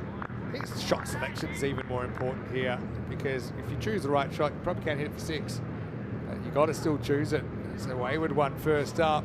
And actually, that's going to go for 5 wides. There's no one back on the boundary. It kept swinging after it passed the bat. Priestley, just by standing there, is going to help his team to 5 runs. Yeah, a little bit of swing here, I think, and that's what our guys who have played here before, you know, Tommy Sturgis and Tom Hindley and Sebastian Alson, they said it has swung on their lights. This one will just go a bit closer to the leg stump, but not quite close enough. Yeah, it's a strange kind of phenomenon under lights. Maybe there's a little bit of greasiness in the pitch, quickens up a little bit, seems to. Obviously, you're not seeing it quite as well as a bat anyway under lights. Typically, we say that scores go down 10-15%, but, big but, last night, you always see things that kind of throw that theory and hit it for 6, because last night we saw Asia chasing 183 under lights, equal highest chase we've ever seen on this ground. They did it with 7 balls to spare, so you never really know. Also, sometimes that greasiness can make the bowlers a little bit uncomfortable as well. Priestley's hit the ball well this tour, but this could be trouble. It will be trouble. The 3rd wicket down, and we're only 1.5 overs in. That's Priestley for a duck. I don't know, Kevin, what's happening? As soon as you jumped into this commentary box, the boys are struggling a little bit. Still plenty of cricket to go. 50-50 game right now. 26 for 3. Yeah, just off the inner half of the bat there from Priestley. You know, it might have been there to hit. You know, it was in the slot. McIntyre's put it there on the length, and maybe just came off the shot a little bit and didn't get the contact that he really wanted, but found the fielder on the boundary. And yeah, 26 for 3. But again, you know, the 2 players in now. You know, Tom Hindley and obviously Seamus still in. So we keep playing our shots, keep being aggressive. You know, we can get up to a good score. You know, as you said, 150, 160 might be a decent total under lights, and for the World 11 to chase later on. Yeah, so Tom Hindley comes in, and I suppose you've got a very good cricket brain. You've played at the very, very highest level. So obviously the strategy here is, you know, you've got to back the depth of your order. You have to back quite unselfishly. You have to take risks, especially in the power play, I suppose, where it's kind of criminal to be too conservative. But Hindley comes in at 5 a bit earlier than he thought. Swings away first ball. So yeah, I'm actually open to questions as well. Kevin, one of the great things about ECN is we have this 2-way conversation, and so yeah, happy to answer a few questions from the viewers as well. So some of these you might have had before, some you haven't. I challenge everyone in the chat as well. Try and ask Kevin something that he hasn't been asked. Okay, that's just a little tip from me. It is random question time at 6. Yeah, well played by Hindley. That time he let it come to him, and he hit a bit straighter. The last one he tried to go a little bit more leg side, but that was the right shot. Turned out to be a bit of a slot ball from McIntyre, and it disappeared. Yeah, a little bit, you know, obviously a little bit fuller than, you know, certainly the ball that Priestley got out to. Maybe Priestley might have been certainly better off trying to hit it into the side screen instead of dragging it to mid-wicket. But a great contact there from Hindley. He's a destructive player, contracted to Worcestershire. He hasn't bowled so much in this tournament. I bowled him in the first game and went for 25 or something, so then I haven't thrown the ball since. He's got company. Anyway, McIntyre. It's a noble. Yeah, it looked pretty high. I mean, whenever it bounces that far back, they seem happy with it, but let's have a look. It's okay. Yeah, just by about a ball circumference. But anyway, it will be a bit of a lucky dot to finish the over. But I like the way you're thinking optimistically there for your team. But it will be the end of the power play. Just going back to your questions on the chat. Yeah. Most memorable innings is Bangalore in 2011. My favourite Indian player is Kapil Dev. They're the usual questions I'm asked. Nice choice. So if they're on the list, you can rule them out. I'm having a look now, and there's another one which I think you must get all the time. One of the questions I think is from Kevin, who's in the UK, saying, how often do you get asked about that innings against England? And is it a surprise that you're being asked about it now? Every interview. But it's one of those actually where were you moments. I mean, obviously I'm kind of a neutral. As an Australian, I'm kind of trained to dislike England. Something that Ireland do in a few sports as well. Here's Dodd, who's going to be getting a wicket first ball. Lynch this time takes on the mid-off, but doesn't get the middle of the bat on it. Hatzoglu's been busy early, and the wicket's tumbling in the twilight innings, 32 for 4. Yeah, it just sounds like the ball's not coming off the bat as well, and the evening time as it was this afternoon. But again, potentially a ball in the slot that earlier on in the day you would have seen Seamus Lynch hit that over the ropes. But as you said, he's found I'm going to call him Pete. Found Pete at mid-off for an easy catch. Well, there's a few people that think Hatzoglu should be playing for Europe with his Greek heritage. But of course he is born and bred in Australia, and that's why he's playing there. But I'm sure he might qualify. Maybe next year. Still has ambitions, I think, to play for Australia, and you can understand that. He's in the system. Lynch, unfortunately for the machine, conks out on 19. Just 5 balls faced, though. 3 of them went for 6. It's 32 for 4. I like this question, because this is kind of a little bit about what's coming up. The European Cricket League and Lisburn have actually, they've qualified from Ireland. It's the first time we've had a look at them. We've seen Brigade before. We've seen COMS before, last couple of years, actually. Can you tell us anything about that club? Obviously, you're pretty in the know. Yeah, a good club. You know, they've got the 2 Adaires now. So I think Mark Adair has just joined this winter. He followed Ross. Ross joined last year from COIMS. So obviously you may have had Ross and Mark down here at the previous events. It's Dodd to Sumaré. It's batting 6. The first one goes mile high. Keeper's after it. Will he get there? He won't. It was a tease. It'll be 4 runs. Pitcher's just inside. Good vertical leap as well from Tromp behind the stumps. Yeah, well, something about Tromp and walls. This is one that you can jump over. Nicely done by the keeper. Yes, getting back to Lisburn, I'll avoid your Trump and Walls comment.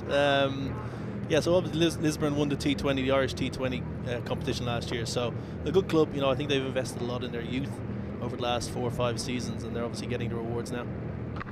Now this one is not going too far at all. Can the fielder get in? No, he can't. Hatzoglu ran and may have just lost it last moment, and he spilled it. You wouldn't expect that. It's a very, very lucky moment for Julius. Just off the toe of the bat there, Julius was walking off, and he's a bit surprised that it's being shelled, but a little bit of luck maybe that we needed, the GB and Irish team, just to maybe get our innings going a bit here as we limp to the end of the power play. I'm a little bit surprised as well that it held. Yeah, here's actually the squad that we've got. So don't think the Adaires are available. But Ryan Macbeth we have seen before. So Ryan Macbeth is a under 19 Irish international. Who else is there? David Simpson has played for Ireland A in the past. He's a seam bowler all rounder. James Hunter played under 19 World Cup a couple of years ago. So again, they'll have some very good players. A lot of homegrown players there by the looks of it. So that's obviously great for the club and obviously Irish cricket as well going forward. Dodd digs this one into the pitch. It's got protection out there, so it'll just be a single. Yeah, Adam Kennedy's another player we have seen before for COIMS. Actually took a hat-trick in an ECL match before. So So a few of them played for COYMS a couple of years ago. Obviously the Adaires as well. Adam, yeah. So they're just potentially buying a couple of players from COYMS. That's you can say that. You can get away with that. I've got a question here from Luke as well. He's watching from Belgium, and he said maybe you can ask Kevin who is the bowler that he feared most, and who is the toughest bowler that he faced. Feared most is probably Sean Tate from a pace point of view. Was unfortunate enough to play him in Barbados in 2007. What is a chance here? And yeah, he was, one of the quickest, probably the quickest I've ever faced. So, and the big thing was, his nickname was the Wild Thing. Yeah, sure. For people may understand why his radar might not have been as accurate as a Glenn McGrath, for example. So kind of made it more. It makes it more exciting, though, doesn't it? You might say exciting, but if you're 22 yards away, it's not. From the comfort of the living room, it's exciting. That's cracked by Julius Silverair. That's out of the ground. Maximo, his first, and he'll round out the power play. 45 for 4. So I mean, the run rate is kind of par, but obviously the 4 wickets a bit of a concern. We'll see the B&I lineup tested here. Dodd ends up going for 13 in the over. So yeah, how about toughest bowler you face? That might include a spinner or in certain conditions. Yeah, Murray-Lithron was pretty tough in 2007, that World Cup in Caribbean. Obviously one of the biggest thing when I played Murray was the eyes. His eyes were just so big. As he's running at the bowl, they're wide open, and the kind of mouth as well. Yeah, I mean, I think I was looking at his eyes more than watching the ball, which may have proven to my downfall. But yeah, probably the toughest is Murray-Lithron. Our Shane Warne is pretty tough as well. But yeah, they were the toughest, and then obviously the scariest would have been Tate. Vinny Sander here, Mr. Maximo with Kevin O'Brien, who stepped in. Rico's having an early night. I hope he's enjoying it as well. Maybe have an early supper. Get ready, because it's a big day tomorrow, because we have the final 4 group games, and then we'll have a little bit of a break. We'll have the final coming up at around about this time, actually. It's half an hour later than the regular last game start time, just to allow the preparations. Hatsoglu, I'll have a go at it. He's going to bowl over number 4. On a big bash cricket now. The first one's ill-directed, and that's going to be 1 bounce 4. So Hindley, a left-hand, right-hand combination here at the moment. That's always useful, I think, any form of the game, any time. And I suppose really you just need a rebuilding partnership here, don't you, Kevin? Yeah, well, our head coach Pete Johnson, at the start of the tournament, we were looking to be around 45 off the power play. So although we've lost 4 wickets, we are up at that score that we want to be. So, if we can go a couple of 2 or 3 overs here of 17, 18, 19 off them, puts us back in good position. Good take down leg side from Trump, makes the block. So last game of the day, we have a bit of a tradition as well of just random questions, and they don't have to be cricket, they can be anything. And also we have a bit of a tradition of food chat in the last game as well. So I've got a couple of questions related to that. Big thanks to Jack Wilson, who's tipped in 99p. Right now we'll tip in 4 more runs to the British and Irish 11 as Hindley again jumps on this one outside the leg stump and glances it away for 4. So we've got Zain, who's watching from Bangladesh, saying, "Hi Kevin, how are you?" This is Fazleh from Bangladesh. Have you ever come to Bangladesh to play cricket? Yes, I've been there a couple of times. I played in the BPL in 2014, which was year 2 of it. And obviously a couple of tours with Ireland over the years, as that's plinked out towards the leg side for a single. 2011 World Cup was co-hosted with Bangladesh, India and Sri Lanka. We played Bangladesh in our opening game there in Dhaka. So yeah, I've been to Bangladesh 3 or 4 times.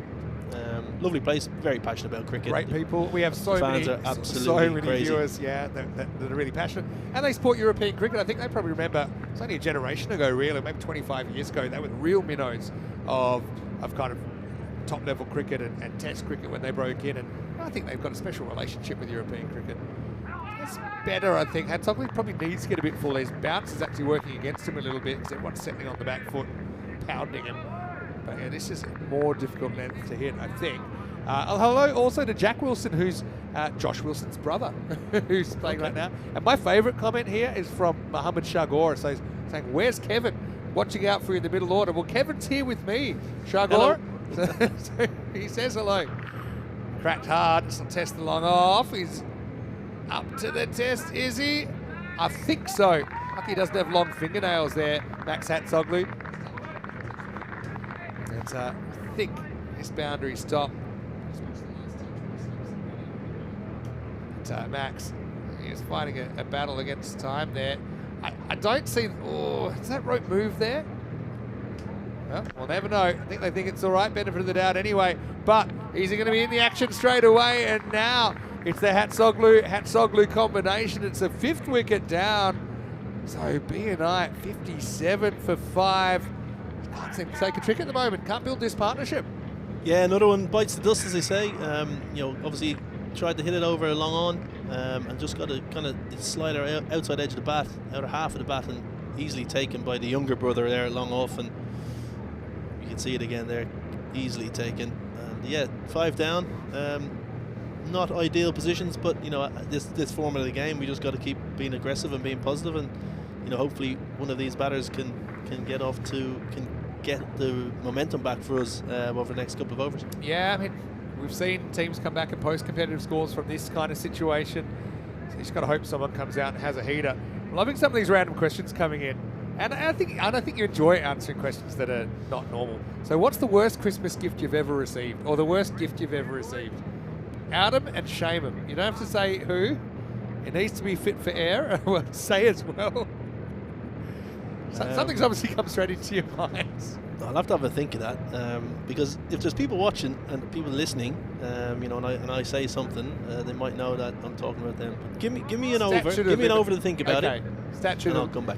Statute of limitations. If it was more than 2 years ago, it's water under the bridge. Okay, I like this one from Ravi Panchal. He's a Spanish international cricketer, and he's tuning in. He's got a question for Kevin O'Brien.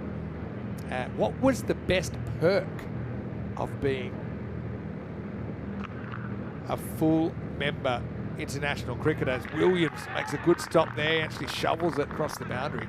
So yeah, what was your favourite kind of perk of being in the big time?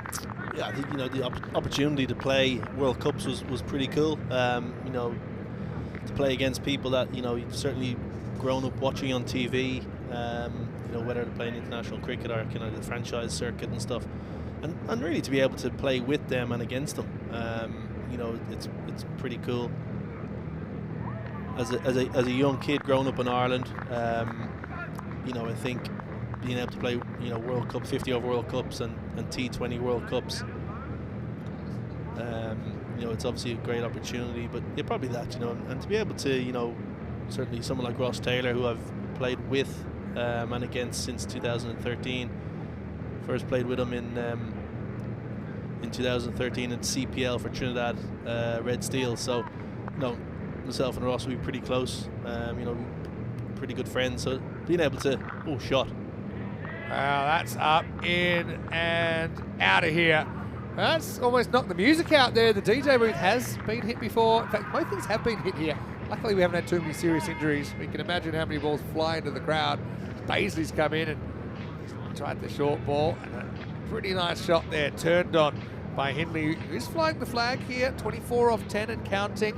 Yeah, he's a dangerous player, Tom. And this format only takes one batter to, get a 60 or 70 or an 80, and to post a total of 140, 150. So, obviously 65 for 5, not ideal the first 4.5 overs, but if he can finish well, it's a wide. Yeah, it is. And pretty simple wide rules we have here in European cricket. Missed the line, and it's a wide. And another question here from Shazad saying, how did you like the city of Rajpur? He's in Rajpur right now, and I know you were recently there. He said it feels like summer already. Does that sound about right? Well, this one clubbed. It is clubbed, and the sun might have gone down, and this ball's gone in the same direction. Maximo, the ball retrievers, they cover a bit of ground in a day, don't they? They sprint after the ball. The minute it goes over the ropes, they are legging it. It's like they have a prize for if they can get it back as quick as they can. Yeah, I think they're on incentives. I actually thought maybe I might have a future life as a ball retriever. I do need to kind of get my fitness up. It's not just the running, it's also the finding that they have to do. I think it's quite amazing. Hindley cracks this, and that's going to be 4 more. So this is the turnaround that B&Is were hoping for. I know, Kevin, you probably feel a bit powerless in the commentary box here, but I mean, still 30%. And build a partnership here, and maybe you can get it back to all square. Yeah, as I said, Tom's a dangerous player. Very strong hitter of the ball. Scores in slightly unorthodox positions. Yeah, I mean, it's 77 for 5 off 5. Still 5 overs left, so if you can finish well, we can get up to about 140, 150. Yeah, we've seen it happen before with beautiful sunsets here as well on the Costa del Sol, and I was happy that we had some sun out in the afternoon after a little bit of a damp start to the morning. Vinny Sandu here, Mr. Maximo, in the box with my very, very special guest, Kevin O'Brien, and we're thrilled to have you here. We're thrilled that you've chosen to take part in this tournament, which is about developing the next generation. It's about kind of putting new faces on show, and we just hope you're having a great time. It's been amazing. I think, what this tournament's going to go from strength to strength, giving opportunities to, emerging cricketers from emerging nations. It's putting them on the global map of showcase what they can do on the field. And Zoglu's going to get a second over. It would have been a bit wide, but Henley kind of clunks it. So, Ollie Davidson's at the crease now. I haven't forgotten about your worst present. I bet you thought I forgot about that. The over's up. I think there's something in your mind you just don't want to share. Broken bat. Yeah, it's just gives us more time to talk about. Hey, random questions. Make them random. That's fine. Make them about cricket. That's also fine. We've got a lot of cricket fans. We've got fans in 150 countries watching this. It's one of the greatest things about what we do. It's very special. This is right at the end of the bat. That's why it's cracked it. Yeah, you can see a little bit of the bat come off there and lying in the middle of the wicket as Tom Henley just picks up there, yeah. So a little bit of the woods come off and bat's being changed as we speak. Yeah, so going back to the Christmas present, I think probably 4 or 5 years ago maybe, from my mum, the Christmas present from mum was a couple of pairs of underpants or something. It was like open up on Christmas morning and it was like looking at us like, the thing was they were too small. They were too small for me. I think my mum had got me a medium or something. Maybe I'm a little bit bigger than the medium. I wasn't trying to drop you a subtle hint. I love it. How about, growing up in a cricket family, is this something that, your dad played Toronto, obviously your brother, obviously very, very good cricketer as well, that did also. Did you have some kind of were you able to kind of play in the house? Did you have a backyard, in the street? Where did you kind of cut your teeth? Yeah, well, there's 6 kids in our family. Myself, I'm the youngest. Niall's the next youngest. So, in the garden, the front garden, we had a decent-sized front garden. We played all sports. New bat. And it works. It's a little bit short. Once again, Hatzoglu, he's got to probably go a yard full or half a yard.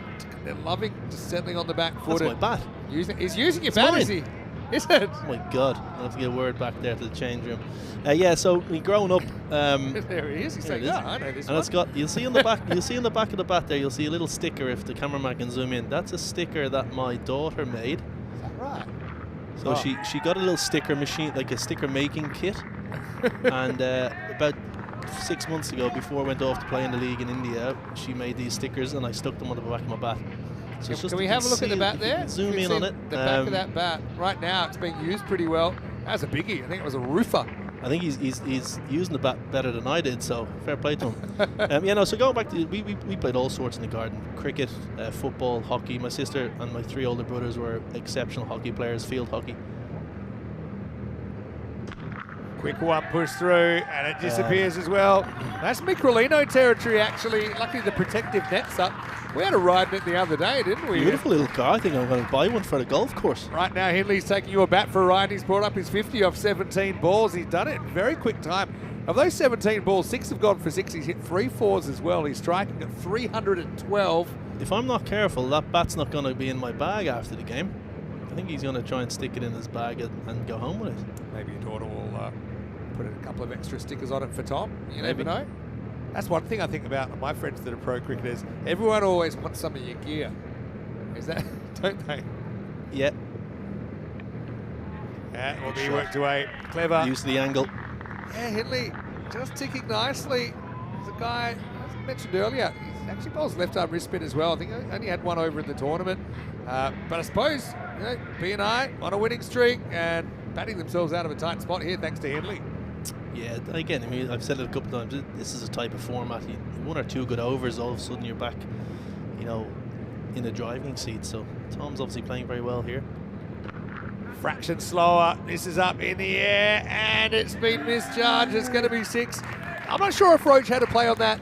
He jumped too early, I think. Well, I think, yeah, he was on the way down when he should have been going up, and I think it grabs his fingertips. It ends up being 6 more. The 100's up as well, so hey, almost back to parity now, 47%. It's 105 for 5 after 6. Maybe doing him a service here. You know, that was a tough chance. But, you know, cold weather, cold fingers, he probably doesn't get weather like this in Barbados. That's true. He probably needs the hand warmers in his pocket there. As we see the scorecard there, Tom Hindley 63 off 19, proven an unbelievable knock for the British and Irish 11 here, putting us back in a good position with 4 overs to go. Okay, so 4 overs to go. 160 predicted now, and actually the actual rate right now is 17.5, so that's 175 pace. I think the 159 takes into account if there was a wicket or 2, and obviously my co-commentator here, Kevin O'Brien, doesn't want that to happen. This is an opportunity. I know it's T10. You know, you look at Ollie Davison, just get a single, I think, and get Tom Hindley back on strike. Don't miss it. 1, 4, 6 are all good results. And that's exactly what he does here. Single out to Roach, back to the Hindley show. Yeah, so, thanks so much for all the questions. We'll have Kevin around for the whole game, if you're happy to do that. Yeah, absolutely. Yeah. It's warmer up here than it is sitting in the dugout. So. Well, I'm going to change your life in a minute, because these USB hand warmers, once you get those, you're never the same again. Right now, Hindley is up, he's ticking. And I got to say it, the 3 figures could be on again. He's 69, there's still over 3.5 overs remaining. And Tom Hindley, he has been the standout here, and he's basically blasted B&I back into the game. Well, I think since he's changed the bat, he's hit 5 6s in a row, I think. You think you're right. I think you should be getting half of these runs, though, if he's using your bat. Dodd tries short, doesn't work. That one heads up in the fan zone. It will be okay. It's over the 10 as Maximal, 6 more. Now the run rate, unbelievably, is over 18 and over, and B&I are now favourites. Just shows how quickly the game can change, and that's over the fan zone. You're saying watch out fan zone. Look, I think it's gone over the canopies here. They've gone over the tents, all the way back into the car park. Good strike again from Tom. He's proved a very dangerous player for us this tournament so far this week. There's a natural ability just to hit 6s. Yeah. It's himself and obviously Neil. We didn't see Neil's today, but you know they both have a natural ability to strike 6s from ball 1. So obviously in this format, it's hugely dangerous. You know, and then even T20 format, you know, it's a chance. You know, he's with Worcestershire, sorry, but as you said, bowls left arm Chinaman, and you know can do a job lower order. He's only 22 years old, Tom Hindley. Now that's short. Yeah, I tell you what, was the one before high? And I think that's a noble. I mean, I don't know if the one before was given. It's been motion. Can we get a replay on that one? That's well, man, that's clearly over the shoulder. Surely one of the previous balls was over the shoulder. Can we get the director to have a look at those previous deliveries? Yeah, don't worry. We're looking after you here. I mean, can't go back to the ball before. We can certainly tell you that was over the shoulder. The umpires have motioned one for the over, so they must have said the one before was shoulder high and not above. So, well, put 6 in the book anyway. Hindley now to 79. Wide Yorker. Right, he tries a straighter Yorker. In fact, he's going to be gone. So, Hindley just didn't get all of it, did he? Max Haksoglu, again, gloves off tonight for him. He takes a regulation catch at long on. So Hindley not far off his high score of 86 not out on ECN. Did that for the England 11 against Germany back in 2023. But he'll go for 79, but he certainly leaves the innings a lot healthier than he found it. It's 122 for 6. Yeah, just closed his hands on it and flicked it instead of getting a full strike on it. I think it was there to hit, it was in the zone. Just finding Max Hatzlagodzu, have I said that correctly? Yeah, absolutely correctly. I'm not going to correct you. But they're good. Yeah, Hindley is going to go for 79, and the score's 122 for 6. I just gave Kevin hand warmers. I just gave Kevin the USB hand warmers. I gave you the orange ones. Okay. It was the reason. Is there any difference? No, I just thought it went well. Oh, with my hair. hair. With your hair. Thanks. Kind of one of the Irish colours. These have kept us company. So we do have the tour at the beginning and end of the year. Even though we go to places like Barcelona, we can start at 3-4 degrees. And they've got 4 heat settings. If you turn it to 4, press them slowly a couple of times. That is Burnsville. I'll turn 1 to 4 yeah. and leave the other one on 2. Yeah, okay. I don't want third-degree Get a burns on few both hours. hands. Not a paid endorsement, but just a genuine friend for us. Okupa. Is that how you say it? Okupa, yeah, Okupa. Okupa, yeah. I used to use the ones you guys probably use as well. The tea bags. Yeah, the tea bags. Used to get them on sale. Pretty well bowled here from Dodd. Gets the Yorker right. Mackenzie Jones comes out to bat. He's off the mark straight away. End to 7.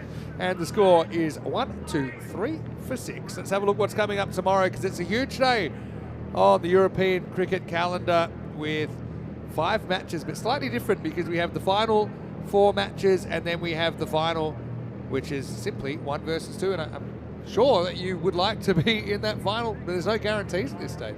Yeah, I mean, I think World 11 probably have still an outside chance of qualifying. Maybe mathematically, but they'd have to win. Yeah, they have to well. win tonight and then obviously win the 2 games tomorrow. Yeah, it's obviously still open. European 11 are top. We're second at the moment with Asia third. So, if we can finish off well here and get up to a decent total and bowl as well as we have done in the last couple of days and defend the total tonight, that puts us in a really strong position going into tomorrow's 2 games, where probably 1 win and we'll be in the final. So yeah, really looking forward to it. It promises to be an exciting final day. Yeah, sure will. It's very much alive. Anyway, Williams comes back, bowled the first. Now he's going to bowl the 8th, and he's going to get hit for 6. Maximo, it's a Mackenzie Maximo. Yeah, Jones can, obviously a big boy. He's got long levers. Yeah. As you see here, just on the back foot and making decent contact on it. Probably can hit it slightly better, but he'll take the 6 runs for it on the second ball. He had to create his own power there, didn't he, Mackenzie? Maybe just missed the mark, and that'll be called wide, not far away.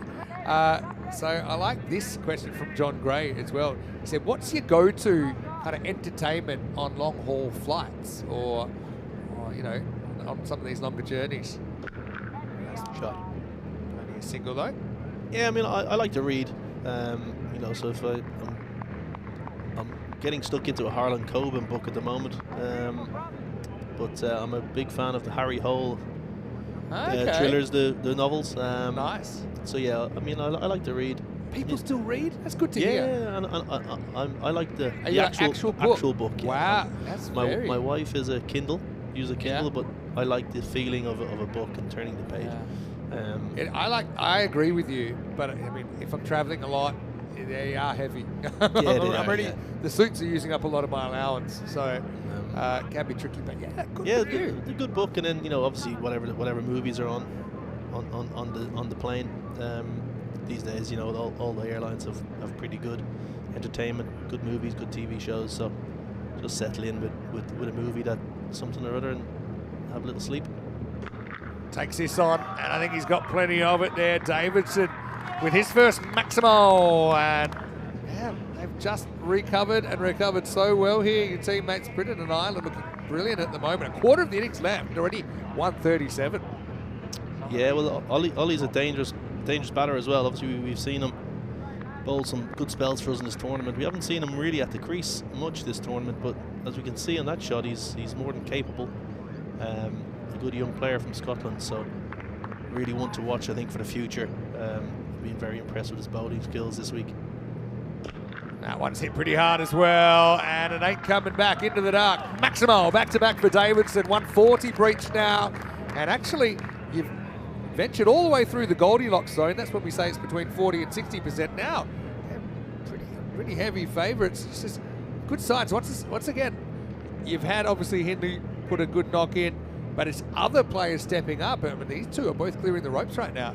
Exactly. You look, just over 2 overs left, so 12 balls. If you can, you expect probably 3 of them to get hit for 6, the way it's going this week, and the odd 4. So you're potentially putting another 25 runs on the board here.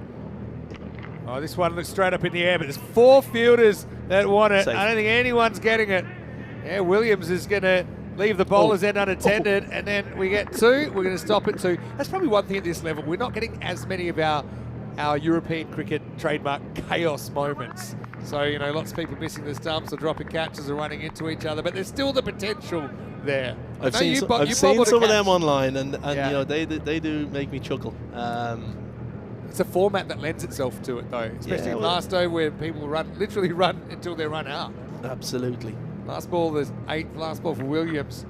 Goes nowhere at 1:45, 6 after 8. More random questions, a few food and drink related ones. What's your drinker choice? Are you a Guinness man? Obviously, that's pretty famous. I don't It's mind a famous. Guinness. I don't drink it. No? I like white wine. Okay. I like any wine really. So if you're into wine, Spain's a good place to come. Yeah, and I love Loads a of wine. rosé. You know, if I'm down in Spain or if I'm in France, you know, a little bottle of rosé with lunch is always good. But yeah, either Chardonnay or a Sauvignon Blanc for me, from the white, and then you know a good old-fashioned beer, Heineken, Carlsberg, Nice. Moretti. Keep in mind, Moretti, yeah, yeah. Moretti's would We be up spent a there, bit of yeah. time in Italy. The Morettis do flow over there. Yeah, that's a when we're good there. beer. So yeah, and I live off coffee when I'm at home. So Right. yeah, I'm a big coffee drinker. And you particular with your coffee? You know, it's become quite cool these days. I don't know if you know about Zampa. Yeah, I'm a And bit of a and coffee his, snob. I wouldn't go as far as you know the likes of Zampa and stuff, Yeah. but I do have a machine in my house. Okay. You know, I don't grind my own beans, but I buy them and get them ground for me, and then I obviously buy the oat milk and do the thing. And my coffee art wouldn't be the best. It's just Right. pour the milk in. I don't do any Just fancy a bit stuff. more but functional, but with quality. Absolutely, yeah. Like it. Here's Wood. He's going to roll the one over here. Left arm unorthodox. And he's bowling over 9. And the first one should only be a single. Oh, no, it won't be. And Roach, double shoelace He's got to ejection. tie his lace. He obviously tripped up on his laces there. I find it hard to believe they were only undone when he tripped. But I don't know. Good shot, good strong shot off the back foot. I think, to be fair, I think it did spin at the last Maybe. minute. I don't know if the double knot technology's made it to Barbados, but I think Roach needs to have a look at himself here now. The next one's going to go for 6. So really, Jones shouldn't have been on strike there, but he pumps it for 6. Maximo, the 150's up now with 10 balls to spare. Yeah, when I did say the last 12 balls there'd be 3 6s and a boundary. We've seen a 6 and a 4, so you know again we could 155.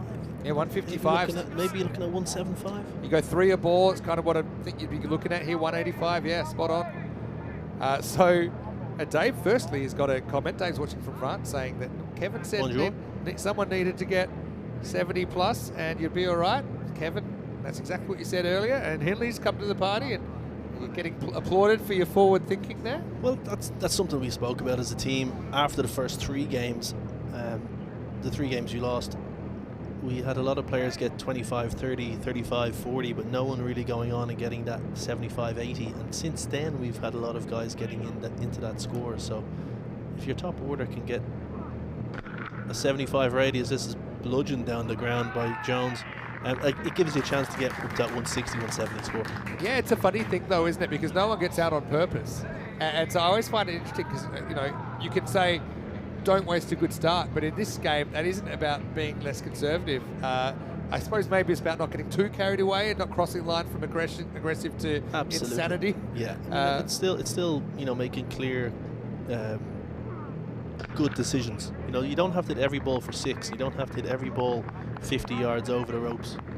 You know, if the quick bowler's coming on, you can use their pace a bit, cut it past point or cut it over third man. And as the boundaries are obviously small behind the wicket, you know, you do get value for those shots. Value on the cut, I think. Is people that tend to want to drag or pull balls from outside the off stump, they're kind of big spooning top edge risks. Whereas, yeah, the third quarter isn't really defended that well typically. Well, it's so short. format. You know, it's hard to defend. You know, you've got the edge of the ring is, you know, 20 meters away from or so from the stumps. All right, Wood is going to get slog swept, and that's over Roach. Not sure if the shoelaces are done back up. We'll keep you up to date with what's happening there, but Maximo, it's 6 more. What a stunning turnaround. I mean, I'm just going to go back and see what the score was. I mean, at the end of the 4th over, it was 57 for 5, and then in the 4.4 since, we've seen only 1 wicket fall for 105. And that was a very good take. It was fired down the leg side. Somehow, Trump saves the boundary. And to be fair, this is very similar to the game we played against European, the first game of the tournament. You know, 40 for 5 we had, and They were 28 for 5 even, yeah. 2.5 overs in. That looks like a miss hit. It should be caught, but will it be caught? It won't be caught. 2. Yeah, that's Ryshawn Williams came in. Now he's a bit slow to jump on it, so he's going to concede a 2. And so nothing really going right for the world. Despite a good start, they are chasing leather right now. We're just watching it fly. It's 171 for 6 after 9. A couple more questions coming in food related. One is from Chris Schinkel in the Netherlands, but I think this is a South African style question. Have you ever tried bunny chow? Do you know what bunny chow is? That's a South African dish where you have the bread is cut out and they pour the, is it a curry kind of thing in the bread? Yeah, loaf of bread, top off, scoop it out, curry, they stick it. I haven't had it, but you know, being Irish and loving bread. You like a curry? Yeah, I love a curry. But yeah, never tried it down in South Africa. Usually when you go to South Africa, it's you just get a nice steak with a nice bottle of red steak, wine. maybe the boerewors or something like that. It originated in Durban, I think. I have been there, have tried it, can recommend. Okay. It's actually genius because the bread soaks up all the juices. Yeah. Hasn't caught on in other places. Maybe it will now that we've mentioned it. All right, here's McIntyre over 10. First one in the air and caught. That's Ross Taylor who comes in and gives it the old I'm not sure. Yeah, I think that's it. Seemed like it, but seemed to get the fingers. He doesn't look too happy, does he, old Skip? Probably the fact that he's seen the ball flying to all parts. Let's have a look. Takes it there. Almost popped out the end of his fingers. I think that's why a little bit of uncertainty, but I think that they're happy with it. So I think that'll be gone at this stage. You see, it just popped out, but I actually think he still then noticed it popping out and just lifted it up a little bit. Yeah, so I think that seems clean to me. Finger will go up now. And when you're an icon, you know, they say when you're an icon player, they just let you do it. So it's 171 for 7 then with 5 balls remaining. Another have you tried it? I think I saw it here. This is a wine one. But first, I'm going to say that was a pretty good innings from Jones. Didn't waste any time, 25 off 8. Yeah, perfect impetus, you know, increasing the run rate with himself and Davidson. Good partnership there between the two of them. So, might change tack a little bit, actually. Low full toss, gets it. Does he have enough? He does. Seb Allison comes out and hits a 6. That's the skill in this game. Can you come out and hit boundaries straight away? For middle and lower order in T20 with bigger ground, the skill is probably trying to give the strike back. There's normally more time. There's normally, or hopefully, a set batter there, but you can see how it's different here, the skill set required, and Allison does a really good job there to dig that out. Didn't miss out there and put it over long on. Called. How about other sports? You mentioned you used to play hockey. Are you a fan of any other sports in particular? Big fan of NFL. Yeah. My Do you have a team? beloved Eagles won the Super Bowl two weeks ago. Well, you're wearing the right colours then. Yeah. So yeah, I got up early morning in India, 4 in the morning to watch the preview. The one big time zone. So where I grew up in Perth, and I've followed it for a while now. That's hit, and that is going to be 6. Oh, great effort. I think. Let's have a look. Long way from us. I'm amazed that he even makes a play on this. And let's check it out in the replay. I think he nearly reeled it in. You can just see it here. Well, Yeah, he just went through his hand, or just over his hand. It was a great effort from Wood at long on there. Jeez, this is a big score now, 178 for 7. And the world needed to win and win big. I think the 4 points are off the table already with this score, and even to chase this, it's actually now 184, so it'll be more than we chased last night. The records are made to be broken, as they say in the classic. This is sick. Shot. Trying to hit him in the schnoz. Instead, he turns on it and puts it into the dark. Maximo Allison enjoying it. He's dished a few of those out in his time, and that's 190. And believe it or not, the magical 200 might be on here with 2 balls remaining. The no-look hook. What a shot. What a great shot by Seb Allison. Decent sniff, to be fair, from the bowler. And he's just tried to knock his head off, and really it was either hit it or be hit. Exactly, and he just swiveled on it. You know, full value behind the wicket in this ground, and a bit of pace on it. 18 off 3. Oh, what a finish to the innings. If you go 2 more maximums, 202. All right. McIntyre. That's 196. Adios, Pelota. That's in the dark. Go find it. 196. Any boundary means up to 200. I just can't believe it. So what are we talking here? The first 4 overs went for 57. The next almost 6 have gone for basically 140. So this is what we're dealing with here. When it goes wrong, it can go really wrong. And the World 11 under lights has not been their forte. They've gone for basically, think of it as a T20. The last 20 overs they've fielded, they've gone for about nearly 400. 380. Thanks for coming. Here's the boundary on here. We'll continue our chat with Kevin O'Brien in the second innings, so keep those questions coming. But right now, Allison, he's a perfect 24 from 4, last ball, and he's gone. So consolation wicket. McIntyre with the slightly peculiar looking figures. They're very kind of 50 over cricket in the 1980s. He'll finish 4 for 37, but he only bowled 2 overs and they miss out on the 200, but only just. British and Irish 11, 196 for 8, and what a stunning recovery from your guys, Kevin. Yeah, great finish. You know, as you said, back the second 5 overs, 140 odd scored, so puts us in a great position. Win percentage up around 80% now, where it was dangling around 20%, I think, when we were 30 for 5 or whatever it was. So a great recovery led by Tom Hindley, 79 off 23 there, and well supported. Julius Summereras 13 off 7, Davidson 23 not out off 7, Mackenzie Jones great innings, 25 off 8, and Sebastian Allen finishing it off there, 24 off just 5 balls. So yeah, great finish from the British and Irish 11, 196 on the board, puts us in a great position going into the second innings. 23 sixes in that innings, the average is 16, so you were overs there. Sun setting on another day at the Khartoum Oval in the World. Well, I haven't really enjoyed the night matches here. They got hit for a bunch last night, but it didn't have the best start. But, you know, sometimes the golden luck, don't think of it as a crisis, think of it as an opportunity.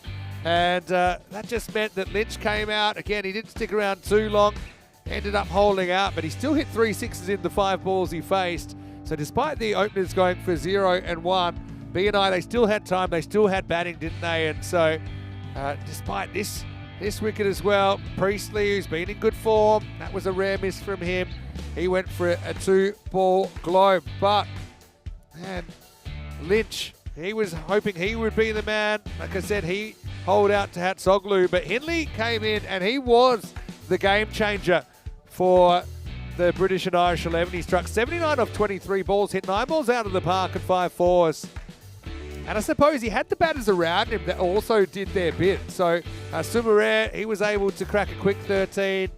Oliver Davidson then would actually have a handy little roll play. Didn't have a lot of the strike, but ended up going for 23.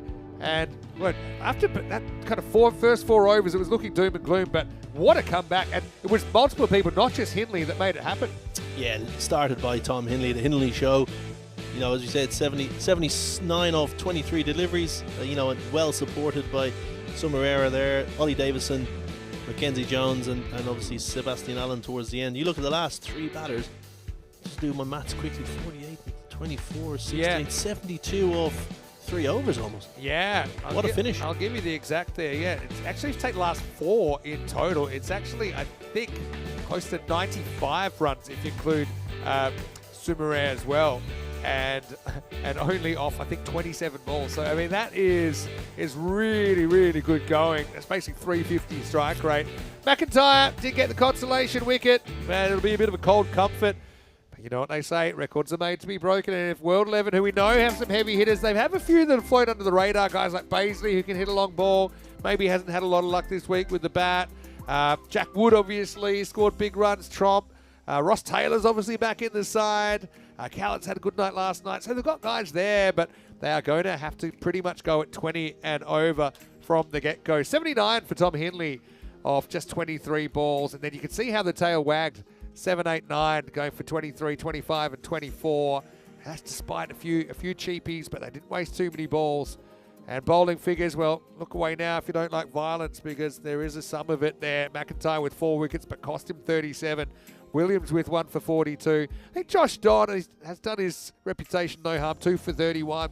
Yeah, probably par for the course, but it's just the figures around him were a little bit horrific. And Soglu, again, wasn't too effective, 1 for 40. Basley and Jack Wood both went magical. We'll take a break then, and we'll be back in just a few minutes. Kevin O'Brien, my special guest here, so keep those questions coming in. And they can be as random as you like. Will we see the record broken? 197 to up the ante to up the record chase on ECN in over 6,000 matches. We've never seen it done, but what better time than the present? Well, Kevin O'Brien doesn't hope it happens, but we'll be back to see what happens when we return to Spain after the break for the final innings of Day 4 right here in the European Cricket Western Shield.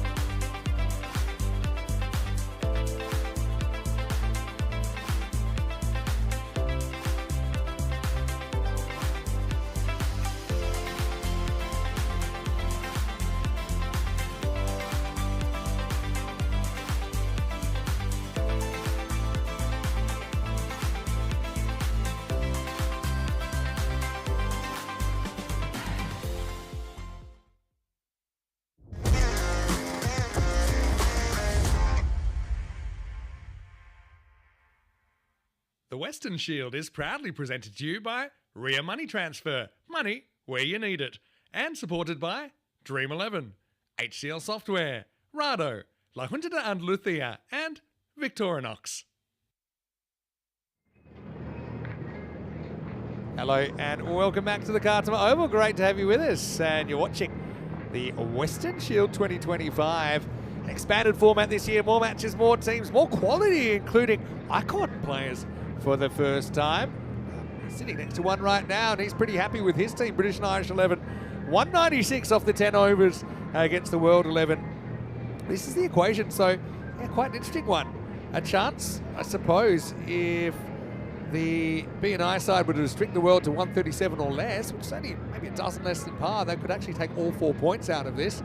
I think we can take the 7 over chase off the table, but yeah, that is the equation. 197 to win, that would be a record. And a record on this ground as well, because the record was equalled last night, the record chase of 183. So it's a 197 chase. Vinny Sandu here, Mr. Maximo. Very, very honoured to have a man of this quality next to me in the commentary box. Let's quick look at the all-time high chases. You might notice that 1 second from the top. Asian 11 last night equalled what was done here in 2023. But it's Kevin O'Brien next to me. Kevin, welcome back, and hope you're all ramped up for the second innings. Your side, British and Irish, obviously did very well to put such a big score on the board. Now it's a matter of keeping the World 11 bats quiet.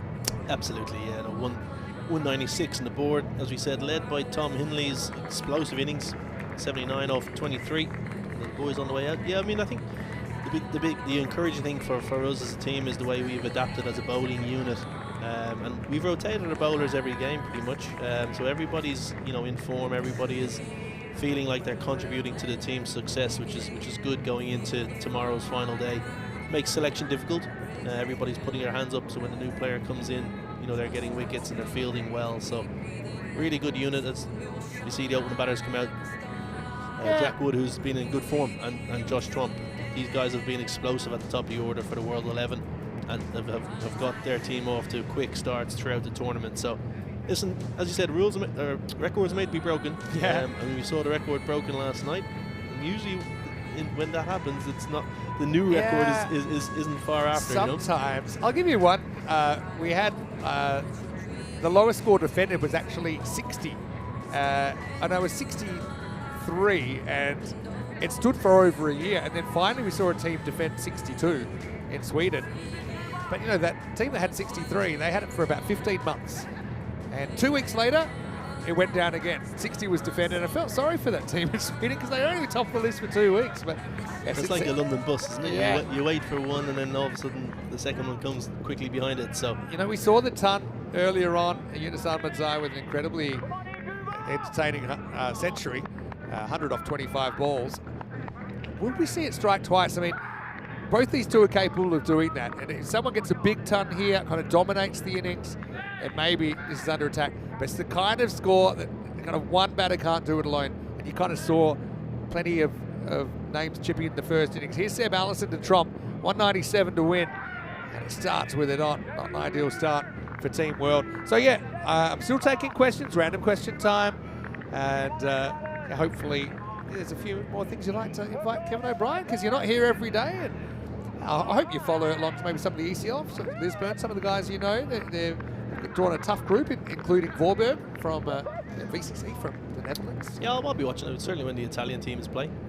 Roma CC are in it. We haven't talked about that too much. I'm glad you brought that up. That's going to be a no ball for off the pitch. Off the pitch, yeah. So, yeah, Trump's going to get a free hit here. No ball called. Yeah, so you are assistant coach of the Italian national team. Probably of all the kind of associates, getting a lot of press lately, I suppose, with Joe Burns. Unfortunately couldn't join us this week, but leading the side now. I think Oscar, some of these guys, you know, coming through and getting noticed on the world stage. Trump, free hit, don't forget. And he will not hit it. The free hit jinx is still going. Well, he does hit it. He does hit it for 4. I guess that counts. It wasn't great contact, but he placed it perfectly, didn't he? Yeah, up towards the splice of the bat, I think, and out the deep mid wicket. Niels Priestley will be a little bit disappointed there, letting that over the ropes for 4, but just the start that the World 11 are looking for. 5 off 2 balls, and as I said, they need a big start in the first 3 overs now. If they can be somewhere up around 85 off 3 overs, puts them in a good position.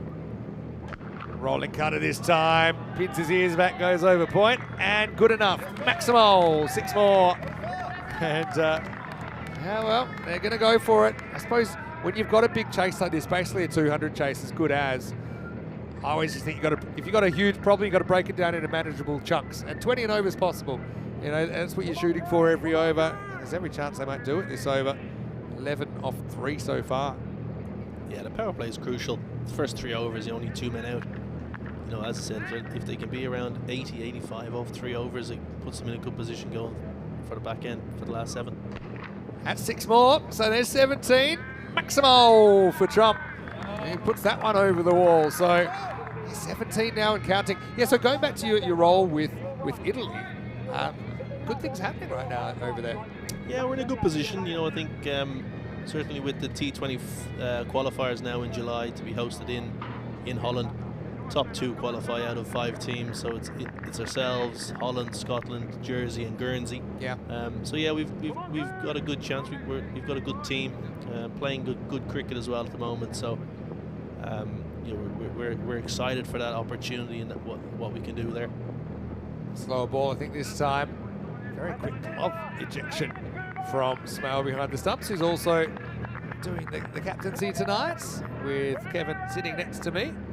Yeah, we've spent a lot of time in Italy, so we know kind of at the grassroots level, and to see some of those players kind of finding their place in the team as well, I think it's great for us to see as well, because obviously you've got some people that qualify nationality that might not be based there. So I just think the locally based players that rub shoulders with people like yourself and Joe Burns, I just think that's great at the grassroots level as well. So I mean, there's so many. I can't remember the exact amount of teams, but we're talking kind of over 70 teams in Italy now, and there's a lot of raw talent there, and also it's actually quite a good tradition of cricket in Italy. Yeah, and I think that's something that myself and Gareth are keen to continue to develop the home-based players, because ultimately that's where the long-term success of Italian cricket will be. You know, developing the home talent. You know, and someone like, you know, Christian Fernando, who's played in this tournament, Zain Naqvi, Zain Ali, Jaspreet Singh, you know, Rakibul Hassan.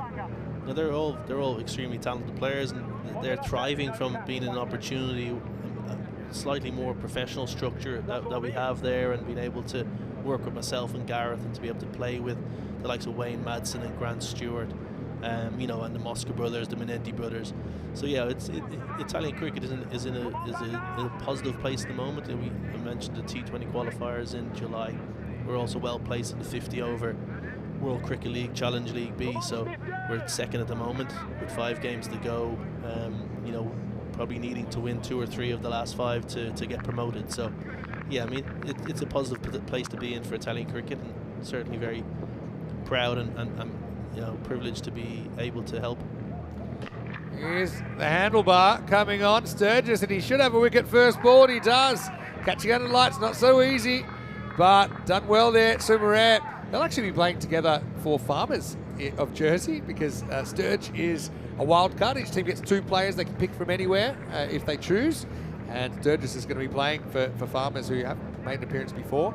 That will be the first wicket down. Tromp just gets that outside half of the bat, maybe a little bit of shape away from Tommy Sturgis, and it's 19 for 1. Yeah, good catch running back there from Julius. Talented cricketer, good hands there under lights, and you know, Tommy Sturgis, I think he's 14 wickets now in the tournament. He's our leading wicket taker. I'm not sure where he is on the leaderboard of the tournament, but certainly he's looking to take a few more wickets tonight and into tomorrow to finish the tournament as our leading wicket taker. He's obviously very proud and a very skillful bowler, but you know, obviously very proud on his own personal performance as well. Well, the throwback moustache adds 20% of ferocity for Sturge. Disappointment with Tromp there, who made a bright start, 2 6s and a 4 in his 17, 19 for 1. New batter comes out, and it's Henry McIntyre actually being given this opportunity, so they really are kind of shuffling the deck here. He's been listed at 11 several times, but here he comes at number 3. Let's see if we can do something with this power play. He won't do anything with that. Just whistles through. Yeah, so actually Zain Naqvi will be playing in the ECL as well. He's playing for Paco Care as a wild card, which is the Spanish side, and they're former champions in 2022. So nice chance to see him as well. And you know what? Zain Naqvi's club, do you know what his club is called in Italy? Best name is, you know, we've seen some pretty cool names of clubs. I should know. Well, I'll tell you, you'll know it when you hear Milan it. Based. Milan based. Milan based. Let me see if I can remember. By the way, McIntyre gets off the mark with 4, takes on the mid-off and wins. Gets it just over. Some of the names we've had a few hundred clubs now on ECN. Is it Fresh Tropical? It's Fresh Tropical. What a name. And the first time they turned up, we thought, they're going to be pretty useless. I think they always win. Yeah, well, they've got a good team. They've got some good players. I think one of the members who may have set up the club, I think he has his company is Fresh Tropical. Yep, I think that's right. They deliver fruit and vegetables. They do. Around, that's exactly right. Around Italy. So, and they've got a pretty bright-looking strip, as you'd hope for. Yeah, yellow and green, isn't it? It's like the old, good old-fashioned canary yellow. Yeah, Fresh Tropical. Yeah, Zane's a very dangerous player, and certainly one suited to the shorter format. That's going to go straight to 45. I think he has 4 T1000s. Yeah, or more. He is certainly one of the more experienced players of T10 cricket. You know, I always see him zipping off to Portugal for a weekend to play, and he goes to Finland and plays. He actually beat England 11 last ball playing for Italy here. I remember watching it. And it had the old drop the mic, but drop the bat, drop the gloves. Right now, this is in the air, and it's going to be dropped. It'll be in the crowd. It's into the dark. It's Maximal McIntyre. He's delivering here. Yeah, you're right. He's got 400s, including a best of 127 not out. I called that innings in Portugal. That was playing for, you'll love this, it was playing for Gamblers versus Fighters. I told you we've had some cool names. You look at his average, 36, a strike rate of 268 last year. Extremely dangerous player. Yeah, he sure is. Well bowled. Genuine Yorker there from Sturgis to round out the over. So he does pretty well in the end, gets a wicket, only goes for 11. And the score is 30 for 1 after 2. Yeah, so some of my famous, or some of the names I like. One we'll see in the ECL, the Wolfendanger Optimists. They're from Luxembourg. Luxembourg, right? yeah, I saw that. That name stood out to me when you brought up the 7 groups. Yeah. That was the team name that really jumped off the screen to me. Not the optometrists, the optimist. You can see, the world lose this. I can't say they keep their point. They're pretty much gone. I mean, there's only 8 more points available to them. It's, I suppose it's the last hurrah here, see if they can make a miracle happen. Another one that I like is in Germany, there's a team called First Contact, and I nicknamed them the Aliens. I do wonder where they get the names from. Yeah, I mean, that's the great thing. It's still the kind of Wild West in club cricket over the last 10 years. There are some more clubs with a bit more history, though, in Europe as well. It's Sam Keeling, right? And he's lifted away for 6, played off the hip by Wood, who really hasn't had too much of the strike. He's faced 1 ball in the first 2 overs, but he puts that one away for a Maximo. Yeah, good shot. Just a little bit straight from Sam. Back of a length, just picked up, helped around the corner from Wood there to get his innings up and running. 6 off 2 balls now. And he's been very dangerous and destructive for the World 11 in the power play throughout the week. So they'll need him to face a little bit more of the deliveries now in the next couple of. The rest is over, obviously, for sure, and then obviously the next couple of overs. Well, that was a good cut. We said there's value in the cut, and Wood goes up and over the top. That might take some finding. Maximal, 6 more. Something I've only noticed really now, obviously, my first experience of watching the game on the lights is that you just under the shoulder, good cut shot there from Wood, maximum. The ball boys, how do they find the ball over the They're absolutely they got fantastic. special skills. Yeah. They do the training. Because it's even harder now when the lights are on and it's dark outside, but they just know where it is and they get in. They do blindfold training to help them. And I'll tell you something funny, though. First, we'll see comeback ball. And this is a mile high under lights. Here we go. Can he catch it? He can. They've been very good holding on to those steeplers. That's Johnny Connell that takes it. Wood goes 6 and out for him. And World 11 have lost both openers now. It's 42 for 2. Good catch by Johnny Connell there. Very safe pair of hands in the outfield all week. It was a steepler. Went very high in the air, night sky. And yeah, plucked it very safely. And 2 down, 42 for 2 off 2.3. I think as a new batter comes in, I think it's Ben Kalitz come to the crease. Yeah, he's been pretty good under lights as well, Ben. Ben's a Canadian. He actually has played a lot of cricket in Ireland. Yeah, I think he's Irish qualified. Yeah. Or he has an Irish passport or something. Yeah, so he's eligible to play. Yeah. I think he plays up in Belfast for one of the clubs there. I'm not 100% sure what club he plays for. We actually have seen him before as a wild card for CIYMS. He came into the ECL. So he's actually one of the players that has a World 11 players that has ECN experience. Unfortunate for Wood, although it's a day where he got a new guitar gifted to him by Daniel Weston. So it's not a total loss. But as he goes, he's 42 for 2. Yeah, a little musician. I saw him up here earlier on. I got given a piano because I can play piano. So lovely to take that home with me tonight. Sturgis, though, he's wheeling, he's dealing. And just a quick look at the MVP points. This is for the World 11. So Wood, he's the leader in the MVP voting, or the points system. You can see that there, although he won't score any more tonight. This one in towards the hip, but Callets gets the hands through it and runs away for 4. I've got this great question from John Gray, who's in France as well, actually. And he said, Kevin, if you could choose one player from one of the other 3 teams to play for your team, who would you choose? Tough one, eh? Very tough, yeah. Let me have a little think here while we watch Sam at the top of his mark. Question without notice. I think, Joe, who would be Usman, the Asian quick bowler. Usman Najib. I thought you'd say him. Because he's raw, isn't he? If he's playing for my team, it means I don't have to face him. I like the way you think. That's a Maximo there. Not really up the middle at all, but it will be 6. Callets get 6, and the 50's up for the World 11. Yeah, Najib, he's got such a good kind of record of striking early in his spell. Like first 3 or 4 balls. I think the first 2 games he struck with his very first ball, or at least keeps it quiet. He's also, I don't know this, but he's the fastest to 50 T20I wickets playing for Saudi Arabia. So obviously he's made his mark pretty quickly. Yeah, and Italy, we played Saudi Arabia this time last year in Malaysia. That's a serious shot. Yeah, it is. And Callets once again is very good at just kind of getting inside the line of the ball, turning on it. Technically a very good hook shot, brings him 6. But yeah, getting back to Saudi Arabia, I think they're investing a lot of time and effort into cricket. And Kabir Khan, who used to coach Afghanistan, is now the director of cricket there in Saudi Arabia. So it was great to reconnect with him, you know, in Malaysia when he was there. But yeah, again, they're investing a lot of time and effort into cricket, and they are a team on the rise for sure. You know, their bowling attack.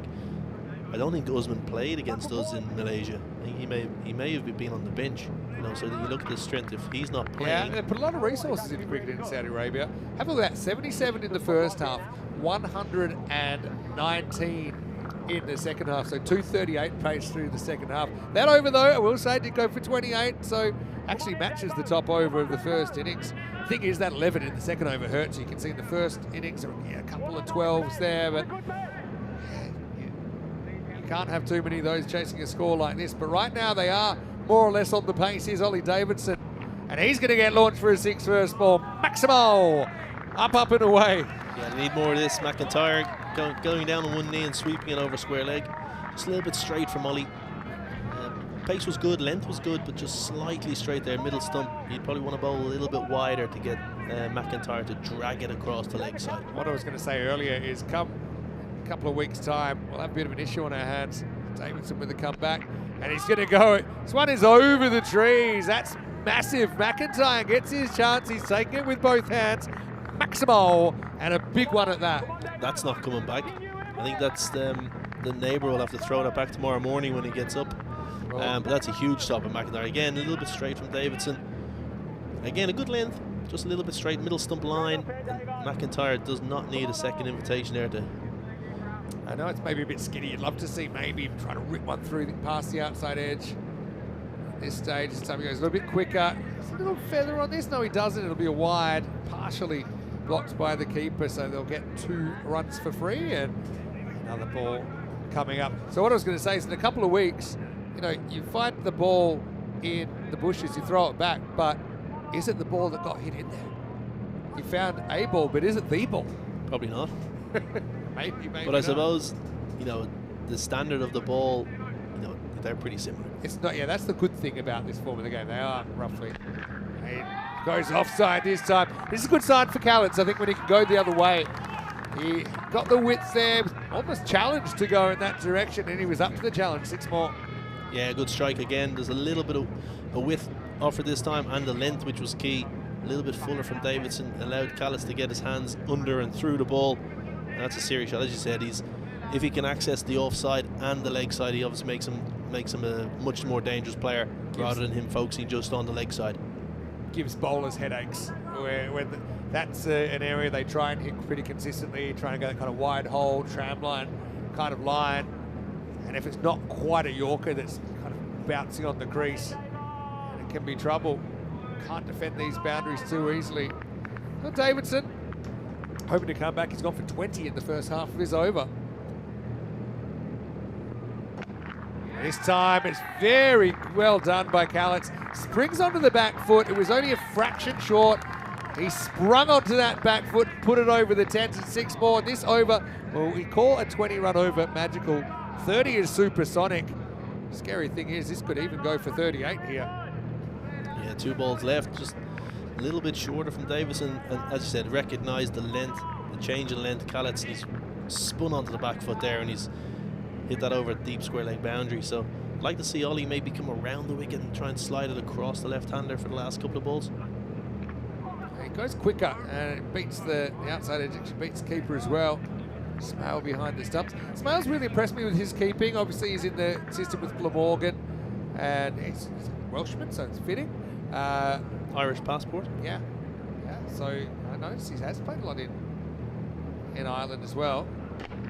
All right, this is up. It's in the air, and that may go very close to the Microlino, but it will be 6 more as this does go supersonic despite the dot. It'll go for 32. And right now, can't believe I'm saying this, but they're ahead of the Raiders. 90 for 2 after 4. Well, it's game on. Game on here. 90 for 2 off 4. Going at what? Just under 25 and over. 22 maybe, 22 and a half if my maths is correct. Yeah, you are absolutely right. Are you good with numbers? Some people are, some people not so much. Cricketers are normally pretty good because you have to kind of calculate on the fly. Yeah, absolutely. And I was never good at maths or accounting in school, but certainly reading a scoreboard in a run chase. You the know, arithmetic side. Yeah, I mean, and that's something that I was probably very good at throughout my career was assessing a run chase of how many we need, and if we get 6 or 7 off this over, the rate stays at 5, etc., etc. So something that I was very proud of reading a scoreboard pretty well. A lot of people get lost once the Greek letters start making an appearance in the maths. Summer comes in, 50-50 game right now. Game on. I mean, one thing I've seen a lot of things, obviously. I haven't done over 4,000 games, but there are still a few things that I think I'll see that I haven't seen yet. One is a 7-wicket haul. We've had 12 6-wicket hauls, believe it or not. The other is a 200 chase. Now, this isn't a 200 chase, but it's not far off. I've seen a few close calls. But typically, there's just one over towards the end where, even if you only go for 12 or 15, and it's just not enough, and it's very hard to catch those runs up. The 6-wicket, you've seen 12. Do you want to see? I'll put it up for you. I know you'll enjoy this. Some bowling, that. In 12 balls, they've got 6 wickets. And do you know that the best figures, I won't give it away for you, but the best figures were actually one of the umpires in this tournament back in 2020, Steph. Steph, who's originally Australian, he's an Estonian citizen, plays for Estonia. Okay. He lived in Hungary for quite a long time, and he did it in the European Cricket Series in Hungary. I'm going to show you this. You're going to love it. I've seen a lot of things. All right, goes up, straight to the fielder, and gone. They've caught well, haven't they? The British and Irish Knights under lights here, and Callets, despite a lightning 34, he's going to have to go. And just even with that wicket, the percentage have changed drastically. The score now is 91 for 3.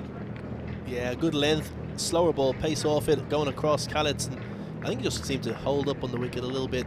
Well judged catch by Sam Keeling there. And you look at the win percentage, gone from 50-50, 2 balls later. British and Irish Lions 71% after a single and a wicket, so it just shows how quickly the game can change. And well taken out there by Sam Keeling right. Callets will be kicking himself because he hit him so well, seemed so in control there, but that's the game, isn't it? Just one miss hit. If he miss hits at worst, maybe he gets away with it, but it found the fielder. 91 for 3, but he does have his team up ahead of the rate. Here's the best figures ever. 6 for 2, Stefan Gooch. Kevin had to turn off his mic because he's laughing. And that was actually all the way 2020. Yeah. 6 for 2. What were the 2? Were they 6 for 2. 2 singles or was it wide? Bishnoi, it wasn't a wide, I think, but Bishnoi was on for 6 for 2. Then he bowled a wide. Oh no. And that was Ashok. What are you doing? But Ashok, that's another one. That was another record. Ross Taylor comes out, by the way, at number 5. Oh! And he almost gets run out first ball. Now where's the ball gone? Making the old boy run. So, it's a bit cheeky from the young lad, isn't it, Seb, making Ross run like that? A bit rude, isn't it, for the icon players? They look after you. So Ashok's innings was when they bowled out the opposition for 6, which is the lowest score still by some distance on the network. 6 for 2. Fair play, Stefan. That is some figures. I think they're checking if this might be over the shoulder or something, but I didn't see them give one for the over. Did it hit the stumps? Why are we looking? Well, there was a phantom bail drop or something here, but yeah, it just went very far. I was actually looking to the boundary to see if it went for 5. But somebody stopped it. I don't know what it hit, but this ball's still with us. Summer. This is up in the air. Is this going to carry? It goes right back to the line. It's taken. It's another wicket. McIntyre batted well for 23. But now here goes Sam Keeling right again. Called into the action. And it's 92 for 4. Double strike for Julius. Very good catch on the boundary rope there by Sam Keeling right. Very composed. Under pressure, the dark sky, the ball coming out. Got under it early, steadied himself, composed himself and took it reverse cup. An inch or 2 in front of the ropes as we see the replay. A good over from Julius. 2 wickets, only going for 2 runs so far. And it just shows how quickly this game can change. Yeah, it really can. It's good hands. It's not as easy catching under lights as you'd believe if you're watching on TV. And for McIntyre, well, I mean, liked what he brought to the table there, if I'm honest, but just couldn't get that one over the rope. He's out for 23. It's 92 for 4. And this game has changed again in an instant. So many momentum shifts. That's probably one thing that surprised me when I first started doing this format is how many times a game can change and move in such a short format. But you look here, I mean, the World 11, 92 for 4 off 4.5 overs. They're up with the rate. They need 105 off 5 overs. So the run rate started off at 19.7 and now it's just under 20, or just under 21. Williams, the new batter, as he nicked off first ball, he has, and Sumarez on a hat-trick, but he'll have to wait. It's the end of the over. A triple strike. Rashad. You're not happy? I'm no body language expert, but I don't think he's too happy with it. But it was a spontaneous appeal. He almost hit the ground as well, but we'll check it out here.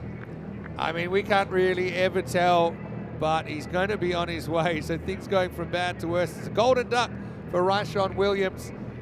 And the score is 92 for 5. Has well, British and Irish, they've got time to suppose celebrate that, and we've got time to wait, and we've got time to come up into the comedy box. Poor Rashad, he's going to have to go without scoring. 92 for 5. Let's welcome you in, and yeah, have a soldier on the USB hand warmers now. Yeah, it's cold up here now. Glad you gave me Good these. though, aren't they? Yeah, they're lovely, yeah. And obviously they're very environmentally friendly because they're reusable. Hey, I've got something I wanted to ask you, because one of our good friends, Charlie Hunt, he's actually working now for Leicestershire County Cricket Club, and I know you've probably got lots of memories in a Leicestershire shirt, Leicestershire cap. What are some of your favourite memories at Leicestershire? Yeah, two very good seasons with Leicester, very enjoyable. Obviously playing with my older brother Niall for 2 seasons was enjoyable as well. Yeah, a great club, you know, a very small club obviously, very homely feel to it, very welcoming to me and my wife Ruth Ann. So yeah, it's a very special moment to, you know, for a chance to play with your brother. Obviously played with Niall on the Irish team for many years, but then to play county cricket with him. And from a personal note, I had 2 successful seasons as well, so really enjoyed my time at Grace Road. This one's hit very well, but hit straight to the fielder, and Taylor, oh, his run of single-digit scores continues. Can't buy a run at the moment. He'll have to settle for the one. Mackenzie Jones with a big wicket. And really, you know, even that 138 is starting to look a long way off, considering they now have lost 6 wickets. It's 92 for 6, and what a collapse this is. That'll make it 4 wickets for 1 in the last 6 balls. So, yeah, Ross, I think knew straight away he didn't get it. He was in trouble, and he has to keep walking. 92 for 6. Good catch there by Priestley on the boundary. He's fielded brilliantly this week, taken most of the catches. I think he shelled 1 early on in the week, but yeah, something that we've done very well is, you know, we've taken the majority of half chances, taken the majority of chances. You know, any catch that's gone up has pretty much been taken. So that's something as a captain you can have a bit of confidence in if the ball does go up into the outfield, that someone's going to get under it and hold on to it. So yeah, good position here. 92 for 6 now. Pete Hadzoglu. I think I've said that. I'm not too Just sure. think Hadzoglu. And you're done, I think. Oh. Probably wide, actually, down leg side. The one for the over. But it is called a wide, I think, online. Yeah, I think the height looked okay. Yeah, the height was fine. They said that's fine, but I think maybe any ball, unless it's between the batter and the stumps, I'll call that a wide. But I think you can afford it at the moment. Cruising. Something where we thought you might have been the commentary box jinx for your team, but I think everything's coming up roses at the moment for BI. Soglu tries to deflect this away and misses. Yeah, Mackenzie Jones, young guy from Scotland. Not sure if he's played for Scotland yet. Haven't asked him that, but definitely played for Scotland, and actually, you know, chatting to his father as well, as a big supporter of his as well. I know he'll be tuning in. But he's competed really well. I think he appreciates the opportunity. I'm not sure about his mustache growing ability at this stage, but fast bowling. Yeah, I think he's got a lot of raw attributes. You know, he's obviously very tall, hits the wicket hard. I know we just seen him go back of a length there and get hit over cover, but you know, it's something I think that Scottish cricket, they can invest a lot of time and effort in for the future. It's just a pace-off ball there. He's just gone a little cutter, and Hadzoglu is dispatched over cover. But yeah, I mean, it's standing at 6'5", 18, 19 years old. You know, and he's probably still going to grow. So he's got a lot of raw attributes that he certainly will be a great bowler for Scotland for the future. One. He gets through, just kind of blasts one through with the fastball. Hatsoglu can't catch up with it. I mean, World 11, it's one of those things, they might as well go for it. If they have a dream, 4 overs here, they're going to need basically 24 and over or something like that, because I don't think the point's enough. I think they need to hope for the miracle. They're clinging on to 1% at the moment. Well, you look at it, the first innings was a tale of two halves. 140 scored in the last 5 overs for us, as opposed to 50 odd in the first 5. So you know, it can still be done. Baisley in next potentially. Yeah, exactly, and he's due to fire. But anyway, Jones, what a good over from him, 1 for 7. Sorry, Baisley's come in. Baisley's Didn't even in see right him come now. in. Yeah. Well, That's how many wickets they've lost in the last 2 overs. Can't miss him out there. Hasn't faced the ball yet though. 99 for 6 after 6. 39 still to secure the point.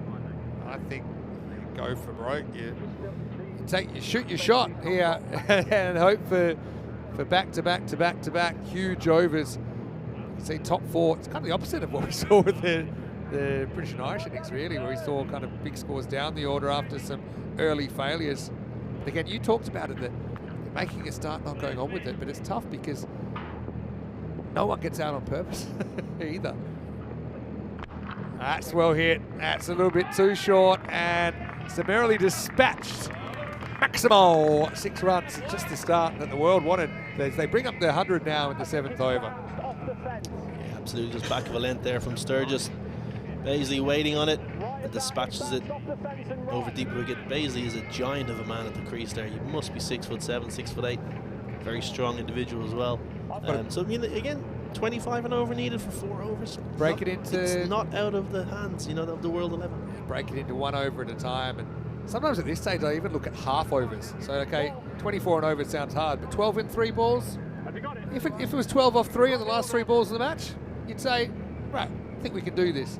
Absolutely. It's almost like getting all the lottery numbers, though, to be able to do it that many times. But, hey, you got 2 big hitters out there. Baisley got that one right out of the middle. Can it be his night? Is it time for Baisley ball? Not this time. So I like this. And the question was, if somehow, you know, Italy progressed and went further, and you had the Italy versus Ireland matchup, and you're still in your role as assistant coach, who are you supporting? Well, that's already happened. Okay. 2022 it would have happened, in the T20 World Cup qualifier in Scotland. We lost Ireland by only 7 runs. A game that we look back on it. Actually, we should have won. Italy should have won. I know the game you're talking about, and you're right. And it was super close, and I'm sure Italy's still kicking themselves after it. That's well hit by Baisley. Finds the gap, finds the boundary. He's kind of at 50% hit rate at the moment, isn't he? Misses another one next ball, so it's a long way to go. Yeah, you know, these next 2 balls need to go for 2 sixes if they've want to stand any chance. You know, that will be 22 off the over. You know, they'd need somewhere around 26, 27 and over then for the last 3, which again is not impossible in this small ground. Goes straight over middle stump. Paisley is just frustrated with the bat. He started the tournament number 3, and he's got a bad habit of nicking off. You know, sometimes you nick, sometimes you don't. But he nicked a few in a row and now finds himself batting at number 7. But he's got an opportunity here. What can he do? Sturgis, it's been a good spell from him. 1 for 21 last ball of his 2. That's a great shot. Oh, he kind of shaped up to hook and then realized, hold on a second, I'm just going to guide this. Almost like a late drive over deep third for 6. Stunning shot. That's a class shot. Just using the pace there from Sturgis, finishing the over well with a 6. But again, you know, these World 11 players will have their own personal pride. And, you know, looks like they're going to be out of the tournament unless something drastic happens tonight and, you know, tomorrow in their 2 games. But they'll have their own personal pride. They'll want to finish the tournament on a high, get a couple of wins tomorrow, and you know, maybe upset either the European 11 or upset ourselves in the last group game. You know, so you know, still plenty to play for these players. Yeah, definitely. Julius on a hat trick. No hat trick, 4 runs. Well, I thought for a second it might have been guided straight to Lynch. but it was too fine, and that'll be 4 runs. So let's look at the batting still to come for the World 11 as well. You've got Max Hatzoglu coming in at 9, and he's a genuine bat. I think he's a very good keeper bat, not keeping in this game. Romario Roach and then Josh Dodd. So, I mean, they bat all the way to 11. So they might as well keep having a tilt here. That's exactly what they're doing. No hat-trick for Julius, but he still has 3 for. Pretty close to having 4 for there. So what do you think? What do you think will be the difference tomorrow? I mean, you've got these teams. Okay, maybe World 11 out of it. You've still got 3 teams with ambitions. Do you think it's completely luck factor, or is it going to be something that you think is going to be the difference? Yeah, I think you certainly need a little bit of luck, but I think confidence will play a big factor. Oh, he's bowled him. It is 4 for Julius. It's actually a genuine full toss. It uproots the leg stump, and now he's on a 5 for. 7 wickets down, 119 for 7. 4th wicket for Julius there. You know, full and straight leg stump. Looked like Hatzoglu just struggled to pick that up maybe out of the dark sky, and you know the lower floodlights here at Cartem Oval. You looked like he was a little bit late on the ball, and as the ball cannoned into leg stump, we saw the zing bails light up. Another wicket for Julius. Been a 1 bailer, it is. 1 stump, 1 bail. But can't play with 2 stumps, Julius. Just look at the merchandise, but 119 for 7 now. So he's got 4 for 6 now. Julius This could be a 7-fer. Is there enough balls left for him? This is with the problem with 7-fers. Oh, actually, you're right. There's 3 balls left. 3 balls left. And you could get 7 for 9 now. Here you go. 7 for 9's on the cards here. This could be it. All right, you feeling it? He's got a great chance. And normally I'd say it's the bottom 3, but the bottom 3 at European domestic level often aren't these kind of players, put it that way. Dodd certainly plays some border. He's not going to pat this back. Outside the line, a polite inquiry. Okay, 6 for still on, 6 for 6. I mean, now you hope, very ECN if you had like a hit wicket off a wide or something like that. Here we go, corrected the date. So actually it was back in 2020. It's a bit of a glitch in the matrix there. So that's actually one of our records that stood for quite a while.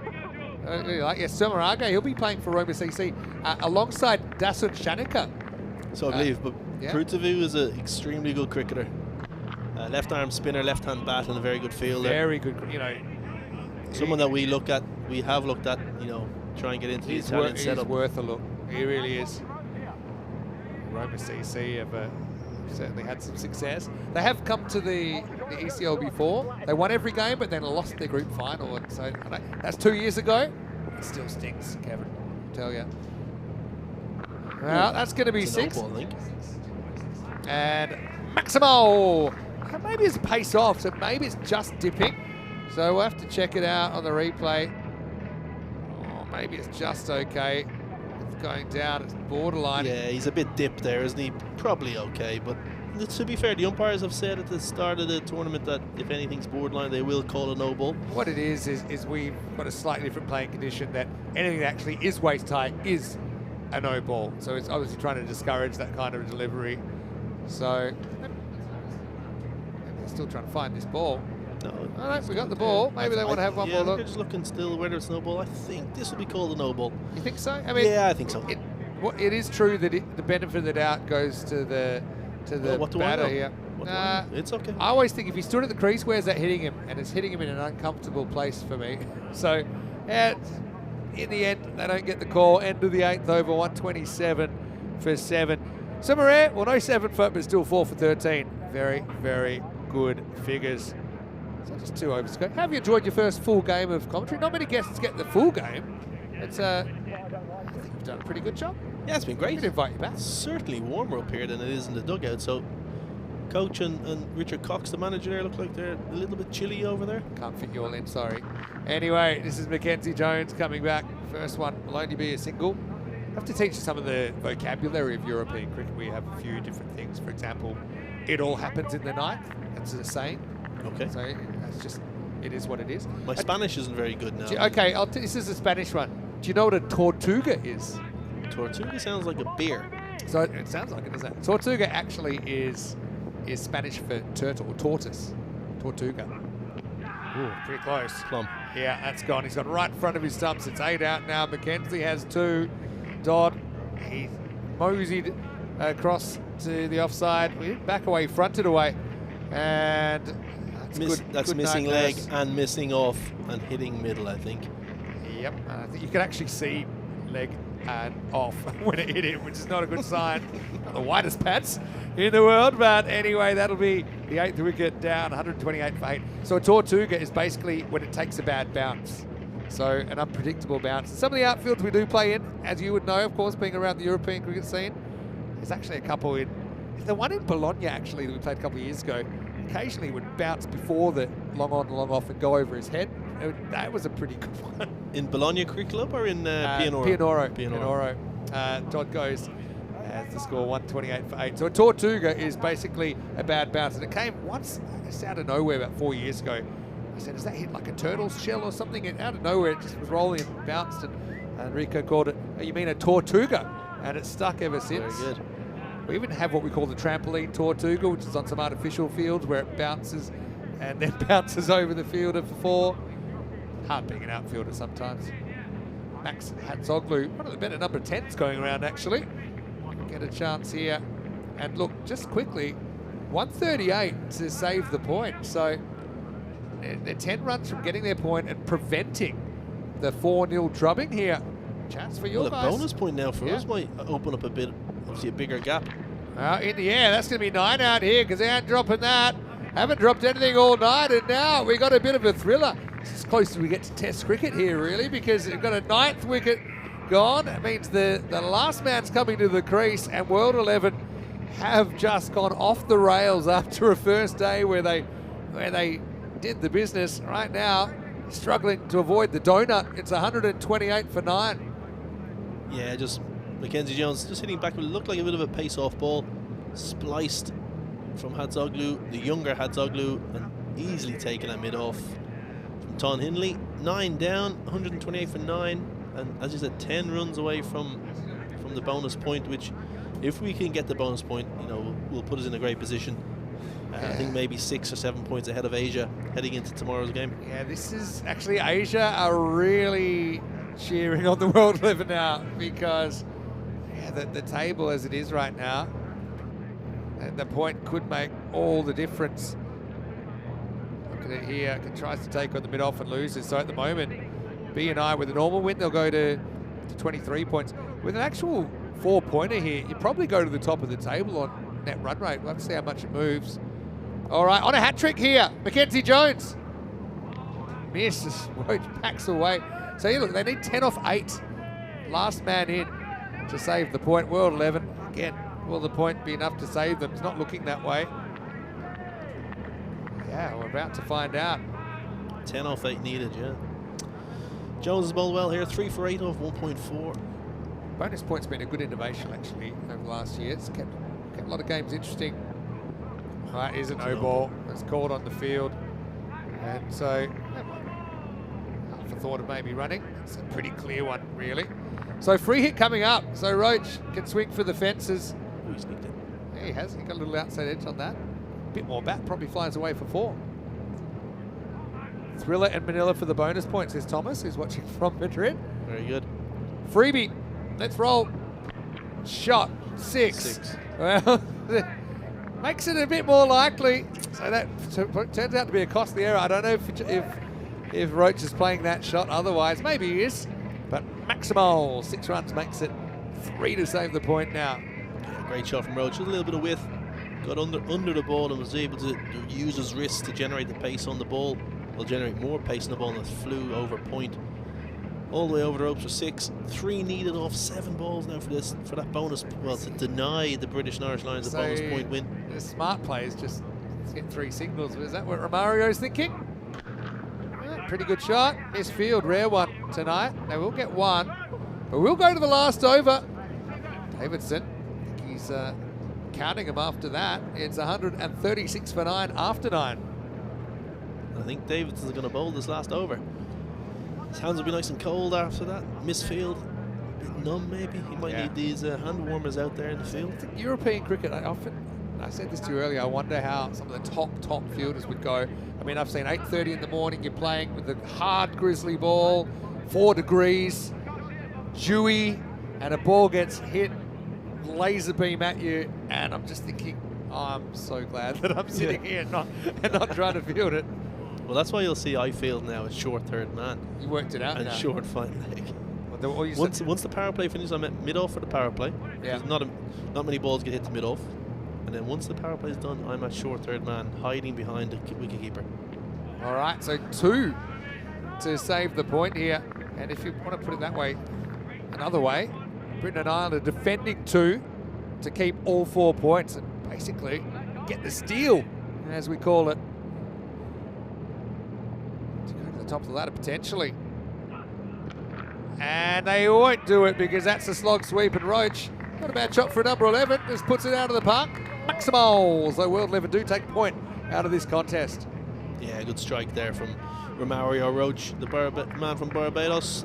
Davidson just straying a little bit too straight. Again, middle and off. Anything that Davidson's bowled on the stumps has been dispatched over square leg or mid wicket tonight. The World 11 have secured their losing bonus point. Yeah, but still, that's 6 games in a row they've lost. Who saw that coming? Who'd have thunk it after the first day? Well, it's just, you know, it's this format. The games come thick and fast. You get on a little bit of a losing streak. And to be fair, thankfully, you know, we were on the other side. We won 5 in a row. Yeah, you've gone the other way. I don't know if this got sent in the line. Maybe a friendly call. So maybe only gets a little bit of the line. It's not a wide, and that's what the umpire thought. I think that should be okay. It's really a batter's game. He's given a wide. Oh my gilly gosh, his umpire. He's been talked into it there from Baisley at the non-striker's end. Yeah, I think it's good. Now it probably was I'm a wide. It probably was, but oh, the humanity! This could be it. It isn't it. It's gone for 6. Well, if the drops are going to come now, it's probably not the worst time because it caught pretty much everything. I don't know how much Hindley knew about that. Didn't see it. He's obviously gesturing. And to be fair, I think he's caught everything this week. Yeah. You know, he's got a very safe pair of hands. And, you know, the low floodlights maybe, the ball's gone into it. Lucky he didn't wear that in the face. He is actually. It's probably right at the lights high. I mean, you probably got to drop a few sometime. Yeah, absolutely. Now's probably the time. We all drop them. You're better off dropping them when the team needs 75 to win off 3 balls. I don't think Davidson is too impressed about it, if I'm completely honest.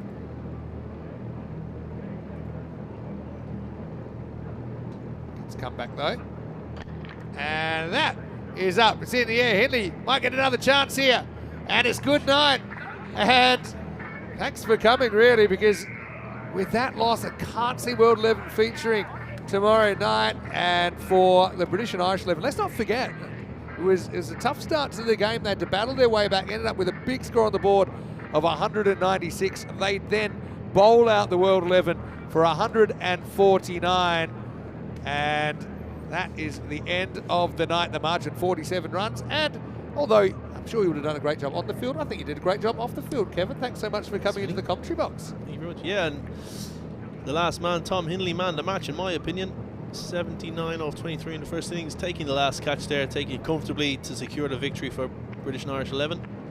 Another 3 points in the bag. It sees us, I think, 23 points now, 1 point behind the European 11 and 4 points ahead of Asia going into the final day. So well placed ourselves and European 11 to make the final tomorrow evening. Yeah, I think you're spot on there. Just looking at the updated standings already, and that gap has opened up. All teams now have played 10 matches, so now we have a nice look at the table with everyone having played the same amount. 2 more matches for each team tomorrow, but yeah, it's Europe 24, Britain and Ireland 23, and then 19 to the Asian 11 and 16 to the World 11. Let's have a look at their fixtures then tomorrow. So the first game is pretty crucial. Again, World 11, the most they could get is 24 at the moment, 23 for second, so I just don't see where they're getting in there. But I mean, it's going to be a big day tomorrow, and I'm sure you hope that the Britain and Ireland team do enough to make that final and then win it. Yeah, absolutely. You see the 4 games there. You know, the first game is crucial for the European 11. If the European 11 can win that, they're probably in the final. And then obviously we play Asia 11 second. And if we win, I think we'll set up the final Europe against British and Irish 11. Yeah, so it'll be the old two rivals. Two big games tomorrow. The first two are important games, and hopefully we can be on the winning side tomorrow and secure that place in the final tomorrow evening. Yeah, let's have a look at some of the highlights here at World 11. They had to grip it and rip it, didn't they? And pretty much go 20 and over from the get-go. And there's no shortage of aggression from Trump, as he's impressed us a lot with his stroke play. A guy we haven't seen playing for the Texas Super Kings before in Major League Cricket. But he found the fielder. And I know we saw a couple of catches go down late in the piece, Kev, but I think the high catching was a feature. High catching under pressure at night. Remember, the final is played at night, so you've got to be able to hold him.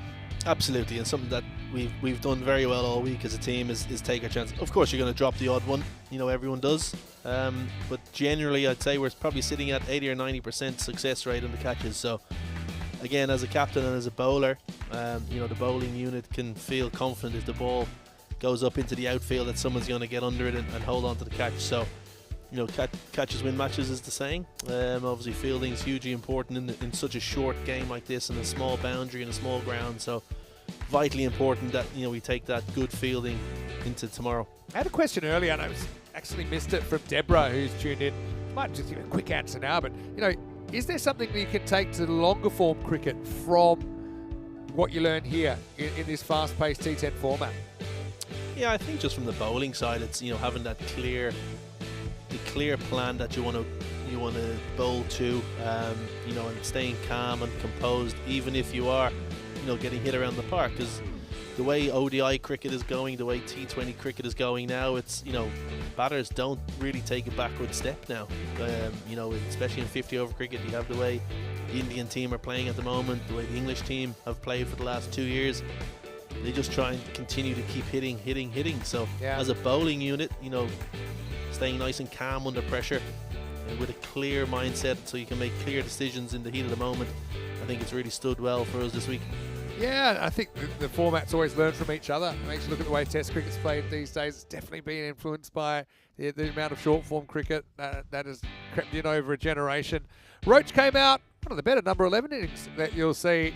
But you could see just a procession of wickets before that big collapse basically in the middle resigned World 11 to their fate. Hindley looked down the hands and all he saw was fingers, but he would get another opportunity and he would hold on to this one. 10th wicket down, all out, leaving 2 balls on the table. World 11 149, so pretty much bang on a par score. But they'll look back at that first half, and the innings by Hindley, I think, is enough to make him the player of the match, I'm sure. Under pressure as well, I suppose, with some of the failures above him at the top of the order. Let's have a look at the scorecard, and it's a kind of case of what might have been there. You look at Tromp 17, Jack Wood 12 and 23 in the top 3, and 34 even for Callets, but no one really able to go and make a 50 or a really big score that they would have needed to kind of challenge this and pull off a record chase. If you look at the Roach down the bottom 19, I mean, he outscored plenty of his teammates, didn't he? And Paisley, again, he's kind of left hanging 18 off 8, but again, I still don't think we've seen the best of him. And I think the World 11, they've only got 2 matches to play, and it could be a 2-match swan song. Bowling-wise, Sumaraya came out, was on a hat-trick at one point, thought he bowled really well, 4 for 13. He's got a very cleverly disguised slower ball. Mackenzie Jones also, a good effort from him, 3 for 16 against this World 11. Wickets also to Sturgis, Keeling right, and Ollie Davidson low. Ollie did go for a few, finished 1 for 45 off 10 balls bowled. Well, big thanks. Let's welcome into the comedy box one more time. And I know it's a win-win-win.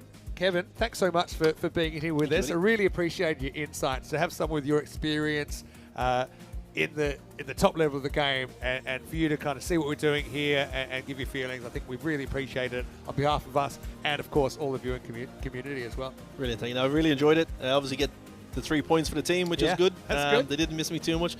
Might be difficult to make any changes now. I might have to sit out tomorrow's game as well. We'll wait and see. I tell you what, I wouldn't mind a few more rests. I've got a busy 4 weeks coming up because, of course, we've got the European Cricket League starting on Monday as well. Speaking of tomorrow, though, now look, put it in your diary, set your alarm, do what you have to do. 9:30 a.m. GMT, 10:30 in Central Europe, and 3 p.m. in India. The final 4 matches, a bit of a break, and then the final. We'll say that the match 24 in the final, they've been brought forward half an hour. So if you had already planned it, just have another look. The final will actually start only half an hour after when the last match normally starts, not a full hour as it was originally. All right, well, this is pretty much it. It's a long day as always, but we've seen plenty of action. We saw our first 100 of the tournament as well. We've seen wickets, we've had runs, we've had classic catches, we've had it all. And British and Irish 11, well, they haven't lost now for 3 days, and I'm sure you'd like to continue that on tomorrow. On behalf of everyone here at ECN, I want to remind you, if you are watching on YouTube, to like this video, subscribe to the channel, tell your family and your friends about European cricket. Don't forget our social media at European Cricket, and, of course, our website, europeancricket.com. Almost time to sign off and see the highlights of the day. A last word, though, goes to Kevin O'Brien. Big day tomorrow. Yeah, going to look forward to it. 4 big games. British and Irish get that win tomorrow morning and secure that final spot. And hopefully you guys will be watching. We'll try and put on another good show tomorrow morning. Well, could it be the old enemy? As we now know, it's the Europe and Britain and Ireland. They went toe-to-toe last year. Will it be the same? Or can the Asian 11 break in? Or can it be a miracle, a worldwide miracle? We'll find out on behalf of all the commentary team. Tina Goff, big thanks to her. She's on her way. Of course, she'll be back in a few weeks in Portugal. Rico Ford, of course, myself, Vinny Sandy, Mr. Maximo, and our special guest commentator, Kevin O'Brien. Big thanks to all of the other guests we've had in today. Enjoy these highlights today 4. We're back tomorrow. Get ready, get set. It's a big Sunday coming up. Big day on the calendar. We'll see you tomorrow for more European cricket or Western Shield. For now, hasta mañana. Ciao.